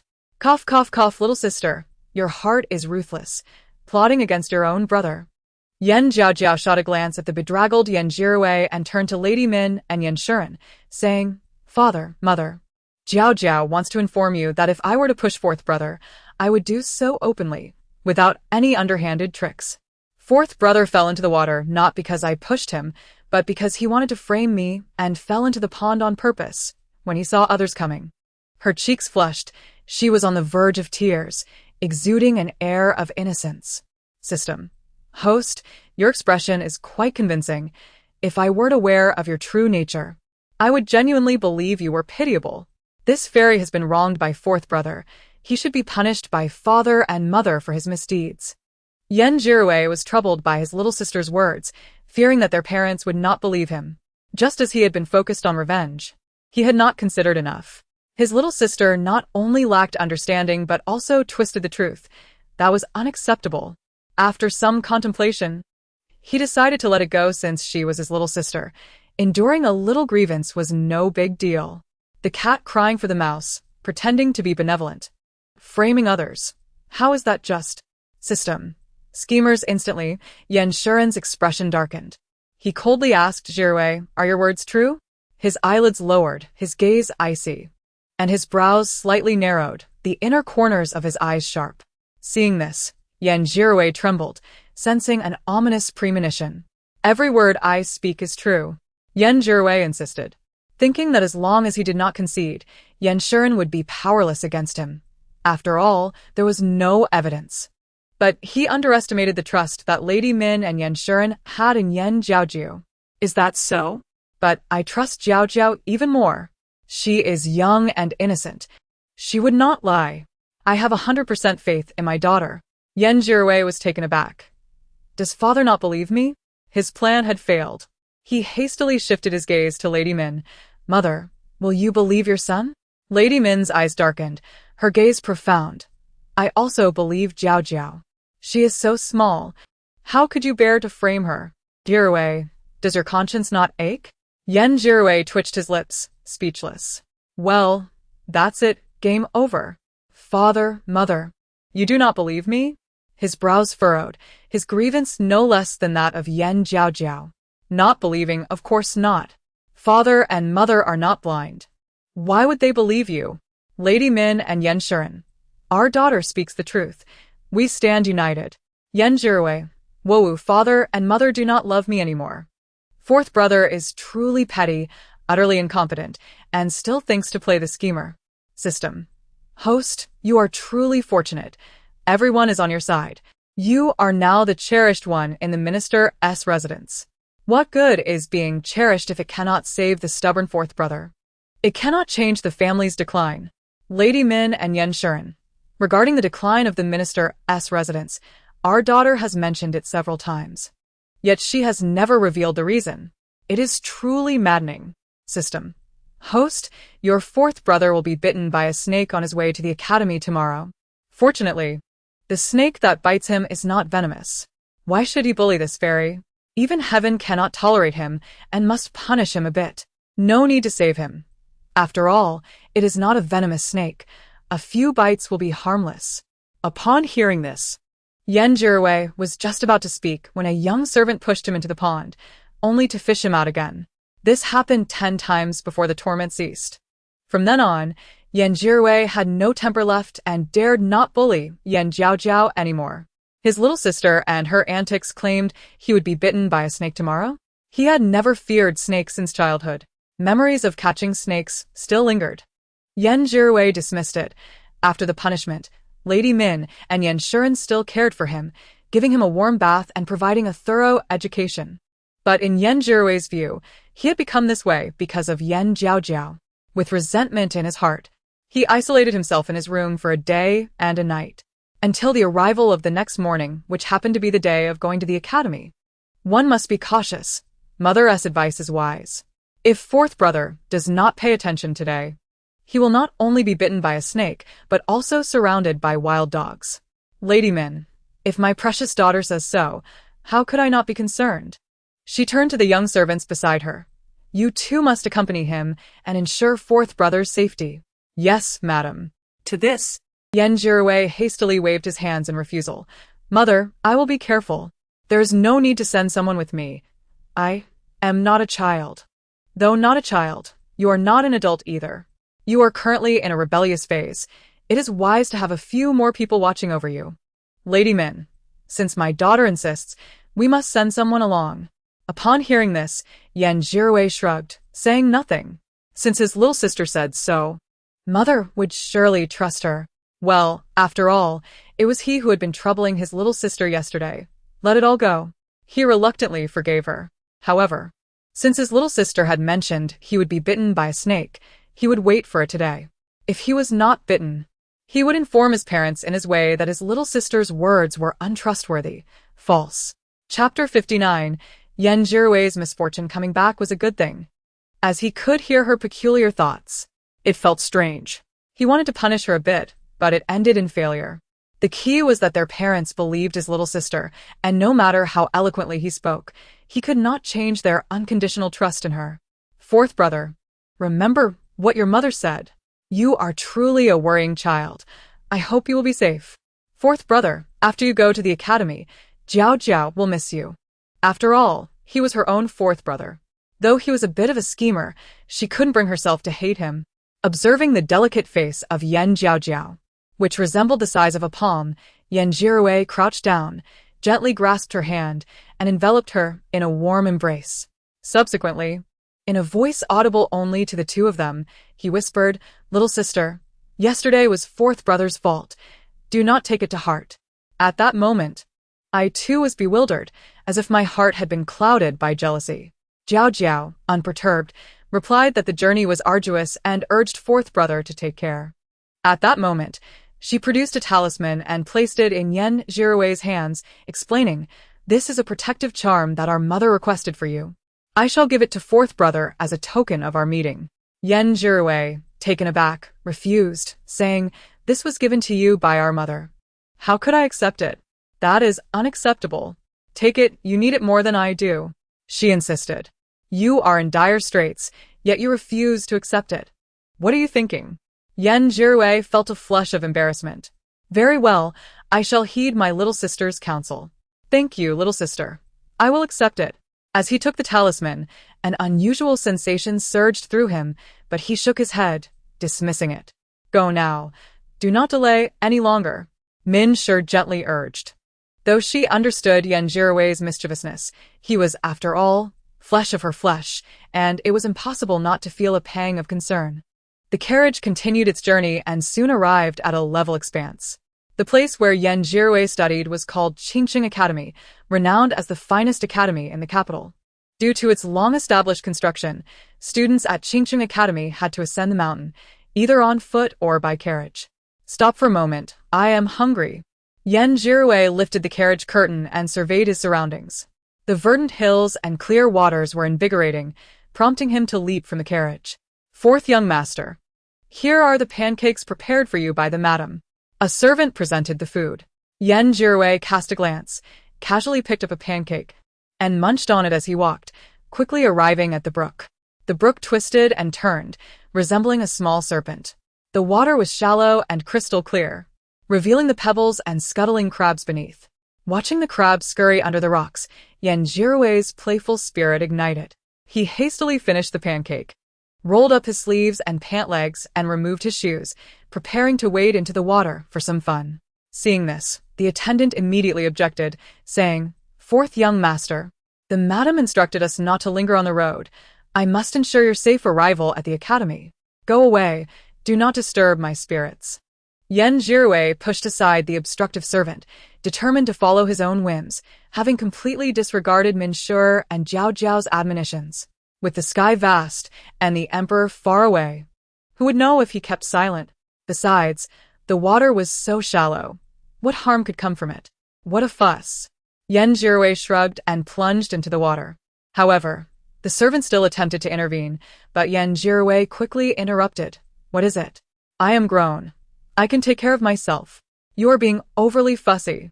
He shot a dismissive glance at the servant and continued to catch shrimp, crabs, loaches, and eels. The servant stood at the bank, torn between speaking up and remaining silent, and could only wait patiently, praying for his master's safety. As Jiaojiao frolicked in the brook, the once clear surface became murky with his movements. Approaching the rocks, he pushed forcefully, sending schools of fish and shrimp into a panic, scattering in all directions. The murky water obscured his view, and he could only vaguely see the tiny fish and shrimp fleeing. Jiaojiao grinned and lunged for his prey. Suddenly, a slippery, soft-bodied creature slipped across the back of his hand. Mistaking it for an eel, he swiftly reached back to grab it. As he grasped the creature's small tail, it writhed in response to the disturbance and bit down on his hand. "Ah!" he exclaimed, instinctively flinging away the biting creature. Upon closer inspection, he discovered it was a small snake. Its body resembled an eel, smooth and slippery, and combined with the murky water, Jiaojiao had failed to see it clearly, resulting in the bite. The servant was alarmed and immediately jumped into the brook, rushing to Jiaojiao's side. "Fourth young master, you are bleeding." Seeing the blood on Jiaojiao's finger, the servant became flustered. "It is but a minor injury, no matter." Jiaojiao frowned, though he acknowledged the pain radiating from the bite. "We should return to shore. I will tend to your wound." What if it was a venomous snake? At that moment, he recalled his sister's forewarning that he would encounter a snake today, and thankfully, it was not poisonous. Thus, he confidently asserted, it was merely an ordinary snake, not venomous. At this moment, he could not ignore his sister's intuition. He remembered her words that he would not only be bitten by a snake, but would also encounter a pack of dogs. With this thought, Jiaojiao felt his spirits plummet.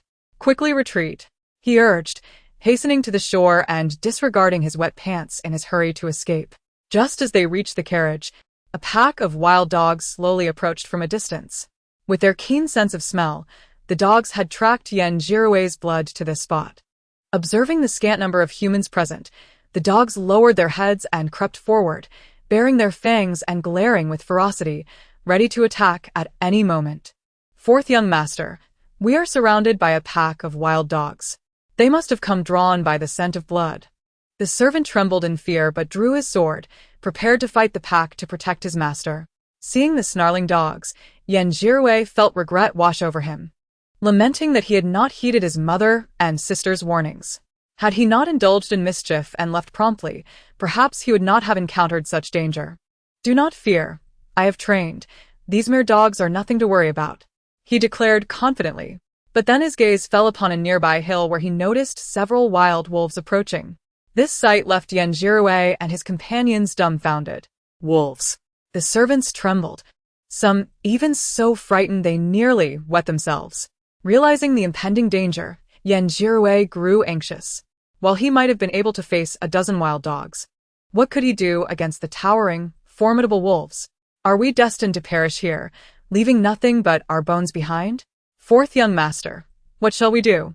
The wolves are ferocious, with immense strength. We are no match for them." The servants were on the verge of tears. In an instant, the wild dogs approached from the left while the wolves came from the right, cornering Jiaojiao and his companions in between. "Let us face our fate. regardless. We must fight for our lives, yet I am reluctant. I have yet to marry and bear children. But lamenting was futile now. The wild dogs, sensing the wolves' approach, became wary. The lead dog halted, reluctant to advance, and the others followed suit. The wild dogs glanced between the wolves and Yan Jirui's group, realizing they could not challenge the wolves, but they could still fight for a morsel of food. They prepared to attack Yan Jirui, entering a battle stance. The wolf leader, keenly aware of the dogs' movements, observed them with a cold, ruthless gaze. As the wild dogs launched their assault on Yan Jirui, the wolf leader struck first, its powerful limbs propelling it towards its target. In an instant, the lead dog was tackled, and before the others could react, the wolf tore into the lead dog with ferocious savagery. Soon, the dog lay lifeless, a mere featherweight against the wolves, like a small chick facing an eagle. The remaining dogs were gradually forced back by the other wolves. Witnessing this scene, Yan Jirui felt a surge of panic, his scalp prickling and his nerves fraying. Trembling uncontrollably, he realized the ferocious wolves that had just slain the lead dog might turn their attention to him next. Terrified, he could not bear to imagine further. He stood frozen in place, unable to move. The Shiba Inu was torn apart by the wild wolves, and several attendants wept silently, huddled together, not daring to make a sound. Moments later, the leader of the wolves approached Yan Jirui with powerful strides. He scrutinized Yan's face and leaned in to sniff his chest. Confirming that the scent originated from Yan, he turned and led the pack away. As they watched the wolves retreat, the attendants were left bewildered, unable to comprehend the situation. How could the wolves walk away so brazenly? They showed no signs of aggression, nor did they seem intent on devouring them. It is well known that wolves are carnivorous, and throughout history, no human has ever survived an encounter with them. Yet today, not only did the wolves spare them, but they also aided in fending off the attacking Shiba Inu. The attendants pondered this perplexity, questioning its very logic. Had the wolves truly departed? Were they not merely dreaming? One attendant exclaimed, "The wolves just sniffed at the fourth young master and then left? Could it be that the fourth young master possesses something extraordinary?" Another attendant questioned. In response, Yan Jirui touched the spot where the wolf had just sniffed. His hand reached his chest and felt a talisman. His eyes widened in surprise. It was the protective charm given to him by his younger sister before his departure, said to ensure his safety. Though the charm was somewhat crumpled, twisted into a ball by his sister, when he gently unfolded it, he found not a drawing but merely a single strand of hair. Instantly, Yan Jirui was astounded. Hadn't his sister claimed that their mother had sought this charm for her? Aside from the hair, there was nothing else within it. He picked up the delicate strand, bringing it to his nose, where it emitted a faint milky fragrance. The attendant, witnessing this, inquired, "Fourth young master, whose hair is this?" The remainder of their journey was uneventful. Apart from the bite on his hand, he suffered no significant injuries. Upon arriving at the entrance of Qingqing Academy, the attendant suggested, "Fourth young master, I can only accompany you to the door. Here is the ointment, apply it twice daily and in a few days the wound will heal." Remarkably, Yan Jirui had felt no pain throughout the journey. When he raised his hand, he noticed the snake bite healing at a visible pace, making the ointment seemingly unnecessary. Observing the rapid recovery of his wound, he was once again filled with astonishment. After the encounter with the Shiba Inu and the wolves, he had been too frightened to think about attending to his injury. Throughout the ordeal, he had only touched his sister's strand of hair. He had not come into contact with anything else. "All right," the attendant responded obediently. On the back mountain of the Ministry of Rites, Yan Jiaojiao took advantage of the solitude to ascend to the summit. Not long after her arrival, a tall and formidable wolf approached her. The system announced, "Host, Xiao Hui has arrived." The wolf frowned and retorted, "This ridiculous title Xiao Hui is of your choosing?" The system protested, "Who else should I call it?" The wolf replied, "Of course, it should be Fairy Lady." Upon hearing this, the system's expression turned sour, while Yan Jiaojiao beamed with delight. "Xiao Hui, you look truly magnificent today." The wolf responded, "Indeed. A mere pack of Shiba Inus is of no concern to me. You should have seen your fourth brother's cowardly demeanor. He was utterly petrified by those dogs. Fortunately, I detected your presence, Fairy Lady, and rushed to rescue him. Otherwise, he would have certainly become a meal for those Shiba Inus. Jiaojiao sighed and shook her head. My fourth brother is just like that. He plays too much and always appears carefree, which can be quite exasperating. She held her forehead, indicating her exasperation. The wolf commented, Fairy lady, you are both wise and courageous, far surpassing your fourth brother, who is so mischievous and inept. Seeing his cowardice makes me want to strike him. If it weren't for you, I wouldn't even bother looking at him, even as prey. His small stature would hardly be worth my time. Such disdain, so blatantly expressed. If Yanjirue were to hear this, he would surely bury himself under his covers in tears. In this day and age, even a beast looks down upon him. However, my fourth brother is not entirely useless. With diligent study and earnest effort, he could still achieve top honors in 3 years. Of course, this year's imperial examinations would be out of his reach. Even if he were a genius, it would be impossible to master the difficult exam questions in such a short time. Only in 3 years could he take another shot. By the way, has a short black wolf recently joined your pack? Jiaojiao asked. Not only did it pursue us aggressively, but it also nearly took its life. To dare to bring shame upon Lord Gao, that black wolf possesses extraordinary audacity. The wolf pressed for more. Fairy lady, what happened? Is that black wolf problematic? Chapter 61. The debt of affection from grandfather the wolf stated, It is getting late. I must take my leave, lest the she-wolves at home begin to miss me. Jiaojiao exclaimed in surprise, with 3,000 beauties in the harem. How splendid. Farewell. May we meet again by chance. The wolf added, Should you ever require my assistance, just call, and I shall come at once. Very well. Go, and be with your she-wolves. Until we meet again. The wolf raised its head and, with powerful strides, vanished into the forest. At that very moment, Yanjirue at Qingcheng Academy stared blankly at the crumpled talisman in his hand. He recalled Yan Jiaojiao's thoughts, that he would starve on the streets or be looked down upon even in death. Frowning, he resolved not to become that way. He must become a person of worth, lest he be scorned by others. Gritting his teeth, the seeds of determination took root in his heart. From that moment on, he vowed to study diligently. Jiaojiao, where have you been? Do you know how worried your mother has been? Minshur gently chided, crouching down. Who could know the panic she felt when she turned and did not see her daughter, fearing the loss of her once again? Mother. Jiaojiao merely went for a stroll. See, I am perfectly fine. With the tenderness of a mother, she pinched her daughter's cheek, her heart softening. In the future, remember to inform me before going out. Do not leave the house without telling me. Jiaojiao will listen to mother. She leaned against Minshur's shoulder, feeling the warmth melt her heart. Later, we will go to Jin and Temple to pick up your grandfather. Would you like to come? I would. The storybooks had mentioned that her grandmother had passed away, leaving her grandfather as the only elder still alive. I never expected that the youthful and fickle grandfather would have such a deep emotional side. After grandmother's passing, he must be devastated. Minshur remarked. Did the old couple not always love each other? You speak as if there is an underlying story. The system interjected. Host, when your grandfather was young and fickle, he had yet to meet your grandmother. Though he was a womanizer, he eventually settled down. Minshur gasped. Does mother know about father's youthful indiscretions? Over the years, the old couple has been so affectionate, and there has never been any hint of discord. Jiaojiao, when we go to Jin and Temple, do not speak carelessly, nor let your imagination run wild. Do you understand? She could hear thoughts, and father surely could too. If he heard Jiaojiao's thoughts undermining him, he would surely be furious. Jiaojiao will not speak carelessly, nor will she entertain wild thoughts. Why must mother blame me for what I think? Isn't that a bit too much? The system replied, Host, we simply need to remain silent. Who can hear her thoughts? Minshur stated, Many people can hear.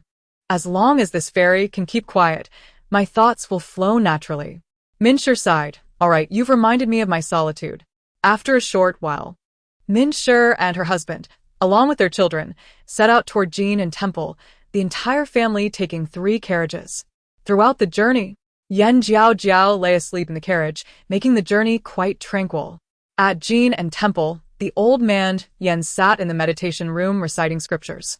Tall and gaunt, his complexion was waxy, his hair graying, and his beard white. Wrinkles lined his face, a testament to his age. Since the passing of his wife, his spirit had waned day by day. He and his beloved had shared 50 years of love, and now, with her sudden departure, he found himself struggling with many adjustments. Master Yan, your family has arrived. They are waiting for you in the front yard, a young monk reported. Master Yan opened his wise eyes, which were tinged with weariness. He slowly rose, albeit with some difficulty. Noticing this, the young monk hurried to assist him. Take your time, Master Yan. Thank you. Master Yan replied courteously. In the front yard, everyone from the Yan family had gathered, except for the fifth daughter, Yan Ruyu, who was not at home, and Yan Jirue, who had just gone to the academy. When Master Yan finally emerged, he was greeted by the grand sight of his entire family awaiting him. Father, your son has come to escort you. Yan Shuren stepped forward, quickly supporting Master Yan. Father, your daughter-in-law is here to assist you too, Min Shur said from the side. Indeed, Master Yan was a man of great fortune. Not only did he have a multitude of descendants, but his sons and daughters-in-law were also dutiful. The only sorrow he bore was the passing of his wife. Why all this fuss just for my return? Master Yan could not help but chide them. Jiaojiao. Come here, let me introduce you. This is your grandfather. Yan Jiaojiao, holding her lovely skirt, trotted forward. Today, she wore 2 little braids tied with light green ribbons, and her dress matched, adorned with butterfly motifs. She looked both adorable and lively. Hello, grandfather, she exclaimed, her big eyes blinking playfully, exuding an overwhelming cuteness. Watching the chubby, petite child before him, Master Yan felt his heart melt. Who is this? He asked excitedly. Minshur chuckled. This is our Jiaojiao, Yan Jiaojiao. The name resonated deeply within Master Yan, igniting a wave of excitement. Yan Jiaojiao frowned. Will grandfather faint from all this excitement? The system interjected. No. Although Master Yan appears frail, his spirit remains intact. Indeed, Master Yan was quite the passionate soul in his youth. He couldn't have been that weak. If not for his prowess, he wouldn't have won over grandmother. The family was taken aback by the weight of this revelation. Could the youngest sister really be privy to such family lore?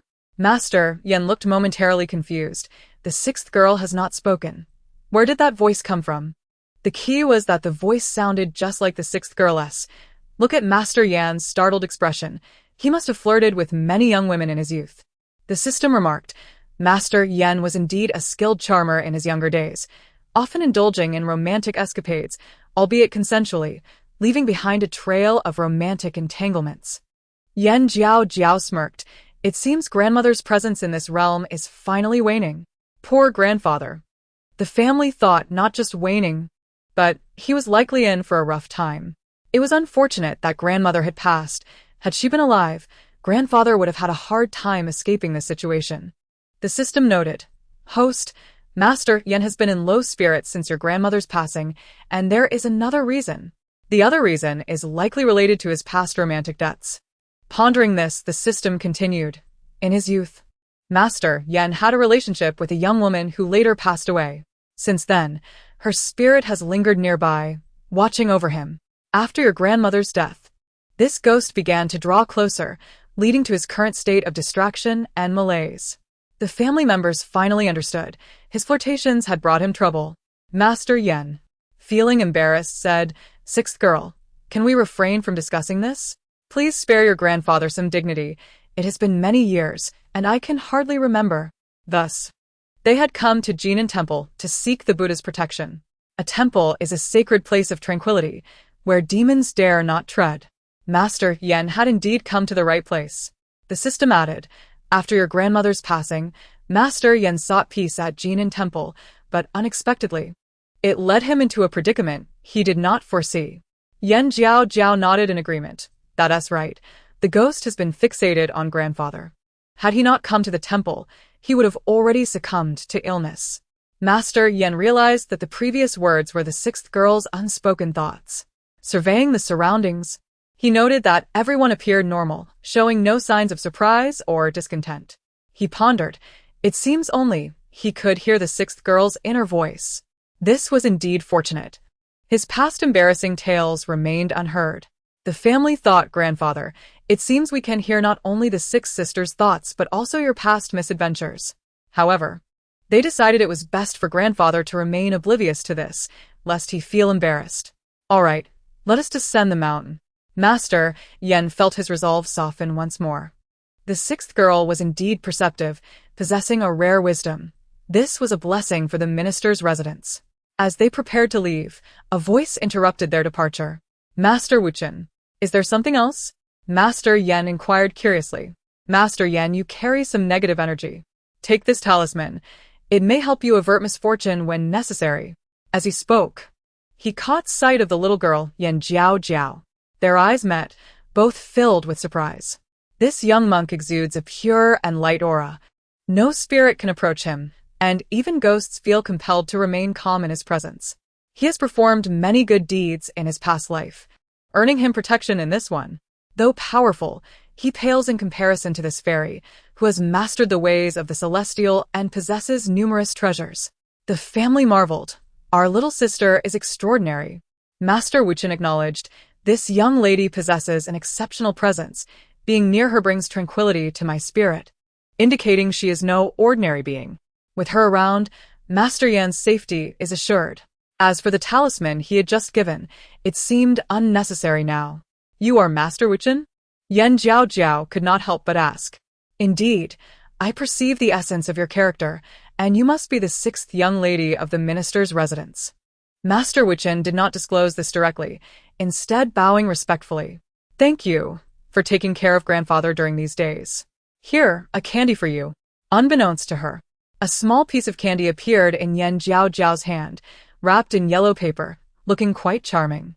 The usually stoic Master Wuchen felt an inexplicable excitement upon receiving the candy. "Thank you, sixth young lady. It is nothing. You need not thank me." Meanwhile, Yan Jingting and his brothers busied themselves in the courtyard, gathering Master Yan's belongings. On their journey home, Yan Jingting, Yan Xiushui, and Yan Jinwei shared a carriage, while Yan Jiaojiao, the Min couple, and Master Yan occupied another. A third carriage was laden with their luggage. "Jiaojiao, come here." Master Yan beckoned with a smile. He gazed at his beloved granddaughter, with her cherubic face and sparkling eyes, reminiscent of twinkling stars, radiant like the full moon. Her round little face resembled a delightful bun, making one unable to resist the urge to pinch her cheeks. "Grandfather," she obediently approached Master Yan, who took her small hand in his bony one, examining it with tenderness and playing with it affectionately. "Jiaojiao, do not be rude," Min Shi warned. "As long as grandfather does not mind, Jiaojiao will always stay close to you." Master Yan's breath quickened. He wished to live a few more years and did not wish to depart just yet. Alas! With this fairy around, she will ensure no mischief occurs. Master Yan mused, "With Jiaojiao here, I suppose I need not worry about being taken away?" The Min couple affirmed, "Indeed, you need not be concerned." "System, why have you been silent for so long? Is there no gossip to share? How dull it is. Wouldn't some juicy tidbits be delightful?" The system replied, "I was just reviewing the ghost's background." "What background? Is it a new piece of gossip? Hurry and share." Upon hearing this, Master Yen furrowed his brows, sensing an ominous premonition. It felt as though this gossip would not bode well for him. The Min couple asked, "Father, is there more gossip? Should we listen or not?" Upon reflection, they realized they could not prevent it, so it was better to listen. The three brothers in the carriage behind paused their conversation, straining their ears to listen attentively. The youngest sister was about to spill some gossip. Who would be foolish enough not to indulge? The system divulged. The ghost following Master Yen is named Xiaofeng. She was an orphan in her childhood. Once, she received kindness from Master Yen, and since then, she developed feelings for him. Through a series of encounters, their fates intertwined. Could it be that the ghost harbors unrequited love? Did grandfather have any past interactions with her when he was young? YNLOTU. My dear granddaughter, this matter must not be spoken of lightly. I am utterly devoted to your grandmother, with a heart full of sincerity. How could I ever entertain another woman? That little Fong I have long since forgotten. M.N. couple. Surely, our father cannot be so unworthy? Brothers. One cannot be certain. Grandfather stood tall at 8 feet in his youth, possessing a remarkable appearance. It is only natural that young women would be drawn to him. System. YNLOTU is indeed flawed but has never crossed the final line. The ghostly figure of Jiaojiao has always harbored unrequited love. As for the cause of her demise, system. She was violated and subsequently murdered by nefarious individuals, only to be buried alive. YNLOTU remains unaware of this, believing for years that Jiaojiao had simply departed without a word. The mention of violation and murder drew sighs from all present. What a devoted girl she was, still clinging to her love for grandfather, even in death. Reluctant to move on to the afterlife. YNLOTU, how could it be that she vanished overnight? Alas, she fell victim to wicked men. He dared not dwell on this thought, only feeling sorrow for a life lost. System. It was her affection, born of past kindness, that led her to fall in love. Even in death, she refuses to reincarnate, a testament to her deep feelings that even a celestial being cannot bear to sever. System. Host. The female ghost has not fared well over the years. Ever since YNLOTU married your grandmother, she has quietly watched over him from a distance, afraid to draw near. Only recently, emboldened by your grandmother's passing, did she dare to approach. Yet, as a guardian, she cannot draw close. Proximity to grandfather poses a danger to his life. Even if she cannot bring herself to act, she must intervene. System. Host. The female ghost is amenable to reason and will not persist in her affections, but is reluctant to reincarnate due to her long-standing emotions. Chapter 63. The Peach Blossom Catastrophe. This celestial being has no desire to discuss the ghostly woman. Let us speak of other matters. The unattainable forever stirs unrest, a phenomenon that transcends both men and women. Those who have never possessed something will continue to yearn for it, even in spectral form. Brothers, has our little sister so swiftly changed the topic? The female ghost is indeed pitiable, lingering instead of moving on. Is reincarnation not preferable? It could spare her much torment. System. During YNLOTU's month at the temple, not only has his spirit improved, but even his hemorrhoids have healed. YNLOTU, you know about my hemorrhoids? How embarrassing. Is this something she should hear? As a daughter-in-law, it is better to feign ignorance. Ascension felt overwhelmed. Dear daughter, can we not discuss something more appropriate? Brothers. Grandfather has hemorrhoids? Does he also indulge in spicy food?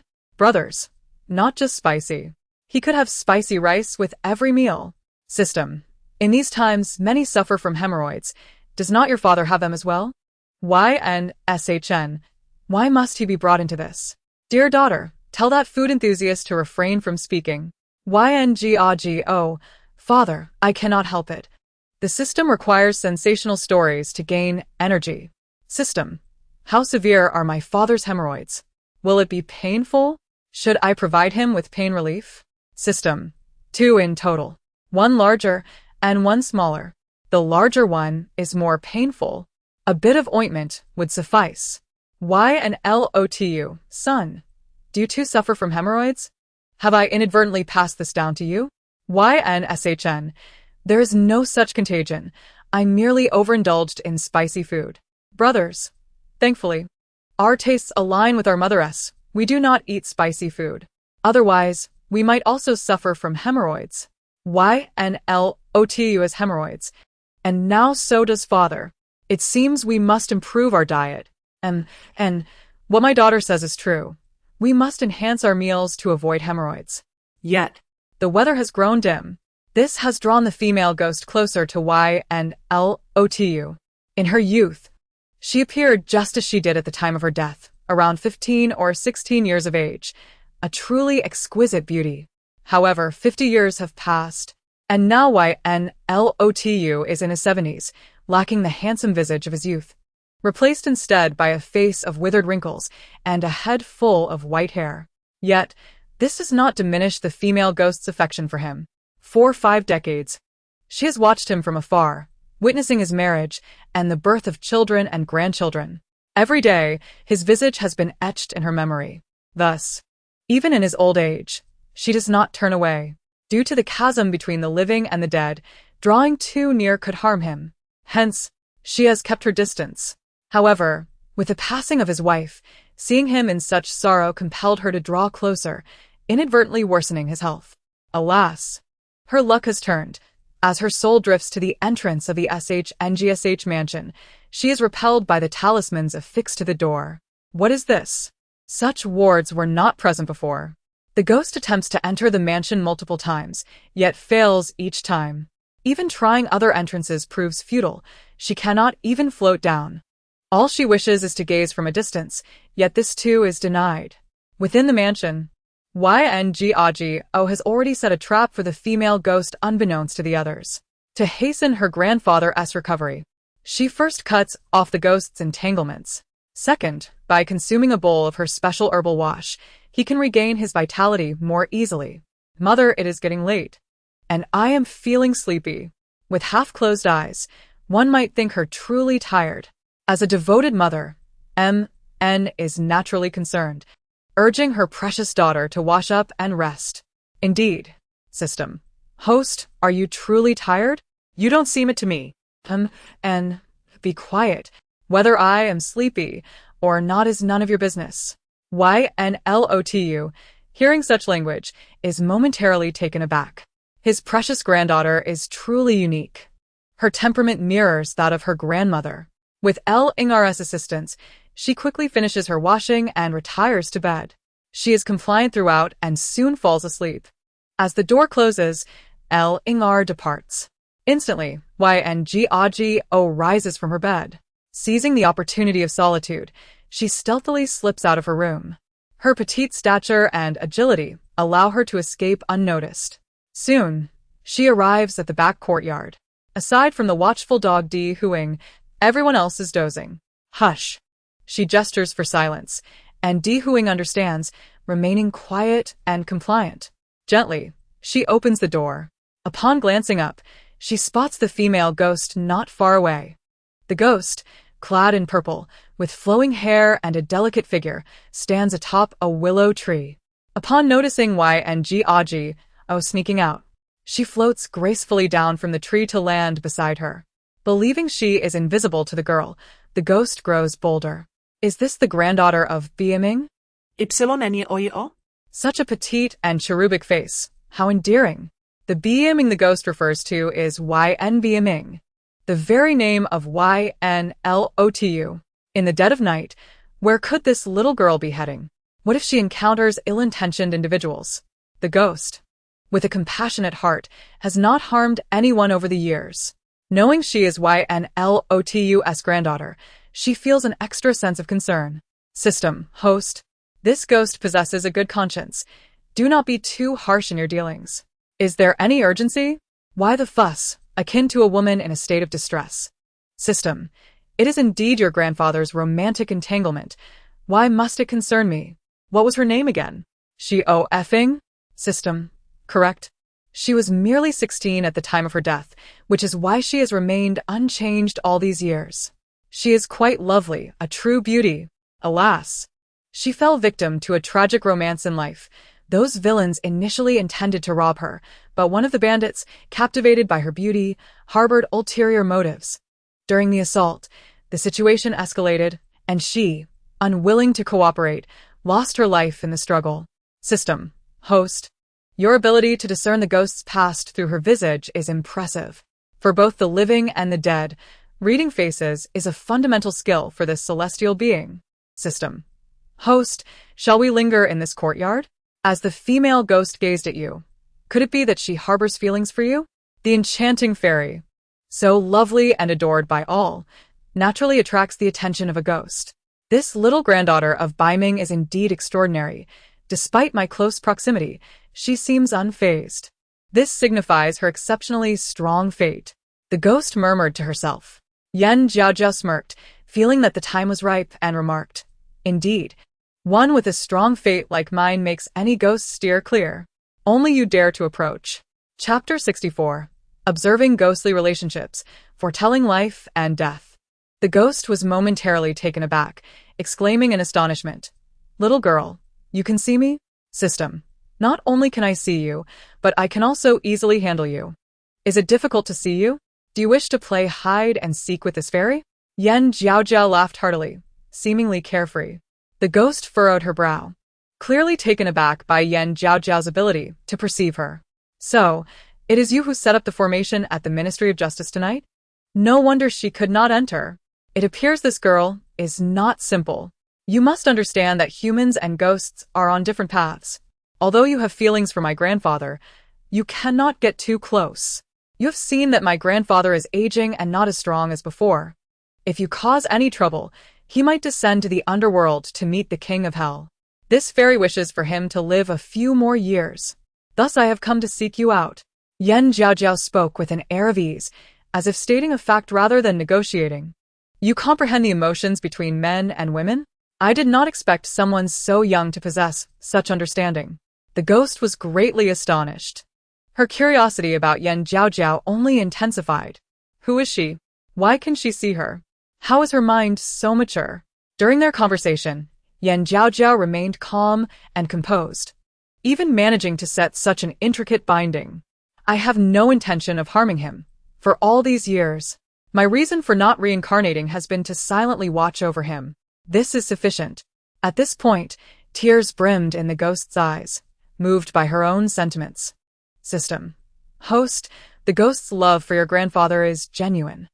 This fairy is not blind. I can certainly see that. It is simply pitiful for my grandfather, who, when he dreams, will see my grandmother and be chastised by her. System. To strike is affection, to scold is love. Although they quarreled during your grandmother's lifetime, they truly loved each other. Jiaojiao rolled her eyes, disregarding the system. She looked at the ghost and continued, will you obediently reincarnate, or shall I intervene? The ghost took a step back, regarding Jiaojiao with suspicion. Are you an exorcist? But you seem so young. For years, she had hidden herself well, never making a mistake. She would not stumble today. This fairy is not an exorcist. Rest assured, I will not harm you. I simply wish for you to willingly reincarnate. If you resist, I will have no choice but to force you. I understand the need for reincarnation, but not just yet. Please grant me a little more time. The ghost attempted to negotiate. Grant you more time? Are you waiting for my grandfather to pass away, so that you may meet in the underworld? What a pity. My grandfather's romantic entanglements are truly troublesome. Faced with Jiaojiao's insight, the ghost felt a tinge of shyness. She nodded slightly. I will not harm your grandfather. I will wait until the moment of his 100-year life clock. At that time, I shall reincarnate. But your ghostly aura has already harmed my grandfather. He is now elderly and fragile. He cannot afford even the slightest mishap.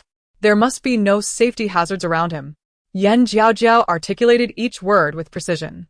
I have stated that I will not harm him. I will keep my distance. The ghost was somewhat stubborn. Furthermore, my grandmother is already aware of this matter. I advise you to be sensible. Faced with the ghost's refusal to listen, Jiaojiao's expression turned cold.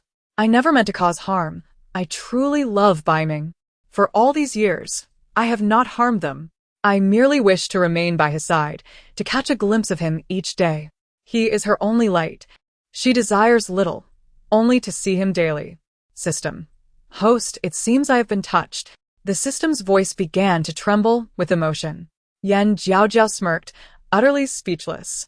If I forcibly send her to the afterlife, would that not be my fault? Am I not doing a good deed? Is there a wrong in this? Witnessing Jiaojiao's indignation, the system, understanding the situation, smiled apologetically. Host, I was merely speaking casually. You just mentioned that humans and ghosts are on different paths. Your grandfather is not as spirited as he once was, so there can be no room for even the slightest accident. That is more like it. I know your love for my grandfather is genuine, yet your fate does not lie here. Hurry and reincarnate. Your destined partner is already in the womb, and will arrive in early spring next year. If you reincarnate now, you too shall be the ideal match, destined for a splendid future. System. Host, can you also read fates? This fairy has calculated for the ghost. She and Zhou Jin share a considerable affinity, and after reincarnation, they will surely unite in matrimony. The system was momentarily stunned. The one from the Wang family? Jiaojiao scoffed. Who else could it be? System. The male ghost likes your mother, and this female ghost likes your grandfather. Is this a setup for a game of mahjong? Do you also know where this female ghost will reincarnate? Jiaojiao replied nonchalantly. Is that difficult to ascertain? System.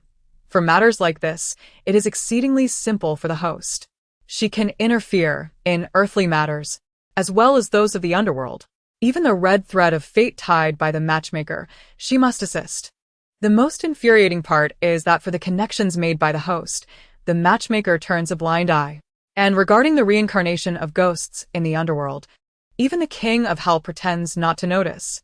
The host it has bound is indeed remarkable, but she is far too lazy, either eating, sleeping, or playing, with no ambition in sight.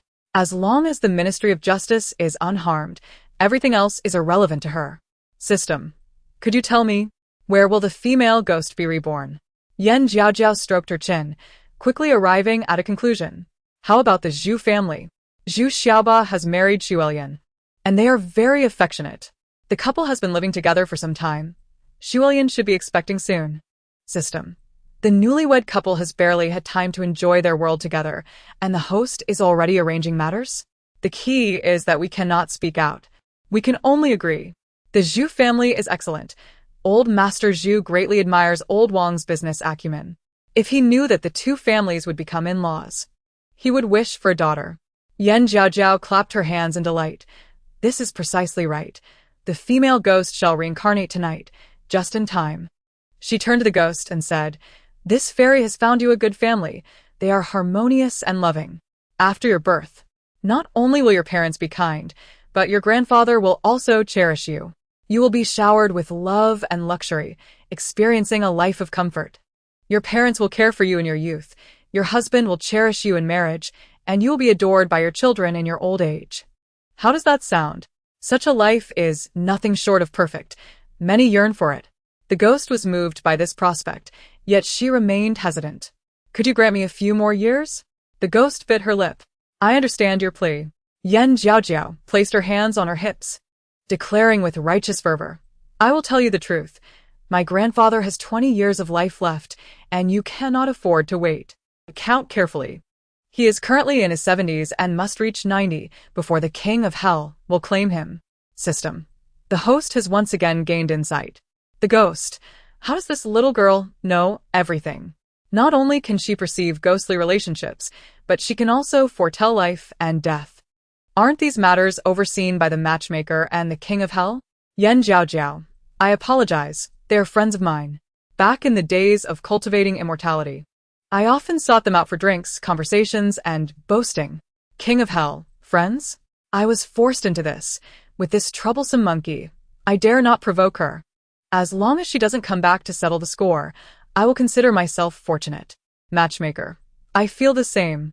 The last time we got drunk, she even took away my treasures from the hall. When I demanded them back, she vehemently denied it and ended up compensating me with a bottle of fine wine. Woe is me. Chapter 65. Summoning the ghostly messengers 20 years? She simultaneously wished for his longevity, yet did not desire it. After 50 years, her patience was wearing thin. System. Silly girl, hasten to reincarnate. With my host around, even the king of hell would not dare to claim old Yen prematurely. If the host goes down to cause a ruckus, wouldn't that give the king of hell a headache?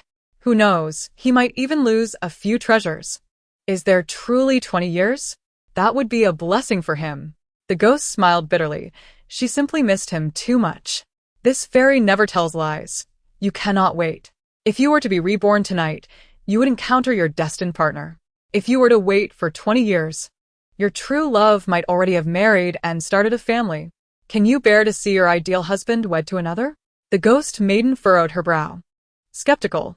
What reason do I have to believe you? Jiaojiao replied. What reason? Indeed, what grounds do I have? What can I present as evidence? System. Host. The ghost has demanded you provide proof. What will you offer as evidence? Isn't that what I am contemplating? The crux of the matter is that this celestial being possesses no definitive proof. Perhaps I could forcibly send her to be reborn. After all, her combat prowess is rather feeble. Dealing with her would be a trivial affair. System. Are you suggesting the host resolve the issue through force?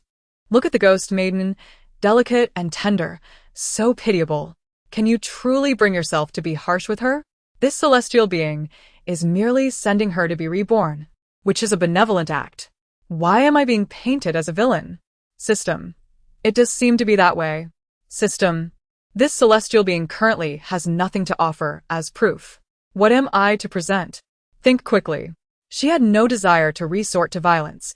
Who wouldn't he love a charming and gentle lady? System. What if the host were to make a trip to the underworld? Perhaps summon the king of hell? Or the old man of the moon? At these words, Jiaojiao awakened from her reverie. Why didn't I think of that? The system is quite clever. The matter of the ghost's rebirth falls under the jurisdiction of the underworld. It is best to seek the king of hell. King of hell? Achu. Who is gossiping behind my back? System. Host, you must hurry, lest you waste precious time. Who said this celestial being is going to the underworld? I can simply summon the king of hell here. He spends his days poring over the book of life and death. All other affairs are managed by the black and white impermanents. He is far more idle than I am. System. The host is quite impressive. The king of hell will soon find himself complaining. All I need to do is prove to you that you will obediently be reborn? Jiaojiao placed her hands on her hips.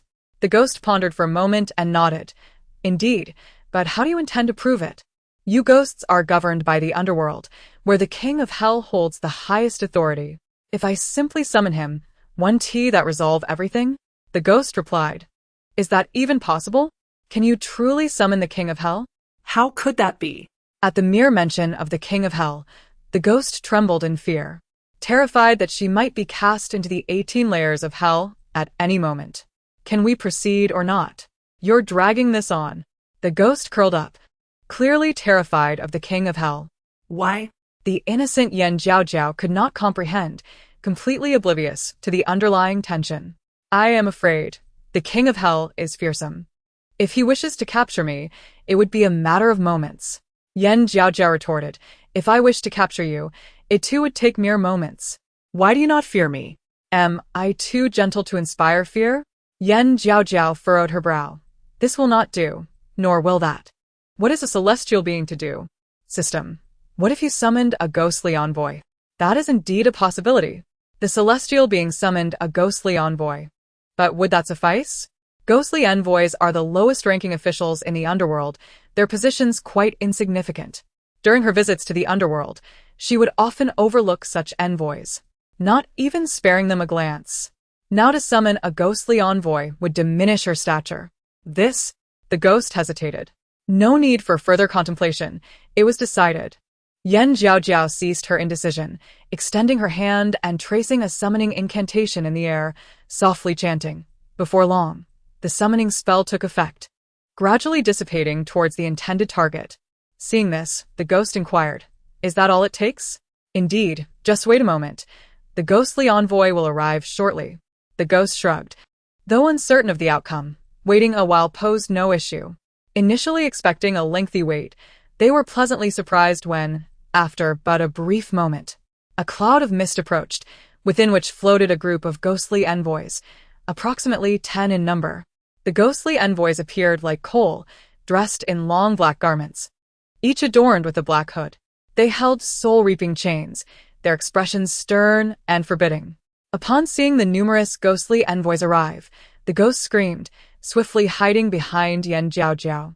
Jiaojiao exclaimed, "Are they truly that frightening? I feel no fear."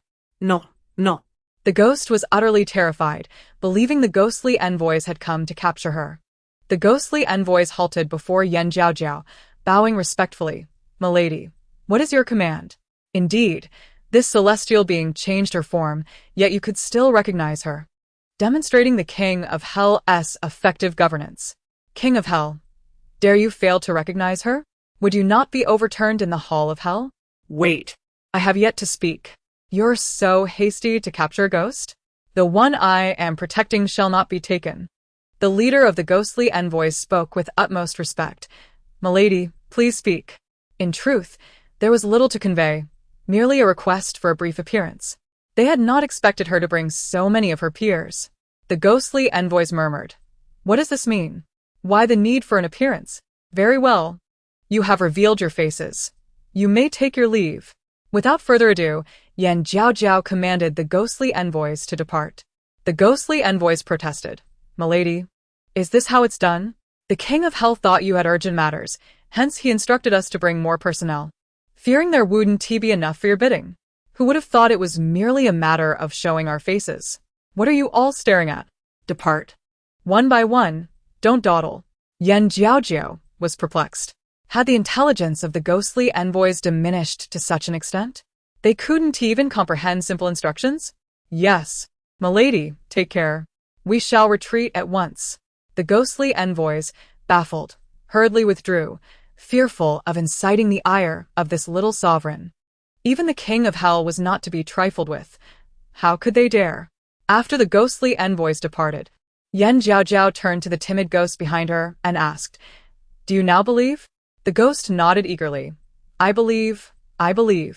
Then, can we discuss the matter of rebirth? Of course. I shall proceed to be reborn. Jiaojiao nodded with satisfaction. A teachable child, indeed.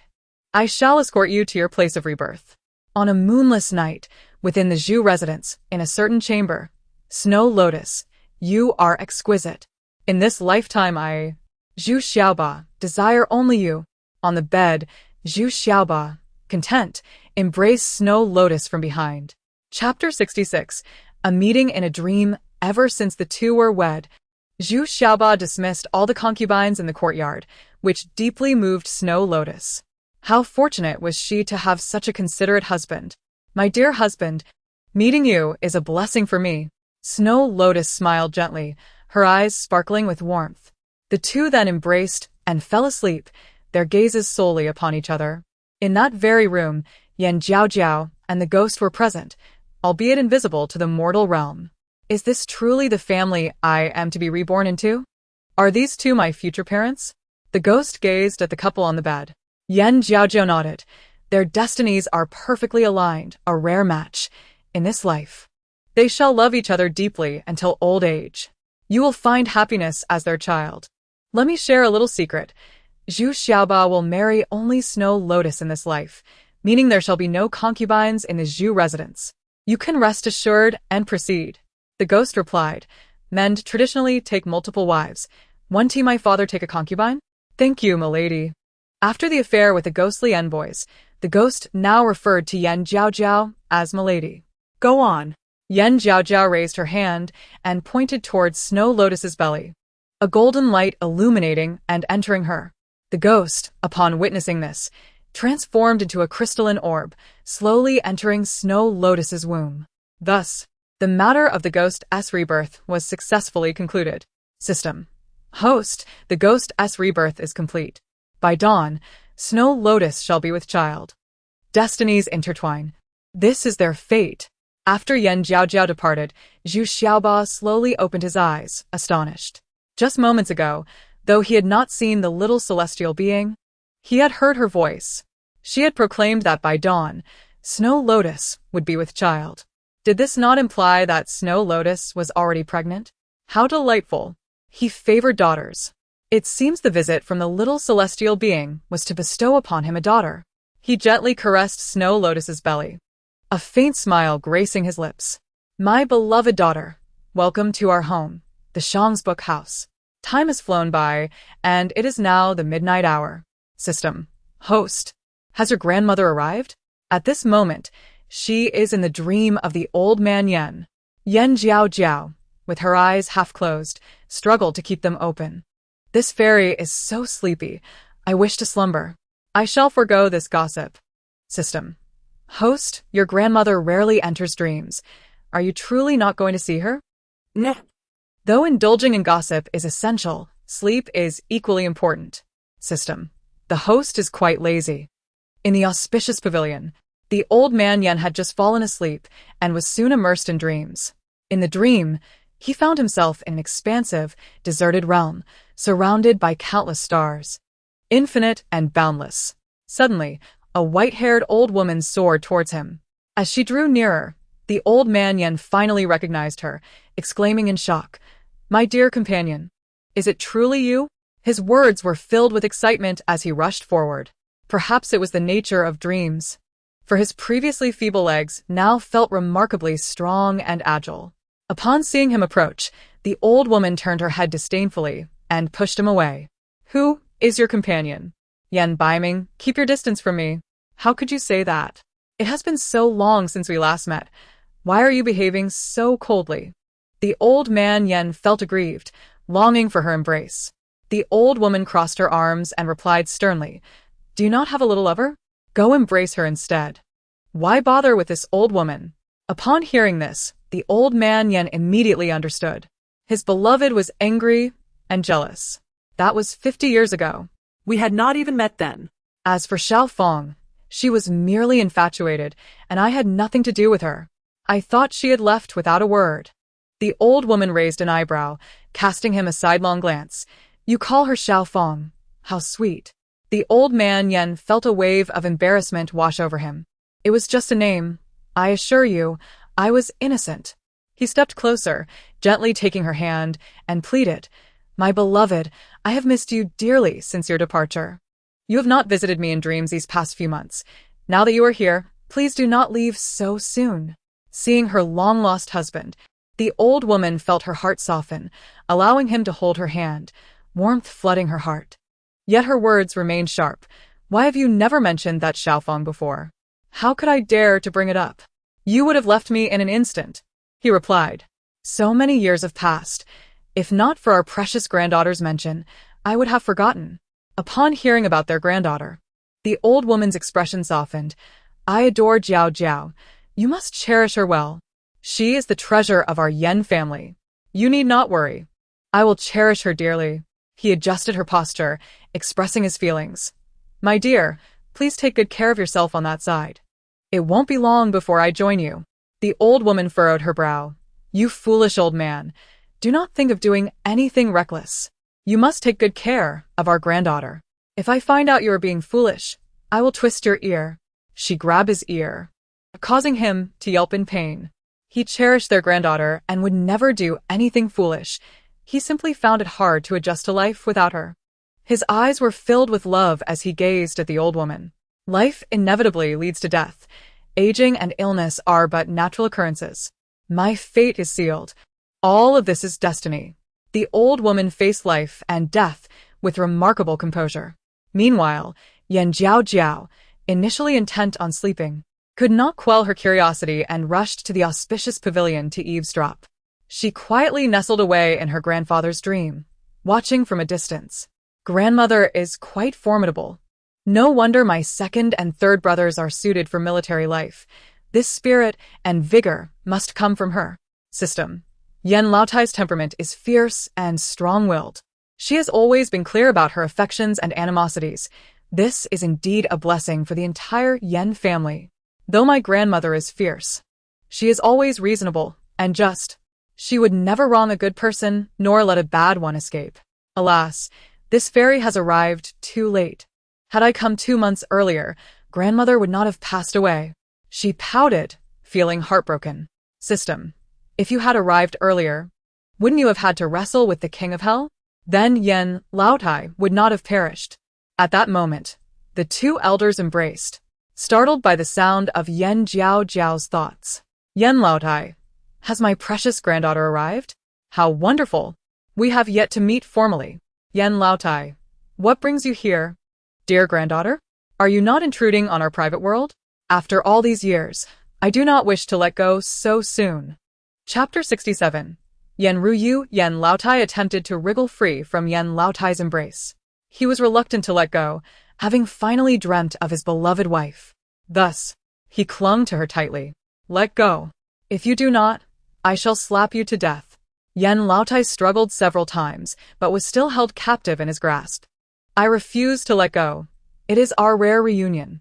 Even if you were to strike me down, I would not release you." System. The old man Yen is utterly shameless. When he pursued your grandmother, he was quite forceful. Upon hearing this, Yen Jiaojiao's eyes sparkled. "It is evident. Though my grandmother is domineering, she has always been reasonable, while my grandfather is more direct in his actions." System. Your observation is astute.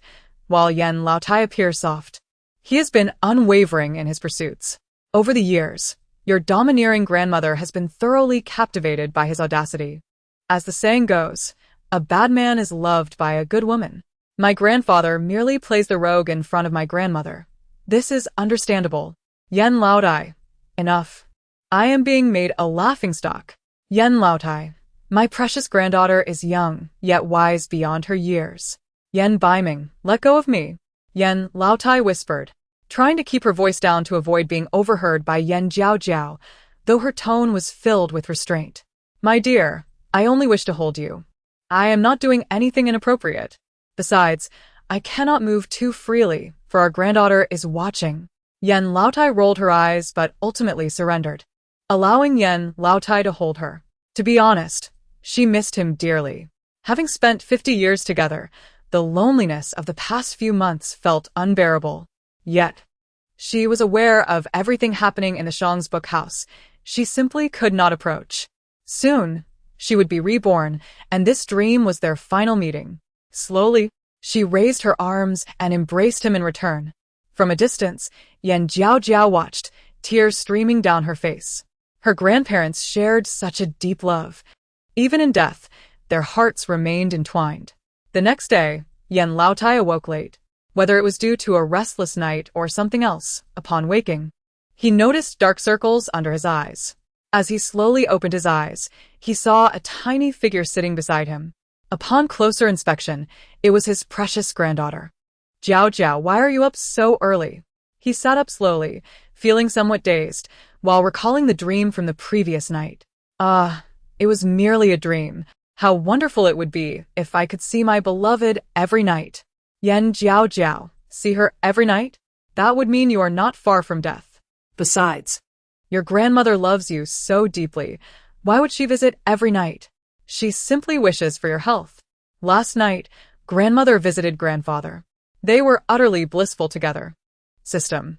Wasn't he just reprimanded? Reprimands are a sign of love. If there are no quarrels, there is no affection. Did you not see how they were reluctant to part? Had it not been for the approaching dawn, they likely would have held each other all night. Grandfather. My granddaughter knows everything. It feels as though she has seen me without any privacy. At that moment, the couple at the door, along with the Yen family brothers, all heard Yen Jiaojiao's thoughts and were greatly astonished. The Min couple. Last night, mother visited father in his dreams. This is a good sign. Father must be missing mother dearly. It must have been a joyful dream. The brothers chimed in, we also miss grandmother. Why hasn't she come to visit us in our dreams? Yen Jiaojiao replied, grandmother is quite busy. Do you really think spirits can enter dreams at will? Father, are you awake?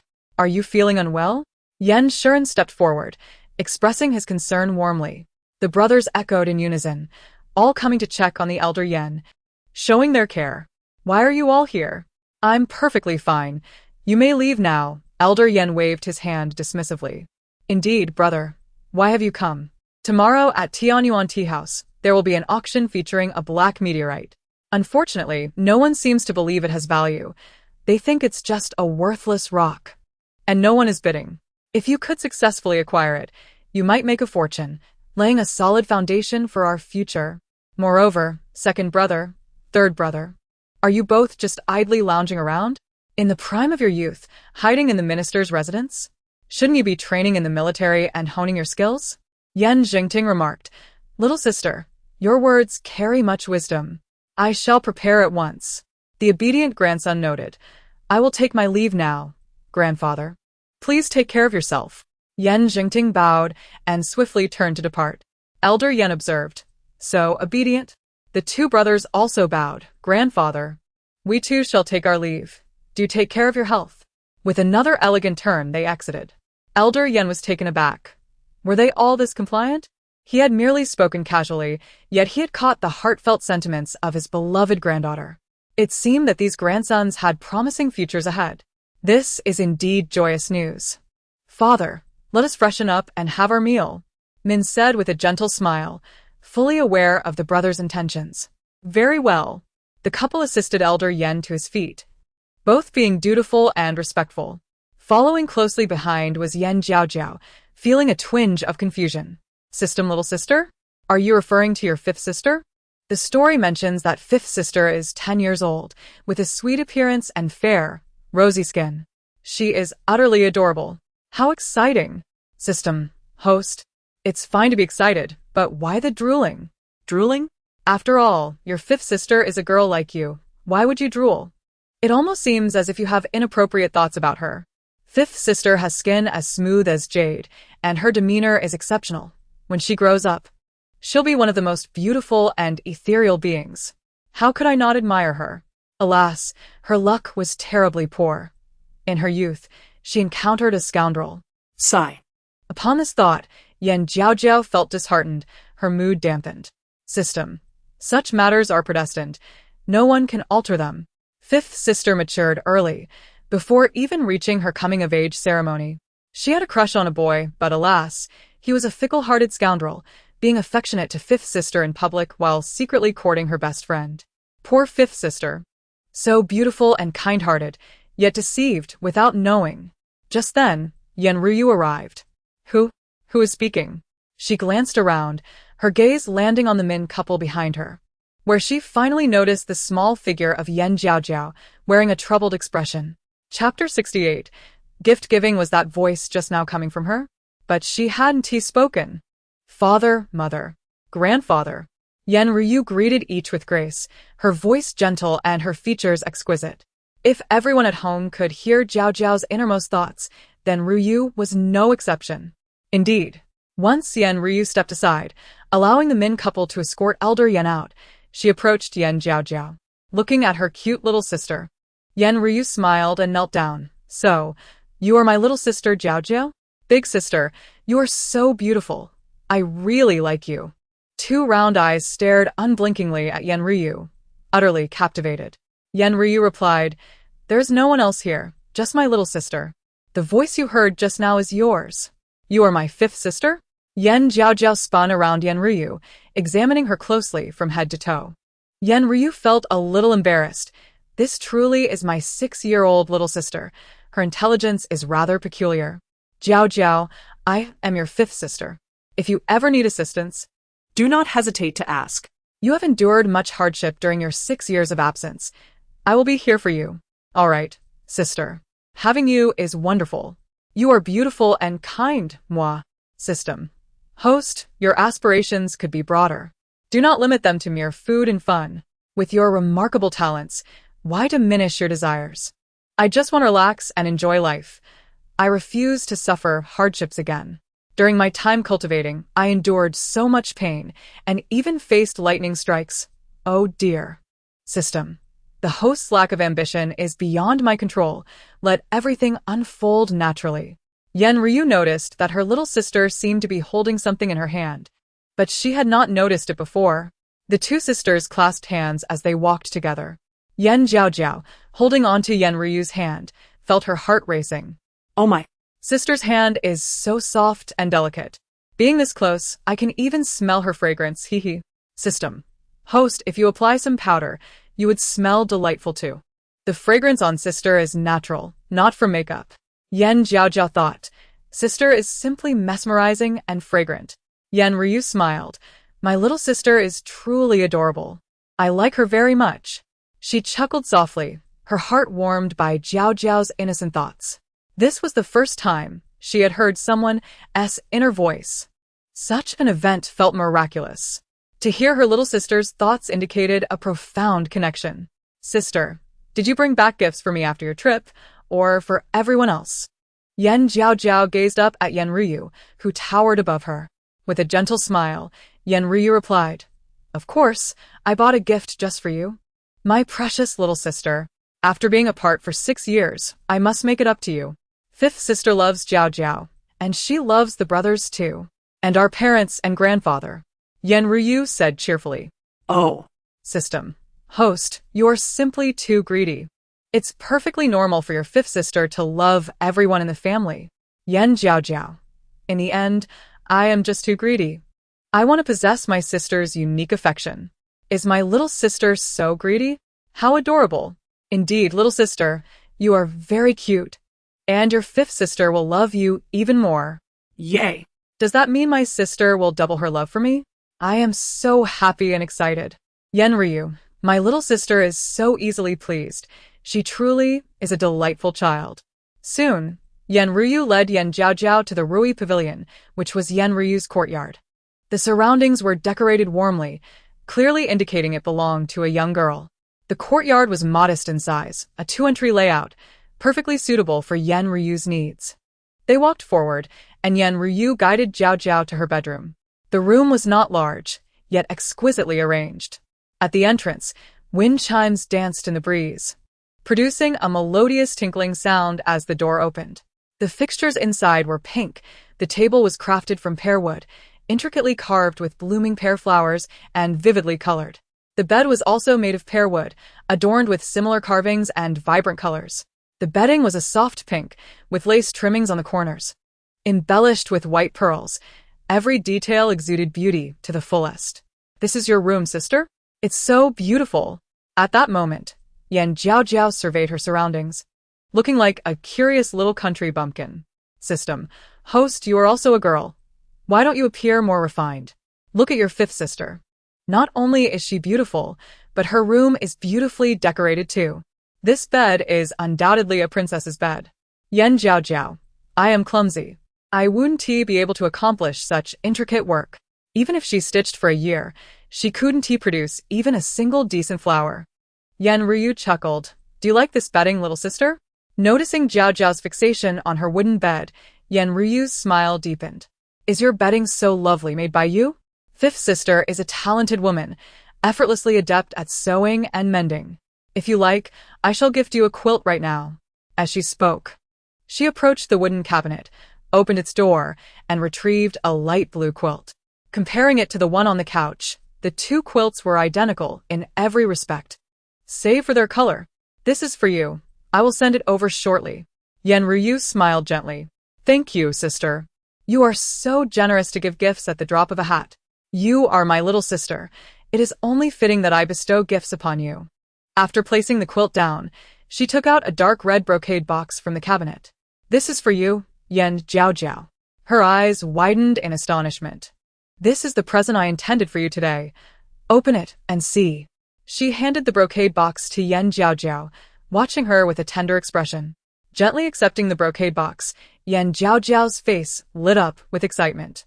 Sister, this is too generous. To bestow two gifts upon this fairy, I must return the favor somehow. System, what do you think? Yen Ryu was taken aback. A strand of hair? It was her first encounter with the notion of hair as a gift. Yen Jiaojiao scratched her head, pondering. That seems to be the case. Yen Jinting interjected. What? Little sister wants to give a strand of hair? Count me in. Yen Qiushui chimed in. I want one too. Little sister's hair can ward off evil spirits. It's incredibly powerful. Yen Jinhua added. Don't forget about me, little sister. Yen Jirui inquired. Is little sister's hair truly that potent? I happen to have one strand right here. Forget it. I shall just give a talisman. I have nothing else on me. System. Your fifth sister is a girl. Are you certain she will appreciate it? Just look at her room. The items are not only exquisite but also adorned in soft pink hues. She likely would not find ordinary trinkets appealing. Yen Ryu replied. How could that be? As long as it is for my little sister, I shall cherish it. Little sister, what are you thinking?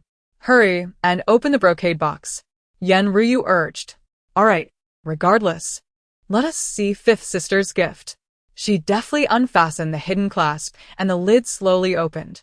In an instant, a string of crystal beads appeared before Yen Jiaojiao's eyes. Assuming such a beautiful gift would be to her liking, she looked up only to find no joy on her face, but rather solemnity. Inspecting closely, her brows furrowed slightly. Do you not like it? If you dislike it, I shall exchange it for something else. I thought you would appreciate it. Since you do, try it on. Yen Ryu took the crystal necklace, intending to adorn Yen Jiaojiao with it, but was met with refusal. This exquisite crystal necklace deserves to be cherished. I shall wear it when I go out. System. Host, have you perhaps discerned a clue? A remnant soul is trapped within these crystal beads. Yen Jiaojiao responded. Based on its aura, this string of crystal beads has been handled by Taoists, and the remnant soul resides within the sixth bead. System. Host, you are remarkable.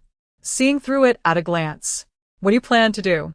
The aura of the remnant soul is exceedingly weak. I, as a fairy with boundless virtues, belong to the righteous faction.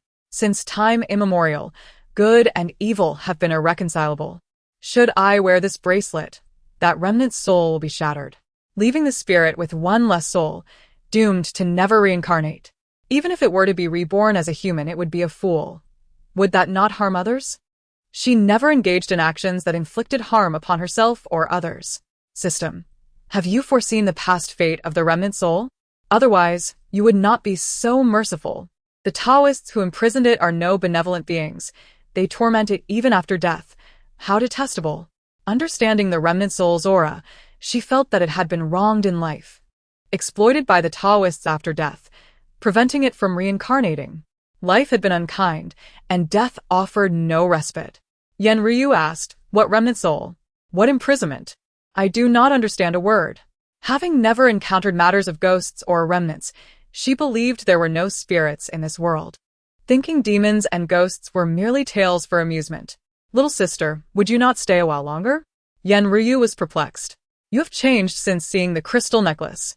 You seem so cautious. Could it be that the bracelet truly harbors a problem? Remnant soul? What does that mean? On the other side, having returned to the courtyard, Yen Jiaojiao hurried into her room. She closed the doors and windows tightly. Once the room was engulfed in darkness, she took out the crystal necklace for a closer inspection. Finding the sixth bead, she gently placed it upon the rosewood table, clasped her hands, and began reciting a spell. In the next moment, a remnant soul materialized. As it lacked completeness, only half of its head was visible. Who are you to unlock my shackles? The remnant soul was astonished, overwhelmed with disbelief. It had been trapped within the crystal beads for a decade. Never had it expected to see the light of day again. Do you not sense the aura of this fairy? Yen Jiaojiao shrugged, expressing her bewilderment. Was this remnant soul so dazed from its long confinement? Are you a cultivator? The remnant soul wept with joy, for it was said that Taoists were formidable, yet they could not compare to cultivators, having been controlled by the Taoists. If this little fairy could rescue her, it would be splendid. Do enlighten me about your experiences. How did you end up trapped here? What offense did you commit against the Taoists? The remnant soul bowed its head, concealing its tears. This tale is long. Then let us make it brief. Yen Jiaojiao rolled her eyes, lacking patience. Indeed. It all began in my childhood. I had a childhood sweetheart whom I shared a deep bond with. We were inseparable, and I believed that upon reaching maturity, we would wed. However, before he could reach maturity himself, he entered the monastery. The remnant soul sobbed, evidently recalling a painful memory. Continue, do not stop, urged Yen Jiaojiao. I thought that with his monastic vows, our hopes were dashed, yet he refused to let go. While he took monastic vows in the temple, he secretly sought me out during his alms rounds. On the day I came of age, he wooed me with sweet words, and thus we became entwined. But, alas, this bliss was fleeting, as I inadvertently uncovered his secret. What secret? Yen Jiaojiao pondered, stroking her chin. He studied Taoist magic in the temple to acquire wealth. System. Host, I have just perused the records. The remnant soul's beloved is named Wang San. After entering the temple, he adopted the monastic name Kong Wu and exploited unethical sorcery to illicitly gain wealth. The remnant soul continued, and so it was. I could not abide his misdeeds, and I sought to expose him. System. Thus, he killed you. Yet, he harbored both love and hate for you. Unable to let you reincarnate, he imprisoned your remnant soul to keep you by his side. Upon hearing this, the remnant soul fell silent. So you all knew. Bowing her head, she felt a deep anger towards Wang San's twisted behavior. Even in death, she was not granted peace. Your 7 souls were scattered by Wang San, leaving your 3 souls incomplete. Yen Jiaojiao spoke nonchalantly. Oh, fairy, please save me. I know that no matter how powerful Wang San is, he cannot rival you. If you intervene, he is sure to lose. System. Not merely a loss, Wang San will undoubtedly perish. This fairy can gather your 3 souls and 7 spirits. But you shall not be reborn as a human. You can only become livestock. After entering the temple, you still entangled with him, which is a grave disrespect to both Buddhism and Taoism. In other words, Wang San has committed a major taboo and could descend into the depths of hell. Whilst your reincarnation will not be favorable, the remnant soul replied, as long as I can be reborn, I would not mind becoming livestock. She had endured the torment of confinement and wished to escape it. You shall be livestock for 18 lifetimes before you can reincarnate as a human. The remnant soul responded, as long as I can be reborn, I do not care how many lifetimes it takes. Very well, this fairy can assist you at this very moment. With a mere thought, she can gather your 3 souls and 7 spirits in an instant. Truly, the remnant soul was filled with delight and excitement. Without hesitation, she closed her eyes, focused her thoughts, and began reciting a spell.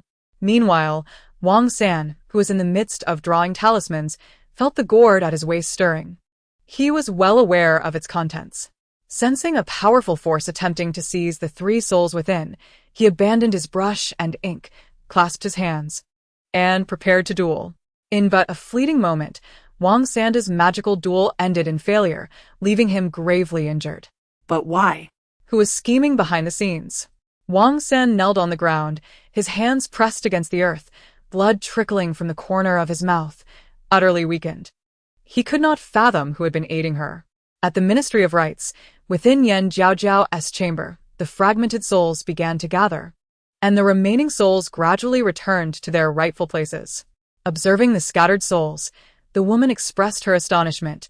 I am no longer a mere fragment. I possess a complete spirit. As her form materialized perfectly, she transitioned from a remnant soul into a genuine ghost. Thank you, my lady. The system chimed in. Host, I always knew of your prowess. You resolved the issue in mere moments. That Wang San, oblivious to his own limitations, dared to challenge you, and ended up severely injured. Wang San's demise is of little consequence. I have already sent a message to the King of Hell. Rest assured, he shall soon receive word and collect Wang San's life. The system continued. Such trivial matters do not require your direct involvement. Simply instruct the King of Hell, and it shall suffice. Truly, power is impressive. I only intervened out of pity for you. Now that the 3 souls and 7 spirits have gathered, hasten to be reincarnated. Wandering as a ghost in this realm is hardly auspicious. Yes, I shall go and be reborn. The woman complied obediently, bowing to Jiaojiao before soaring towards the gates of hell. Once the woman's spirit departed, the system erupted with news. Host, your 5th sister's companion has arrived. She brought a scoundrel with her. This pair of scoundrels comes at the perfect time. Let us go and see. What is the situation with those 2? Pray tell. Understanding oneself and one's adversary is the key to victory in every battle. The system replied. The young man is named Feng Hua, approximately 14 years of age. The same age as your 4th brother. However, Feng Hua is quite cunning. Due to his family's unfortunate circumstances, he has long sought to elevate his status. By mere chance, he befriended your 5th sister, extending his ambitions towards her. His plans were well laid, but alas, he misstepped. Feng Hua could never have anticipated that I would be his nemesis. And what of the other individual? The system clarified. The young woman is named Li Mumu. She is Feng Hua's cousin, and they share a close bond, having grown up together. Naturally, they are of one mind. Growing up together? Is that not the essence of childhood sweethearts? Their familial bond makes them a perfect match. No wonder they have become entangled. The system continued. Both seek to leverage the influence of the Ministry of Rites to enhance their own worth. Thus, in a past life, Feng Hua obtained all he desired through his sister, yet he harbored no gratitude and secretly engaged in an affair with Li Mumu. This illustrates the tragic fate that befell his sister. In the Rui Pavilion, Feng Hua and Li Mumu, claiming to be good friends of Yan Ruyu, were led into the courtyard by a servant. Their arrival did not surprise Yan Ruyu, yet she was not as warm as usual, having previously overheard Yan Jiaojiao's thoughts, which were directed against Feng Hua and Li Mumu, warning that they would bring her harm. She indeed appreciated Feng Hua, but her feelings had not yet reached the level of affection. Should he prove unworthy, she would stifle her admiration. Ruyu, look who I've brought you.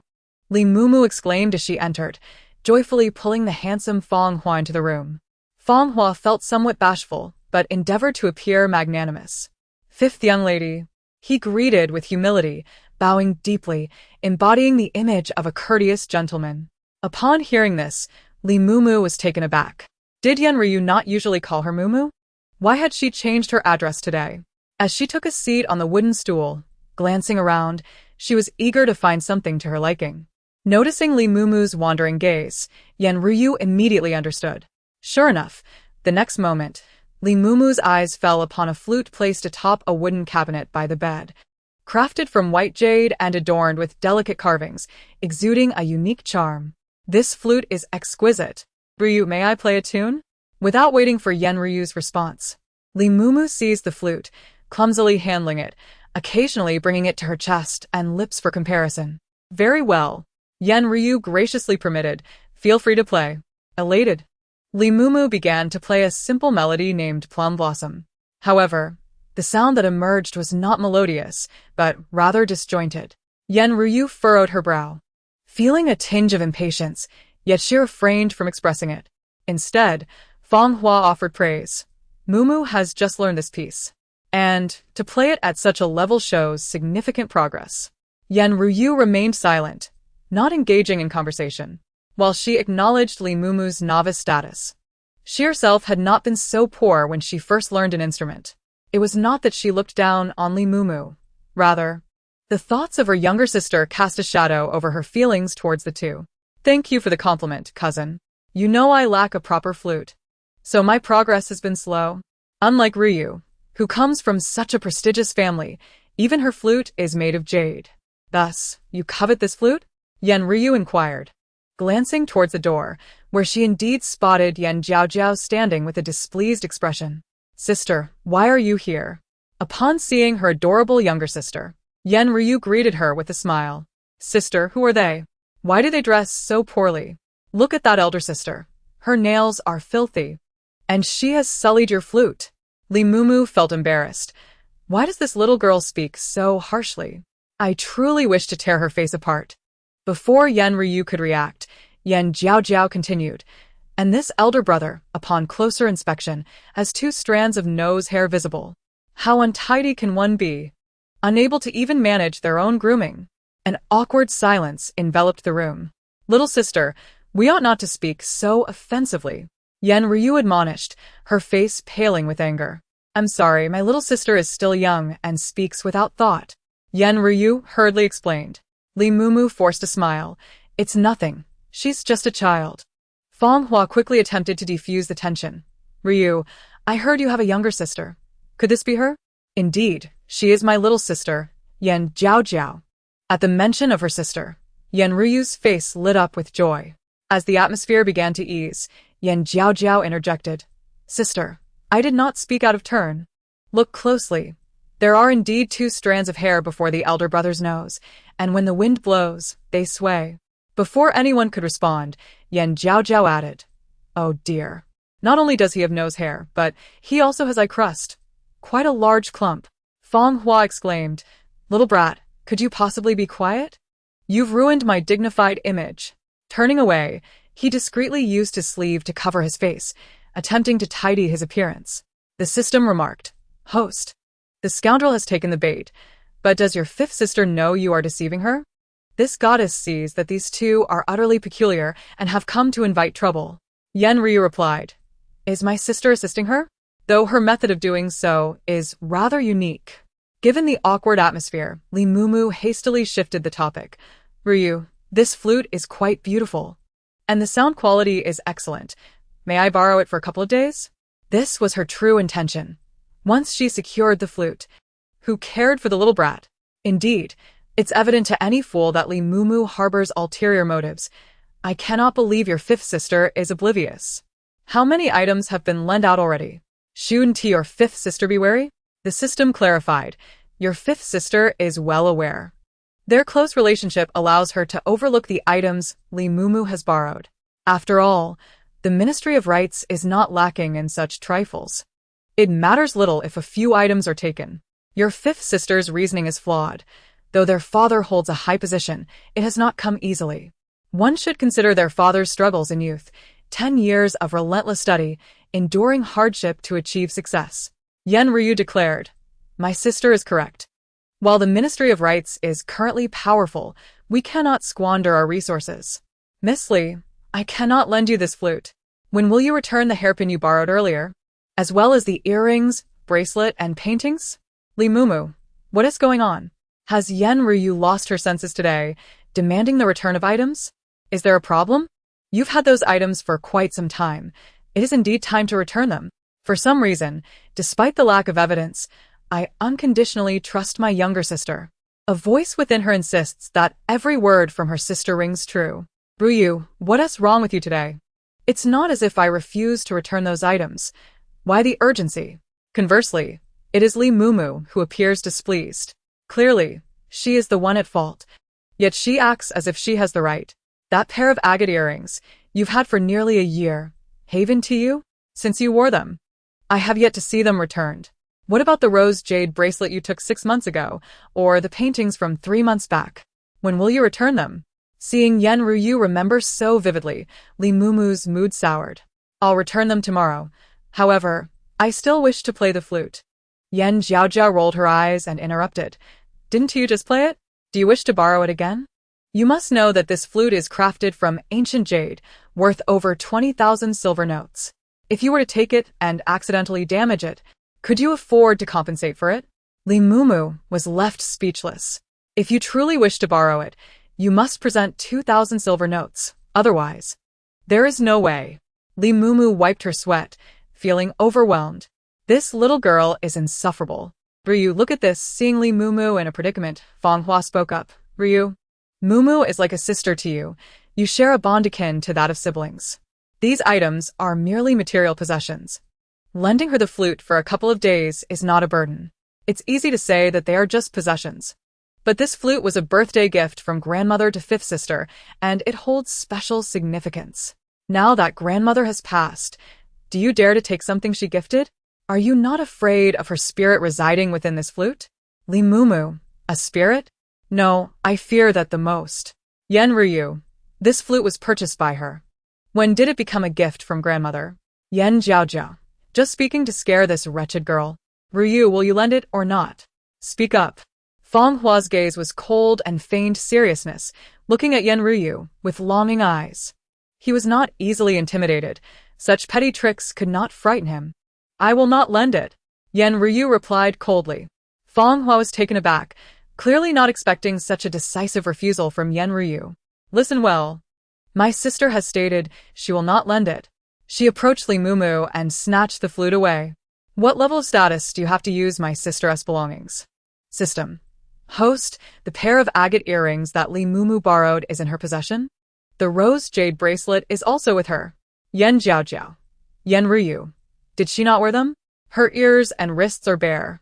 This wretched girl is quite cunning. She took them off before coming here and wore them outside. System. Otherwise, how could she be so shameless? If she weren't shameless, she wouldn't be seducing her own cousin. Yen Ryu frowned. "I never expected these two to be so despicable, daring to conduct their schemes beneath my nose.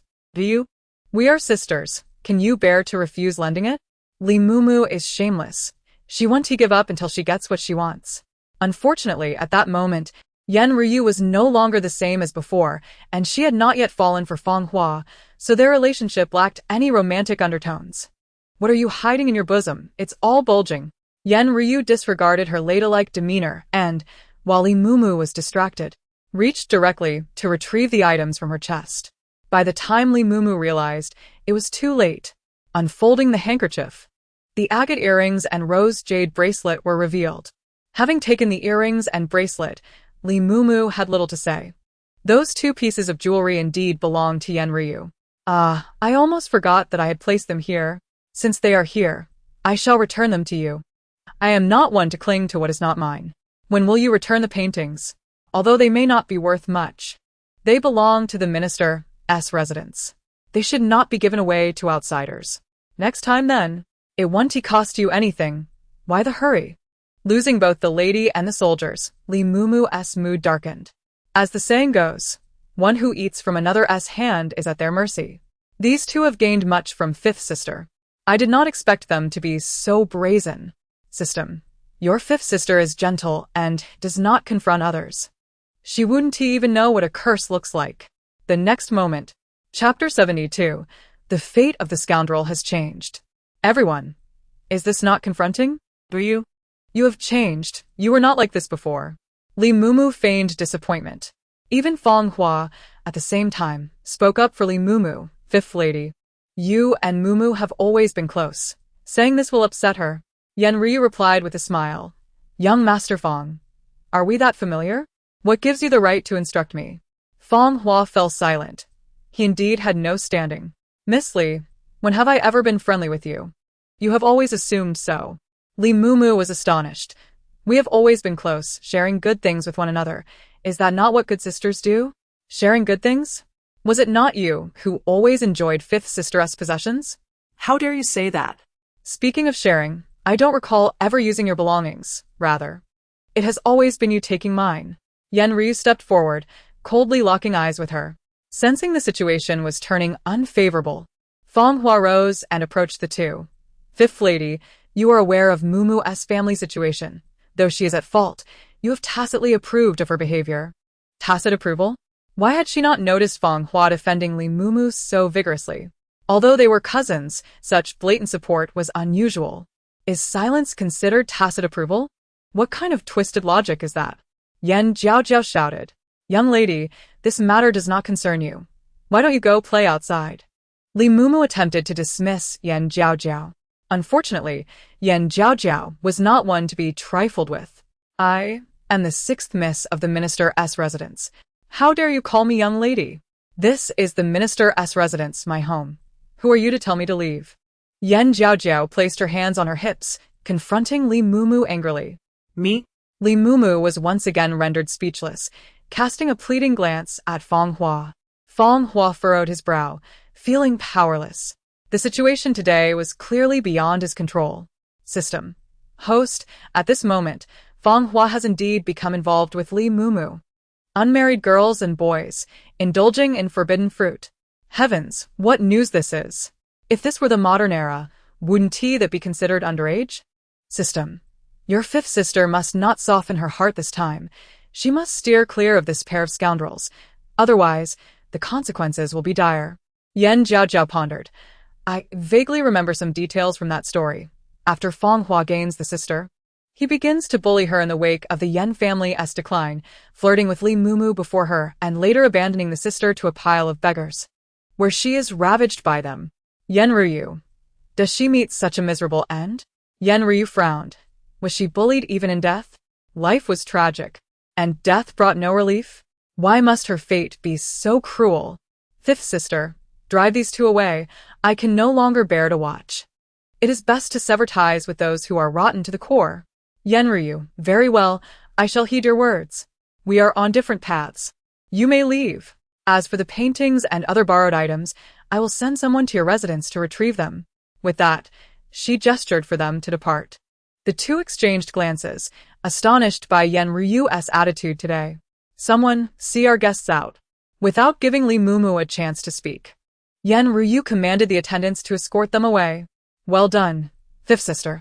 Jiaojiao placed her hands on her hips, a look of triumph on her face. Fifth lady, do you truly wish to sever ties with us? Surely you jest. Feng Hua's face darkened, seemingly suppressing something. Am I jesting? She retorted, leaving Feng Hua speechless. All right, I understand. Feng Hua turned coldly and stepped out. Li Mumu wished to say something, but Feng Hua urged her to leave. Let us go. Do you not feel embarrassed enough? Cousin, I turned away from Feng Hua with cold words. He lacks talent, yet has a temper. Just by looking at his face, one can tell he is no good. I stuck out my tongue at the retreating figures. The system remarked, what the host says is correct. Feng Hua is indeed no good. Such a scoundrel would resort to domestic violence. Furthermore, he is destined for a short life. After death, he will remain a miser. Upon examining his fate and calculating with my fingers, I was puzzled by the change in Feng Hua's destiny in this life. The system noted. This system is also curious as to why Feng Hua's fate has shifted, Perhaps it is the will of heaven. I have just predicted that this scoundrel will meet an untimely demise, soon to die unexpectedly and subsequently become a wandering soul in the afterlife. He will be left with no support, drifting aimlessly as a lonely ghost. If one were to inquire which spirits are the most pitiable in this world, it would be the wandering souls, who have no place to call home and are unable to reincarnate promptly. Yan Ryue was taken aback, glancing at Yan Jiaojiao. Can my little sister read faces and tell fortunes? Is she really that capable? Do our father, mother, and brothers know about this? Everyone reassured her. Do not worry. We are all aware. Little sister, you witnessed a farce today. It is all because of my sister's poor choice in friends. I knelt down, taking Yan Jiaojiao's small hand and playing with it affectionately. Your hands are so fair, tender, and smooth. I wish to touch them every day. The system chimed in. As the saying goes, a fair complexion covers 1,000 flaws. Your fifth sister is not only fair but also tender, with a beauty that is rare to encounter in a century. Yan Jiaojiao beamed. Indeed. Both my fifth sister and I are beautiful. We are beauties that come once in 100 years.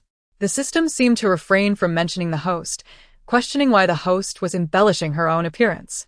Jiaojiao is adorable and will undoubtedly grow into a beauty. I pinched her chubby cheeks, feeling immense joy. My sister is also a beauty, and no ordinary person is worthy of her. It is a pity that my sister is too stunning. I can't even fathom which young master would be a match for her. Such sweet words. I adore them. It is getting late. Tomorrow I will take you out to savor all the delicacies of the capital. My little sister is quite the foodie and has no resistance to good food. To taste all the delicacies of the capital? How wonderful it is to have you as my sister. Indeed. The next day, Yan Ryue fulfilled her promise and took Yan Jiaojiao out early in the morning, with Yan Ryue leading the way and accompanied by maids and attendants. Mincher finally agreed to let the sisters go out. The sisters arrived at a bustling street, surrounded by green bricks and tiles, with vendors on either side selling a variety of goods. There were stalls selling roasted chestnuts, sugar figurines, jewelry, and more, everything one could wish for. Sister Jiaojiao wants a sugar figurine.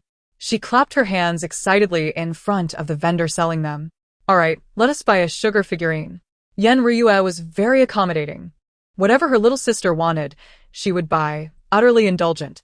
After purchasing the sugar figurine, Yan Jiaojiao walked while eating, her round eyes gazing around. Soon, an old woman approached, holding a stick of candied hawthorn and calling out, Candied hawthorn, big and red, come by. Candied hawthorn? Yan Jiaojiao tugged at Yan Ryue's hand, hurrying forward. Sister, I want candied hawthorn. But you already have a sugar figurine? Aren't they both the same? Just different in appearance.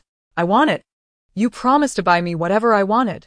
She shook Yan Ryue's hand, pouting and acting cute, her expressions utterly charming. But consuming too many sweets is unhealthy. What if you get cavities? I want to indulge my little sister, but I also hope for her well-being. The system interjected. Host, your sister is correct. Consuming too many sweets is detrimental, as it can harm your teeth. I am not afraid. At my age, if I lose a tooth, new ones will grow. Fine. Be stubborn. Yan Ryue replied. No, I cannot spoil you like this.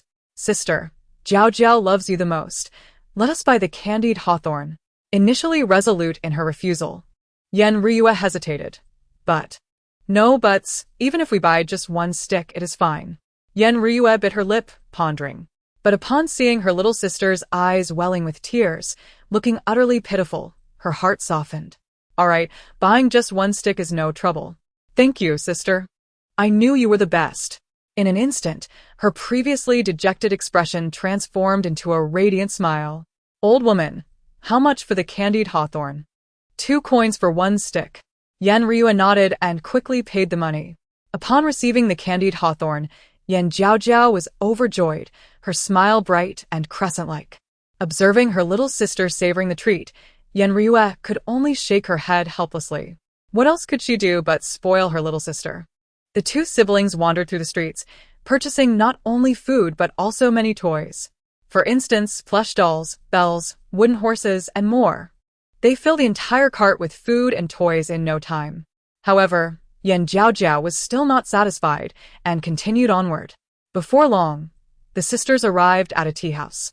When Yan Jiaojiao stood in front of the tea house, Yan Riue tilted her head, curious. Jiaojiao, do you want to go in for tea? The sign of this tea house was quite grand. The system remarked, Host, this is the Mingyue Tea House, the largest tea house in the capital and the place where news spreads the fastest. The largest tea house in the capital? Then the tea and snacks here must be delightful. Yan Riue exclaimed, So, we came here for the food. You could say that, are you going in? Now that we are here, we must certainly take a look. Plucking a piece of candied hawthorn to eat, her little mouth puffed up like a bun, she chewed adorably. Sister, let us go in. I have never been to such a lavish place before. Since we are here, we ought to see what it is like. Well, it is just tea and snacks. It is nothing special. The sisters clasped hands and entered the tea house. It was quite spacious. Upon entering the hall, many men and women of all ages were drinking tea and chatting, laughing heartily. The clamor of voices filled the air. Guests on the second floor enjoyed their tea while looking down, able to view the entire scene on the first floor. At that moment, a waiter approached. 2 esteemed guests, please come this way. The waiter greeted warmly. 1 pot of jasmine tea, a plate of peach blossom pastry, 2 plates of osmanthus cake, and 2 flaky pastries. Understood. Please take your number and have a seat. The waiter handed over a number tag. Yan Riue accepted it, and the 2 proceeded to a quiet corner on the second floor. This place overlooked the first floor, and looking down, they could see the environment below. Little sister, do you have any snacks you wish to eat? We can order more. Hearing this, Yan Jiaojiao rubbed her round belly. My tummy feels a bit full. I might not be able to eat that much. The ones we just ordered are enough. Really? How did I not think of that? In critical moments, my sister is indeed reliable. I had not thought of packing any leftovers. Before long, the waiter brought various snacks and jasmine tea. After placing the snacks on the table, Yan Jiaojiao picked one up and took a bite. Delicious. This peach blossom pastry is sweet without being cloying, fragrant, and delightful. I love it. She turned to the waiter and said, Please pack another portion of these snacks. Certainly. The waiter responded readily. At that moment, a middle-aged man dressed in a light yellow brocade robe glanced at Yan Jiaojiao from the adjacent table, stroking his beard thoughtfully, his demeanor imposing. Seeing her eat so cutely, he couldn't help but smile. The eunuch beside him was about to speak when the middle-aged man shot him a glance, prompting him to quickly amend. Lord Huang, should we also order some snacks? The little girl at the neighboring table is enjoying her food so much. I am sure our master is tempted as well. The master was out incognito this time, visiting the common folk to understand their real lives, which is why he had concealed his identity. Just a pot of Longjing tea will suffice. His voice was deep and resonant. At that moment, Yan Jiaojiao, holding a piece of peach blossom pastry, froze in surprise. The voice resonated with power, a true dragon. Turning to glance, I widened my eyes. Was that not the rotund old man in yellow robes, the emperor himself? Even he had come to partake in tea, listen to music, and enjoy the company of young ladies? Emperor de Yuan. Who is speaking? Glancing around. Apart from noticing Yan Jiaojiao, he saw no other young girls present. System. Host, the emperor is looking over here. That little expression of his seems to carry scrutiny. Who knows? Perhaps seeing this celestial maiden enjoy her meal has stirred his appetite. Did you not observe that his table was empty? In these times, even an emperor is so impoverished that he cannot afford a meal. System. That is indeed possible. After all, the emperor's treasury is strained. And even the trousers he wears are riddled with holes. Chapter 74. Which family-esque girl are you? It seems that being emperor is quite a struggle, especially with the treasury in such a dire state. With a glance downward, I directly observed the lower half of Emperor de Yuan. I wonder where the hole is located? If it were at the rear, would that not be rather convenient? He could relieve himself without needing to unfasten his trousers. The emperor was taken aback. Only his close eunuch Li Dachong was aware of the hole in his trousers. How could this young girl know? After surveying the surroundings, he focused his attention on Yan Jiaojiao, convinced that the voice he had just heard belonged to her. Yet she had not spoken. How could he have heard her? Could it be that what he heard were the thoughts of this young girl? Not only did she recognize his identity, but she also knew of his torn trousers. Such miraculous occurrences were unprecedented for him. Was heaven offering him a hint? System. Host, this is Emperor de Yuan, who has reigned for over a decade. It is precisely because of his integrity and dedication to the people that the treasury is bare. Despite his seemingly splendid exterior, his garments are tattered and worn. Jiaojiao stuffed a peach blossom pastry into her mouth, sighed, and shook her head. It is indeed too poor. The emperor sighed. He did not wish for this. But what could he do? He could not simply plunder the wealth of the common people to fill the coffers. Upon hearing this, Ryu stole a glance at the neighboring table. With just one look, she noticed that the emperor was also gazing back. His commanding presence was formidable, and even with a composed expression, he exuded authority. She mused to herself, surprised to discover that the current emperor faced such hardships. Even his trousers were in tatters. However, this also revealed that he was indeed the best emperor in generations. System. Host, what are your thoughts on this matter? Jiaojiao swallowed her pastry, lifted her jasmine tea to sip, then put down her cup and said softly, "What else is there to see but to keep my eyes open? The crowd. Truly impressive. Only you know how to keep your eyes open while the rest of us are oblivious." Then she heard, "The old emperor is truly foolish. If the treasury is in dire straits, why not simply seize the assets of a few corrupt officials? Those corrupt officials appear poor on the surface, but each is far wealthier than his treasury. Emperor de Yuan, he has indeed considered this, but how can he identify the corrupt officials? He truly does not know. Could it be that this young girl possesses knowledge?" Silently waiting for Jiaojiao to express her thoughts, he hoped to discern which officials were corrupt. Minutes passed, yet he received no revelation. Frowning slightly, he could no longer contain his restlessness and stood up, walking directly towards Jiaojiao. System. Host, stop eating. The emperor is approaching you. While enjoying her meal, Jiaojiao suddenly looked up, and there stood Emperor de Yuan right before her.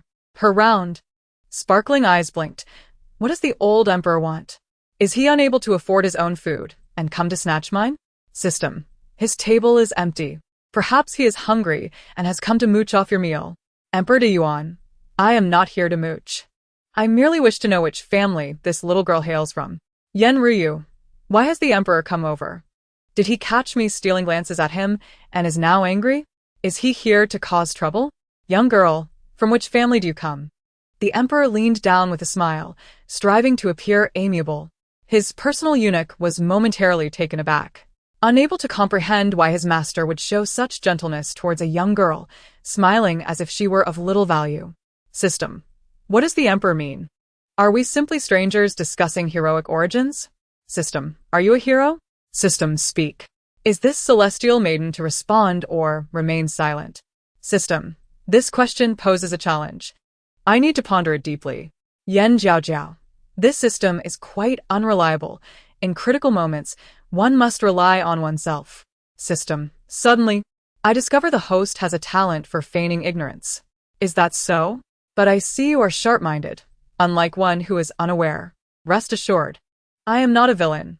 I merely find you charming and wanted to ask casually. Have I frightened you? This little girl is quite clever and adorable. Did I frighten this celestial maiden? You, the old emperor? I am not afraid of you, you old man. Emperor de Yuan. What should I do? I have been scorned by a young girl. Hearing Jiaojiao's inner thoughts rebuke the emperor, Ryu hastily drank her tea. Thankfully, the emperor could not hear the young girl's thoughts. Otherwise, would it not bring calamity upon her family? Emperor de Yuan. Fear not. I am not a tyrant. Old man. My parents have told me not to speak too much with strangers. It could be dangerous if one encounters a bad person. Her eyes sparkled with innocence. Yet her words struck the emperor's heart. In this light, it seemed he was indeed at fault. A 6-year-old girl guarding against strangers is only prudent. May I sit here for a while? Beside him, Li Dachong appeared puzzled. Why does it seem as though the emperor is seeking to ingratiate himself? The illustrious emperor is trying to charm a 6-year-old girl and is met with cold water. If the court officials learned of this, they would surely laugh uproariously. Of course, you may. The old emperor is quite strange, choosing not to sit at his own table, but deliberately coming over to sit near this celestial maiden. What could this mean? In an instant, a flash of inspiration struck Jiaojiao. Could it be that he finds me adorable and wishes to take me into the palace as a daughter-in-law? Emperor Yuan. That could certainly be a possibility. How did I not think of this sooner? But this celestial maiden has no desire to marry. However, being granted the title of a princess would not be too shabby. System. Host, you are indulging in fanciful thoughts. The emperor does not even know your identity. How could he bestow upon you the title of princess? Moreover, you have made no contributions to the court, so there is no reason to grant you such an esteemed title. It seems that this logic holds weight. Perhaps I should refrain from daydreaming. Perhaps it is best to keep my distance from the royal family and ensure he does not discover that I am from the minister's household.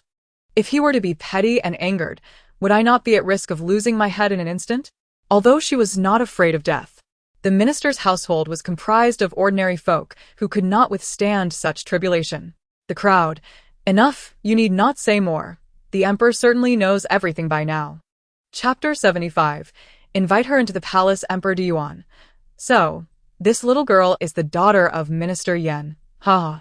Gently stroking his beard, he smiled warmly. His previously gloomy mood lifted.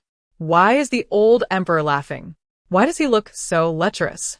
Upon hearing this, Emperor Yuan paused his hand on his beard. He was smiling benevolently, not lecherously. Having received his answer, Emperor Yuan did not linger. Rising, he turned to his personal eunuch, Li Dachong. Bring forth some silver. Li Dachong produced a silver ingot, his curiosity piqued as to why his master required silver when the tea bill had already been settled. Li Dachong. What a humorous name. Why not call him Pig Dachong instead? Emperor Yuan. It is indeed quite amusing. I wonder what his parents were thinking. System. Host. There is a reason behind the name. Do tell. I am quite curious. System. You are not merely a little curious. You are exceedingly curious. When Li Dachong was born, a fortune teller advised that he should have a lowly name to ensure a long life, hence the name Li Dachong. One must admit, it is certainly memorable. Li Dachong? Pig Dachong? At that moment, Yan Ruyu, Emperor Yuan, and Yan Jiaojiao all turned their attention towards Li Dachong. Li Dachong, caught in the gaze of three individuals, felt a sudden jolt of confusion. Why do you all stare at me? Is there something on my face? He raised his hand to touch his visage, finding nothing amiss. Little girl, it seems fate has brought us together. Allow me to treat you to this tea. With that, he placed a coin on the table, his demeanor resolute.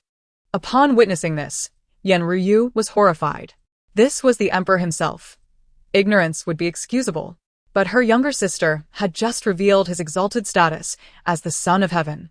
How could he be allowed to pay for tea? Furthermore, the imperial treasury was strained. She could not let him part with his money. Additionally, she wished to keep their identity as officials of the Ministry of War a secret to avoid any trouble for her father. The Yuan emperor, ever perceptive, squinted and inquired, "How do you know my surname?" Taken aback, Yan Ruyu stammered in response. At that moment, Yan Jiaojiao intervened. "Your attendant just called you Lord Huang." His voice was loud enough for anyone to hear.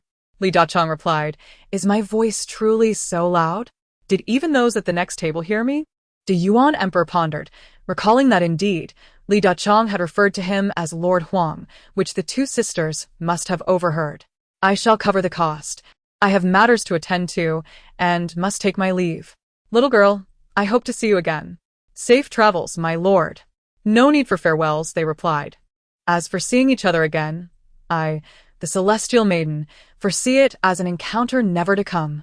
The Yuan emperor chuckled, not wishing to prolong the conversation, merely fanning himself with a folding fan adorned with a bamboo pattern as he departed. System. Host. The Yuan emperor appears exceedingly pleased. More so than one would be upon winning the lottery. What does it matter? He is merely joyfully impoverished, reduced to tattered clothing. Should I deny him laughter? Or permit him tears instead? Yan Ruyu rubbed her forehead. Her sister's sharp tongue was relentless, voicing thoughts that remained unspoken. The following day, as the court adjourned, officials trickled out, but Yan Shuren wore a countenance of melancholy. The emperor had summoned him alone to the imperial study. Pondering his missteps, he could not fathom what he had done wrong. Why had the emperor requested his presence? As he ruminated, Li Dachong approached. Lord Minister, the Emperor waits. Please hurry. Yan Shuren glanced around, noting that most officials had departed. He leaned in closer to Li Dachong and whispered, Do you know why the Emperor has called for me? Li Dachong calmly replied, The Emperor's intentions are beyond our comprehension. You shall discover them upon your arrival. With no clarity gained, Yan Shuren felt increasingly anxious. He followed closely behind Li Dachong, reflecting on his recent words and actions, yet found nothing amiss. Soon, under Li Dachong's guidance, Yan Shuren arrived at the imperial study. Your humble servant pays respects to your majesty. Long live the emperor. He bowed deeply. Rise, Yan Iching, came the emperor's calm voice, devoid of any discernible emotion. Thankful for the emperor's inscrutable demeanor, Yan Shuren dared not voice his inquiries and stood silently, awaiting the emperor's command. Noticing Yan Shuren's tension, the Yuan emperor smiled gently. You need not be anxious. I have heard that your youngest daughter has been found. Is this true? After departing the Mingyue tea house yesterday, he had sought information about the girl, known as Yan Jiaojiao, the sixth miss of the Ministry of War, who was indeed the precious daughter Yan Shuren had lost 6 years prior. Wiping the sweat from his brow, Yan Shuren felt a great weight lift from his heart. Although the emperor was a wise ruler, his divine authority was formidable, and it was natural for a subject to feel trepidation in his presence. After a long separation of 6 years, he intended to make amends as best as he could. I shall comply, your majesty. I have a fondness for children. I have heard that your Jiaojiao is both adorable and sensible. Bring her to the palace before tomorrow's morning court. This was not a request, but a command. The emperor wishes to see Jiaojiao? Realizing this, Yan Shuren was momentarily stunned. What could the emperor possibly want with Jiaojiao? Even if he liked children, she was his daughter. Was the emperor attempting to steal his child away? At just 6 years old, Jiaojiao was too innocent to enter the palace. It could lead to misunderstandings with the emperor. His precious daughter was dear to his heart. He would not let her be presented to the emperor. I pardon her of any wrongdoing. Remember to bring her to the palace tomorrow. This matter is non-negotiable. Yan Iching, you may leave. With that, he dismissed him, unwilling to discuss further. Thus, Yan Shuren was compelled to acquiesce. What could he do against the emperor's will? He had no choice but to comply. Upon returning home, Yan Shuren bore a gloomy expression, his heart heavy with unspoken words. It was not until dinner time that he sat at the wooden table, occasionally picking at his food while glancing at Yan Jiaojiao. Each time he opened his mouth to speak, he hesitated. Noticing his distress, Minsher took the initiative to ask, My lord, what troubles you? Is there something amiss with tonight's meal? Nothing. Eat, he replied, burying himself in his food, attempting to conceal his emotions. However, Minsher was not so easily deterred and planned to inquire further after the meal. At the dining table, apart from the absent Yan brothers, Minsher, her husband, and Yan Ryu were present. The two sisters quickly recognized that their father's demeanor was off. While enjoying a chicken leg, Yan Jiaojiao was too preoccupied to inquire about the cause, her mouth full. System. Host, your father is experiencing constipation and is quite uncomfortable at this moment. Minsher. Ah, so that is the reason. No wonder. Yan Ryu. If that is the case, as his daughter, it is perhaps best not to pry. Yan Shuren. What constipation? Nonsense. Father has been irritable lately, with strong liver heat. Constipation is quite normal, but must we discuss such matters during dinner? System. What is there to fear? This matter is known to you, me, and heaven and earth, yet your mother and sister remain oblivious. Chapter 76. Audience with the Emperor Minsher and her daughter. Yan Shuren. My precious daughter. This matter is likely known not only to your mother, but perhaps even to your fifth sister. That may be true, but given it is dinner time, we should avoid discussing such bodily functions. System. Understood. As Yan Shuren departed, Minsher felt uneasy. System. Host. Your father could not hold it any longer, and has gone to the restroom. Upon hearing this, Yan Shuren paused mid-step, shaking his head in resignation as he strode away. Meanwhile, Yan Jiaojiao rolled her eyes. Did we not agree to avoid such topics? System. What is there to worry about? They cannot hear, nor will they know. Look at your mother and fifth sister, enjoying their meal heartily. The two individuals singled out suddenly found their food less appetizing. Minshi, holding her bowl, felt torn, unsure whether to eat or put it down. Having finished my meal, Jiaojiao, let me serve you some more. She set down her bowl and began to help her daughter with food. Noticing the shift in atmosphere, Jiaojiao sensed something was amiss. System. If you are not hungry, do not eat. The host should eat heartily and finish their portions. Girls care about their appearance. Perhaps they are secretly dieting. But they were not overweight. Never mind. The celestial maiden did not wish to ponder such matters, preferring to eat until satisfied. Just as Yanshi exited the courtyard, his stomach emitted strange gurgles. Pain suddenly seized him. He truly needed to use the restroom, clutching his abdomen as he furrowed his brow. He had thought his precious daughter and her chatter were mere whims, yet it seemed that even casual remarks could hold truth, which was quite amusing.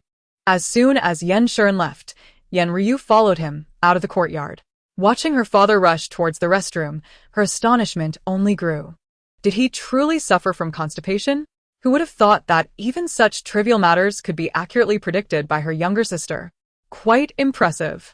Half an hour later, after relieving himself and freshening up, Yanshi returned to his quarters, where Minshi awaited him, sitting at the edge of the bed. My lord, what transpired today? Why do you seem so downcast? With only the two of them present, Minshi could no longer contain her curiosity. The emperor wishes to see Jiaojiao? For what reason? What could the emperor possibly want with her? Even I do not know. However, it appears the emperor has taken quite a liking to her. But Jiaojiao and the emperor are strangers. They have never met. How could he possibly like her? The emperor has a fondness for young girls. Yet it is improbable that he would desire another's daughter, for he already has numerous children of his own. As for me, I remain uncertain. The emperor's thoughts are intricate, far beyond the comprehension of mere mortals like you. I have pondered over the matters concerning the Min family, yet I ultimately lack answers.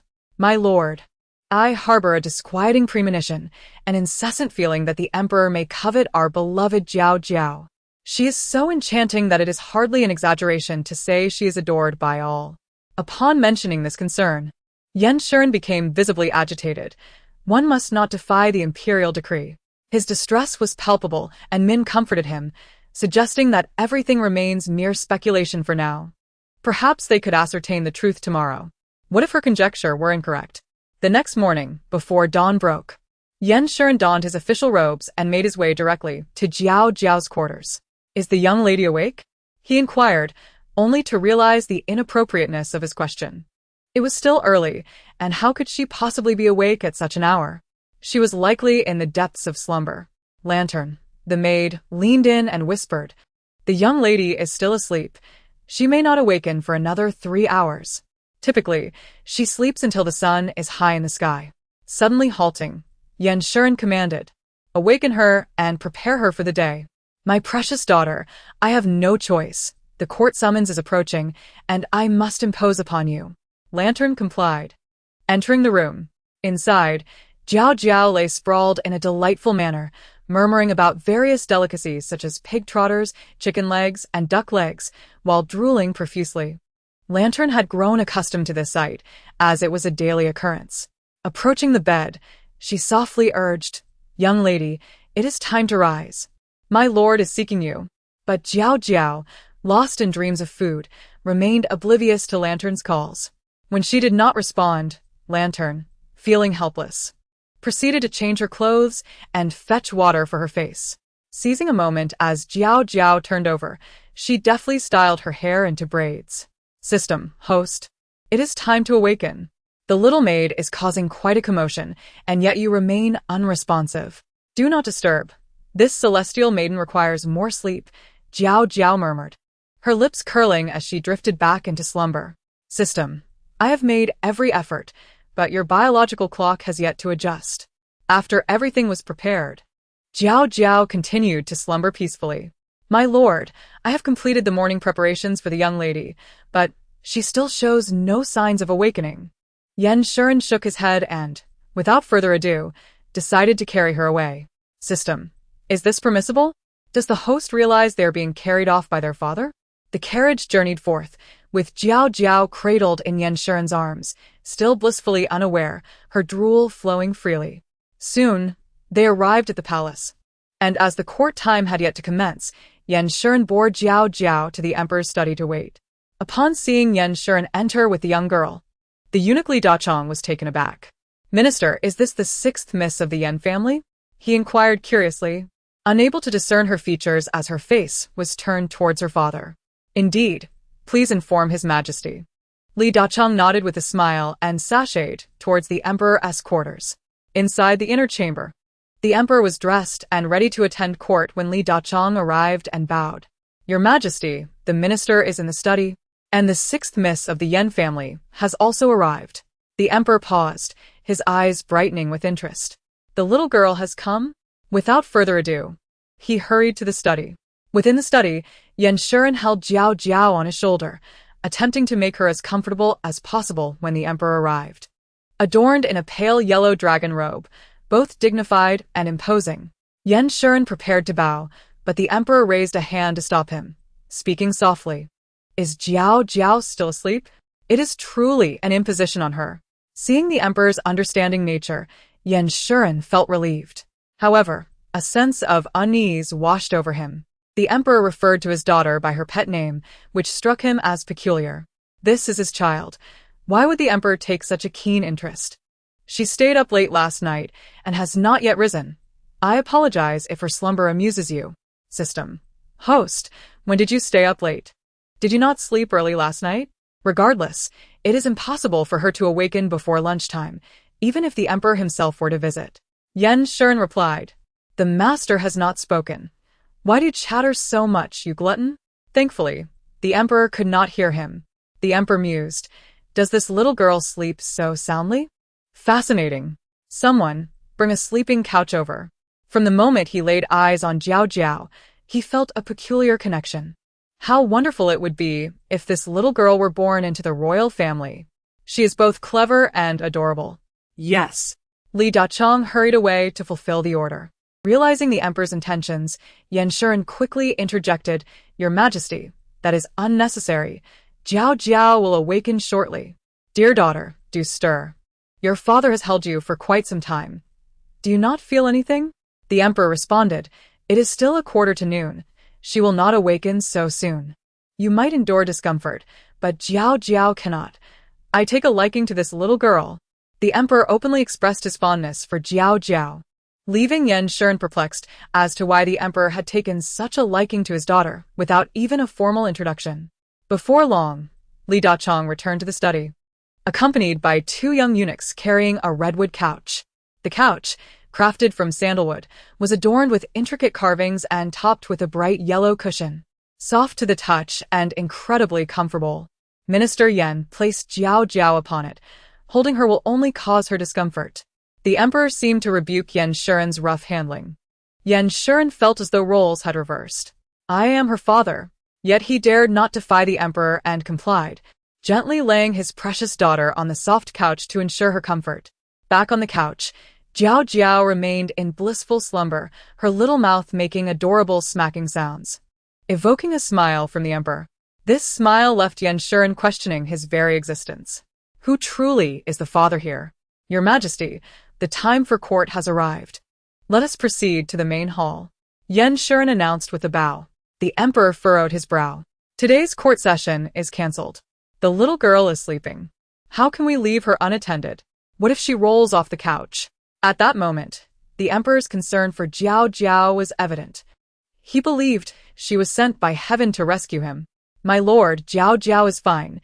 Does she not have Li Gonggong here to watch over her?" Li Dachong chimed in. "Indeed. Your Majesty, you have always been diligent in governance. Why have you changed today?" "I am taking a rest today.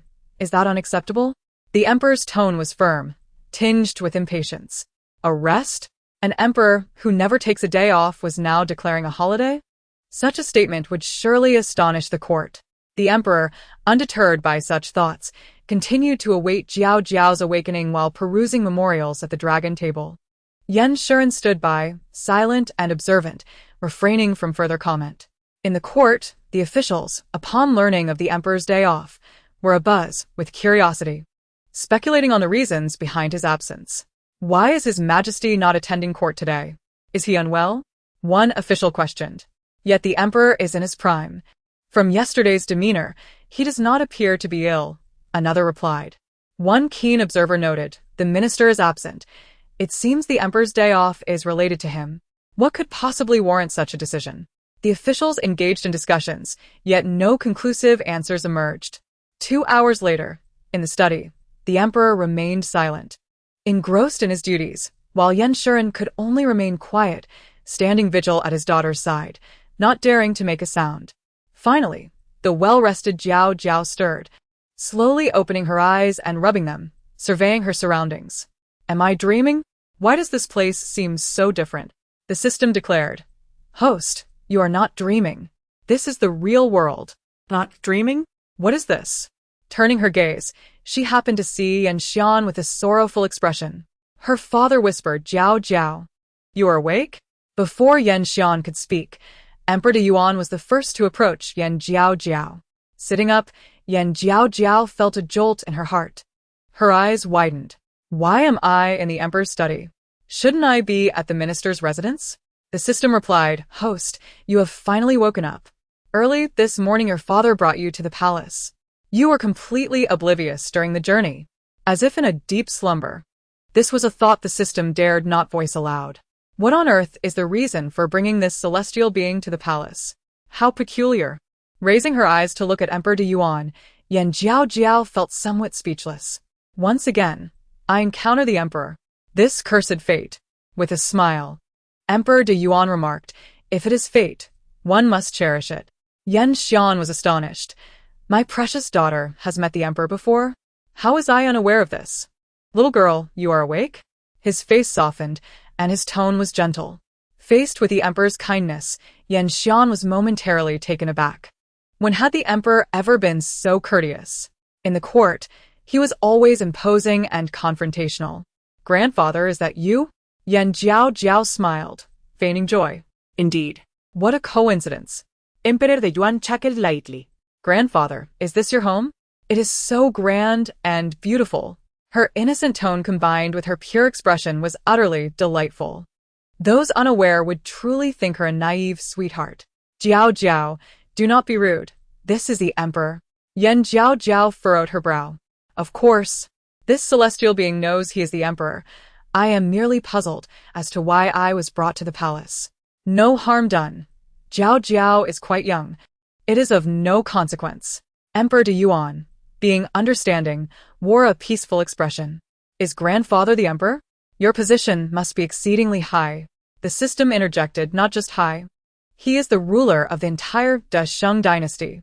This celestial being is well aware. No need for your reminders. The system replied. Grandfather emperor, why have you brought Jiaojiao to the palace? Aside from eating, I possess no other skills.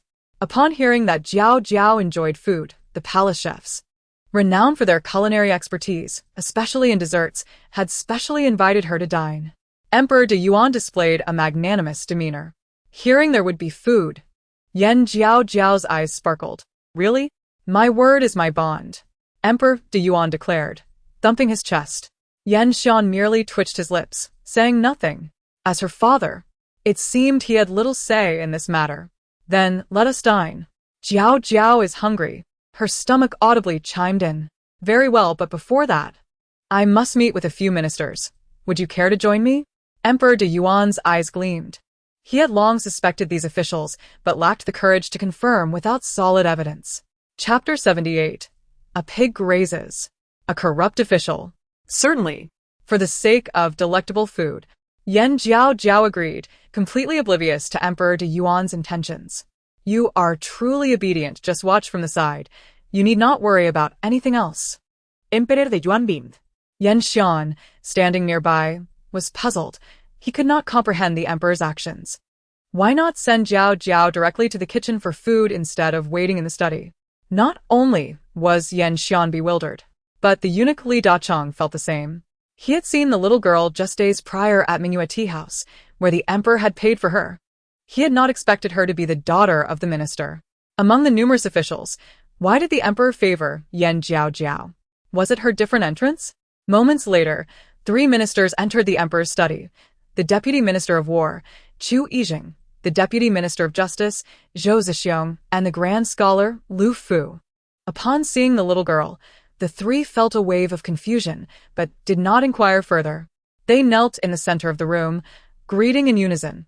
"We pay our respects to your majesty. Long live the emperor." Rise. At that moment, Emperor de Yuan resumed his indifferent demeanor, sitting with authority upon the dragon throne. The three stood up, exchanging glances, occasionally glancing toward Yanxian, who remained silent alongside his daughter. They wondered, is the emperor not attending court today because of this little girl? "I summoned you here to inquire about the flooding in Jiangnan. Please share your opinions." Emperor de Yuan discreetly glanced at Jiaojiao and, seeing her unwavering gaze fixed on the three, felt a flicker of hope. These three are intriguing, each more fascinating than the last. Upon first seeing the trio, Jiaojiao displayed an unfriendly smile. The smile was inscrutable to others. But Yanxian and Emperor de Yuan understood it instantly. Could there be potential? Emperor de Yuan straightened, fearing he might miss an important detail. The system remarked, "The Deputy Minister of War, Chu Yijing, is diligent and loves the people, much like the emperor, though regrettably, he is also quite impoverished. His trousers are as tattered as the emperor's." The three ministers collectively questioned, "What sound was that? Who is speaking?" They turned their attention to Jiaojiao. Finding her looking bewildered, not having spoken a word, they could not be certain. After all, she was the only young girl present. If she had not spoken, then who had? In confusion, they chose to remain silent. Old man Chu wears tattered trousers, but is often scolded by his concubine for not buying new ones. How miserly can one be? How low must his salary be to be unable to afford new trousers? Emperor de Yuan asserted, "Let it be known, I have not withheld the salaries of my officials." Meanwhile, the other two, Zhou Zixiong and Lu Fu, could hear the inner thoughts. Zhou Zixiong chuckled. Minister Chu is scorned by his concubine for wearing tattered trousers? How amusing. As an official, he could not manage his concubine. How pitiful. Lu Fu added, "It seems Minister Chu respects women, but being scorned by his concubine is quite laughable. Is he perhaps kicked out of bed?" Embarrassed, Chu Yijing exchanged glances with his companions, understanding their barely restrained laughter. "So you're all aware?" Yet he was perplexed. How did this little girl know about his tattered trousers? This was a secret known only to his bedfellow. Emperor de Yuan continued, "Is that so? Then Chu Yijing is as poor as I am? Thus, he cannot be a corrupt official." Before Zhou Zixiong and Lu Fu could react, they were called out. The system noted, "The one standing in the middle is the plump Zhou Zixiong. His name sounds imposing, but he is a henpecked husband at home." Henpecked? A double blow left Zhou Zixiong's face darkened. Why bring him up? The crowd erupted in laughter. So, the usually cold and domineering Zhou is a softie at home? This gossip is delightful. Chu Yijing retorted, "You should talk. You are no different." Zhou Zixiong remained speechless. Emperor de Yuan remarked, "So. Minister Zhou is also not a corrupt official? What of Grand Scholar Lu? The two gentlemen present seem amiable enough, appearing to fear women, yet they genuinely respect them. As for Lu, he ought to exert himself more. His visage reveals a deficiency in vitality." The crowd gasped. Is this something to be said? This concerns a man's dignity. Who would have thought that even Lu could not satisfy a woman? Lu Fu protested, "Please, no more. This is a great humiliation." The system quipped, "Last night, Lu Fu was kicked out of bed by his wife. It was quite the comical scene. Would you like to hear about it?" Jiaojiao's eyes twinkled as if she had discovered a new continent. "You can see the scene?" The system replied, "I can catch glimpses. I believe it won't be long before I materialize." Upon hearing this, Jiaojiao felt deflated. The excitement she had just felt dissipated. She even suspected that this useless system was deceiving her.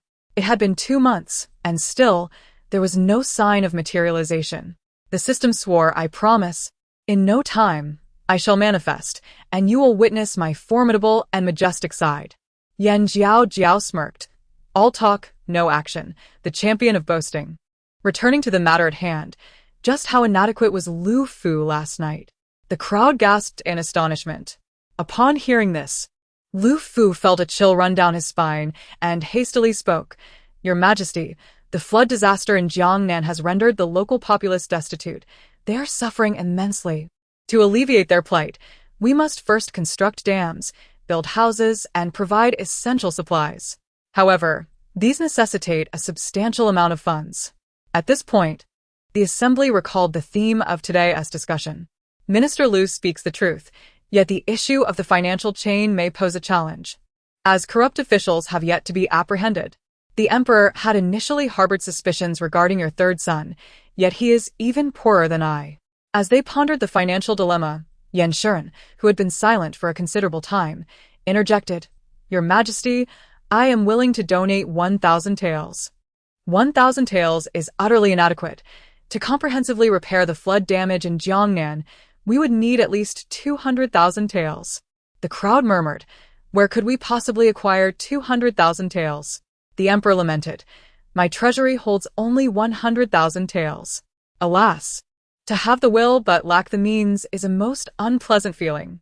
The system noted, "It is quite amusing that a mere 200,000 taels can perplex the emperor and the three ministers so." The assembly retorted, "You incompetent fool. If you possess the capability, why don't you take action yourself?" The system recalled, "Didn't the story mention a chancellor? What was his name again?" Yes, Zhu Shikang." "Indeed. What has become of our esteemed chancellor?" Someone queried. "He has served the great Shang dynasty for over 20 years, not only cherishing the common people but also demonstrating unwavering dedication to his duties." The system interjected, "Zhu Shikang is indeed a notorious corrupt official. Calling him pig-eating grass is not unjust." Chapter 79. Claiming for oneself. Yes, let us refer to him as Zhu Shikang. If we can bring this corpulent rogue to justice, we could easily amass not merely 200,000 taels, but millions. The crowd gasped, "The amiable chancellor is a corrupt official? How can this be?" Faces exchanged glances, filled with disbelief. The emperor remarked, "The chancellor has aided the late emperor and has contributed over a decade of service. How could he possibly be corrupt?" Reflecting on past encounters, the emperor remembered the chancellor's plain attire, often tattered and worn. Is it not the case that clothing wears out over time, patched and mended for years? Contemplating these memories, the emperor began to doubt his own scrutiny, realizing he had placed his hopes upon a mere 6-year-old girl. Chu Yizhen countered, "Is the chancellor truly corrupt? Just last month, I visited his residence and noted that even his dining table was worn and faded, with chipped porcelain bowls, seated on creaky wooden stools. How could such a destitute individual be a corrupt official? Is this how Lord Yan raises his daughter?" Yan Jiaojiao retorted, "That was merely for show." Zhou Zhixiong added, "While I might believe other officials to be corrupt, the chancellor has dedicated his life selflessly to the court, often refusing his salary during times of treasury strain. Such honorable officials are exceedingly rare." Yan Jiaojiao interjected, "He possesses wealth beyond measure. A mere 20 taels of salary is insignificant in his eyes." Lu Fu chimed in, "Last month, my grandson fell ill, and my wife and maid hurriedly left without money. The chancellor, in a moment of urgency, pawned his only valuable jade pendant to procure silver for our needs. To label him a corrupt official is something I cannot accept." Yan Jiaojiao mused, "The performance was quite convincing. Have I encountered a worthy adversary?" Yan Shuren stated, "Could the chancellor be corrupt? In the past, I might have doubted it, but every word from Jiaojiao rings true. It appears Zhu Shikang's corruption is an undeniable fact. Yet how to convey this to the emperor, who will surely not believe it?" Rubbing his neck in frustration, Yan Shuren felt overwhelmed. The flood disaster in Jiangnan could be alleviated through public fundraising or sponsorship from wealthy merchants, Zhou Zhixiong suggested. "I concur with Minister Zhou. Let the people of the capital unite. Together they can aid the citizens of Jiangnan." Yan Jiaojiao rolled her eyes. The idea seems commendable on the surface, yet is practically ineffective. The citizens, appearing to live harmoniously and harvest abundantly, after paying taxes, barely have enough for their own sustenance. How could they spare any surplus funds? As for the wealthy merchants, they are few and far between. Do you truly believe they would contribute thousands or tens of thousands of taels without reason?" The system remarked, Indeed, without apprehending corrupt officials, they intend to exploit the hard-earned money of the commoners. No wonder the treasury is strained. The foundation is fundamentally flawed. The crowd questioned, have we truly erred? The system continued, we must devise a method to inform the emperor that pig-eating grass is corrupt and hoards mountains of gold. The emperor declared, there is no need for strategies. I choose to trust the chancellor. The other three echoed in agreement. I too, they affirmed. I support Minister Zhou's proposal. Let us implement the plan on an auspicious day. The emperor stated with gravity. The system noted. Oh, dear. The emperor has made a swift decision. Do not worry. Let him gather his funds. He will never reach 200,000 taels. Within 3 days, he shall be labeled a foolish ruler by the people. Upon hearing this, Emperor de Yuan experienced a throbbing headache. He is not a foolish ruler. His efforts to gather silver are solely for the people. Wait, let me ponder this further. You 3 may take your leave. Yes.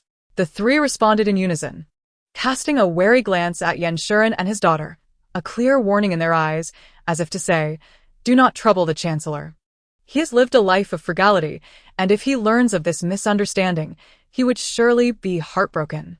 Yan Shuren lamented, we have been deceived by the facade of pig-eating grass.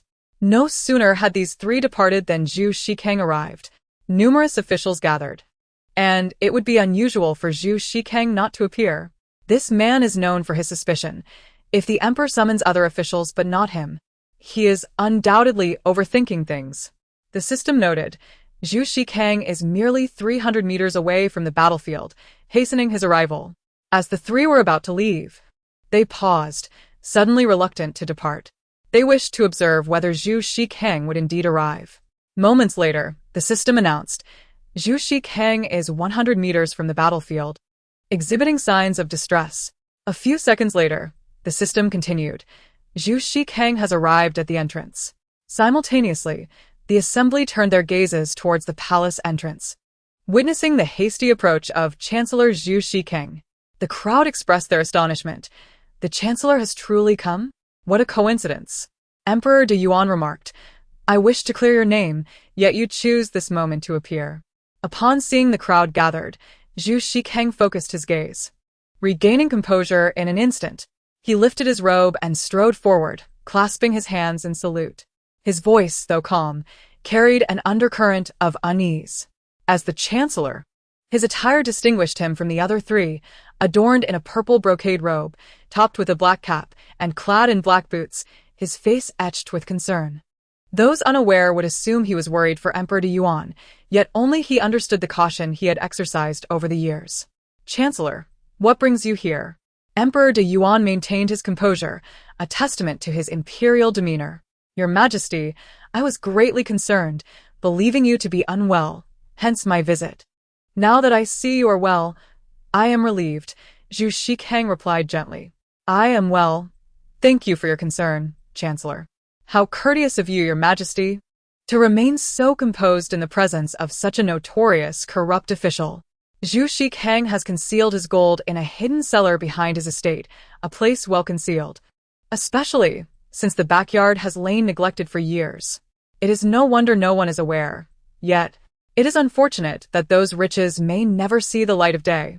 The system noted, while others remain oblivious, we are aware.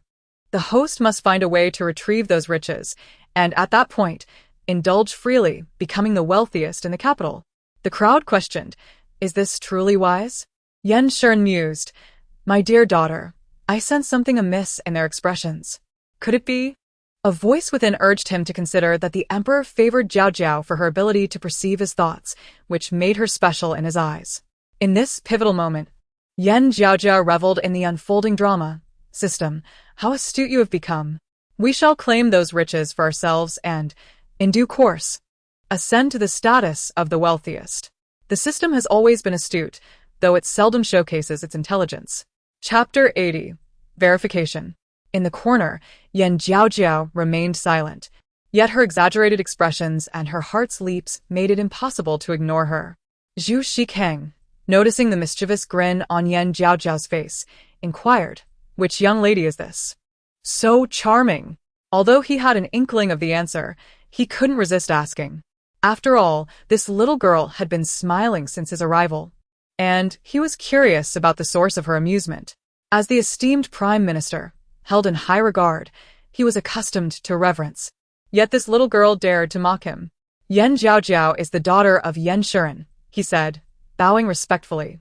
After all, his counterpart was a national official of higher rank, deserving of respect. Yan Jiaojiao? Truly, her name was well suited to her, petite and adorable. Zhu Shikang approached Yan Jiaojiao, wishing to play with her, but she turned her back on him, ignoring his presence. The onlookers gasped. What a blatant display of disdain. Zhu Shikang felt his dignity wane as he was disregarded by the young girl. Though merely 6 years old, she displayed a lack of decorum that made him question Yan Shiren's parenting. Jiaojiao, this gentleman is my right-hand man, the Prime Minister Zhu Shikang. Emperor Deyuan spoke gently, his affection for Yan Jiaojiao evident. Zhu Shikang was taken aback by such indulgence but responded with a smile. No harm done. Jiaojiao is still young, a bit mischievous, which is quite normal. Would you expect this fairy to show a corrupt official any favor? Not a chance. The system interjected. Host. I have just detected that Zhu Shikang has hidden gold, silver, and jewels in 2 locations, one in the cellar of his backyard, and another beneath his ancestral grave on the hillside. The crowd murmured, we can understand the cellar, but what of the grave? Zhu Shikang appears shabby on the outside, but he is clad in luxurious fabrics. Today, he wears silk trousers, and he indulges extravagantly in private. The crowd was taken aback. They had never witnessed the Prime Minister's extravagance and suspected a misunderstanding. The meticulous Zhu Shikang has an alternate identity, Zhu Fu, which he uses to indulge in revelry, donning a unique human mask to conceal his true self. Thus, no one recognizes him. Yan Shiren remarked, what does the emperor think of my daughter's claims? Emperor Deyuan mused. Such fantastical assertions, could they be true? Why not investigate to ascertain the truth? Yan Jiaojiao shot a glance at Emperor Deyuan. The emperor pondered deeply. He yearned to believe Zhu Shikang, yet Yan Jiaojiao's revelations had often proved accurate. For instance, how did she know he wore torn trousers? Having seen the 3 ministers earlier, Emperor Deyuan's eyes narrowed as he declared, Zhu Aiqing, Zhou Aiqing, Lu Aiqing, since you have not left, stay. Yes, your majesty. They responded in unison. Zhu Shikang, wary, glanced at Yan Shiren and his daughter, and upon seeing them depart, he followed closely behind. Outside the hall, the father and daughter walked hand in hand, oblivious to Zhu Shikang trailing behind them. The prime minister felt slighted, considering himself ignored by the departing pair. Hastening forward, he called out, Minister Yan, please hold on. Stopping. Yan Shiren turned to face Zhu Shikang. What business do you have, Prime Minister? After learning of Zhu Qichong's corrupt nature, Yan Shiren's enthusiasm had waned, though he maintained a respectful demeanor. Minister Yan, I must remind you of something.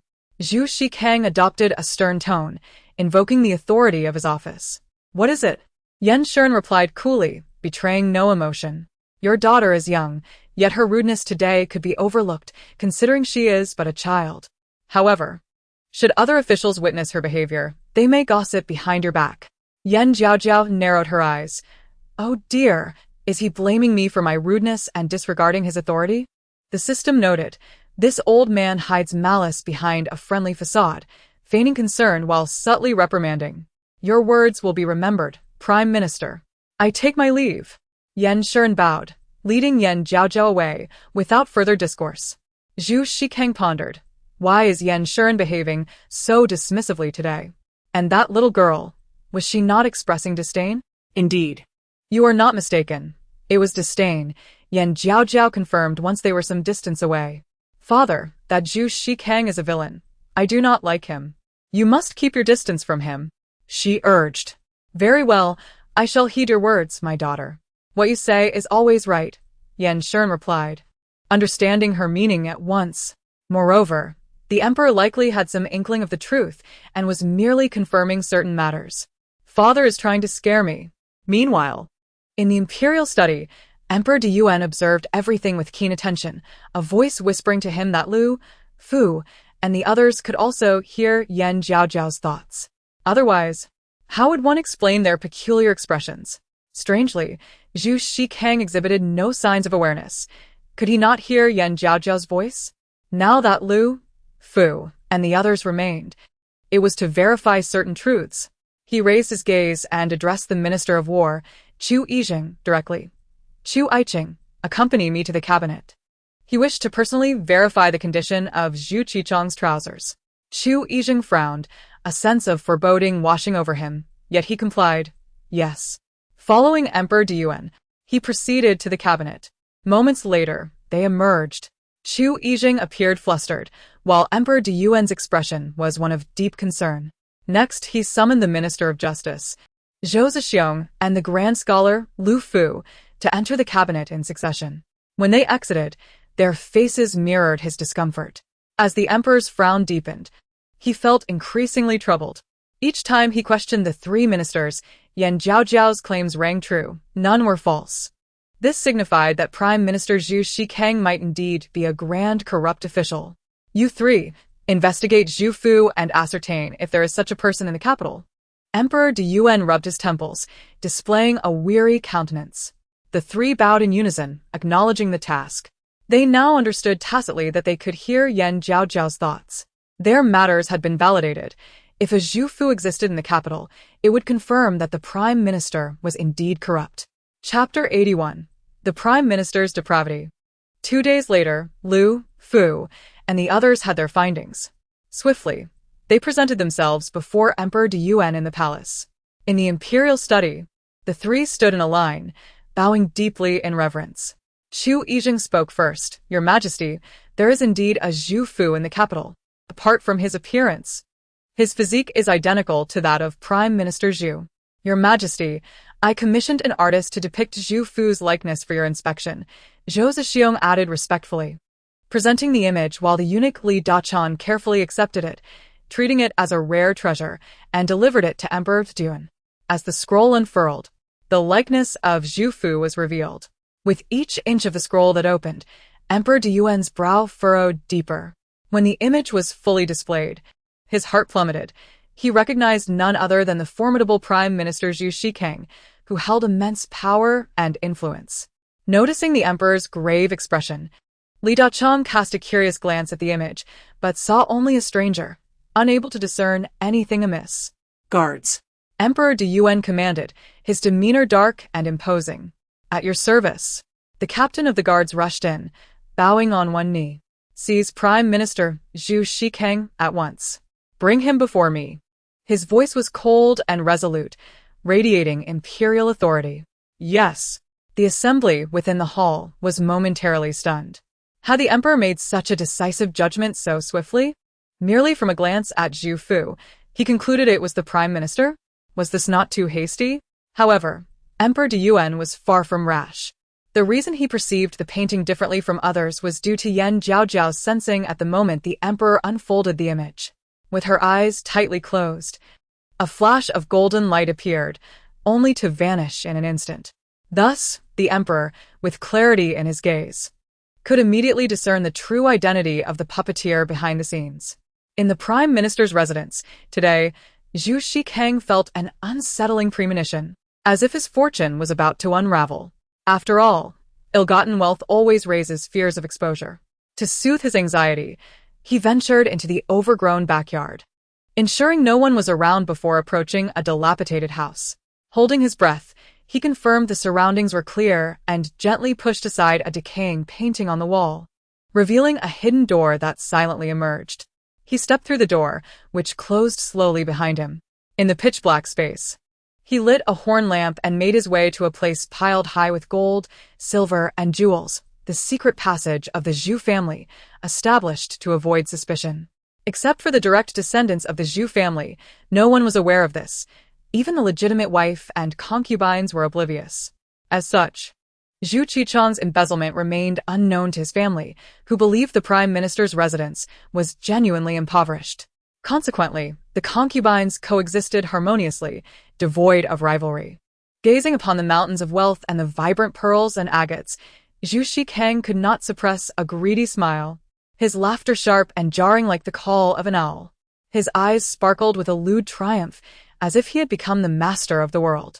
He had devised a plan. When the time was right, he would feign death and, accompanied by a few trusted individuals, escaped to an unrecognized place to live freely. They had enough gold and silver to last several lifetimes. As the saying goes, money can move mountains. What was the court's meager salary compared to the riches he had amassed? Whether he held office or not was inconsequential.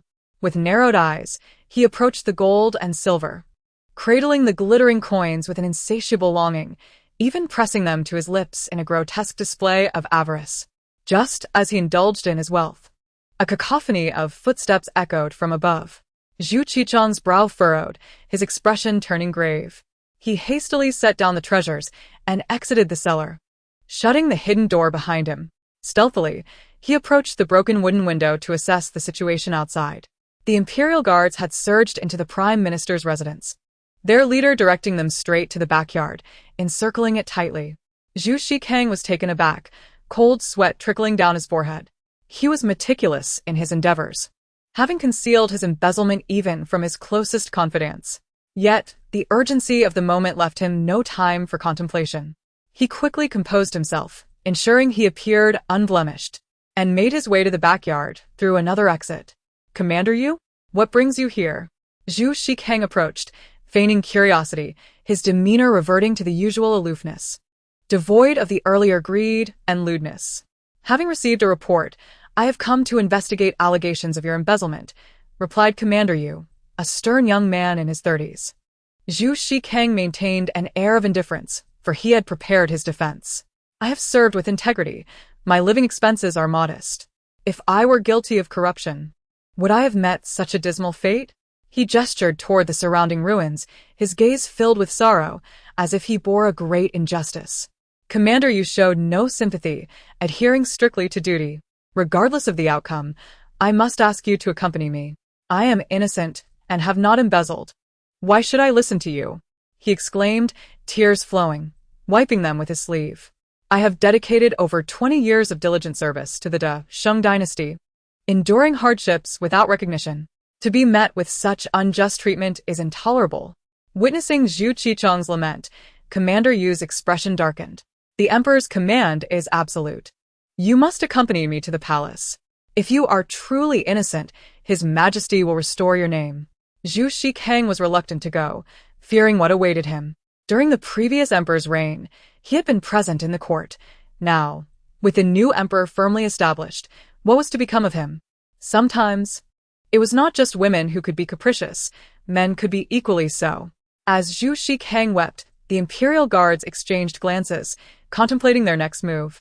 Wary of his status as prime minister, if the emperor misinterpreted the situation, they would surely face his wrath. "I am not in the wrong. There is no reason for me to go to the palace. If there is to be a confrontation, let the emperor come to me." Zhu Shikang, relying on his status as a court elder, began to throw a tantrum, hoping to buy time. Little did he know, Emperor De Yuan truly arrived, accompanied by Yan Jiaojiao. "You wished for me to come. Now that I am here," the emperor said, stroking his beard, his expression cold and distant. Upon seeing the emperor's presence, Zhu Shikang felt a genuine panic. The emperor's arrival indicated the gravity of the situation. "Your Majesty." Zhu Shikang bowed, beads of sweat forming on his forehead.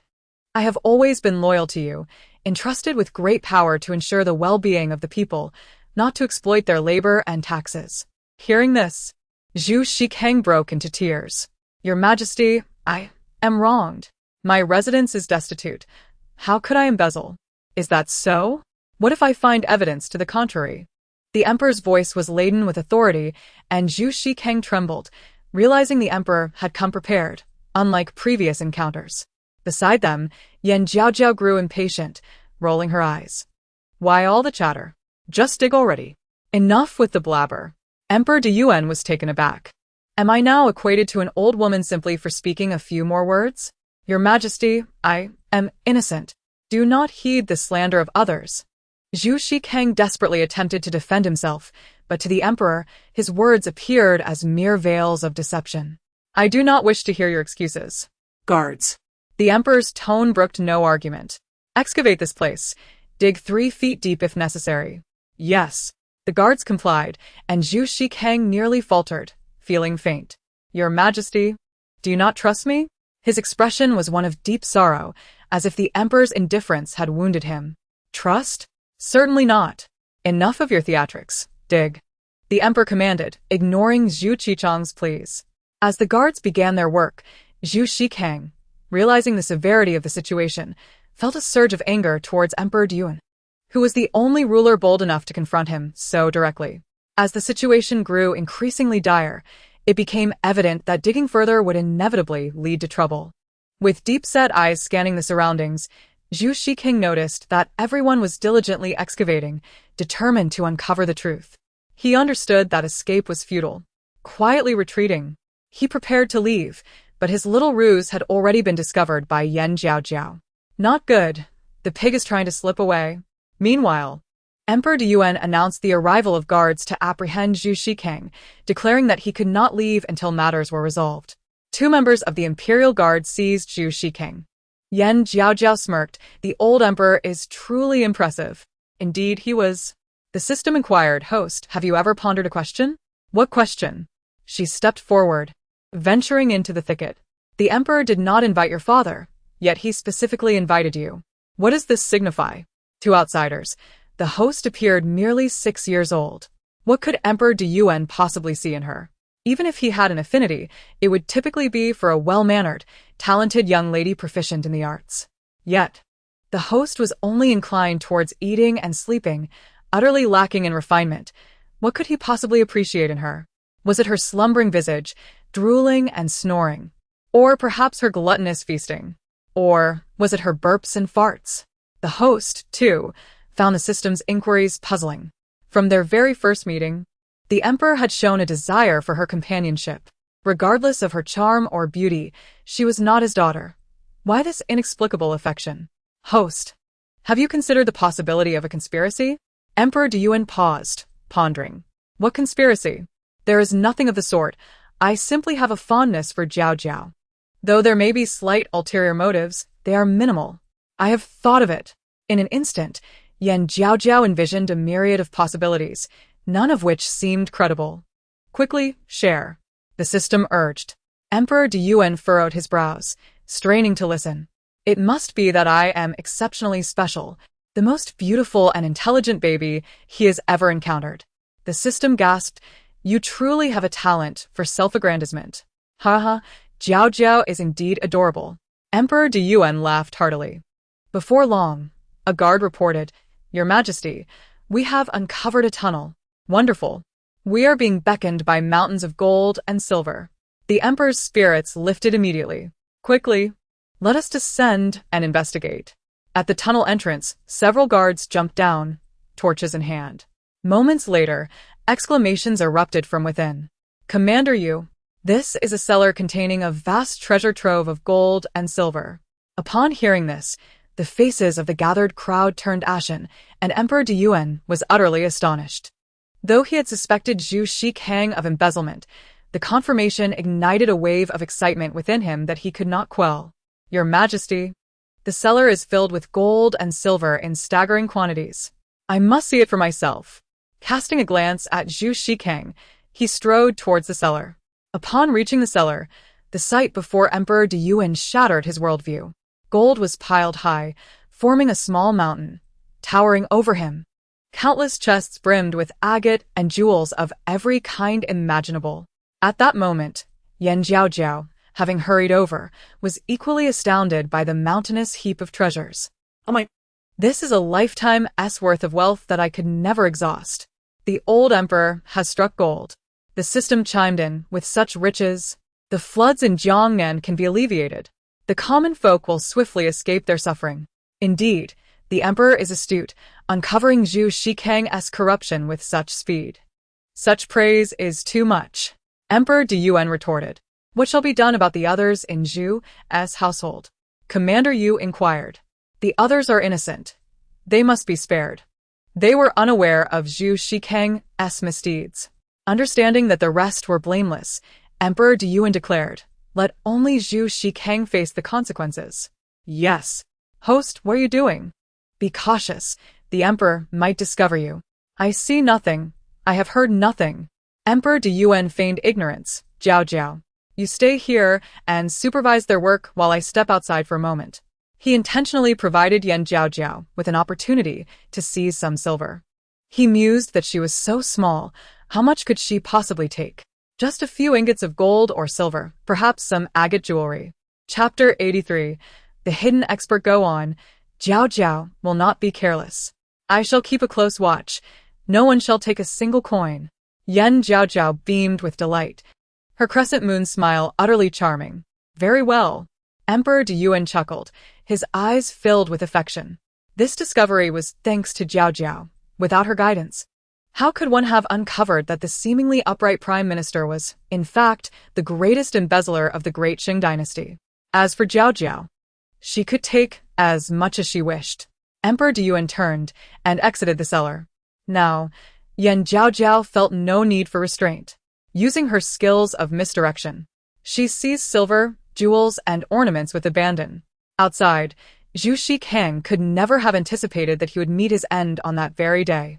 Upon seeing Emperor Yuan emerge, he bellowed, Emperor Yuan, I am a senior statesman, second only to you.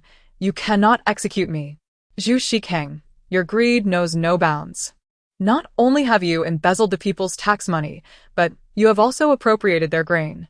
You are unworthy of being human, let alone a government official. Emperor Yuan's voice boomed with fury. This was all done in secrecy. How did you uncover it? Zhu Shikang pondered, unable to fathom how his covert actions had been revealed. Your self-perception of secrecy is riddled with flaws. If it were not for Jiaojiao, I would have remained oblivious. Yet, at this moment, he would never betray her. He owed her a debt of gratitude.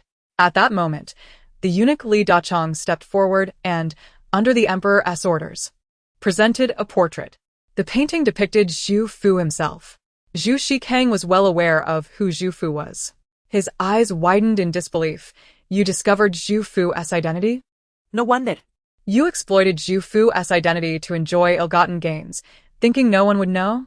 Ha. To keep your secrets, you must first refrain from wrongdoing. With this revelation, Zhu Shikang found himself at a loss for words, his eyes closing in resignation as he realized his fate was sealed. Did you think I only uncovered this? To ensure Zhu Shikang surrendered willingly, Emperor Yuan continued, is there not also silver hidden beneath your ancestral grave in the back mountain? Zhu Shikang's eyes widened in terror as he gazed at Emperor Yuan. The emperor knew about the silver buried in his ancestral grave? How is this possible? He must be inhuman. Who are you? His eyes reflected fear, experiencing for the first time the emperor's formidable presence. At that moment, Zhu Shikang wondered when the emperor had begun to suspect him. How could one endure so patiently, watching his greed grow until the opportune moment before striking decisively? Truly ruthless. I am the emperor of the great Qing dynasty. How could the esteemed prime minister not know me after 20 years in power? Emperor Yuan taunted deliberately. Impossible. Impossible. Zhu Shikang repeatedly shook his head. In his mind, though Emperor Yuan was clever, he could not possibly have unraveled his secrets. If he truly had, it could only mean one thing. He had a powerful figure guiding him. As for that figure, Zhu Shikang could never fathom. After all, who would think of a 6-year-old girl as the source of such insight? No matter your confusion, descend and explain it to the King of Hell. He shot a glance at the executioner wielding the blade. Then, Zhu Shikang cried out, no. No. His pleas fell on deaf ears. In an instant the blade fell, severing his body from his head. As he gazed upon Zhu Shikang's lifeless form, the head still wide-eyed and unblinking, Emperor Yuan frowned, feeling a wave of discomfort wash over him. A sense of nausea surged instinctively. As for Zhu Shikang's family, upon hearing the news, his wife and concubines remained remarkably calm, surprisingly unperturbed. It turned out they had never liked Zhu Shikang. They had merely tolerated him due to his position and their lack of alternatives. In truth, Zhu Shikang exhibited violent tendencies, often resorting to abuse against them. Moreover, his miserly nature and utter disregard for the well-being of the women in his household led them to care little for his life or death. Upon learning that the emperor would not implicate their families and had granted them the residence, their indifference towards Zhu Qichong's fate only deepened. The imperial guards toiled to transport gold, silver, and jewels, ultimately moving 8 carts before barely completing the task. As the last cart of treasures was being transferred, night fell.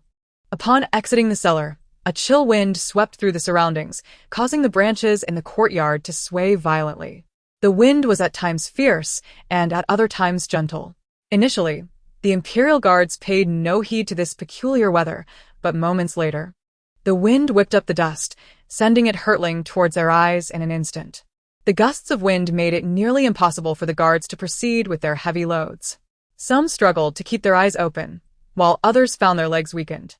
The wind seemed to possess a strange quality, as if it could whisk them away at any moment. Meanwhile, inside the cellar, Jiaojiao was concealing the stolen silver in her storage bag. Adding up the gold, silver, and jewelry, she had amassed a staggering sum of 100,000 taels. In comparison to Zhu Shikang's vast wealth, this amount seemed insignificant, yet for an ordinary family, it represented an astronomical fortune, one they could never hope to attain in a lifetime. System. Host, stop counting the silver. Something is amiss outside. Caressing her heavy storage bag, Jiaojiao relished its weight. What is happening? Did the others in a Zhu residence not escape execution? They have gained their freedom. System. Host. You must go outside and see. It would be dire if lives were lost. Such trivial matters can be easily handled by the messengers of the underworld. Why should this fairy intervene? System. Fine. The host is only concerned with silver, nothing else. I shall go out, after all. This fairy can summon the messengers of the underworld. Securing her storage bag, she strutted out of the cellar with confidence. In the courtyard, Zhu Shikang stood rigidly in black attire, his head and body separated, quietly observing as his hard-earned treasures were being carted away. This wealth, accumulated over a lifetime of greed, was not easily relinquished. Just as he was preparing to unleash greater havoc, a flicker of golden light struck him, forcing him to glance around before locking eyes with Jiaojiao. Their gazes met, his filled with astonishment and fear, while she remained unfazed, treating his existence as a mere trifling matter. You are a formidable presence beside the emperor? Jiaojiao could comprehend the ghost's words, but ordinary mortals could not. What do you mean? Nonsense. This fairy cannot comprehend. Chapter 84. Beautiful young lady, who are you? Why do you target me? Zhu Qichang's eyes widened in anger as he began to channel his energy. In response to Zhu Qichang's assault, Jiaojiao was utterly unconcerned, for all his efforts were futile. With merely a thought, she could disperse his ghostly form within moments. Who this fairy was mattered little. What was significant was that the messengers of the underworld were soon to arrive, and his arrogance would not last much longer. System. Even without the messengers, Zhu Shikang cannot remain arrogant for long. The host is present. Zhu Shikang heard yet another voice, though he could not perceive its source. Who is speaking? He exclaimed, glancing around in vain. System. Of course, it is your esteemed grandfather speaking, you greedy official. While alive, you oppress the people, pretending to be virtuous, while scheming in the shadows. Even in death, you do not cease your mischief, refusing to report to the King of Hell, instead haunting the living. Do you not know that the King of Hell is inclined to show our host some favor? Enough nonsense. I am not to be trifled with.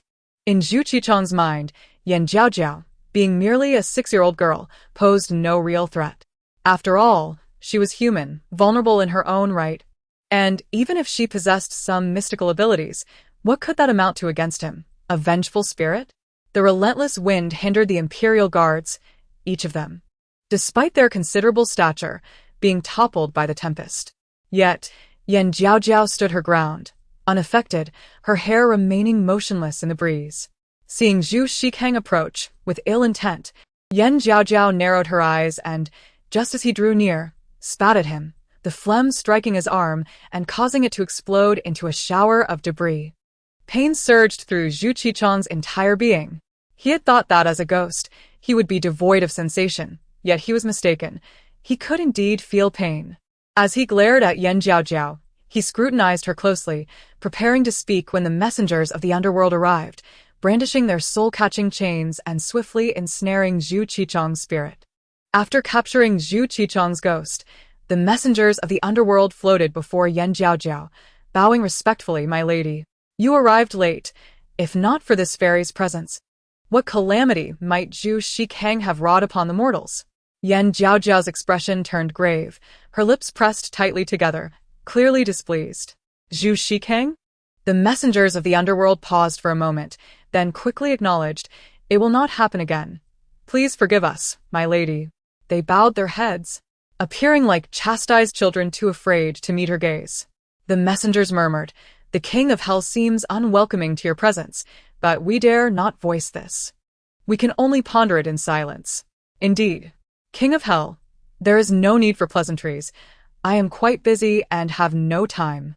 With Zhu Shikang subdued, the messengers of the underworld departed swiftly, restoring the scene to normalcy. The tempestuous night, which had seemed so foreboding, settled into tranquility in an instant. The onlookers, bewildered, speculated whether rain was imminent, as they had just witnessed the calm before the storm. "Thank you, Commander Yu, for your hard work tonight," she said with a radiant smile, playful and charming, endearing herself to all who beheld her. System. The host is a cunning fox, adept at using her appearance to deceive the unwitting. It was no trouble. It is my duty. Another commander. How intriguing. System. The system sensed a hidden meaning in the host's words, though it lacked proof. Upon returning to the minister's residence, Yan Jiaojiao was assigned to a royal carriage, with Commander Yu riding ahead. Yan Jiaojiao, perhaps overwhelmed with fatigue, lay down within the carriage and soon fell into a deep slumber. Even the usually loquacious system entered a state of dormancy. As for Commander Yu, he initially noticed nothing amiss until 2 hours had passed. Only then did he realize something was wrong. The distance between the Prime Minister's residence and the Minister's residence was merely half an hour, yet they had traveled for a full 2 hours. His brow furrowed in concern as he called for the carriage to halt, dismounting quickly to assess the situation. His subordinates had heard the elders speak of how, if one lingered in a spot without progress, it was a sign of a ghost obstructing their path. Such spirits, seeking amusement, would ensnare mortals in a maze, causing them to wander aimlessly like headless flies.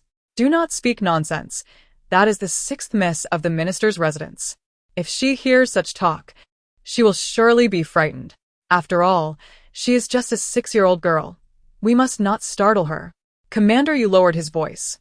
Indeed, in an instant, all voices fell to hushed tones as they conferred on how to escape. If the ghost insists on keeping us here, we may find it difficult to leave. We can only wait until dawn to find our way out and reach the minister's residence. Is it possible there are only ghosts and deities in this world? At this remark, the 2 subordinates beside him refrained from speaking further. Aside from the sleeping Yan Jiaojiao in the carriage, there were only 3 of them. Faced with such peculiar occurrences, fear was natural. However, they were trained warriors, resolute and brave, and even if they felt fear, they would endure it. If all else failed, they would have to wait until morning. Unable to move forward, they decided to rest in place until the rooster crowed. The 3 men sat around the carriage, meditating to protect Yan Jiaojiao. Little did they know that simply awakening the slumbering Yan Jiaojiao would unravel the ghost's maze, allowing them to escape with ease. As the carriage came to a halt, the 3 men closed their eyes to recuperate, and the surroundings quickly fell silent. Just then, a group of little spirits, clad in red aprons and bare-bottomed, rushed toward a few individuals, scurrying about with exuberance. They were all mere toddlers, some merely 2 or 3 years old, others 5 or 6, and a few even 7 or 8. They encircled the cart, frolicking and playing with unrestrained delight. The 3 adults, however, kept their eyes tightly shut, lost in contemplation, utterly oblivious to the ruckus created by the little ones. Meanwhile, within the cart, the slumbering Yan Jiaojiao furrowed her brow in discontent. It was so noisy, so intolerably noisy. She turned over, covering her ears in an attempt to continue her slumber. Only when she muffled her ears did the cacophony begin to subside. Outside the cart, the little spirits first engaged in a game of drop the handkerchief, and shortly thereafter transitioned to a game of hide-seek. In their playful hiding, a particularly tiny spirit ventured into the cart. Upon spotting a beautiful young lady inside, his spirits lifted immeasurably. A joyful smile spread across his face as he approached her, scrutinizing her with earnest fascination. Chapter 85. Little Spirit Enin. Wow, what a beautiful lady, Enin exclaimed, expressing her delight. The little spirit only remembered her name as Enin, a name bestowed upon her by her family during her earthly life. She scrambled onto the soft couch, lying down beside the sleeping Jiaojiao, playfully grasping her delicate, white hand. In her dreams, Jiaojiao felt something soft and cold moving against her. Unfortunately, she was deep in a dream about delicious food, specifically a sumptuous roast chicken. Thus, she instinctively seized the nearby little spirit's head, intending to take a bite. However, the chicken felt rather frigid, and as she continued, her appetite waned. Yuck! This tastes terrible, she exclaimed, shoving the spirit away. With a thud, the little spirit, who had been showered with affection, found herself toppled to the ground, letting out a pitiful wail. Wah! The lady doesn't tea like Enin. Enin is so sad. Her cries quickly attracted the attention of the other little spirits. They all rushed into the cart. Upon seeing their youngest sister sitting on the ground, crying and pointing at Jiaojiao, they assumed she had been bullied. However, the older spirits pondered for a moment. They were spirits, after all, invisible to mortals, who could neither see nor touch them. How could there be bullying? If any mischief were to occur, it would be them teasing the mortals. They decided to refrain from rash actions, for surely Enin had simply fallen. The eldest among them spoke first. Upon hearing this, the others regained their composure. The eldest is right. We are spirits. Mortals cannot see us, let alone bully us.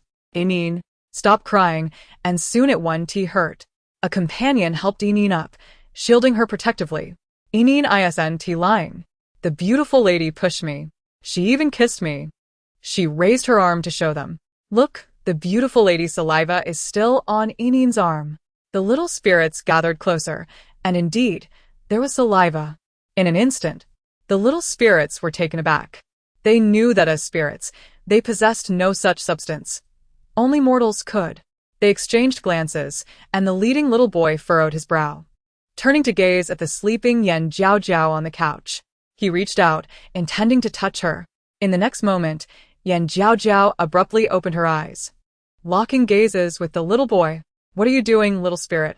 Planning a sneak attack? She sat upright, observing the group of little spirits, all dressed in adorable aprons. Hey, hey, hey. Everything that should and shouldn't be seen has been seen. You can see us? The little boy took 2 steps back, shielding his younger siblings behind him. You're all so adorable. How could I not look? Jiaojiao replied with a cheerful grin, her eyes sparkling with mischief. But you're clearly immortal. How can you see us? Moreover, you just bullied Enin. This cannot be forgiven. Several older little boys approached Jiaojiao, their expressions serious. Looking at the little spirits before her, Jiaojiao had no desire to resort to violence. If she did, these little spirits would surely scatter like leaves in the wind. It was evident they were merely playful, not malicious. When did this fairy ever bully Enin? And who is Enin anyway? I can't tell which little rascal she is.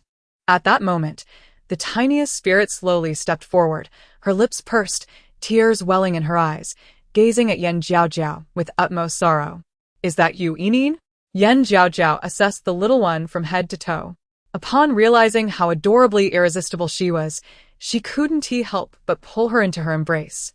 Seeing her make a move, the other little spirits rushed forward, but Jiaojiao spoke up. Don't worry, this fairy won't harm Enin. She's too cute. I could never hurt her. Gazing down at the little one, who appeared to be about 3 years old, with 2 red braids and a small red birthmark on her forehead, she mused, You suffered from an illness in your previous life, did you not? Upon hearing this, Enin's curiosity piqued. How do you know, beautiful lady? Since her passing, she felt no more pain, yet longed for her parents, unable to approach them as a spirit. Lacking a guide, she became one of the many lost souls wandering the realm of the departed. Did you just call me beautiful lady? Jiaojiao was evidently delighted by this title. System. Host, it seems you have forgotten the main task. At this critical moment, the system chimed in. Go away. This fairy is currently chatting with the adorable Enin. I have no time for other matters. System. Host, you have yet to reach the minister's residence. You are still en route. Have you not realized you are in a cart? Upon hearing this, Jiaojiao finally surveyed her surroundings, indeed confirming her location within the cart. She lifted the curtain and discovered it was already midnight, observing the surrounding fog and realizing the current predicament. Are you playing tricks? Causing my cart to wander in a maze? She placed her hands on her hips, adopting a serious demeanor. Of course, she wasn't truly angry. She was merely feigning displeasure. So what if we are? We haven't harmed anyone. We were just playing. The eldest boy responded earnestly. It is often said that mortals who can see spirits are not ordinary, unless absolutely necessary. They wouldn't dare act, as they were unaware of the other's strength. Oh, how audacious. You band together simply to tease mortals at midnight? That simply will not do. Not at all. We were just a bit bored and happened to come out to play, encountering 4 unfortunate souls. Jiaojiao. 4? Did this not include her? This fairy despises others speaking ill. If you continue, I shall break your legs. As she spoke, a golden light emanated from her hand, causing the little spirits to squint against its brilliance. Beautiful lady, Yinyin feels unwell. Realizing the little Yinyin in her arms was squirming, Jiaojiao hastily withdrew her radiance. Yinyin is scared. The sister shall not be fierce. But you cannot continue to wander in the underworld like this. Jiaojiao cradled the little spirit Yinyin, pinching her little face with affection. What should the beautiful lady do? Little spirit Yinyin sensed the power of the beautiful lady before her and believed she might truly help them escape their plight. This fairy can only assist you in reincarnation. I haven't considered anything else for the time being. She certainly did not endorse the little spirits continuing to roam about. Tonight, they had encountered her. But what if an ordinary child were to cross their path? Would they not cry to death? Reincarnation? Upon hearing this, some little spirits were filled with joy, while others hung their heads in gloom. Observing the varied expressions of the little spirits, Jiaojiao discerned their hidden concerns. Yama, no need for reasoning. Just do as you see fit. It's best not to come to me. The first to speak was Yinyin. Beautiful lady, Yinyin does not want to reincarnate. If I do, I want to be able to see my mommy and daddy anymore. They love me so dearly, burning paper money for me every month, even sending me my favorite toys. Indeed, her parents adored Yinyin, and she was reluctant to part with them. Should she not be their child in her next life? She preferred to remain a wandering spirit in the underworld until her essence faded away, gradually disappearing. Chapter 86. A beautiful lie. Jiaojiao. Is that truly the only reason you refuse to reincarnate? Is that not foolish? With her eyes slightly closed, she calculated for a moment, then opened them again. Yinyin, in your next life, you shall be reborn as a lady of a prominent family. Why not give it a try? Yinyin curiously inquired. Can the beautiful sister also predict the fortunes of spirits? Can she even foretell the lives of their next incarnations? Of course. The reason for your untimely demise in this life is due to having been born into the wrong circumstances. If given the chance to start anew, I, as a celestial being, can assist you. Born into the wrong circumstances? The little spirits were bewildered, unsure of whether Jiaojiao's words were truth or fiction. You were destined to be reborn into a noble family, blessed with wealth and a life of safety. However, at the critical moment of your rebirth, someone swapped your fate. Thus, you ended up in the wrong family and did not survive past the age of 3. Yinyin's eyes widened in a mix of understanding and confusion. At that moment, the other little spirits eagerly asked, Beautiful sister, where do you see me being reborn? And me. And me.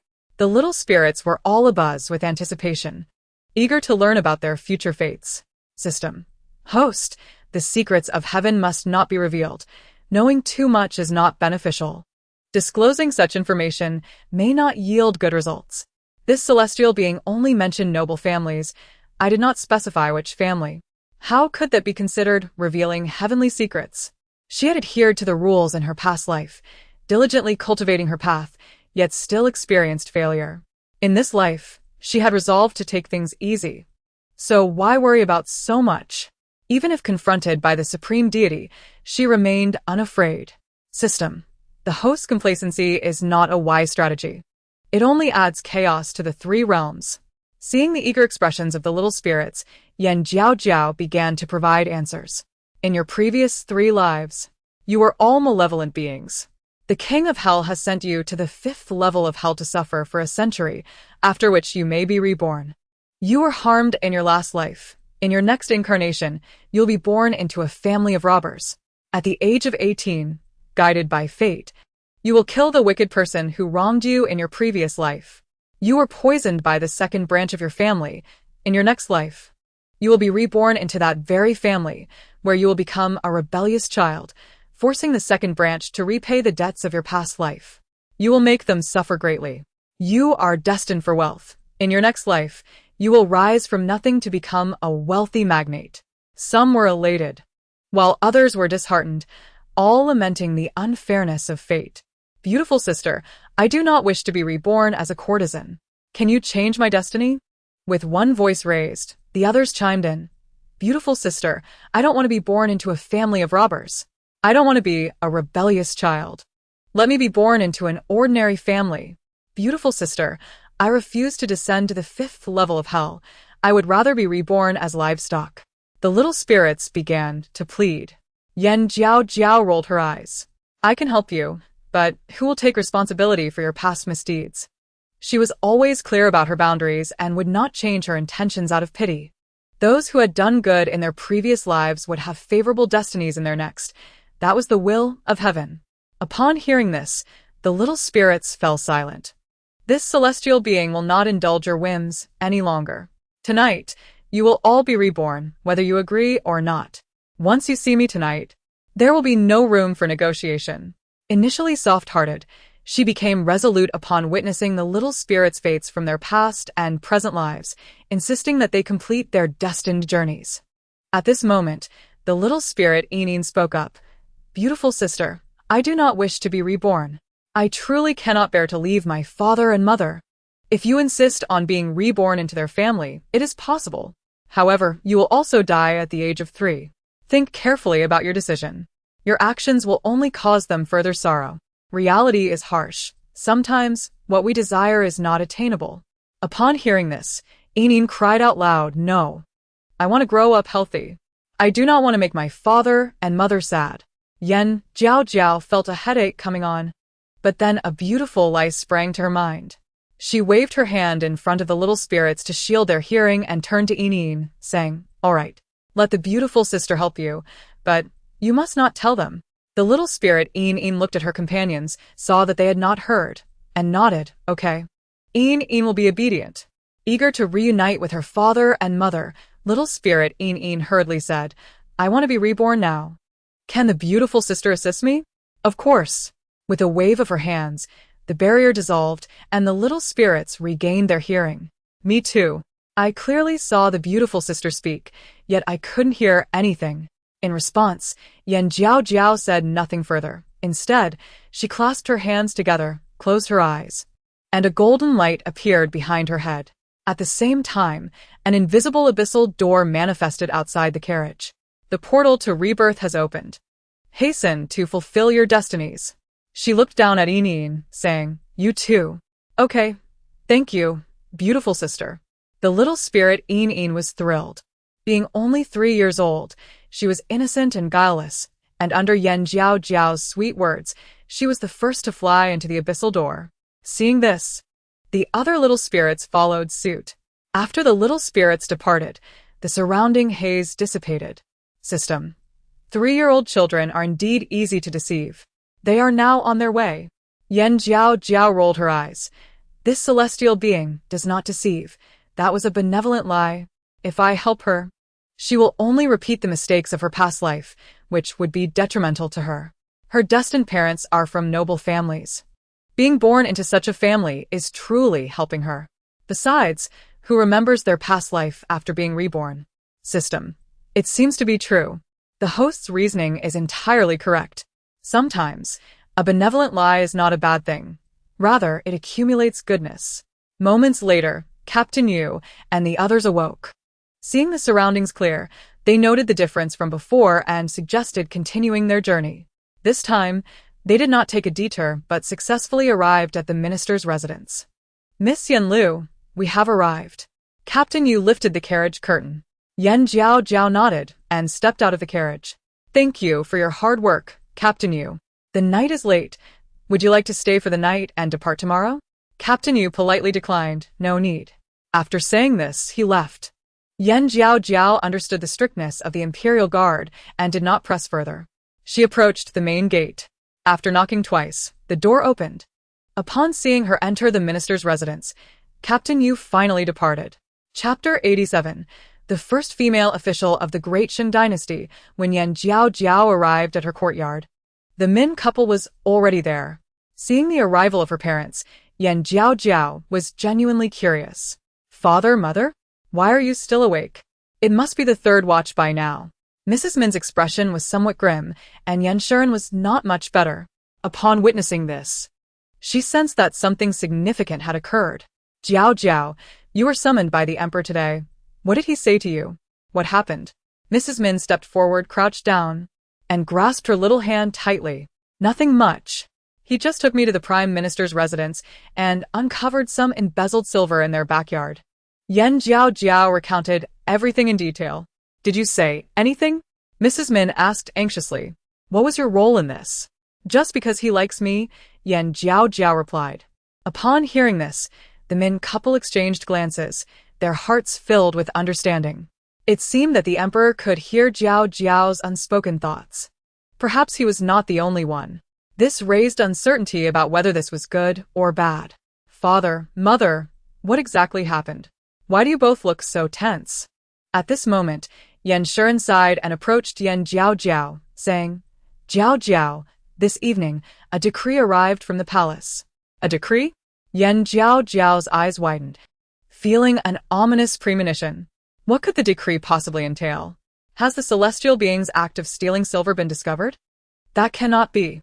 The celestial being employed illusions and acted so discreetly, it should be impossible to uncover.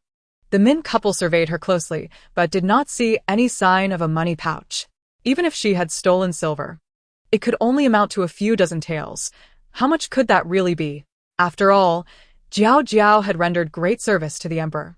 He would not quibble over such a small sum. But, father, what does the decree say?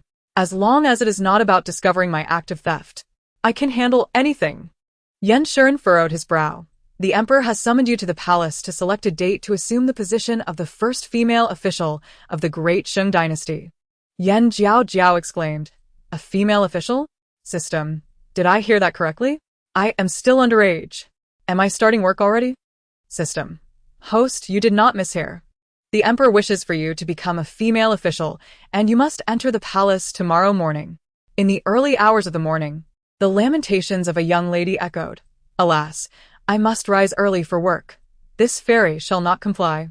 The system mused, it is perplexing. The host merely circled before the emperor and ascended to a position of power?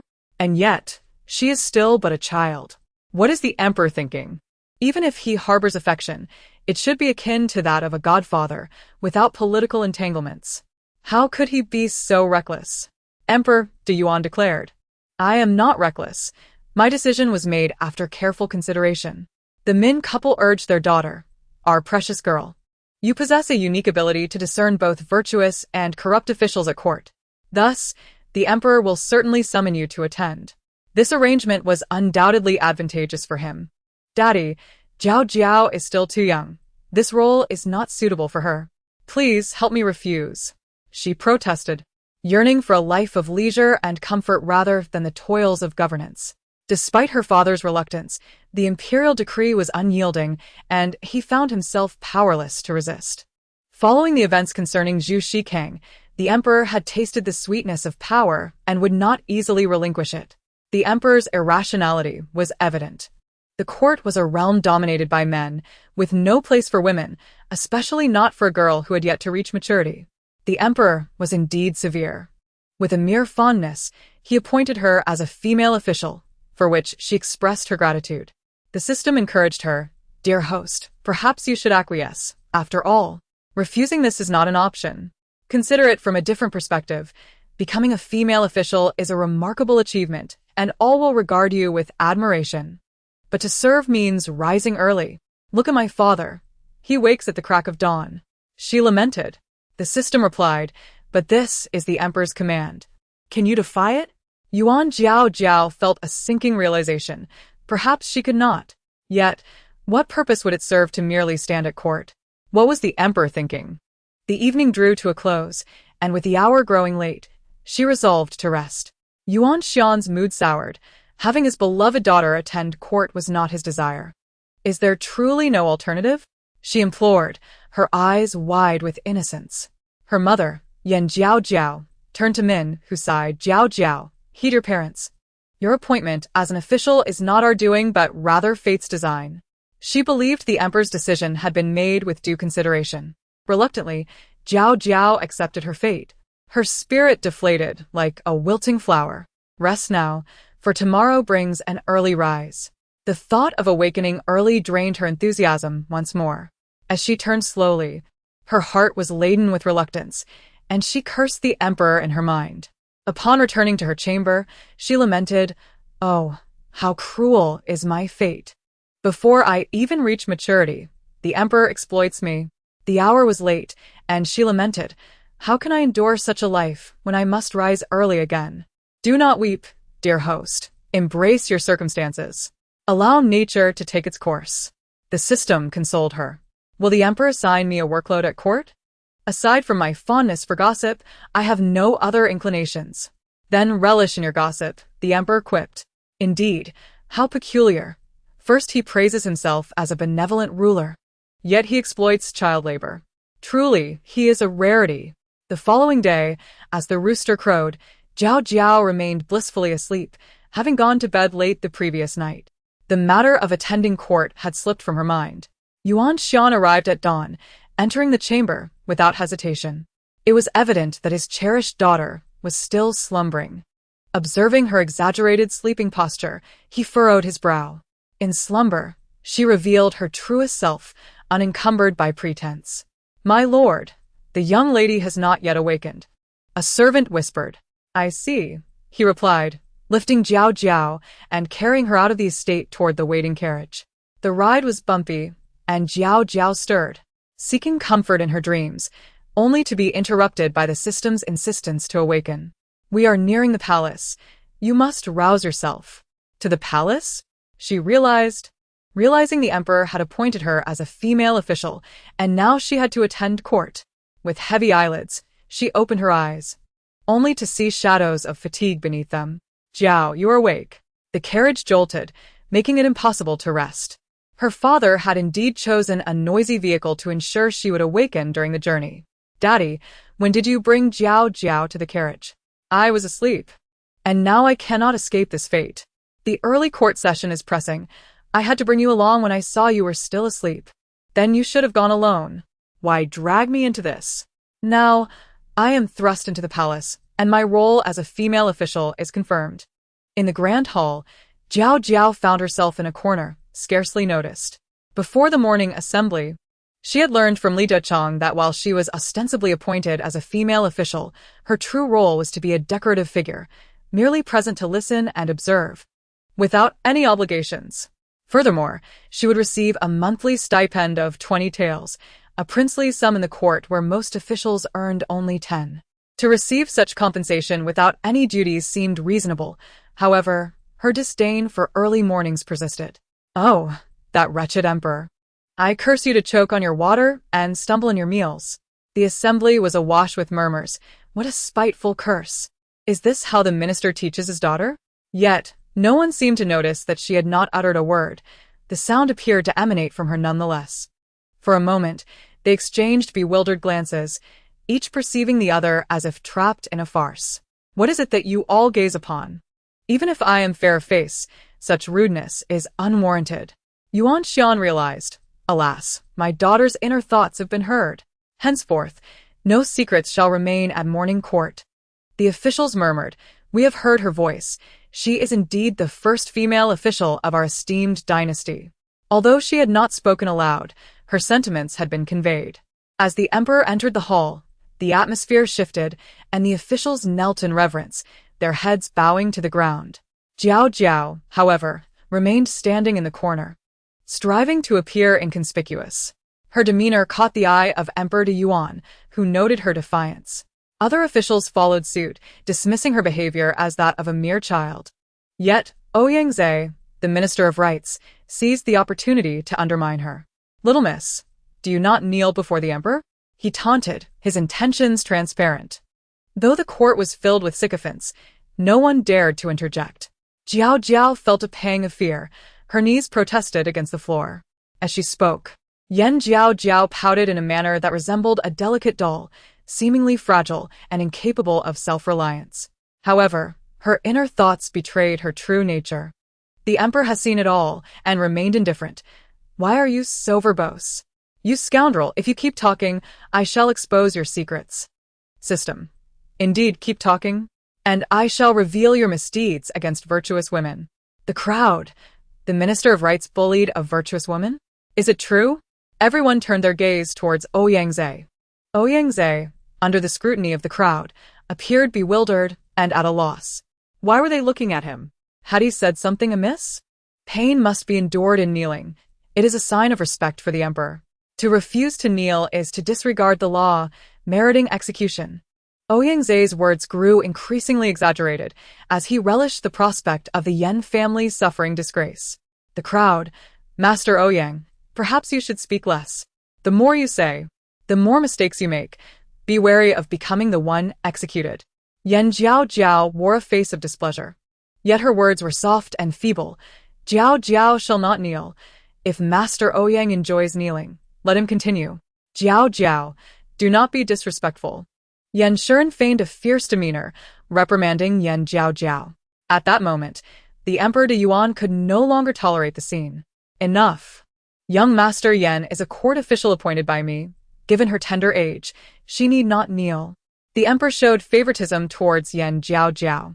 Since the emperor had spoken, Ouyangze refrained from saying more. "Yes. All ministers, please rise." The emperor gestured for everyone to stand. "Thank you, Your Majesty." The crowd gradually stood up, with only one individual unable to rise, his legs feeling as if they were made of jelly, utterly devoid of strength. This person was none other than the Minister of Rights, Ouyangze. Seeing him remain on the ground, a colleague murmured, "Master Ouyang, the emperor has not rebuked you. You may stand." Ouyangze exerted all his strength, but could not rise, feeling as if the ground itself held his legs captive. "My lord, I cannot rise. Could you lend me a hand?" Ouyangze felt quite embarrassed. "Very well." The person referred to as the imperial censor, Wang Zhisheng, attempted to assist Ouyangze to his feet. Despite their combined efforts, Ouyangze remained immobile. Simultaneously, the crowd, noticing Ouyangze's prolonged prostration, began to exchange curious glances. Someone whispered, "What does it mean that Master Ouyang remains kneeling? Is he blaming the emperor for exempting young Master Yan from the kneeling rite?" Young Master Yan is still a child. Attending court is already a considerable burden for her. It is reasonable for her to be excused from kneeling. Why must Master Ouyang take offense with a child? Listening to the murmurs below, Emperor de Yuan's patience waned. "Ouyang Aiching, will you not rise?" "Without my permission." "Can he rise? Does he not enjoy kneeling? Then let him remain so until court adjourns." The crowd. Is this truly the case? Master Ouyang cannot rise because young Master Yan has cast a curse upon him? Emperor de Yuan. If so, then let him kneel. Who told Ouyangze to speak so much?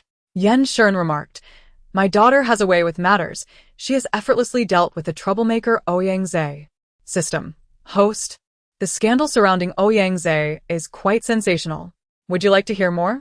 The crowd. Yes, yes, yes. At first glance, Ouyangze does not seem like a good person. I deduce he is involved in a homicide. In an instant, the officials regarded Ouyangze with even more suspicion. Last month, he was indeed dispatched to Jiangua for negotiations. How did young Master Yan come to know this? Could it be that the murder claim is true? But where is the evidence? Even a conviction requires proof. System. The young girl in question is Chan, who has just reached adulthood. After jumping into the lake, her body has been submerged in water for an extended period and has now floated to the riverbank in the southern city. Should the emperor investigate, he will certainly uncover that Ouyangze, having bullied Chan, lost a jade pendant that she later found and held on to when she jumped into the lake, vowing in death to not let him go. Emperor Yuan, is this not evidence? Ouyangze, who dares to oppress virtuous women, is unfit for the De Sheng dynasty. Ouyang Aiqing, are you kneeling in repentance? The emperor's voice was cold and merciless. Chapter 89. The family scandal of Wang Zhisheng. Ouyangze was utterly confused. Your Majesty, I am merely weak. I cannot rise. Emperor De Yuan was known for his clear distinctions between right and wrong. He would target any official found wanting.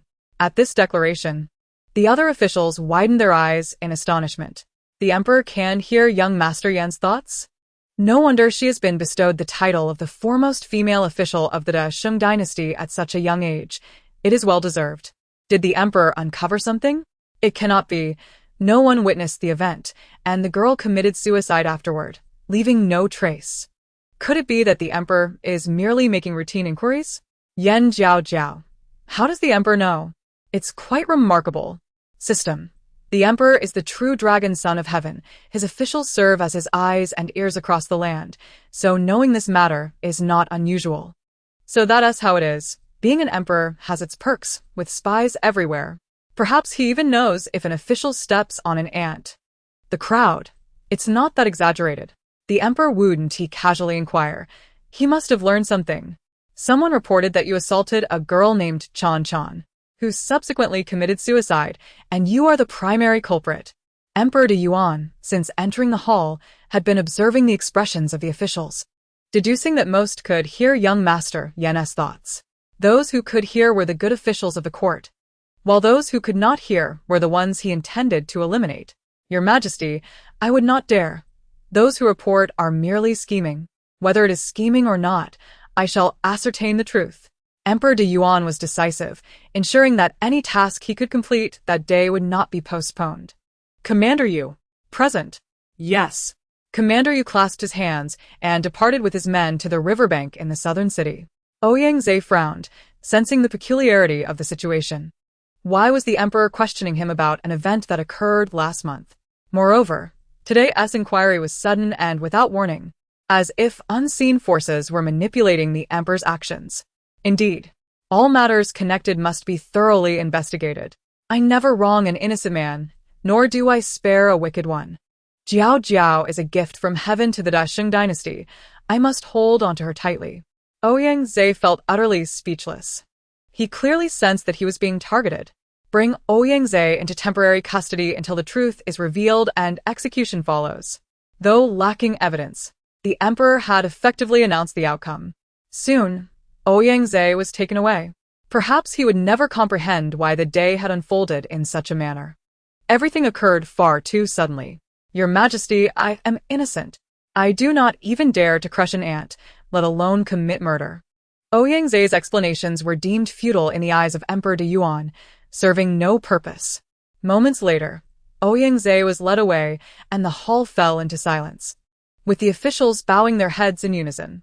They had finally witnessed the fearsome prowess of Jiaojiao. Finally, it is quiet. Ouyangze, the scoundrel, dared to challenge me. Tonight, I shall send Chan as spirit to claim his life. The crowd, this is too ruthless. At that moment, the esteemed minister Wang Zhisheng spoke up. Your Majesty, this matter is peculiar. If you intend to execute Master Ouyang, please think twice and do not heed rumors. The rumors referred to were those of Jiaojiao's thoughts. The ability to hear others' thoughts was indeed strange. In Wang Zhisheng's view, it could be both good and bad. After all, one cannot ascertain the truth of thoughts with absolute certainty. I am well aware, Aiqing Wang. There is no need for concern. Every word from Jiaojiao's heart is true. I have verified it. Listening to Wang Zhisheng's voice, Jiaojiao curiously scrutinized him. In her gaze, she felt a strange familiarity, as if she had seen him somewhere before. Yet, she could not recall where. System. Is this person the imperial censor Wang? This Wang appears so familiar. Have I seen him before? Please help me remember. The crowd Wang? What a name. Wang Zhisheng, what Wang? I have a proper name. Hearing Jiaojiao compare Wang Zhisheng to a turtle, Emperor De Yuan smiled, struggling to suppress his amusement. The system.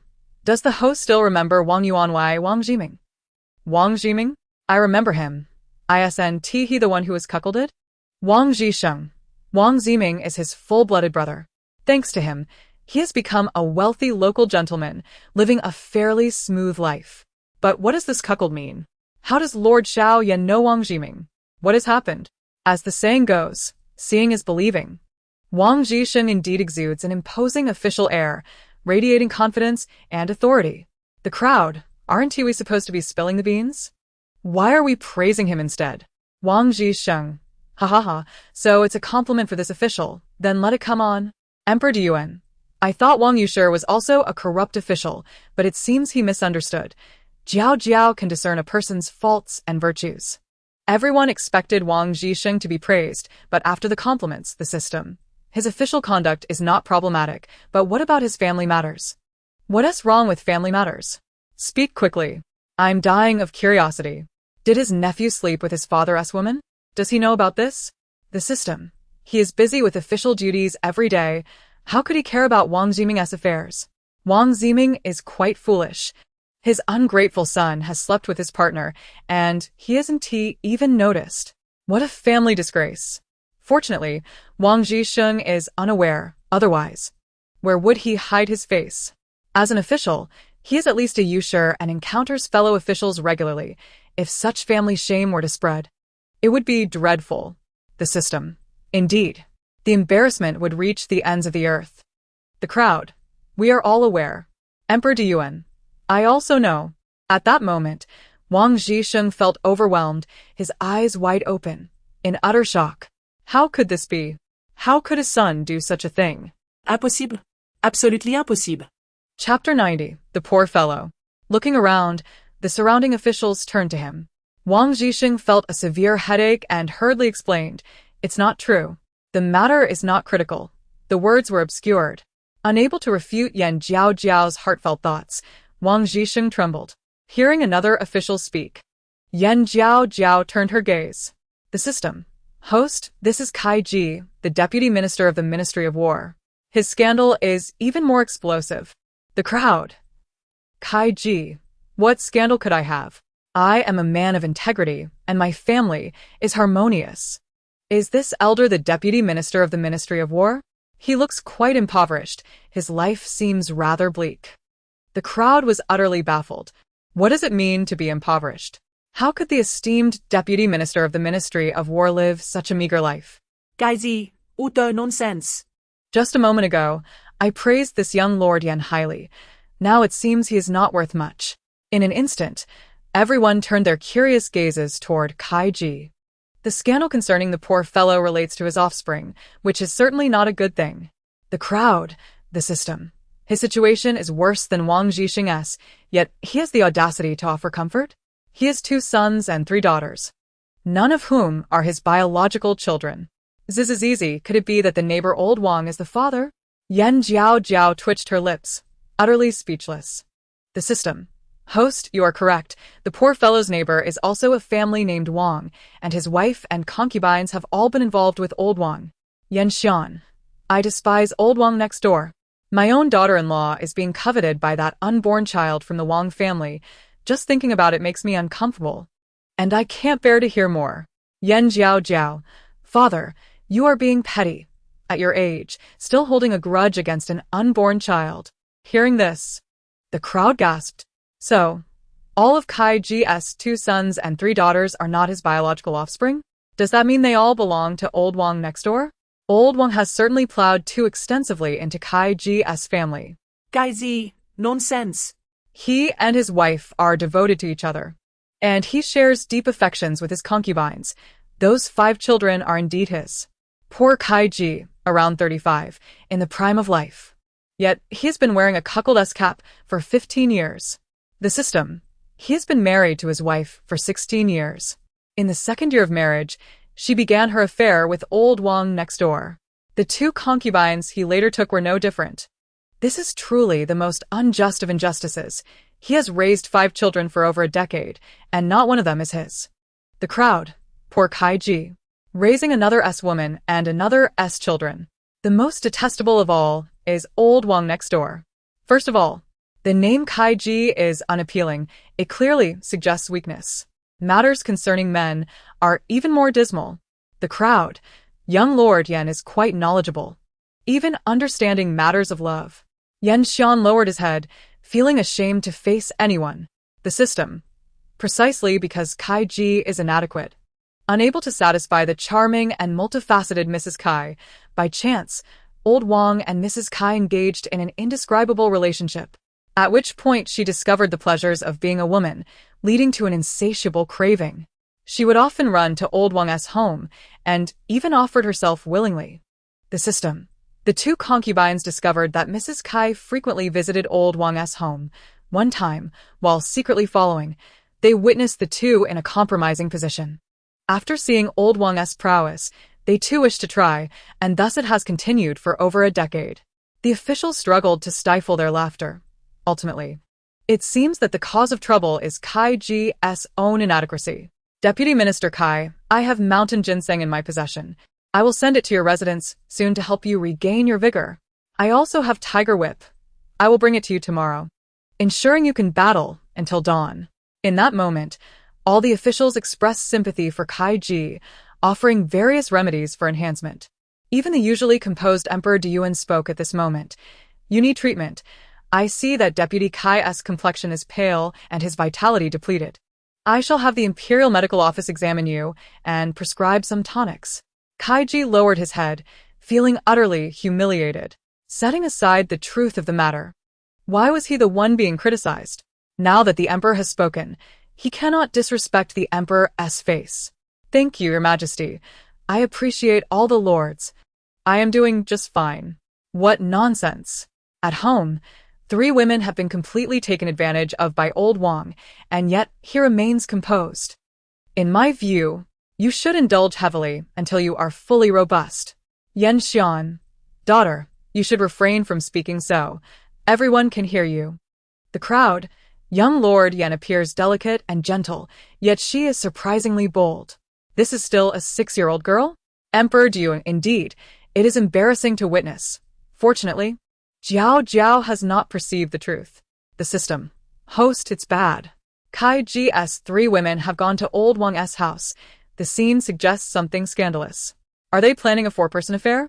How impressive is old Wang? The system. Not just impressive, his prowess is legendary.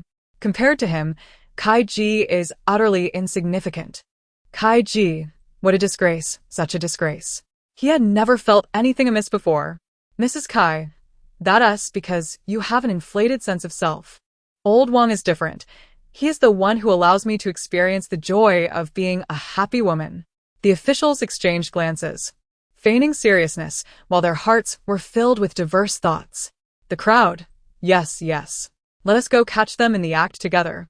Kai Ji, I trust my wife. The 2 beautiful concubines would never betray me. Just wait to be slapped in the face. Emperor Diyuan was quite cooperative, as he too wished to witness the spectacle. However, as an emperor, he had to maintain his dignity. All ministers, if you have matters to present, do so. If not, you may leave. Upon finishing his words, the court fell silent, with no one speaking. Everyone wanted to witness the excitement. In that case, let us dismiss the court. Emperor Diyuan rose swiftly and turned to leave. After he departed, the crowd flocked toward Wang Zhisheng and Kai Ji. With such a nephew, it is indeed a misfortune for Lord Wang. Yet, given the circumstances, it is best to intervene. Listening to the colleagues' discussions, Wang Zhisheng felt a tumultuous breath within him, his heart pierced with pain. On the other side, most officials surrounded Kai Ji, speaking. Deputy Kai, I have a family recipe for enhancing vitality. I will send someone to deliver it to you shortly. Dear esteemed friend, are you heading to old Wang's residence? Let us journey together. There is strength in numbers, and even the mightiest old Wang cannot withstand the collective force of many. Chapter 91. Visiting old Wang's house. Dear esteemed sir, I shall accompany you to old Wang's residence. I am quite eager to witness just how formidable this neighbor of ours truly is. Kai Ji, with a face full of displeasure, corrected them, saying, Esteemed gentlemen, I am Kai Ji, not that mere vegetable. Furthermore, let me reiterate that my esteemed wife and concubine shall never betray me. The 5 children are indeed of my own blood, belonging to Kai. Kai Tsaiji wore a solemn expression, clearly struggling to maintain composure. The colleagues nearby hurriedly reassured, Indeed, indeed. We all believe. However, it is still necessary to investigate this matter, to restore Madame Kai's honor. Indeed, I too place my trust in Lord Kai. Therefore, we must certainly visit the old Wang family. Seeing that everyone is determined to investigate, Kai had no choice but to acquiesce. In any case, the madam and the 2 concubines will not betray him. Visiting the old Wang family now serves to grant them a semblance of innocence, thereby preventing any future gossip. In that case, esteemed lords, let us proceed together.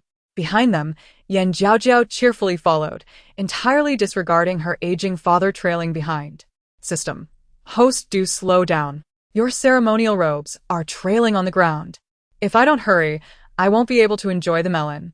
This fairy must sprint at a speed of 80 miles per hour. Behind her, Yan Shuren felt somewhat overwhelmed, seeing his precious daughter in such a state. It was evident she was heading to the Kai family's residence. By the way, take a look at the skills of the neighbor Old Wang. System. Host. I have made a new discovery. This time, the system became exceedingly excited, its voice elevated to an octave higher. As for the other gossip, let us postpone that discussion until we have finished savoring the delicacies of this current topic. She hasn't finished the current melon, yet she moves on to the next. She is not that greedy. System. Not being proactive and indulging, one must question their sanity. Since the host is unwilling to listen, it shall remain silent. Next to the Kai residence lies the dwelling of the venerable Wang family. At that moment, Old Wang was playing hide and seek in the bedroom with 3 women of lesser skill. Old Wang was of the same age as Kai Ji, yet his stature was considerably more imposing than that of Kai Ji. Even his jawline was adorned with a rugged stubble, exuding a fierce and primal essence. At that moment, he was clad only in a pair of tattered trousers, his torso bared to the elements. The entire pectoral region, along with the biceps, triceps, and abdominal muscles, is remarkably firm. His robust thighs further exemplify his strength. Lao Wang is a mature man, with every part of him radiating strength and charisma. At this moment, my eyes are veiled by a delicate white gauze, as the 3 women of Kai's family, clad in a sheer layer of fabric, gracefully flit about the room. Old Wang, I am here, do come swiftly. With a charming smile, one of the concubines delicately twirled a handkerchief before the old man.